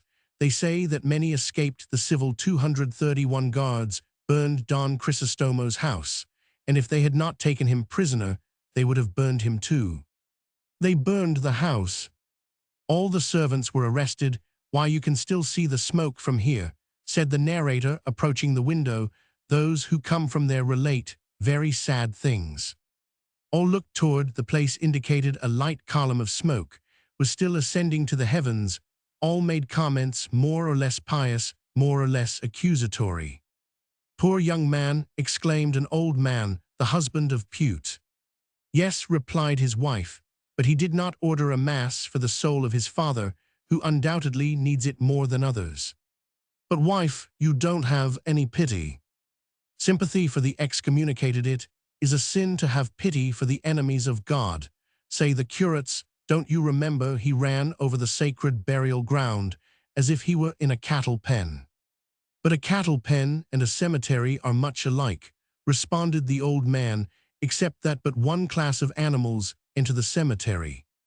What, cried Sister Pute, are you still going to defend him, whom God so clearly punishes? You will see that they will arrest you too. You may support a falling house, if you want to. The husband became silent in view of this argument. Yes, continued the old woman, after striking Father Damaso, there was nothing left for him to do but to kill Father Salvi. But you can't deny that he was a good boy when he was a child. Yes, he was a good child, replied the old woman, but he went to Spain. All those who go to Spain return heretics, so the curates say.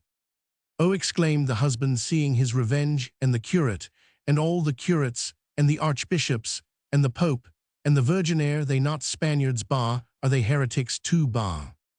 Happily for Sister Pute, the arrival of a servant who rushed in confused and pale cut off the discussion.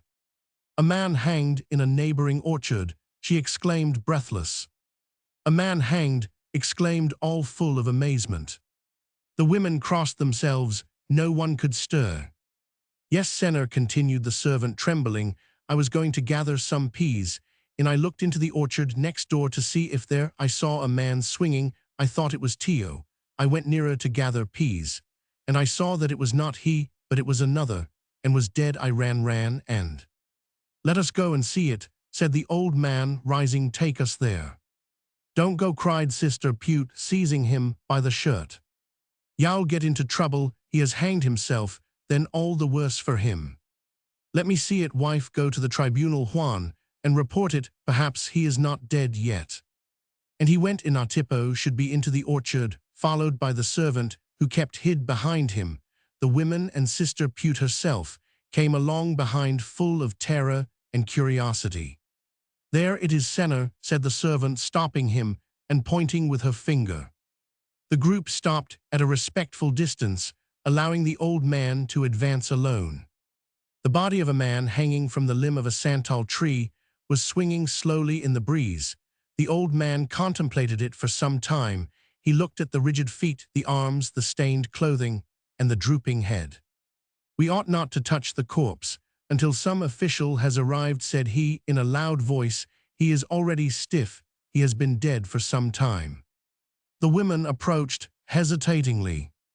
It is the neighbor who lived in that little house, the one who arrived only 2 weeks ago. Look at the scar on his face.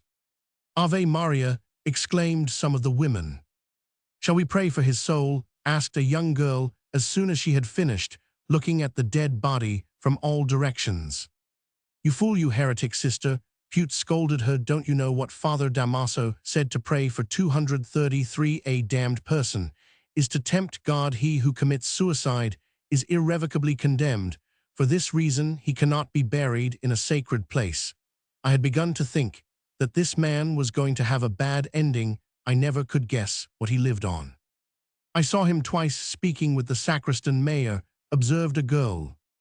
It couldn't have been to confess himself or to order a mass.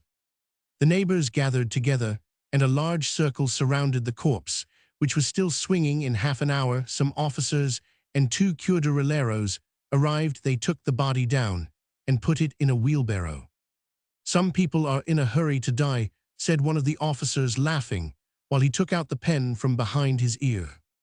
He asked some trifling questions, took the declaration of the servant, whom he tried to implicate, now looking at her with evil in his eyes, now threatening her, and now attributing to her words, which she did not say, so much so that the servant, believing that she was going to be taken to jail, began to weep, and finished by declaring that she was looking for peas, but that, and she called Tio to witness.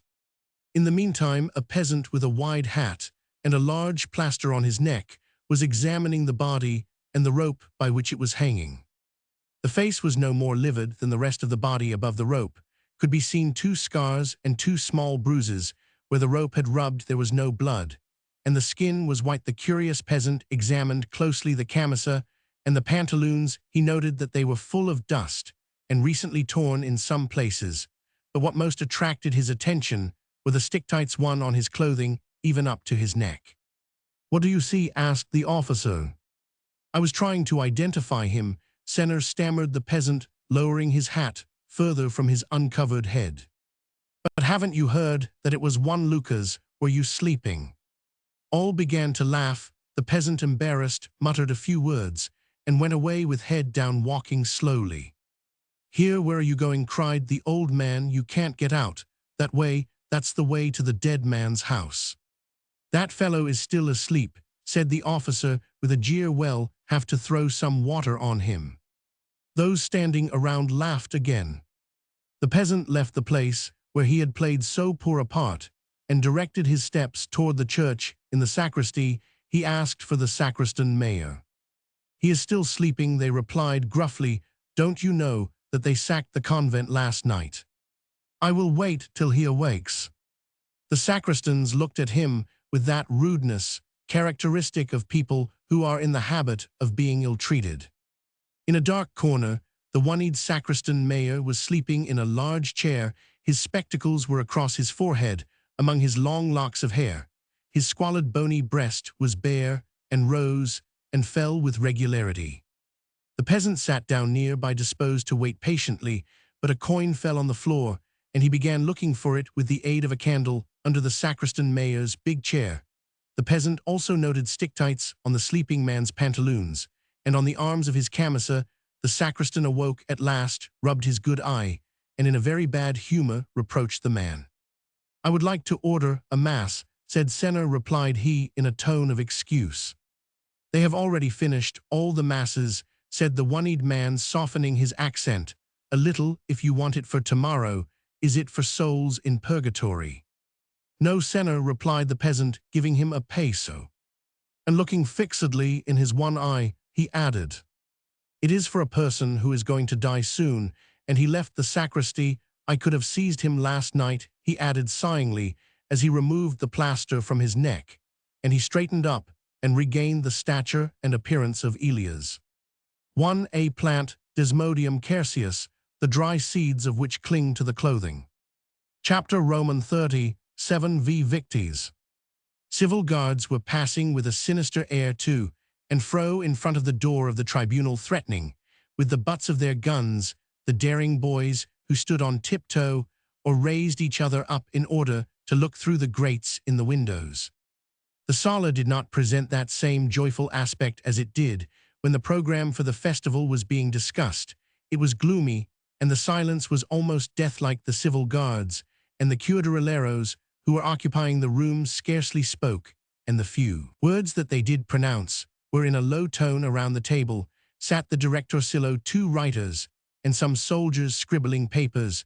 The alferez walked from one side to the other, looking from time to time ferociously toward the door. Themistocles, after the Battle of Salamis, could not have shown more pride at the Olympic Games. Dona Consolation yawned in one corner of the room and disclosed her black palate and her crooked teeth. Her cold and evil look was fixed on the door of the jail, covered with indecent pictures. Her husband, made amiable by the victory, had yielded to her request to be allowed to witness the interrogation and perhaps the tortures which were to follow. The hyena smelled the dead body. She licked her chops and was wearied at the delay in the punishment. The gobernadorcillo's chair, that large chair under the portrait of His Majesty, was empty and seemed destined for some other person. At nearly 9 o'clock the curate, pale and with eyebrows knit, arrived. "Well, you haven't made anyone wait," said the alferez sarcastically to the friar. "I would have preferred not to be present," replied Father Salvi in a low voice, without taking notice of the bitter tone. "I am very nervous. As no one came, I decided that in order not to leave the chair empty, your presence, you already know that the prisoners are to leave town this afternoon. Young Ibarra and the tenient mayors." The alferez pointed toward the jail.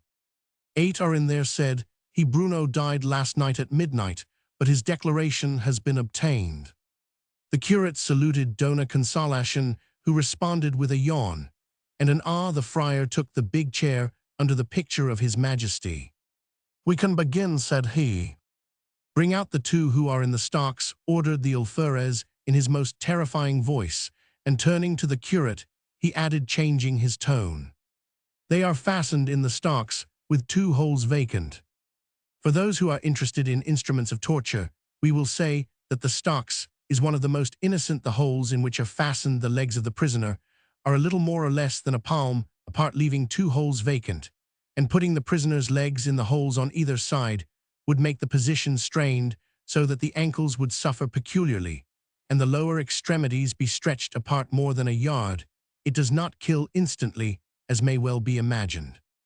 The turnkey, followed by 4 soldiers, drew back the bolt and opened the door. A nauseating odor and the thick damp air escaped from the dense darkness of the prison, and at the same time groans and sighs were heard. A soldier lighted a match, but the flame was extinguished in that foul, vitiated atmosphere, and they had to wait till the air was renewed. In the vague light of a candle, several human forms could be discerned. They were men, some of whom locked their arms around their knees and hid their heads between them. Others were lying down with their mouths to the ground, some standing and some leaning against the wall. A blow and a creaking sound was heard, accompanied by oaths. The stocks were being opened. Dona Consolation's body was bent forward. The muscles of her neck were rigid, her eyes riveted to the half-open door. Between the soldiers came out Tarsilo, the brother of Bruno. He wore handcuffs. His torn clothes disclosed well-developed muscles. His eyes were fixed insolently on the alferez's wife. "This is the one who defended himself most bravely, and who ordered his companions to flee," said the alferez to Father Salvi. Behind came another miserable sight, a man crying and weeping like a child. He was limping, and his pantaloons were stained with blood. "Mercy, Senor, have mercy. I will not enter the cuartel yard again," he cried. "He is a crafty fellow," said the alferez, speaking to the curate. "He wanted to flee, but had received a flesh wound." "What is your name?" asked the alferez, speaking to Tarsilo. "Tarsilo, a Lasigan." "What did Don Crisostomo promise you for attacking the cuartel?" "Don Crisostomo has never communicated with us." "Don't deny it. You wanted to surprise us for him." "You are mistaken. You whipped our father to death. We avenged him, and nothing more. Look for your 2 soldiers." The alferez looked at the sergeant, surprised. "They are at the bottom of that precipice. We threw them there yesterday. There they will rot now. Kill me. You will know nothing more." Silence and general surprise. "You are not going to tell who were your accomplices," said the alferez in a threatening manner, and brandishing a whip. A scornful smile curled the lips of the culprit. The alferez conferred for some minutes with the curate in a low voice. Then, turning to the soldiers, he ordered, "Take him to where the dead bodies are." In a corner of the yard, upon an old wagon, were 238 bodies close together and half covered by a filthy piece of torn matting. A soldier on guard was pacing up and down and constantly spitting. "Do you recognize them?" asked the alferez, lifting the matting. Tarsilo did not respond. He saw the dead body of Pedro, with 2 others, one his own brother riddled with bayonet wounds, and the other Lucas with the rope still around his neck. His look became gloomy, and a sigh seemed to escape from his breast. "Do you know them?" they asked him. Tarsilo remained silent. There was a whistling sound, and the whip came down across his back. He trembled, and his muscles contracted. The lashes were repeated, but Tarsilo continued impassive. "Let them whip him till they cut him to pieces, or till he makes a declaration," cried the alferez, exasperated. "Speak, then," said the direct Tarsilo to him. "They will surely kill you." They led him back to the sala of the tribunal, where the other prisoner was invoking God, grating his teeth, and shaking on his legs. "Do you know this man?" asked Father Salvi. "This is the first time I have ever seen him," replied Tarsilo, looking with a certain pity on the other. The alferez gave him a cuff with his fist and kicked him. "Tie him to the bench." Without taking off the bloody handcuffs, He was fastened to the wooden bench. The unhappy fellow looked about him as if in search of someone, and his eyes fell on Dona Consolacion. He smiled sardonically. Those present were surprised and followed his glance, and saw the senora. She was biting her lips. "I have never seen an uglier woman," exclaimed Tarsilo amid the general silence. "I prefer to lie down on this bench, as I am doing, than to lie by her side like the alferez." The muse turned pale. "You are going to whip me to death, alferez," he continued. 239, "but tonight I will be avenged by your woman." "Gag him," shouted the alferez, furious and trembling with rage. It seemed as though Tarsilo had wanted the gag, for when he had it in his mouth, his eyes gleamed with a ray of satisfaction. At a signal from the alferez, a guard armed with a whip began his cruel task. The whole body of Tarsilo shrank. A groan, suppressed and prolonged, could be heard in spite of the rag, which stopped up his mouth. He lowered his head. His clothes were being stained with blood. Father Salvi, pale and with a wild look, rose to his feet, laboriously made a sign with his hand, and left the sala with vacillating steps in the street. He saw a girl leaning her back against the wall, rigid, immovable, listening attentively, looking into space, her marble-like hands extended along the old wall. The sun was shining full upon her. She was counting, it seemed, without breathing, the sharp blows, and listening to that heartrending groan. She was Tarsilo's sister. In the meantime, the scene was continuing in the sala. The unfortunate fellow, overcome with pain, had become silent and waited for his punishers to tire. At last, the soldier, breathless, let fall his arm. The alferez, pale with wrath and astonishment, made a signal for them to unloose him. Dona Consolacion then arose and whispered something into her husband's ear. He nodded his head, signifying that he understood. "To the well with him," said he. The Filipinos know what that means in Tagalog.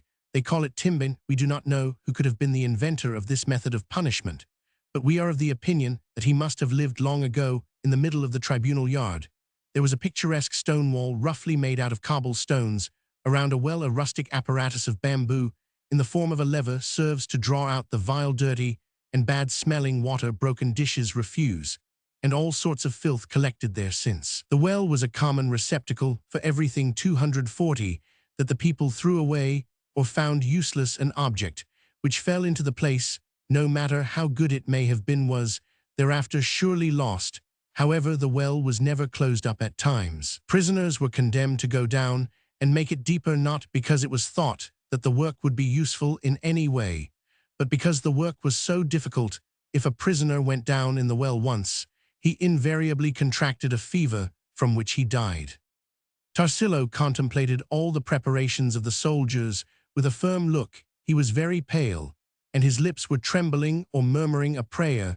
The haughtiness of his desperation seemed to have disappeared, or at least to have weakened a number of times. He bent his head, fixed his eyes on the ground, resigned to his suffering. They took him to one side of the stone wall. Dona Consolacion followed, smiling. The unfortunate wretch glanced enviously toward the pile of dead bodies, and a sigh escaped from his breast.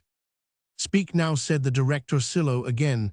"They will certainly drown you, at least die, without having suffered so much." "When you come out of this, you will die," said a cure de relero. They took the gag out of his mouth and hung him by his feet. He had to go down head first and remain under the water some time, just like a bucket, except that a man is left under the water a longer time.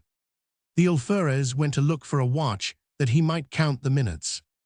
In the meantime, Tarsilo was hanging, his long hair waving in the air, and his eyes half closed. "If you are Christians, if you have hearts," he begged in a low voice, "let me down rapidly, and make my head strike against the wall, that I may die. God would reward such a good deed.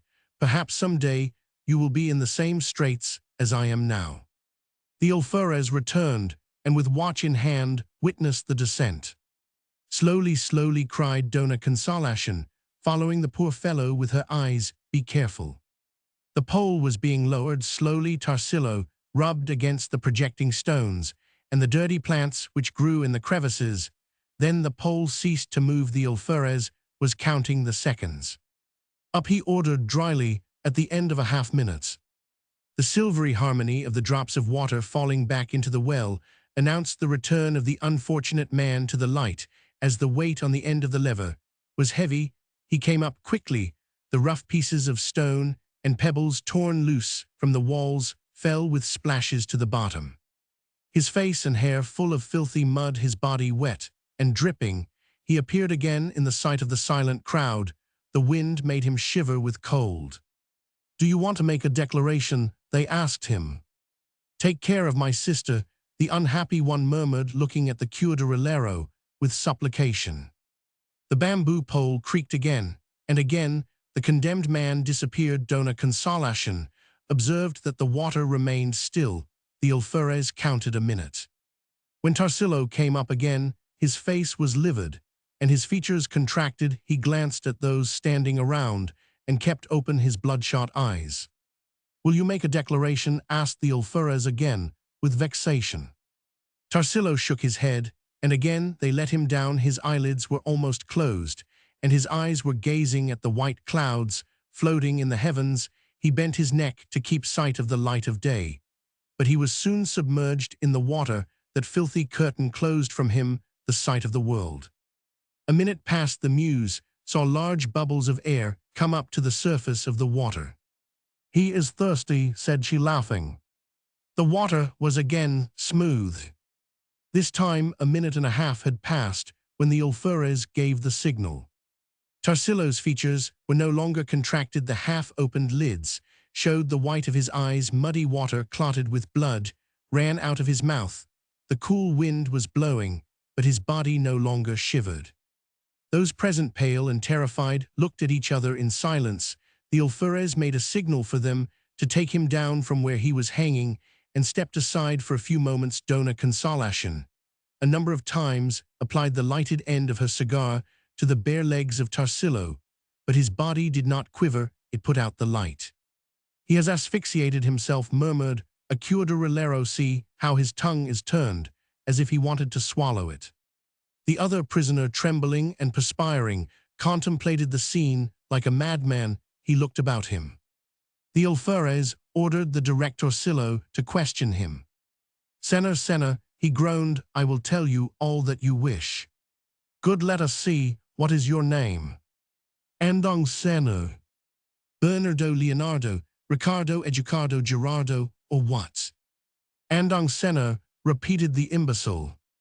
"Call it Bernardo, or whatever you please," said the alferez, decided not to bother more about it. "What family name?" The man looked at him, frightened. "What's your name? What do you add to the name Andong?" "Ah, Senor Andong Mediatonto, Haful Senor." Those standing around could not resist a laugh. The alferez himself stopped short. "What is your business?" "Coconut tree pruner, Senor, and servant for my mother-in-law." "Who ordered you to attack the cuartel?" "Nobody, Senor." "What's that nobody? Don't you lie, or we will put you in the well." "Who ordered you to do it? Speak the truth." "That's the truth, Senor." Who? I ask you, who ordered you to revolt?" "What revolt, Senor?" "That one last night, when you were in the tribunal yard." "Ah, Senor," exclaimed Andong, blushing. "Who was to blame for that?" "My mother-in-law, Senor." A laugh of surprise followed this reply. The alferez stopped and looked sharply at the simple peasant, who believed that his words had produced a good effect. More animated, he was about to continue when the crack of a whip cut him short. "To the jail," ordered the alferez. "This afternoon send him to the capital." Chapter Roman 38. The Accursed. The news that the prisoners were going to depart spread quickly through the town. At first, the news was heard with terror. Afterward came tears and lamentations. The members of the families of the prisoners were running about madly. They would go from the convent to the cuartel, from the cuartel to the tribunal, and not finding consolation anywhere, they filled the air with cries and moans. The curate had shut himself up because he was Roman 99. The alferez had increased his guards, who received the supplicants with the butts of their guns. The gobernador Silo, a useless being anyway, seemed more stupid and useless than ever. The sun was burning hot, but none of the unhappy women who were gathered in front of the cuartel thought of that Dore, the gay and happy wife of Don Filippo, wandered about with her tender little child in her arms. Both were crying. "Get out of the sun," they said to her, "your son will catch a fever." "What is the use of his living if he has no father to educate him?" replied the dispirited woman. "Your husband is innocent perhaps, he will return." "Yes, when we are in our graves." Capitana Tine wept and cried for her son Antonio. The courageous Capitana Maria gazed toward the small grate behind which were her twins, her only sons. There too was the mother-in-law of the coconut tree pruner. She was not crying, she was walking to and fro, gesticulating, with shirt sleeves rolled up, and haranguing the public.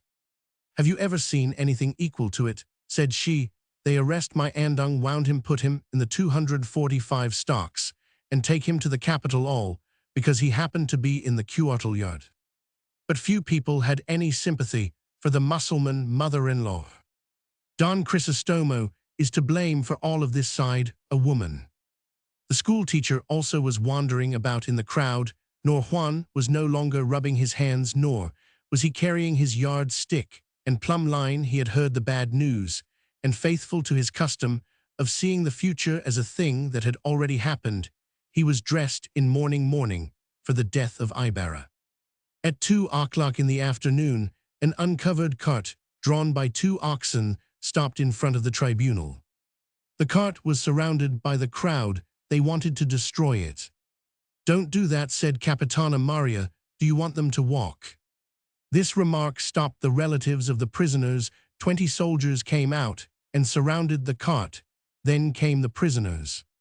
The first was Don Filippo. He was tied. He greeted his wife with a smile. Dore broke into a bitter lamentation, and 2 soldiers had to work hard to keep her from embracing her husband. Antonio, the son of Captain Tine, next appeared crying like a child, a fact which made the family cry all the more. The imbecile Andung broke out in a wail when he saw his mother-in-law. The cause of his misfortune, Albino, the former seminary student, came out with his hands tied, as did also the twin sons of Capitana Maria. These 3 youths were serious and grave. The last who came was Ibarra. The young man was pale. He looked about for the face of Maria Clara. "That is the one who is to blame," cried many voices. "He is to blame, and he will go free. My son-in-law has done nothing, and he is handcuffed." Ibarra turned to the guards. "Tie me, and tie me well, elbow to elbow," said he. "We have no orders." "Tie me." The soldiers obeyed. The alferez appeared on horseback, armed to the teeth. 10 or 15 more soldiers followed him. Each of the prisoners had there in the crowd his family praying for him, weeping for him, and calling him by the most affectionate names. Ibarra was the only exception. Even nor Juan himself and the schoolteacher had disappeared. "What have you done to my husband and my son?" said Dore to Ibarra, crying. "See, my poor boy, you have deprived him of a father." The grief of the people was changed to wrath against the young man, accused of having provoked the riot. The alferez gave orders to depart. "You are a coward," cried the mother-in-law of Andung to Ibarra. "While the others were fighting for you, you were hiding, coward." "Curses upon you," shouted an old man, following him. "Cursed be the gold hoarded up by your family to disturb our peace. Curse him, curse him." "May they hang you, heretic," cried one of Albino's relatives, and unable to restrain himself, he picked up a stone and threw it at Ibarra. The example was quickly imitated, and a shower of dust and stones fell on the unfortunate youth. Ibarra suffered it all, impassive, without wrath, without a complaint, unjust vengeance of suffering hearts. This was the leave-taking, the adios tendered to him by his town, the center of all his affections. He bowed his head. Perhaps he was thinking of another man whipped through the streets of Manila, of an old woman falling dead at the sight of the head of her son. Perhaps the history of Elias was passing before his eyes. The cortege moved slowly on and away. Of the persons who appeared in a few opened windows, those who showed the most compassion for the unfortunate young man were the indifferent and the curious. All his friends had hidden themselves, yes, even Captain Basilio, who forbade his daughter Sinang to weep. Ibarra saw the smoldering ruins of his house, of the 247 house of his fathers, where he had been born, where he had lived the sweetest days of his infancy and childhood. Tears, for a long time, suppressed, burst from his eyes. He bowed his head, and wept without the consolation of being able to hide his weeping tide, as he was by the elbows, nor did that grief awaken compassion in anybody. Now he had neither fatherland, home, love, friends, or future. From a height a man contemplated the funeral-like caravan. He was old, pale, thin, wrapped in a woolen blanket, and was leaning with fatigue on a cane. It was old Tassio, who as soon as he heard of what had happened wanted to leave his bed and attend, but his strength would not permit it. The old man followed with his eyes the cart, until it disappeared in the distance. He stood for some time pensive, and his head bowed down. Then he arose, and laboriously started on the road to his house, resting at every step. The following day shepherds found him dead, on the very threshold of his solitary retreat. Chapter Roman 39. Maria Clara is married. Captain Tiago was very happy during all this terrible time. Nobody had busied himself with him. They had not arrested him, nor had they submitted him to excommunications court, trials, electrical machines, continual hot foot baths in subterranean places, or to any of the other punishments, which are well known to certain people who call themselves civilized. He had returned to his Manila house. Those who had been the captain's friends, for he had renounced all his Filipino friends from the moment that they were suspected by the government, had also returned to their homes. After some days of vacation spent in the government buildings, the Governor-General had himself ordered these people to leave their possessions, for he had not thought it fitting that they should remain in them during the great danger. Captain Tiago was overflowing with gratitude, but he did not know exactly to whom he was indebted for such signal favors. Aunt Isabel attributed the miracle to the Virgin of Antipolo, to the Virgin of the Rosary, or at least to the Virgin of Carmen. The least that she would concede was that it was due to Our Lady of Korea. According to the aunt, the miracle was certainly due to one of these virgins. Captain Tiago did not deny that it was a miracle, but he added, "I do not believe, Isabel, that the Virgin of Antipolo could have done it alone. My friends have aided in it. My future son-in-law, Senor Linares, has, as you know, joked with Senor Antonio Canovas himself, whose portrait we saw in illustration." And the good man could not suppress a smile every time that he heard any important news about the event. And there was good reason for it. It was whispered about that Ibarra was going to be hanged, that even if many proofs, 249, had been lacking, at last one had appeared which could confirm the accusation, and that skilled workmen had declared that as a matter of fact, the work for the schoolhouse could pass for a fort or a fortification, even if defective in some parts. That was as much as could be expected from ignorant Indians.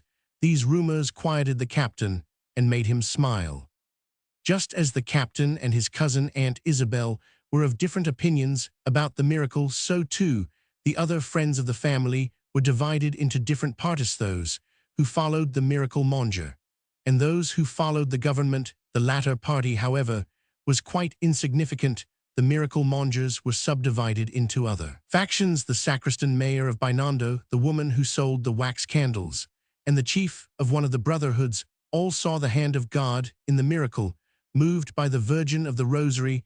The Chinese candle maker, who provided the captain whenever he went on a pilgrimage to Antipolo, was saying, as he sat fanning himself and wiggling his foot, "What for you blong foolish thissy, belong mergin Antipolo. She can do muchy more others no, can do no blong plopper say pigeon blong other man." Captain Tiago held the Chinaman in great estimation and made him pass for a prophet and doctor. Examining the hand of his deceased wife, in the 6th month of her pregnancy, he had prophesied, "If thissy one no blong man, and no go dead side, will blong bury good woman." And so it was that Maria Clara came to this earth and fulfilled the Chinaman's prophecy. Captain Tiago, being a prudent and timid person, could not decide the question of the miracle as easily as the Trojan Paris.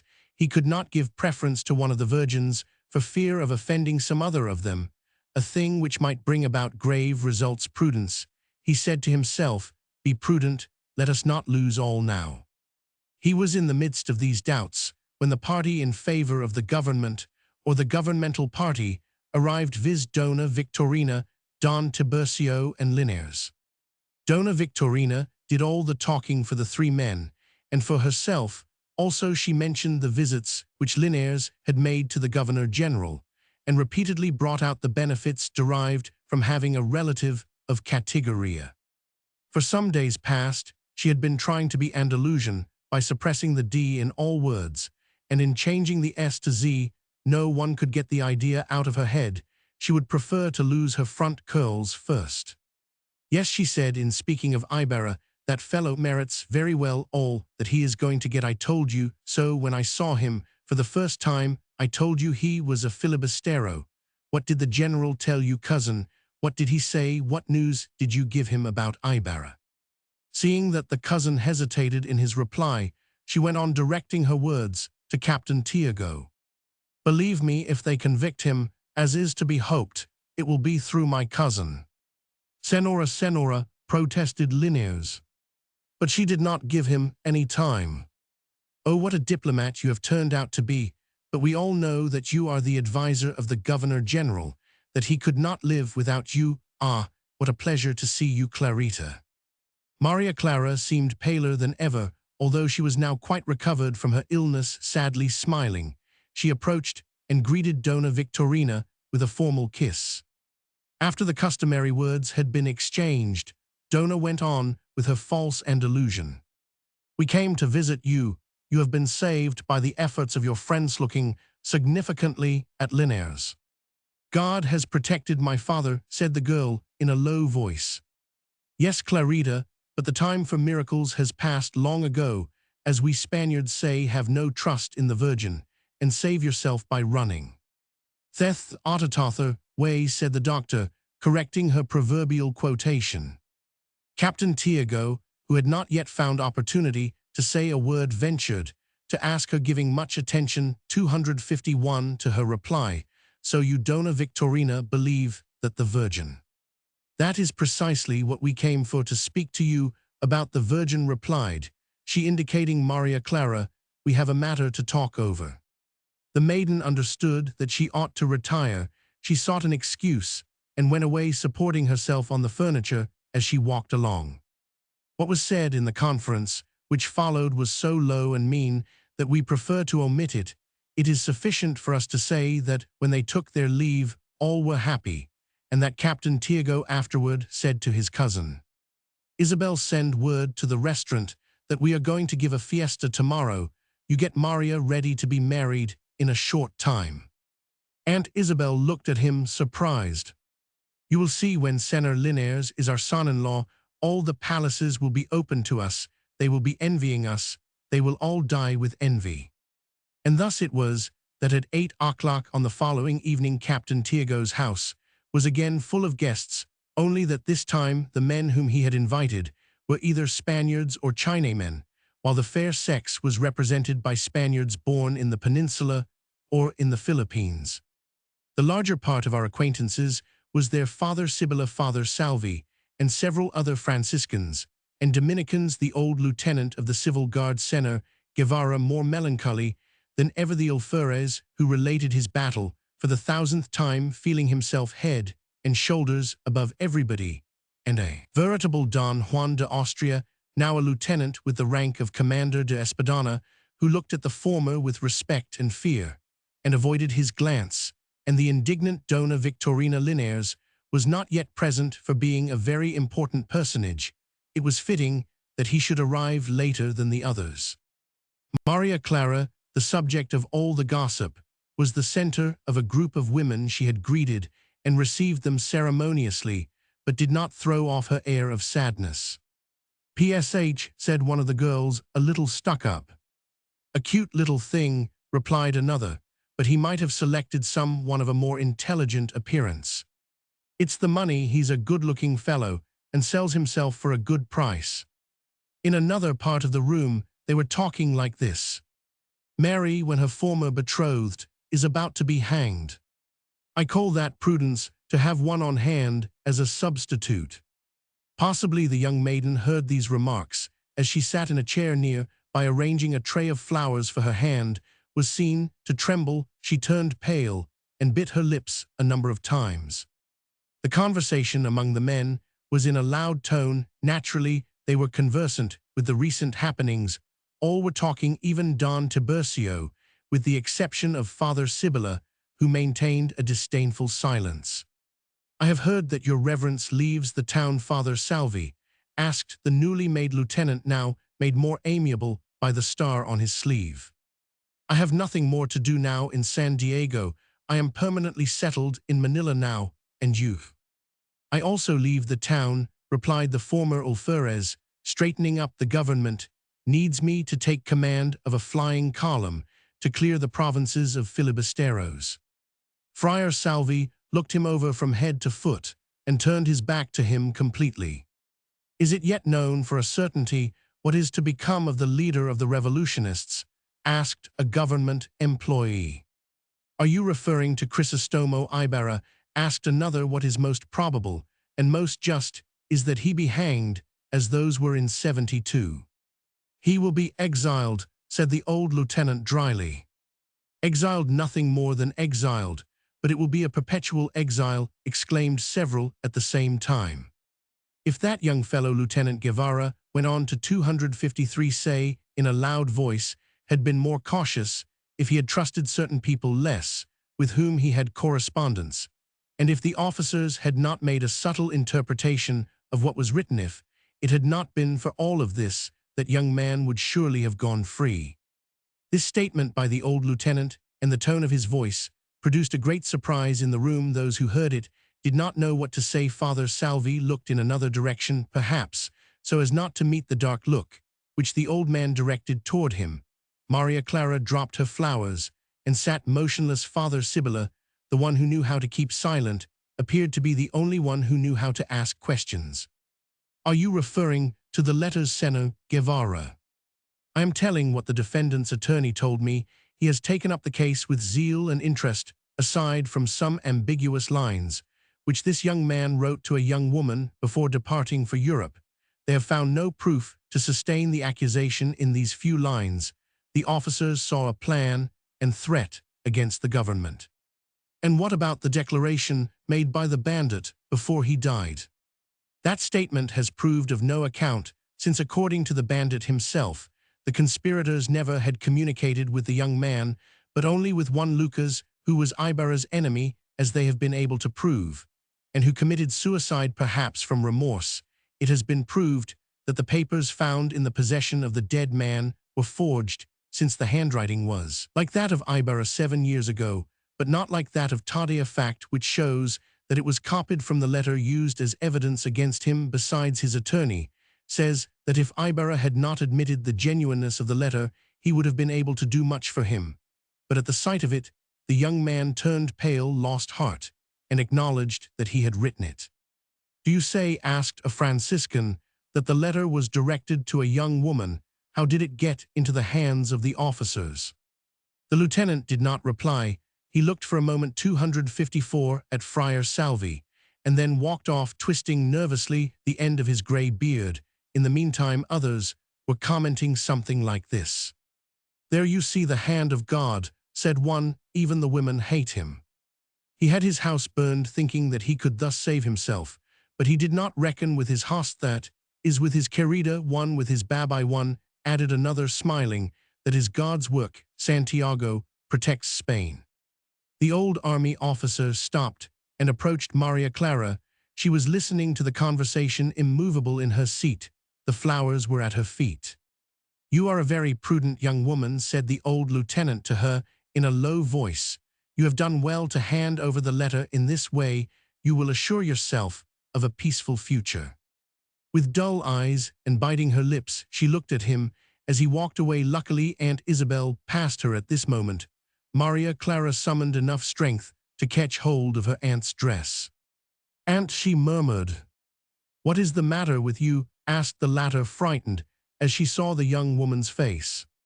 "Take me to my room," she begged, clinging to the arm of the old woman in order to raise herself to her feet. "Are you sick, my child? You seem to have lost all your strength. What is the matter with you?" "A little sick to my stomach. The crowd in the sala, so much light, I need to rest. Tell father that I am going to sleep." "You are cold. Do you want some tea?" Maria Clara shook her head negatively. She closed the door of her room and locked it, and her strength failing her, she fell to the floor at the feet of an image, weeping and sobbing. "Mother, mother, my mother." The moonlight was shining through the open window and door, which led out upon the azotea. The orchestra continued playing gay waltzes. The laughter and the hum of conversation could be heard in 255, her bedroom, a number of times her family, Aunt Isabel, Dona Victorina, and even Linares knocked at her door, but Maria Clara did not move. There was a rattle in her throat.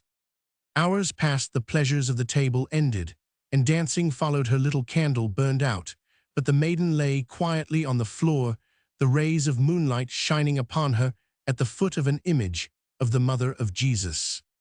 Gradually, the noises in the house died away, the lights were put out, and Aunt Isabel again knocked at the door of her room. "Let us leave her, she is sleeping," said her aunt. "At her age, with nothing to trouble her, she sleeps like a corpse." When all was again silent, Maria arose slowly and glanced around her. She saw the azotea and the small climbing plants bathed in the melancholy light of the moon. "A peaceful future, sleeping like a corpse," she murmured in a low voice, and turned toward the azotea. The city was quiet. Only the noise of an occasional carriage passing over the wooden bridge could be heard in the stillness of the night, while the tranquil waters of the river were reflecting the moonlight. The maiden raised her eyes to the pure sapphire-colored sky. Slowly, she took off her rings, her haircombs, her earrings, and her breastpin, and placing them upon the balustrade of the azotea, she looked out toward the river. A banca loaded with rice grass stopped at the foot of the landing on the bank of the river at the rear of the house. One of the two men who were propelling the boat went up the stone steps, leaped over the wall, and a few seconds afterward steps were heard coming up the azotea. Maria Clara saw him stop on discovering her, but it was for only a moment. The man advanced slowly, and at about 3 steps from the maiden stopped again. Maria Clara stepped back. "Crisostomo," she gasped, full of terror. "Yes, I am Crisostomo," replied the young man in a 256 grave voice. "An enemy, a man who has good reason to hate me, Elias, has helped me out of the prison into which my friends had thrown me." Silence followed these words. Maria Clara bowed her head and allowed both her hands to drop at her side. Ibarra continued. "Beside the dead body of my mother, I swore to make you happy. Whatever might be my destiny, you can break your oath. She was not your mother, but I who am her son, I hold her memory sacred. And running great risk, I have come here to fulfill my oath. Fortune permits me to speak with you personally, Maria. We shall not see each other again. You are young, and perhaps some day your conscience may accuse you. I come to tell you before leaving that I forgive you now. May you be happy, and goodbye." Ibarra tried to leave, but the maiden stopped him.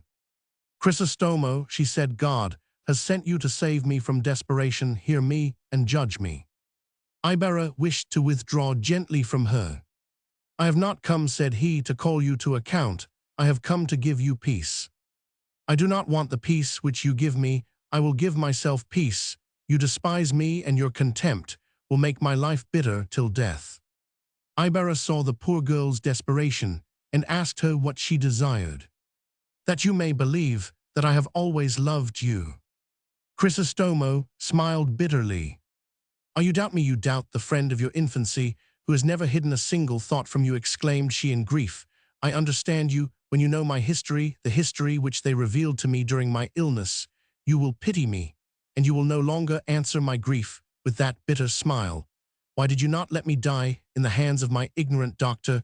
You and I would have been happier then." Maria Clara rested a moment and then continued. "You have doubted me. You have wished my mother to pardon me. During one of those nights of suffering, a man revealed to me the name of my true father, and forbade 257 me to love you unless my true father should pardon you for the offense you committed against him." Ibarra recoiled and looked in terror at the maiden. "Yes," she continued, "this man told me that he could not permit our marriage since his conscience would not allow it, and he would find himself compelled to publish the truth at the risk of causing a great scandal because my father is—" And she whispered a name in the young man's ear in a scarcely audible voice. What was I to do? Ought I to sacrifice to my love the memory of my mother, the honor of the man who innocently supposes himself my father, and the good name of my real father? Could I do that without you despising me for it?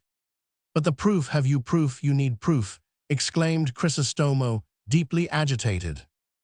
The maiden drew 2 letters from her bosom. 2 of my mother's letters, 2 letters written in remorse. Before I was born, take them, read them, and you will see how she cursed me and desired my death, which my father in vain tried to cause by drugs. These letters were forgotten in the house where he lived. A man found them and kept them. They would only give them to me in exchange for your letter to make certain, as they said, that I would not marry you without the consent of my father. From the time that I began to carry them in my bosom, instead of your letter, my heart was chilled. I sacrificed you. I sacrificed my love. What would not a person do for a dead mother and 2 living fathers? Did I suspect the use to which they were going to put your letter? Ibarra was prostrated. Maria Clara went on. What was there left for me? Could I tell you who was my father? Could I ask you to seek the pardon of him who had so much desired my death, and who made your father suffer? There was nothing left for me but to keep the secret to myself, and to die suffering. Now, my friend, you know the sad history of your poor Maria. Will you still have that contemptuous smile for her? Maria, you are a saint. I am happy now that you believe me. However, added the young man, changing his tone, I have heard that you are about to marry. Yes, sobbed the maiden, my father asked this sacrifice of me. He has fed me and loved me, and it was not his duty. I pay him this debt of gratitude which I owe him by assuring him peace through this new relative. But I shall not forget the oaths of fidelity which I made to you. What do you think of doing? Asked Ibarra, trying to read her eyes. The future is obscure, and destiny is hidden in darkness. I do not know what I am to do, but I know that I can love only once, and that without love I never will belong to anyone. And you, what is to become of you? I am nothing but a fugitive. I am fleeing. In a very short time they will discover my escape. Maria Clara clasped her arms about her lover's neck, kissed his lips, repeatedly hugged him, and then abruptly breaking away from him said, Flee, flee, adios. Ibarra looked at her, his eyes sparkling, but she motioned, and he went away staggering like a drunken man again. He leaped over the wall and entered the banca. Maria Clara, leaning on the door casing, watched him depart. Elias took off his hat and bowed profoundly. Both words mean mistress. Chapter Roman 40, The Pursuit on the Lake. Listen, Senor, to my plan, said Elias, as they directed the banca towards San Miguel. I will for the present hide you in the house of my friend in Mandaluyong. I will bring you all your money, which I have saved and kept for you at the foot of the old baliti tree, in the mysterious tomb of your grandfather. You shall leave the country. To go to a strange land, interrupted Ibarra. To live in peace the remaining days of your life. You have friends in Spain. You are rich. You can get yourself pardoned. By all means, a foreign land is better for you than your own country. Chrysostomo did not reply. He meditated in silence. Just then they reached the Pasig, and the banca was headed up the stream over the bridge of Spain.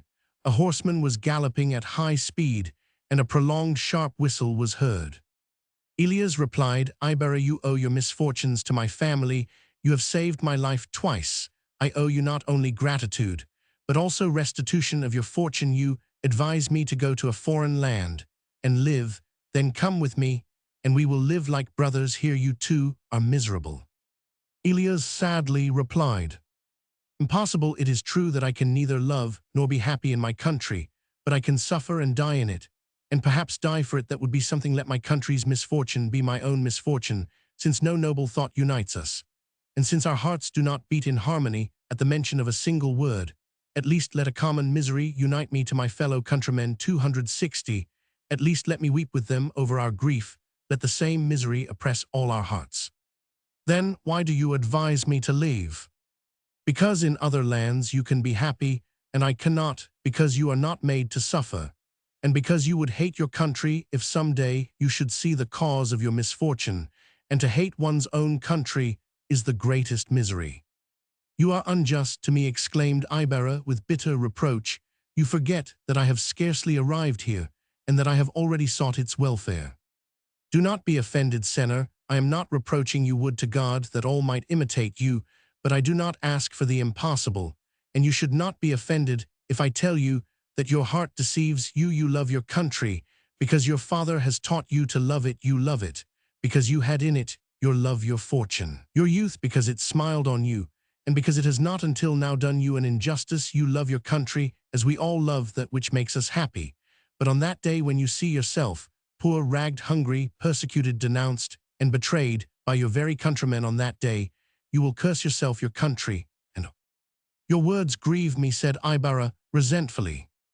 Elias bowed his head, meditated, and replied, I wish to set you right, Senor, and to avoid a miserable future for you. You remember the time when I was talking to you in this same banca, and under the light of the same moon. It was a month ago, a few days more or less. Then you were happy. The plea of the unfortunates did not reach you.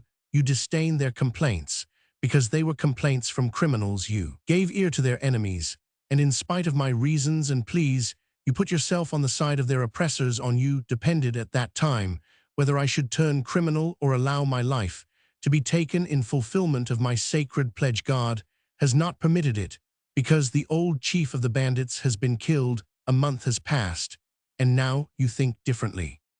You are right, Elias, but man is influenced by changes. 261.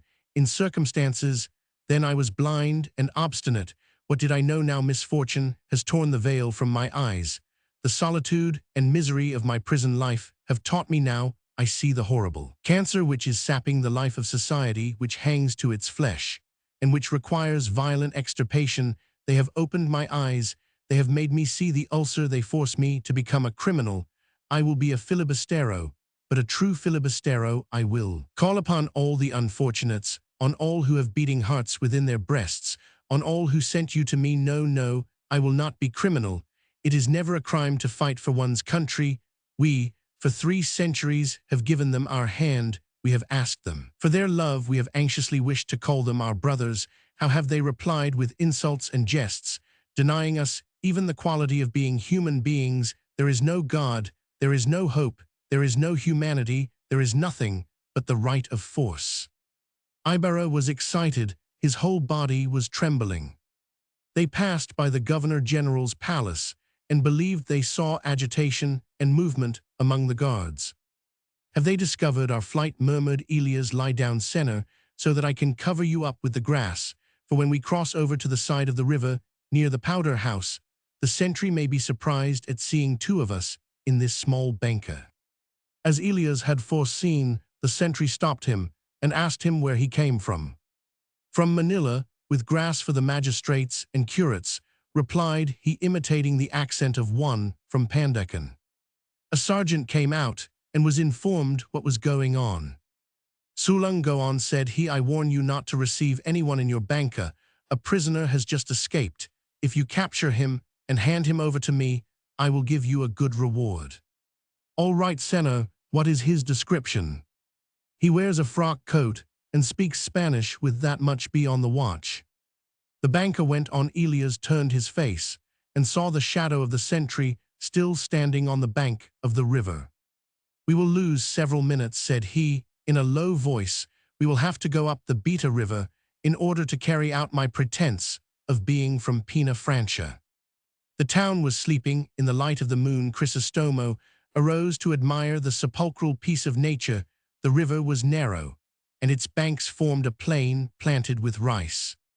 Elias threw the load on the bank, picked up a piece of bamboo, and drew out from under the grass in the banca some empty sacks. They went on rowing. You are master of your own will, Senor, and of your own future, said he to Crisostomo, who kept silent.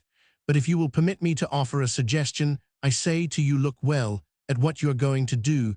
You are about to start a war, for you have money, talent, and you will quickly find aid for. Unfortunately, many are discontented. Furthermore, in this fight, which you are to begin, those who are going to suffer most are the defenseless, the innocent. The same sentiments which a month ago prompted me to come to you and ask for reforms are those which now move me to ask you to reflect the country. Senna is not thinking of separating itself from the mother country. It asks only a little liberty, a little justice, a little love. The discontented will assist you, the criminals, and the desperate. But the people will hold aloof. You are mistaken. If seeing everything dark you believe that the country is desperate, the country suffers, yes, but it still hopes, believe me, and will only rise in revolt when it has lost patience. That is, when those who govern wish it, which is still far off. I myself would not follow you. I shall never take recourse to these extreme remedies while I see hope in men. Then I will go without you, replied Chrysostomo resolutely. Is it your firm decision? Yes, my firm and only decision. I call to witness the memory of my father. I cannot allow them to deprive 263 me of peace and happiness with impunity. I who have desired only my country's welfare, I who have respected all, and have suffered on account of a hypocritical religion, on account of love for my country. How have they responded to me? By burying me in an infamous prison, and by prostituting my fiancée. No, not to avenge myself would be a crime. It would be encouraging them to commit new injustices. No, it would be cowardice. It would be pusillanimity to weep and groan while there is life and vigor, when to insult and challenge are added scoffery and contemptuous ridicule. I will arouse this ignorant people. I will make them see their miserithas, people who do not think of each other as brothers, who are mere wolves devouring each other. I will tell them to rise against this oppression and appeal to the eternal right of mankind to conquer their liberty. Innocent people will suffer. All the better can you lead me to the mountain till you are safe, replied Elias. They again went up the passage. They spoke from time to time of indifferent things. Santa Anna, murmured Ibarra, do you recognize that house? They passed by the country house of the Jesuits. There I passed many happy and joyful years, sighed Elias. In my time, we used to come here every month. Then I was like the others. I had fortune, family. I was dreaming and planning a future for myself in those days. I used to visit my sister in the neighboring convent. She made me a present of a piece of her own handiwork. A girl friend used to accompany her, a beautiful girl. All has passed like a dream. They remained silent till they arrived at Malapadnabato, those who have glided over the bosom of the Pasig, on one of those magical nights, when the moon pours forth its melancholy poetry from the pure blue of the sky, when the darkness hides the misery of men, and silence drowns the harsh accents of their voices. When nature alone speaks, those who have seen such nights on the Pasig will understand the feelings which filled the hearts of both young men. In Malapadnabato, the carbineer was half asleep, and seeing that the banca was empty and offered no booty for him to seize according to the traditional custom of his corps, and the use made of that position, he readily let them pass on. Nor did the civil guard at Pasig suspect anything, and they were not molested. It was just beginning to dawn when they reached the lake, calm and smooth as a gigantic mirror. The moon was growing dim, and the orient was rosy with the tints of morning. At a distance, a mass of gray could be discerned, advancing toward the banca. The falua, or government steamboat, is coming, murmured Elias. Lie down, and I will cover you with these sacks. The outline of the vessel became more clear and perceptible. She is putting in between the beach and us, observed Elias uneasily. And then he changed the course of the banca, a little rowing toward Binangonan. To his great surprise, he noticed that the falua was also changing its course, while a voice cried out to him. Elias stopped and meditated. The shore of the lake was very far off, and they would soon be in the range of the rifles on the falua. He thought of returning to the Pasig. His banca was swifter than the falua, but fate was against him. Another boat was coming up the Pasig, and they could see the helmets and shining bayonets of the civil guards. We are caught, he murmured, turning pale. He looked at his robust arms, and taking the only course which remained to him, he began to row with all his strength toward the island of Talim. In the meantime, the sun had risen. The banca glided along rapidly. Elias saw some men standing up on the falua, making signals to him. Do you know how to manage a banca? He asked Ibarra. Yes, why? Because we are lost if I do not leap into the water 265 and make them lose the trail. They will follow me. I swim and dive well. I will take them away from you, and then you can save yourself. No, you remain, and we will sell our lives dearly. Useless, we have no arms, and with those rifles they will kill us like birds." At that moment, a kiss was heard in the water like the fall of a hot body, and was followed immediately by a report. "Do you see," said Elias, putting his paddle in the banca, "we will see each other again at the tomb of your grandfather on Nochebuena Christmas Eve. Save yourself. And you. God has taken me through greater dangers." Elias took off his camisa, a ball grazed his hands, and the report sounded out without being disturbed. He stretched out his hand to Ibarra, who was still in the bottom of the boat. Then he arose and leaped into the water, pushing away the small craft with his foot. A number of cries were heard soon at some distance. The head of the young man appeared above the water, as if to get breath, dropping out of sight at the next instant. "There, there he is," cried a number of voices, and the balls from their rifles whistled again. The fallow and the other banca took up the chase. A light track of foam marked his course, every moment leading farther and farther away from Ibarra's banca, which drifted along, as if abandoned every time that the swimmer raised his head to breathe the civil guards, and the men on board the fallow discharged their guns at him. The pursuit continued. Ibarra's little banca was already far off. The swimmer was approaching the shore of the lake, and was now some 50 yards distant from it. The rowers were already tired, but Elias was not, for his head often appeared above the water, and each time in a different direction so as to disconcert his pursuers. No longer was there a light trail to betray the course of the diver. For the last time, they saw him near the shore 266, some 10 yards off, and they opened fire.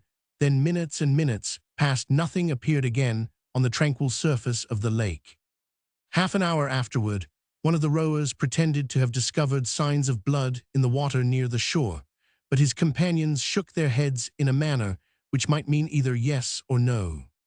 Chapter Roman 40, 1 Father Damaso explains. In vain the costly wedding gifts were heaped upon the table.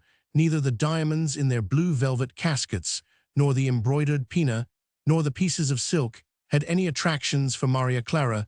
The maiden looked at the paper, which gave the account of Ibarra's death drowned in the lake, but she neither saw nor read it. Of a sudden she felt two hands over her eyes. They held her fast, while a joyous voice, Father Damaso's, said to her, "Who am I? Who am I?" Maria Clara jumped from her seat and looked at him with terror in her eyes. "You little goose, were you frightened, eh? You were not expecting me. Well, I have come from the provinces to attend your wedding." And coming up to her again, with a smile of satisfaction, he stretched out his hand to her. Maria Clara approached timidly, and raising it to her lips kissed it. "What is the matter with you, Maria?" asked the Franciscan, losing his gay smile, and becoming very uneasy. "Your hand is cold. You are pale. Are you ill, my little girl?" And Father Damaso drew her up to him with a fondness of which no one would have thought him capable. He grasped both the maiden's hands and gave her a questioning look. "Haven't you any confidence in your godfather?" he asked in a reproachful tone. "Come, sit down here, and tell me your little troubles, just as you used to do when you were a child, when you wanted wax candles to make wax figures. You surely know that I have always loved you. I have never scolded you." Father Damaso's voice ceased to be brusque. Its modulations, 268, were even caressing. Maria Clara began to weep. "Are you weeping, my child? Why are you weeping? Have you quarreled with Linares?" Maria Clara covered her eyes with her hands. "No, it is not," he now cried the maiden. Father Damaso looked at her full of surprise. "Do you not want to entrust your secrets to me? Have I not always managed to satisfy your smallest caprices?" The young woman raised her eyes full of tears toward him. She looked at him for some time, and then began to weep bitterly. "Do not cry so, my child, for your tears pain me. Tell me your troubles. You will see how your godfather loves you." Maria Clara approached him slowly and fell on her knees at his feet. Then, raising her face bathed in tears, she said to him in a low voice scarcely audible, "Do you still love me, child? Then protect my father and break off the marriage." Then she related her last interview with Ibarra, omitting the reference to her birth. Father Damaso could scarcely believe what he heard. While he lived, continued the maiden, I intended to fight, to wait, to trust. I wanted to live to hear him spoken of. But now that they have killed him now, there is no reason for my living and suffering. She said this slowly, in a low voice, calmly, and without a tear. But you goose isn't, Linares 1,000 times better than. When he was living, I could have married. I was thinking of fleeing afterward. My father wanted nothing more than the relative. Now that he is dead, no other man will call me his wife. While he lived, I could have debased myself, and still had the consolation of knowing that he existed, and perhaps was thinking of me now that he is dead, the convent or the tomb. Her voice had a firmness in its accent which took away Father Damaso's joy and set him to thinking. Did you love him so much as that? He asked, stammering. Maria Clara did not reply. Father Damaso bowed his head upon his breast and remained silent. My child, he exclaimed, his voice breaking, forgive me for making you unhappy. Without knowing it, I was thinking of your future. I wanted you to be happy. How could I permit you to marry a native? How could I see you an unhappy wife and a miserable mother? I could not get your love out of your head, and I opposed it with all my strength. All that I have done has been for you alone. If you had become his wife, you would have wept afterward, on account of the condition of your husband, exposed to all kinds of vengeance, without any means of defense. As a mother, you would have wept over the fortune of your sons. If you educated them, you would prepare a sad future for them. You would have made them enemies of the church, and would have seen them hanged or exiled. If you left them ignorant, you would have seen them oppressed and degraded. I could not consent to it. This is why I sought as a husband for you one who might make you the happy mother of sons born not to obey, but to command, not to suffer, but to punish. I knew that your friend was good from infancy. I liked him as I had liked his father, but I hated them both when I saw that they were going to make you unhappy. Because I love you, I idolize you, I love you as my daughter. I have nothing dearer than you. I have seen you grow, no hour passes, but I think of you, I dream of you. You are my only joy. And Father Damaso began to weep like a child. Well then, if you love me, do not make me eternally unhappy. He no longer lives. I want to be a nun. The old man rested his head on his hand. To be a nun, he repeated. You do not know, my child, the life, the misery which is hidden behind the walls of the convent. You do not know it. I prefer 1,000 times to see you unhappy in the world than to see you unhappy in the cloister. Here your complaints can be heard there. You will have only the walls. You are beautiful, very beautiful, and you were not born 270 for it. You were not born to be the bride of Christ. Believe me, my child, time will blot it all out later. You will forget. You will love your husband Linares. Either the convent or death, repeated Maria Clara. The convent or death, exclaimed Father Damaso. Maria, I am already old. I will not be able to watch you or your happiness much longer. Choose another course. Seek another, love another young man, whoever he may be, but not the convent. The convent or death. My God, cried the priest, covering his head with his hands, thou punisheth me, so be it, but watch over my child. And turning to the young woman, you want to be a nun, you shall be one. I do not want you to die. Maria Clara took his 2 hands, clasped them in her own, and kissed them as she knelt. Godfather, my godfather, she repeated. Immediately Father Damaso went out sad, with drooping head and sighing. God, O God, thou existeth, for thou punisheth, but avenge thyself on me, and do not harm the innocent, save my child.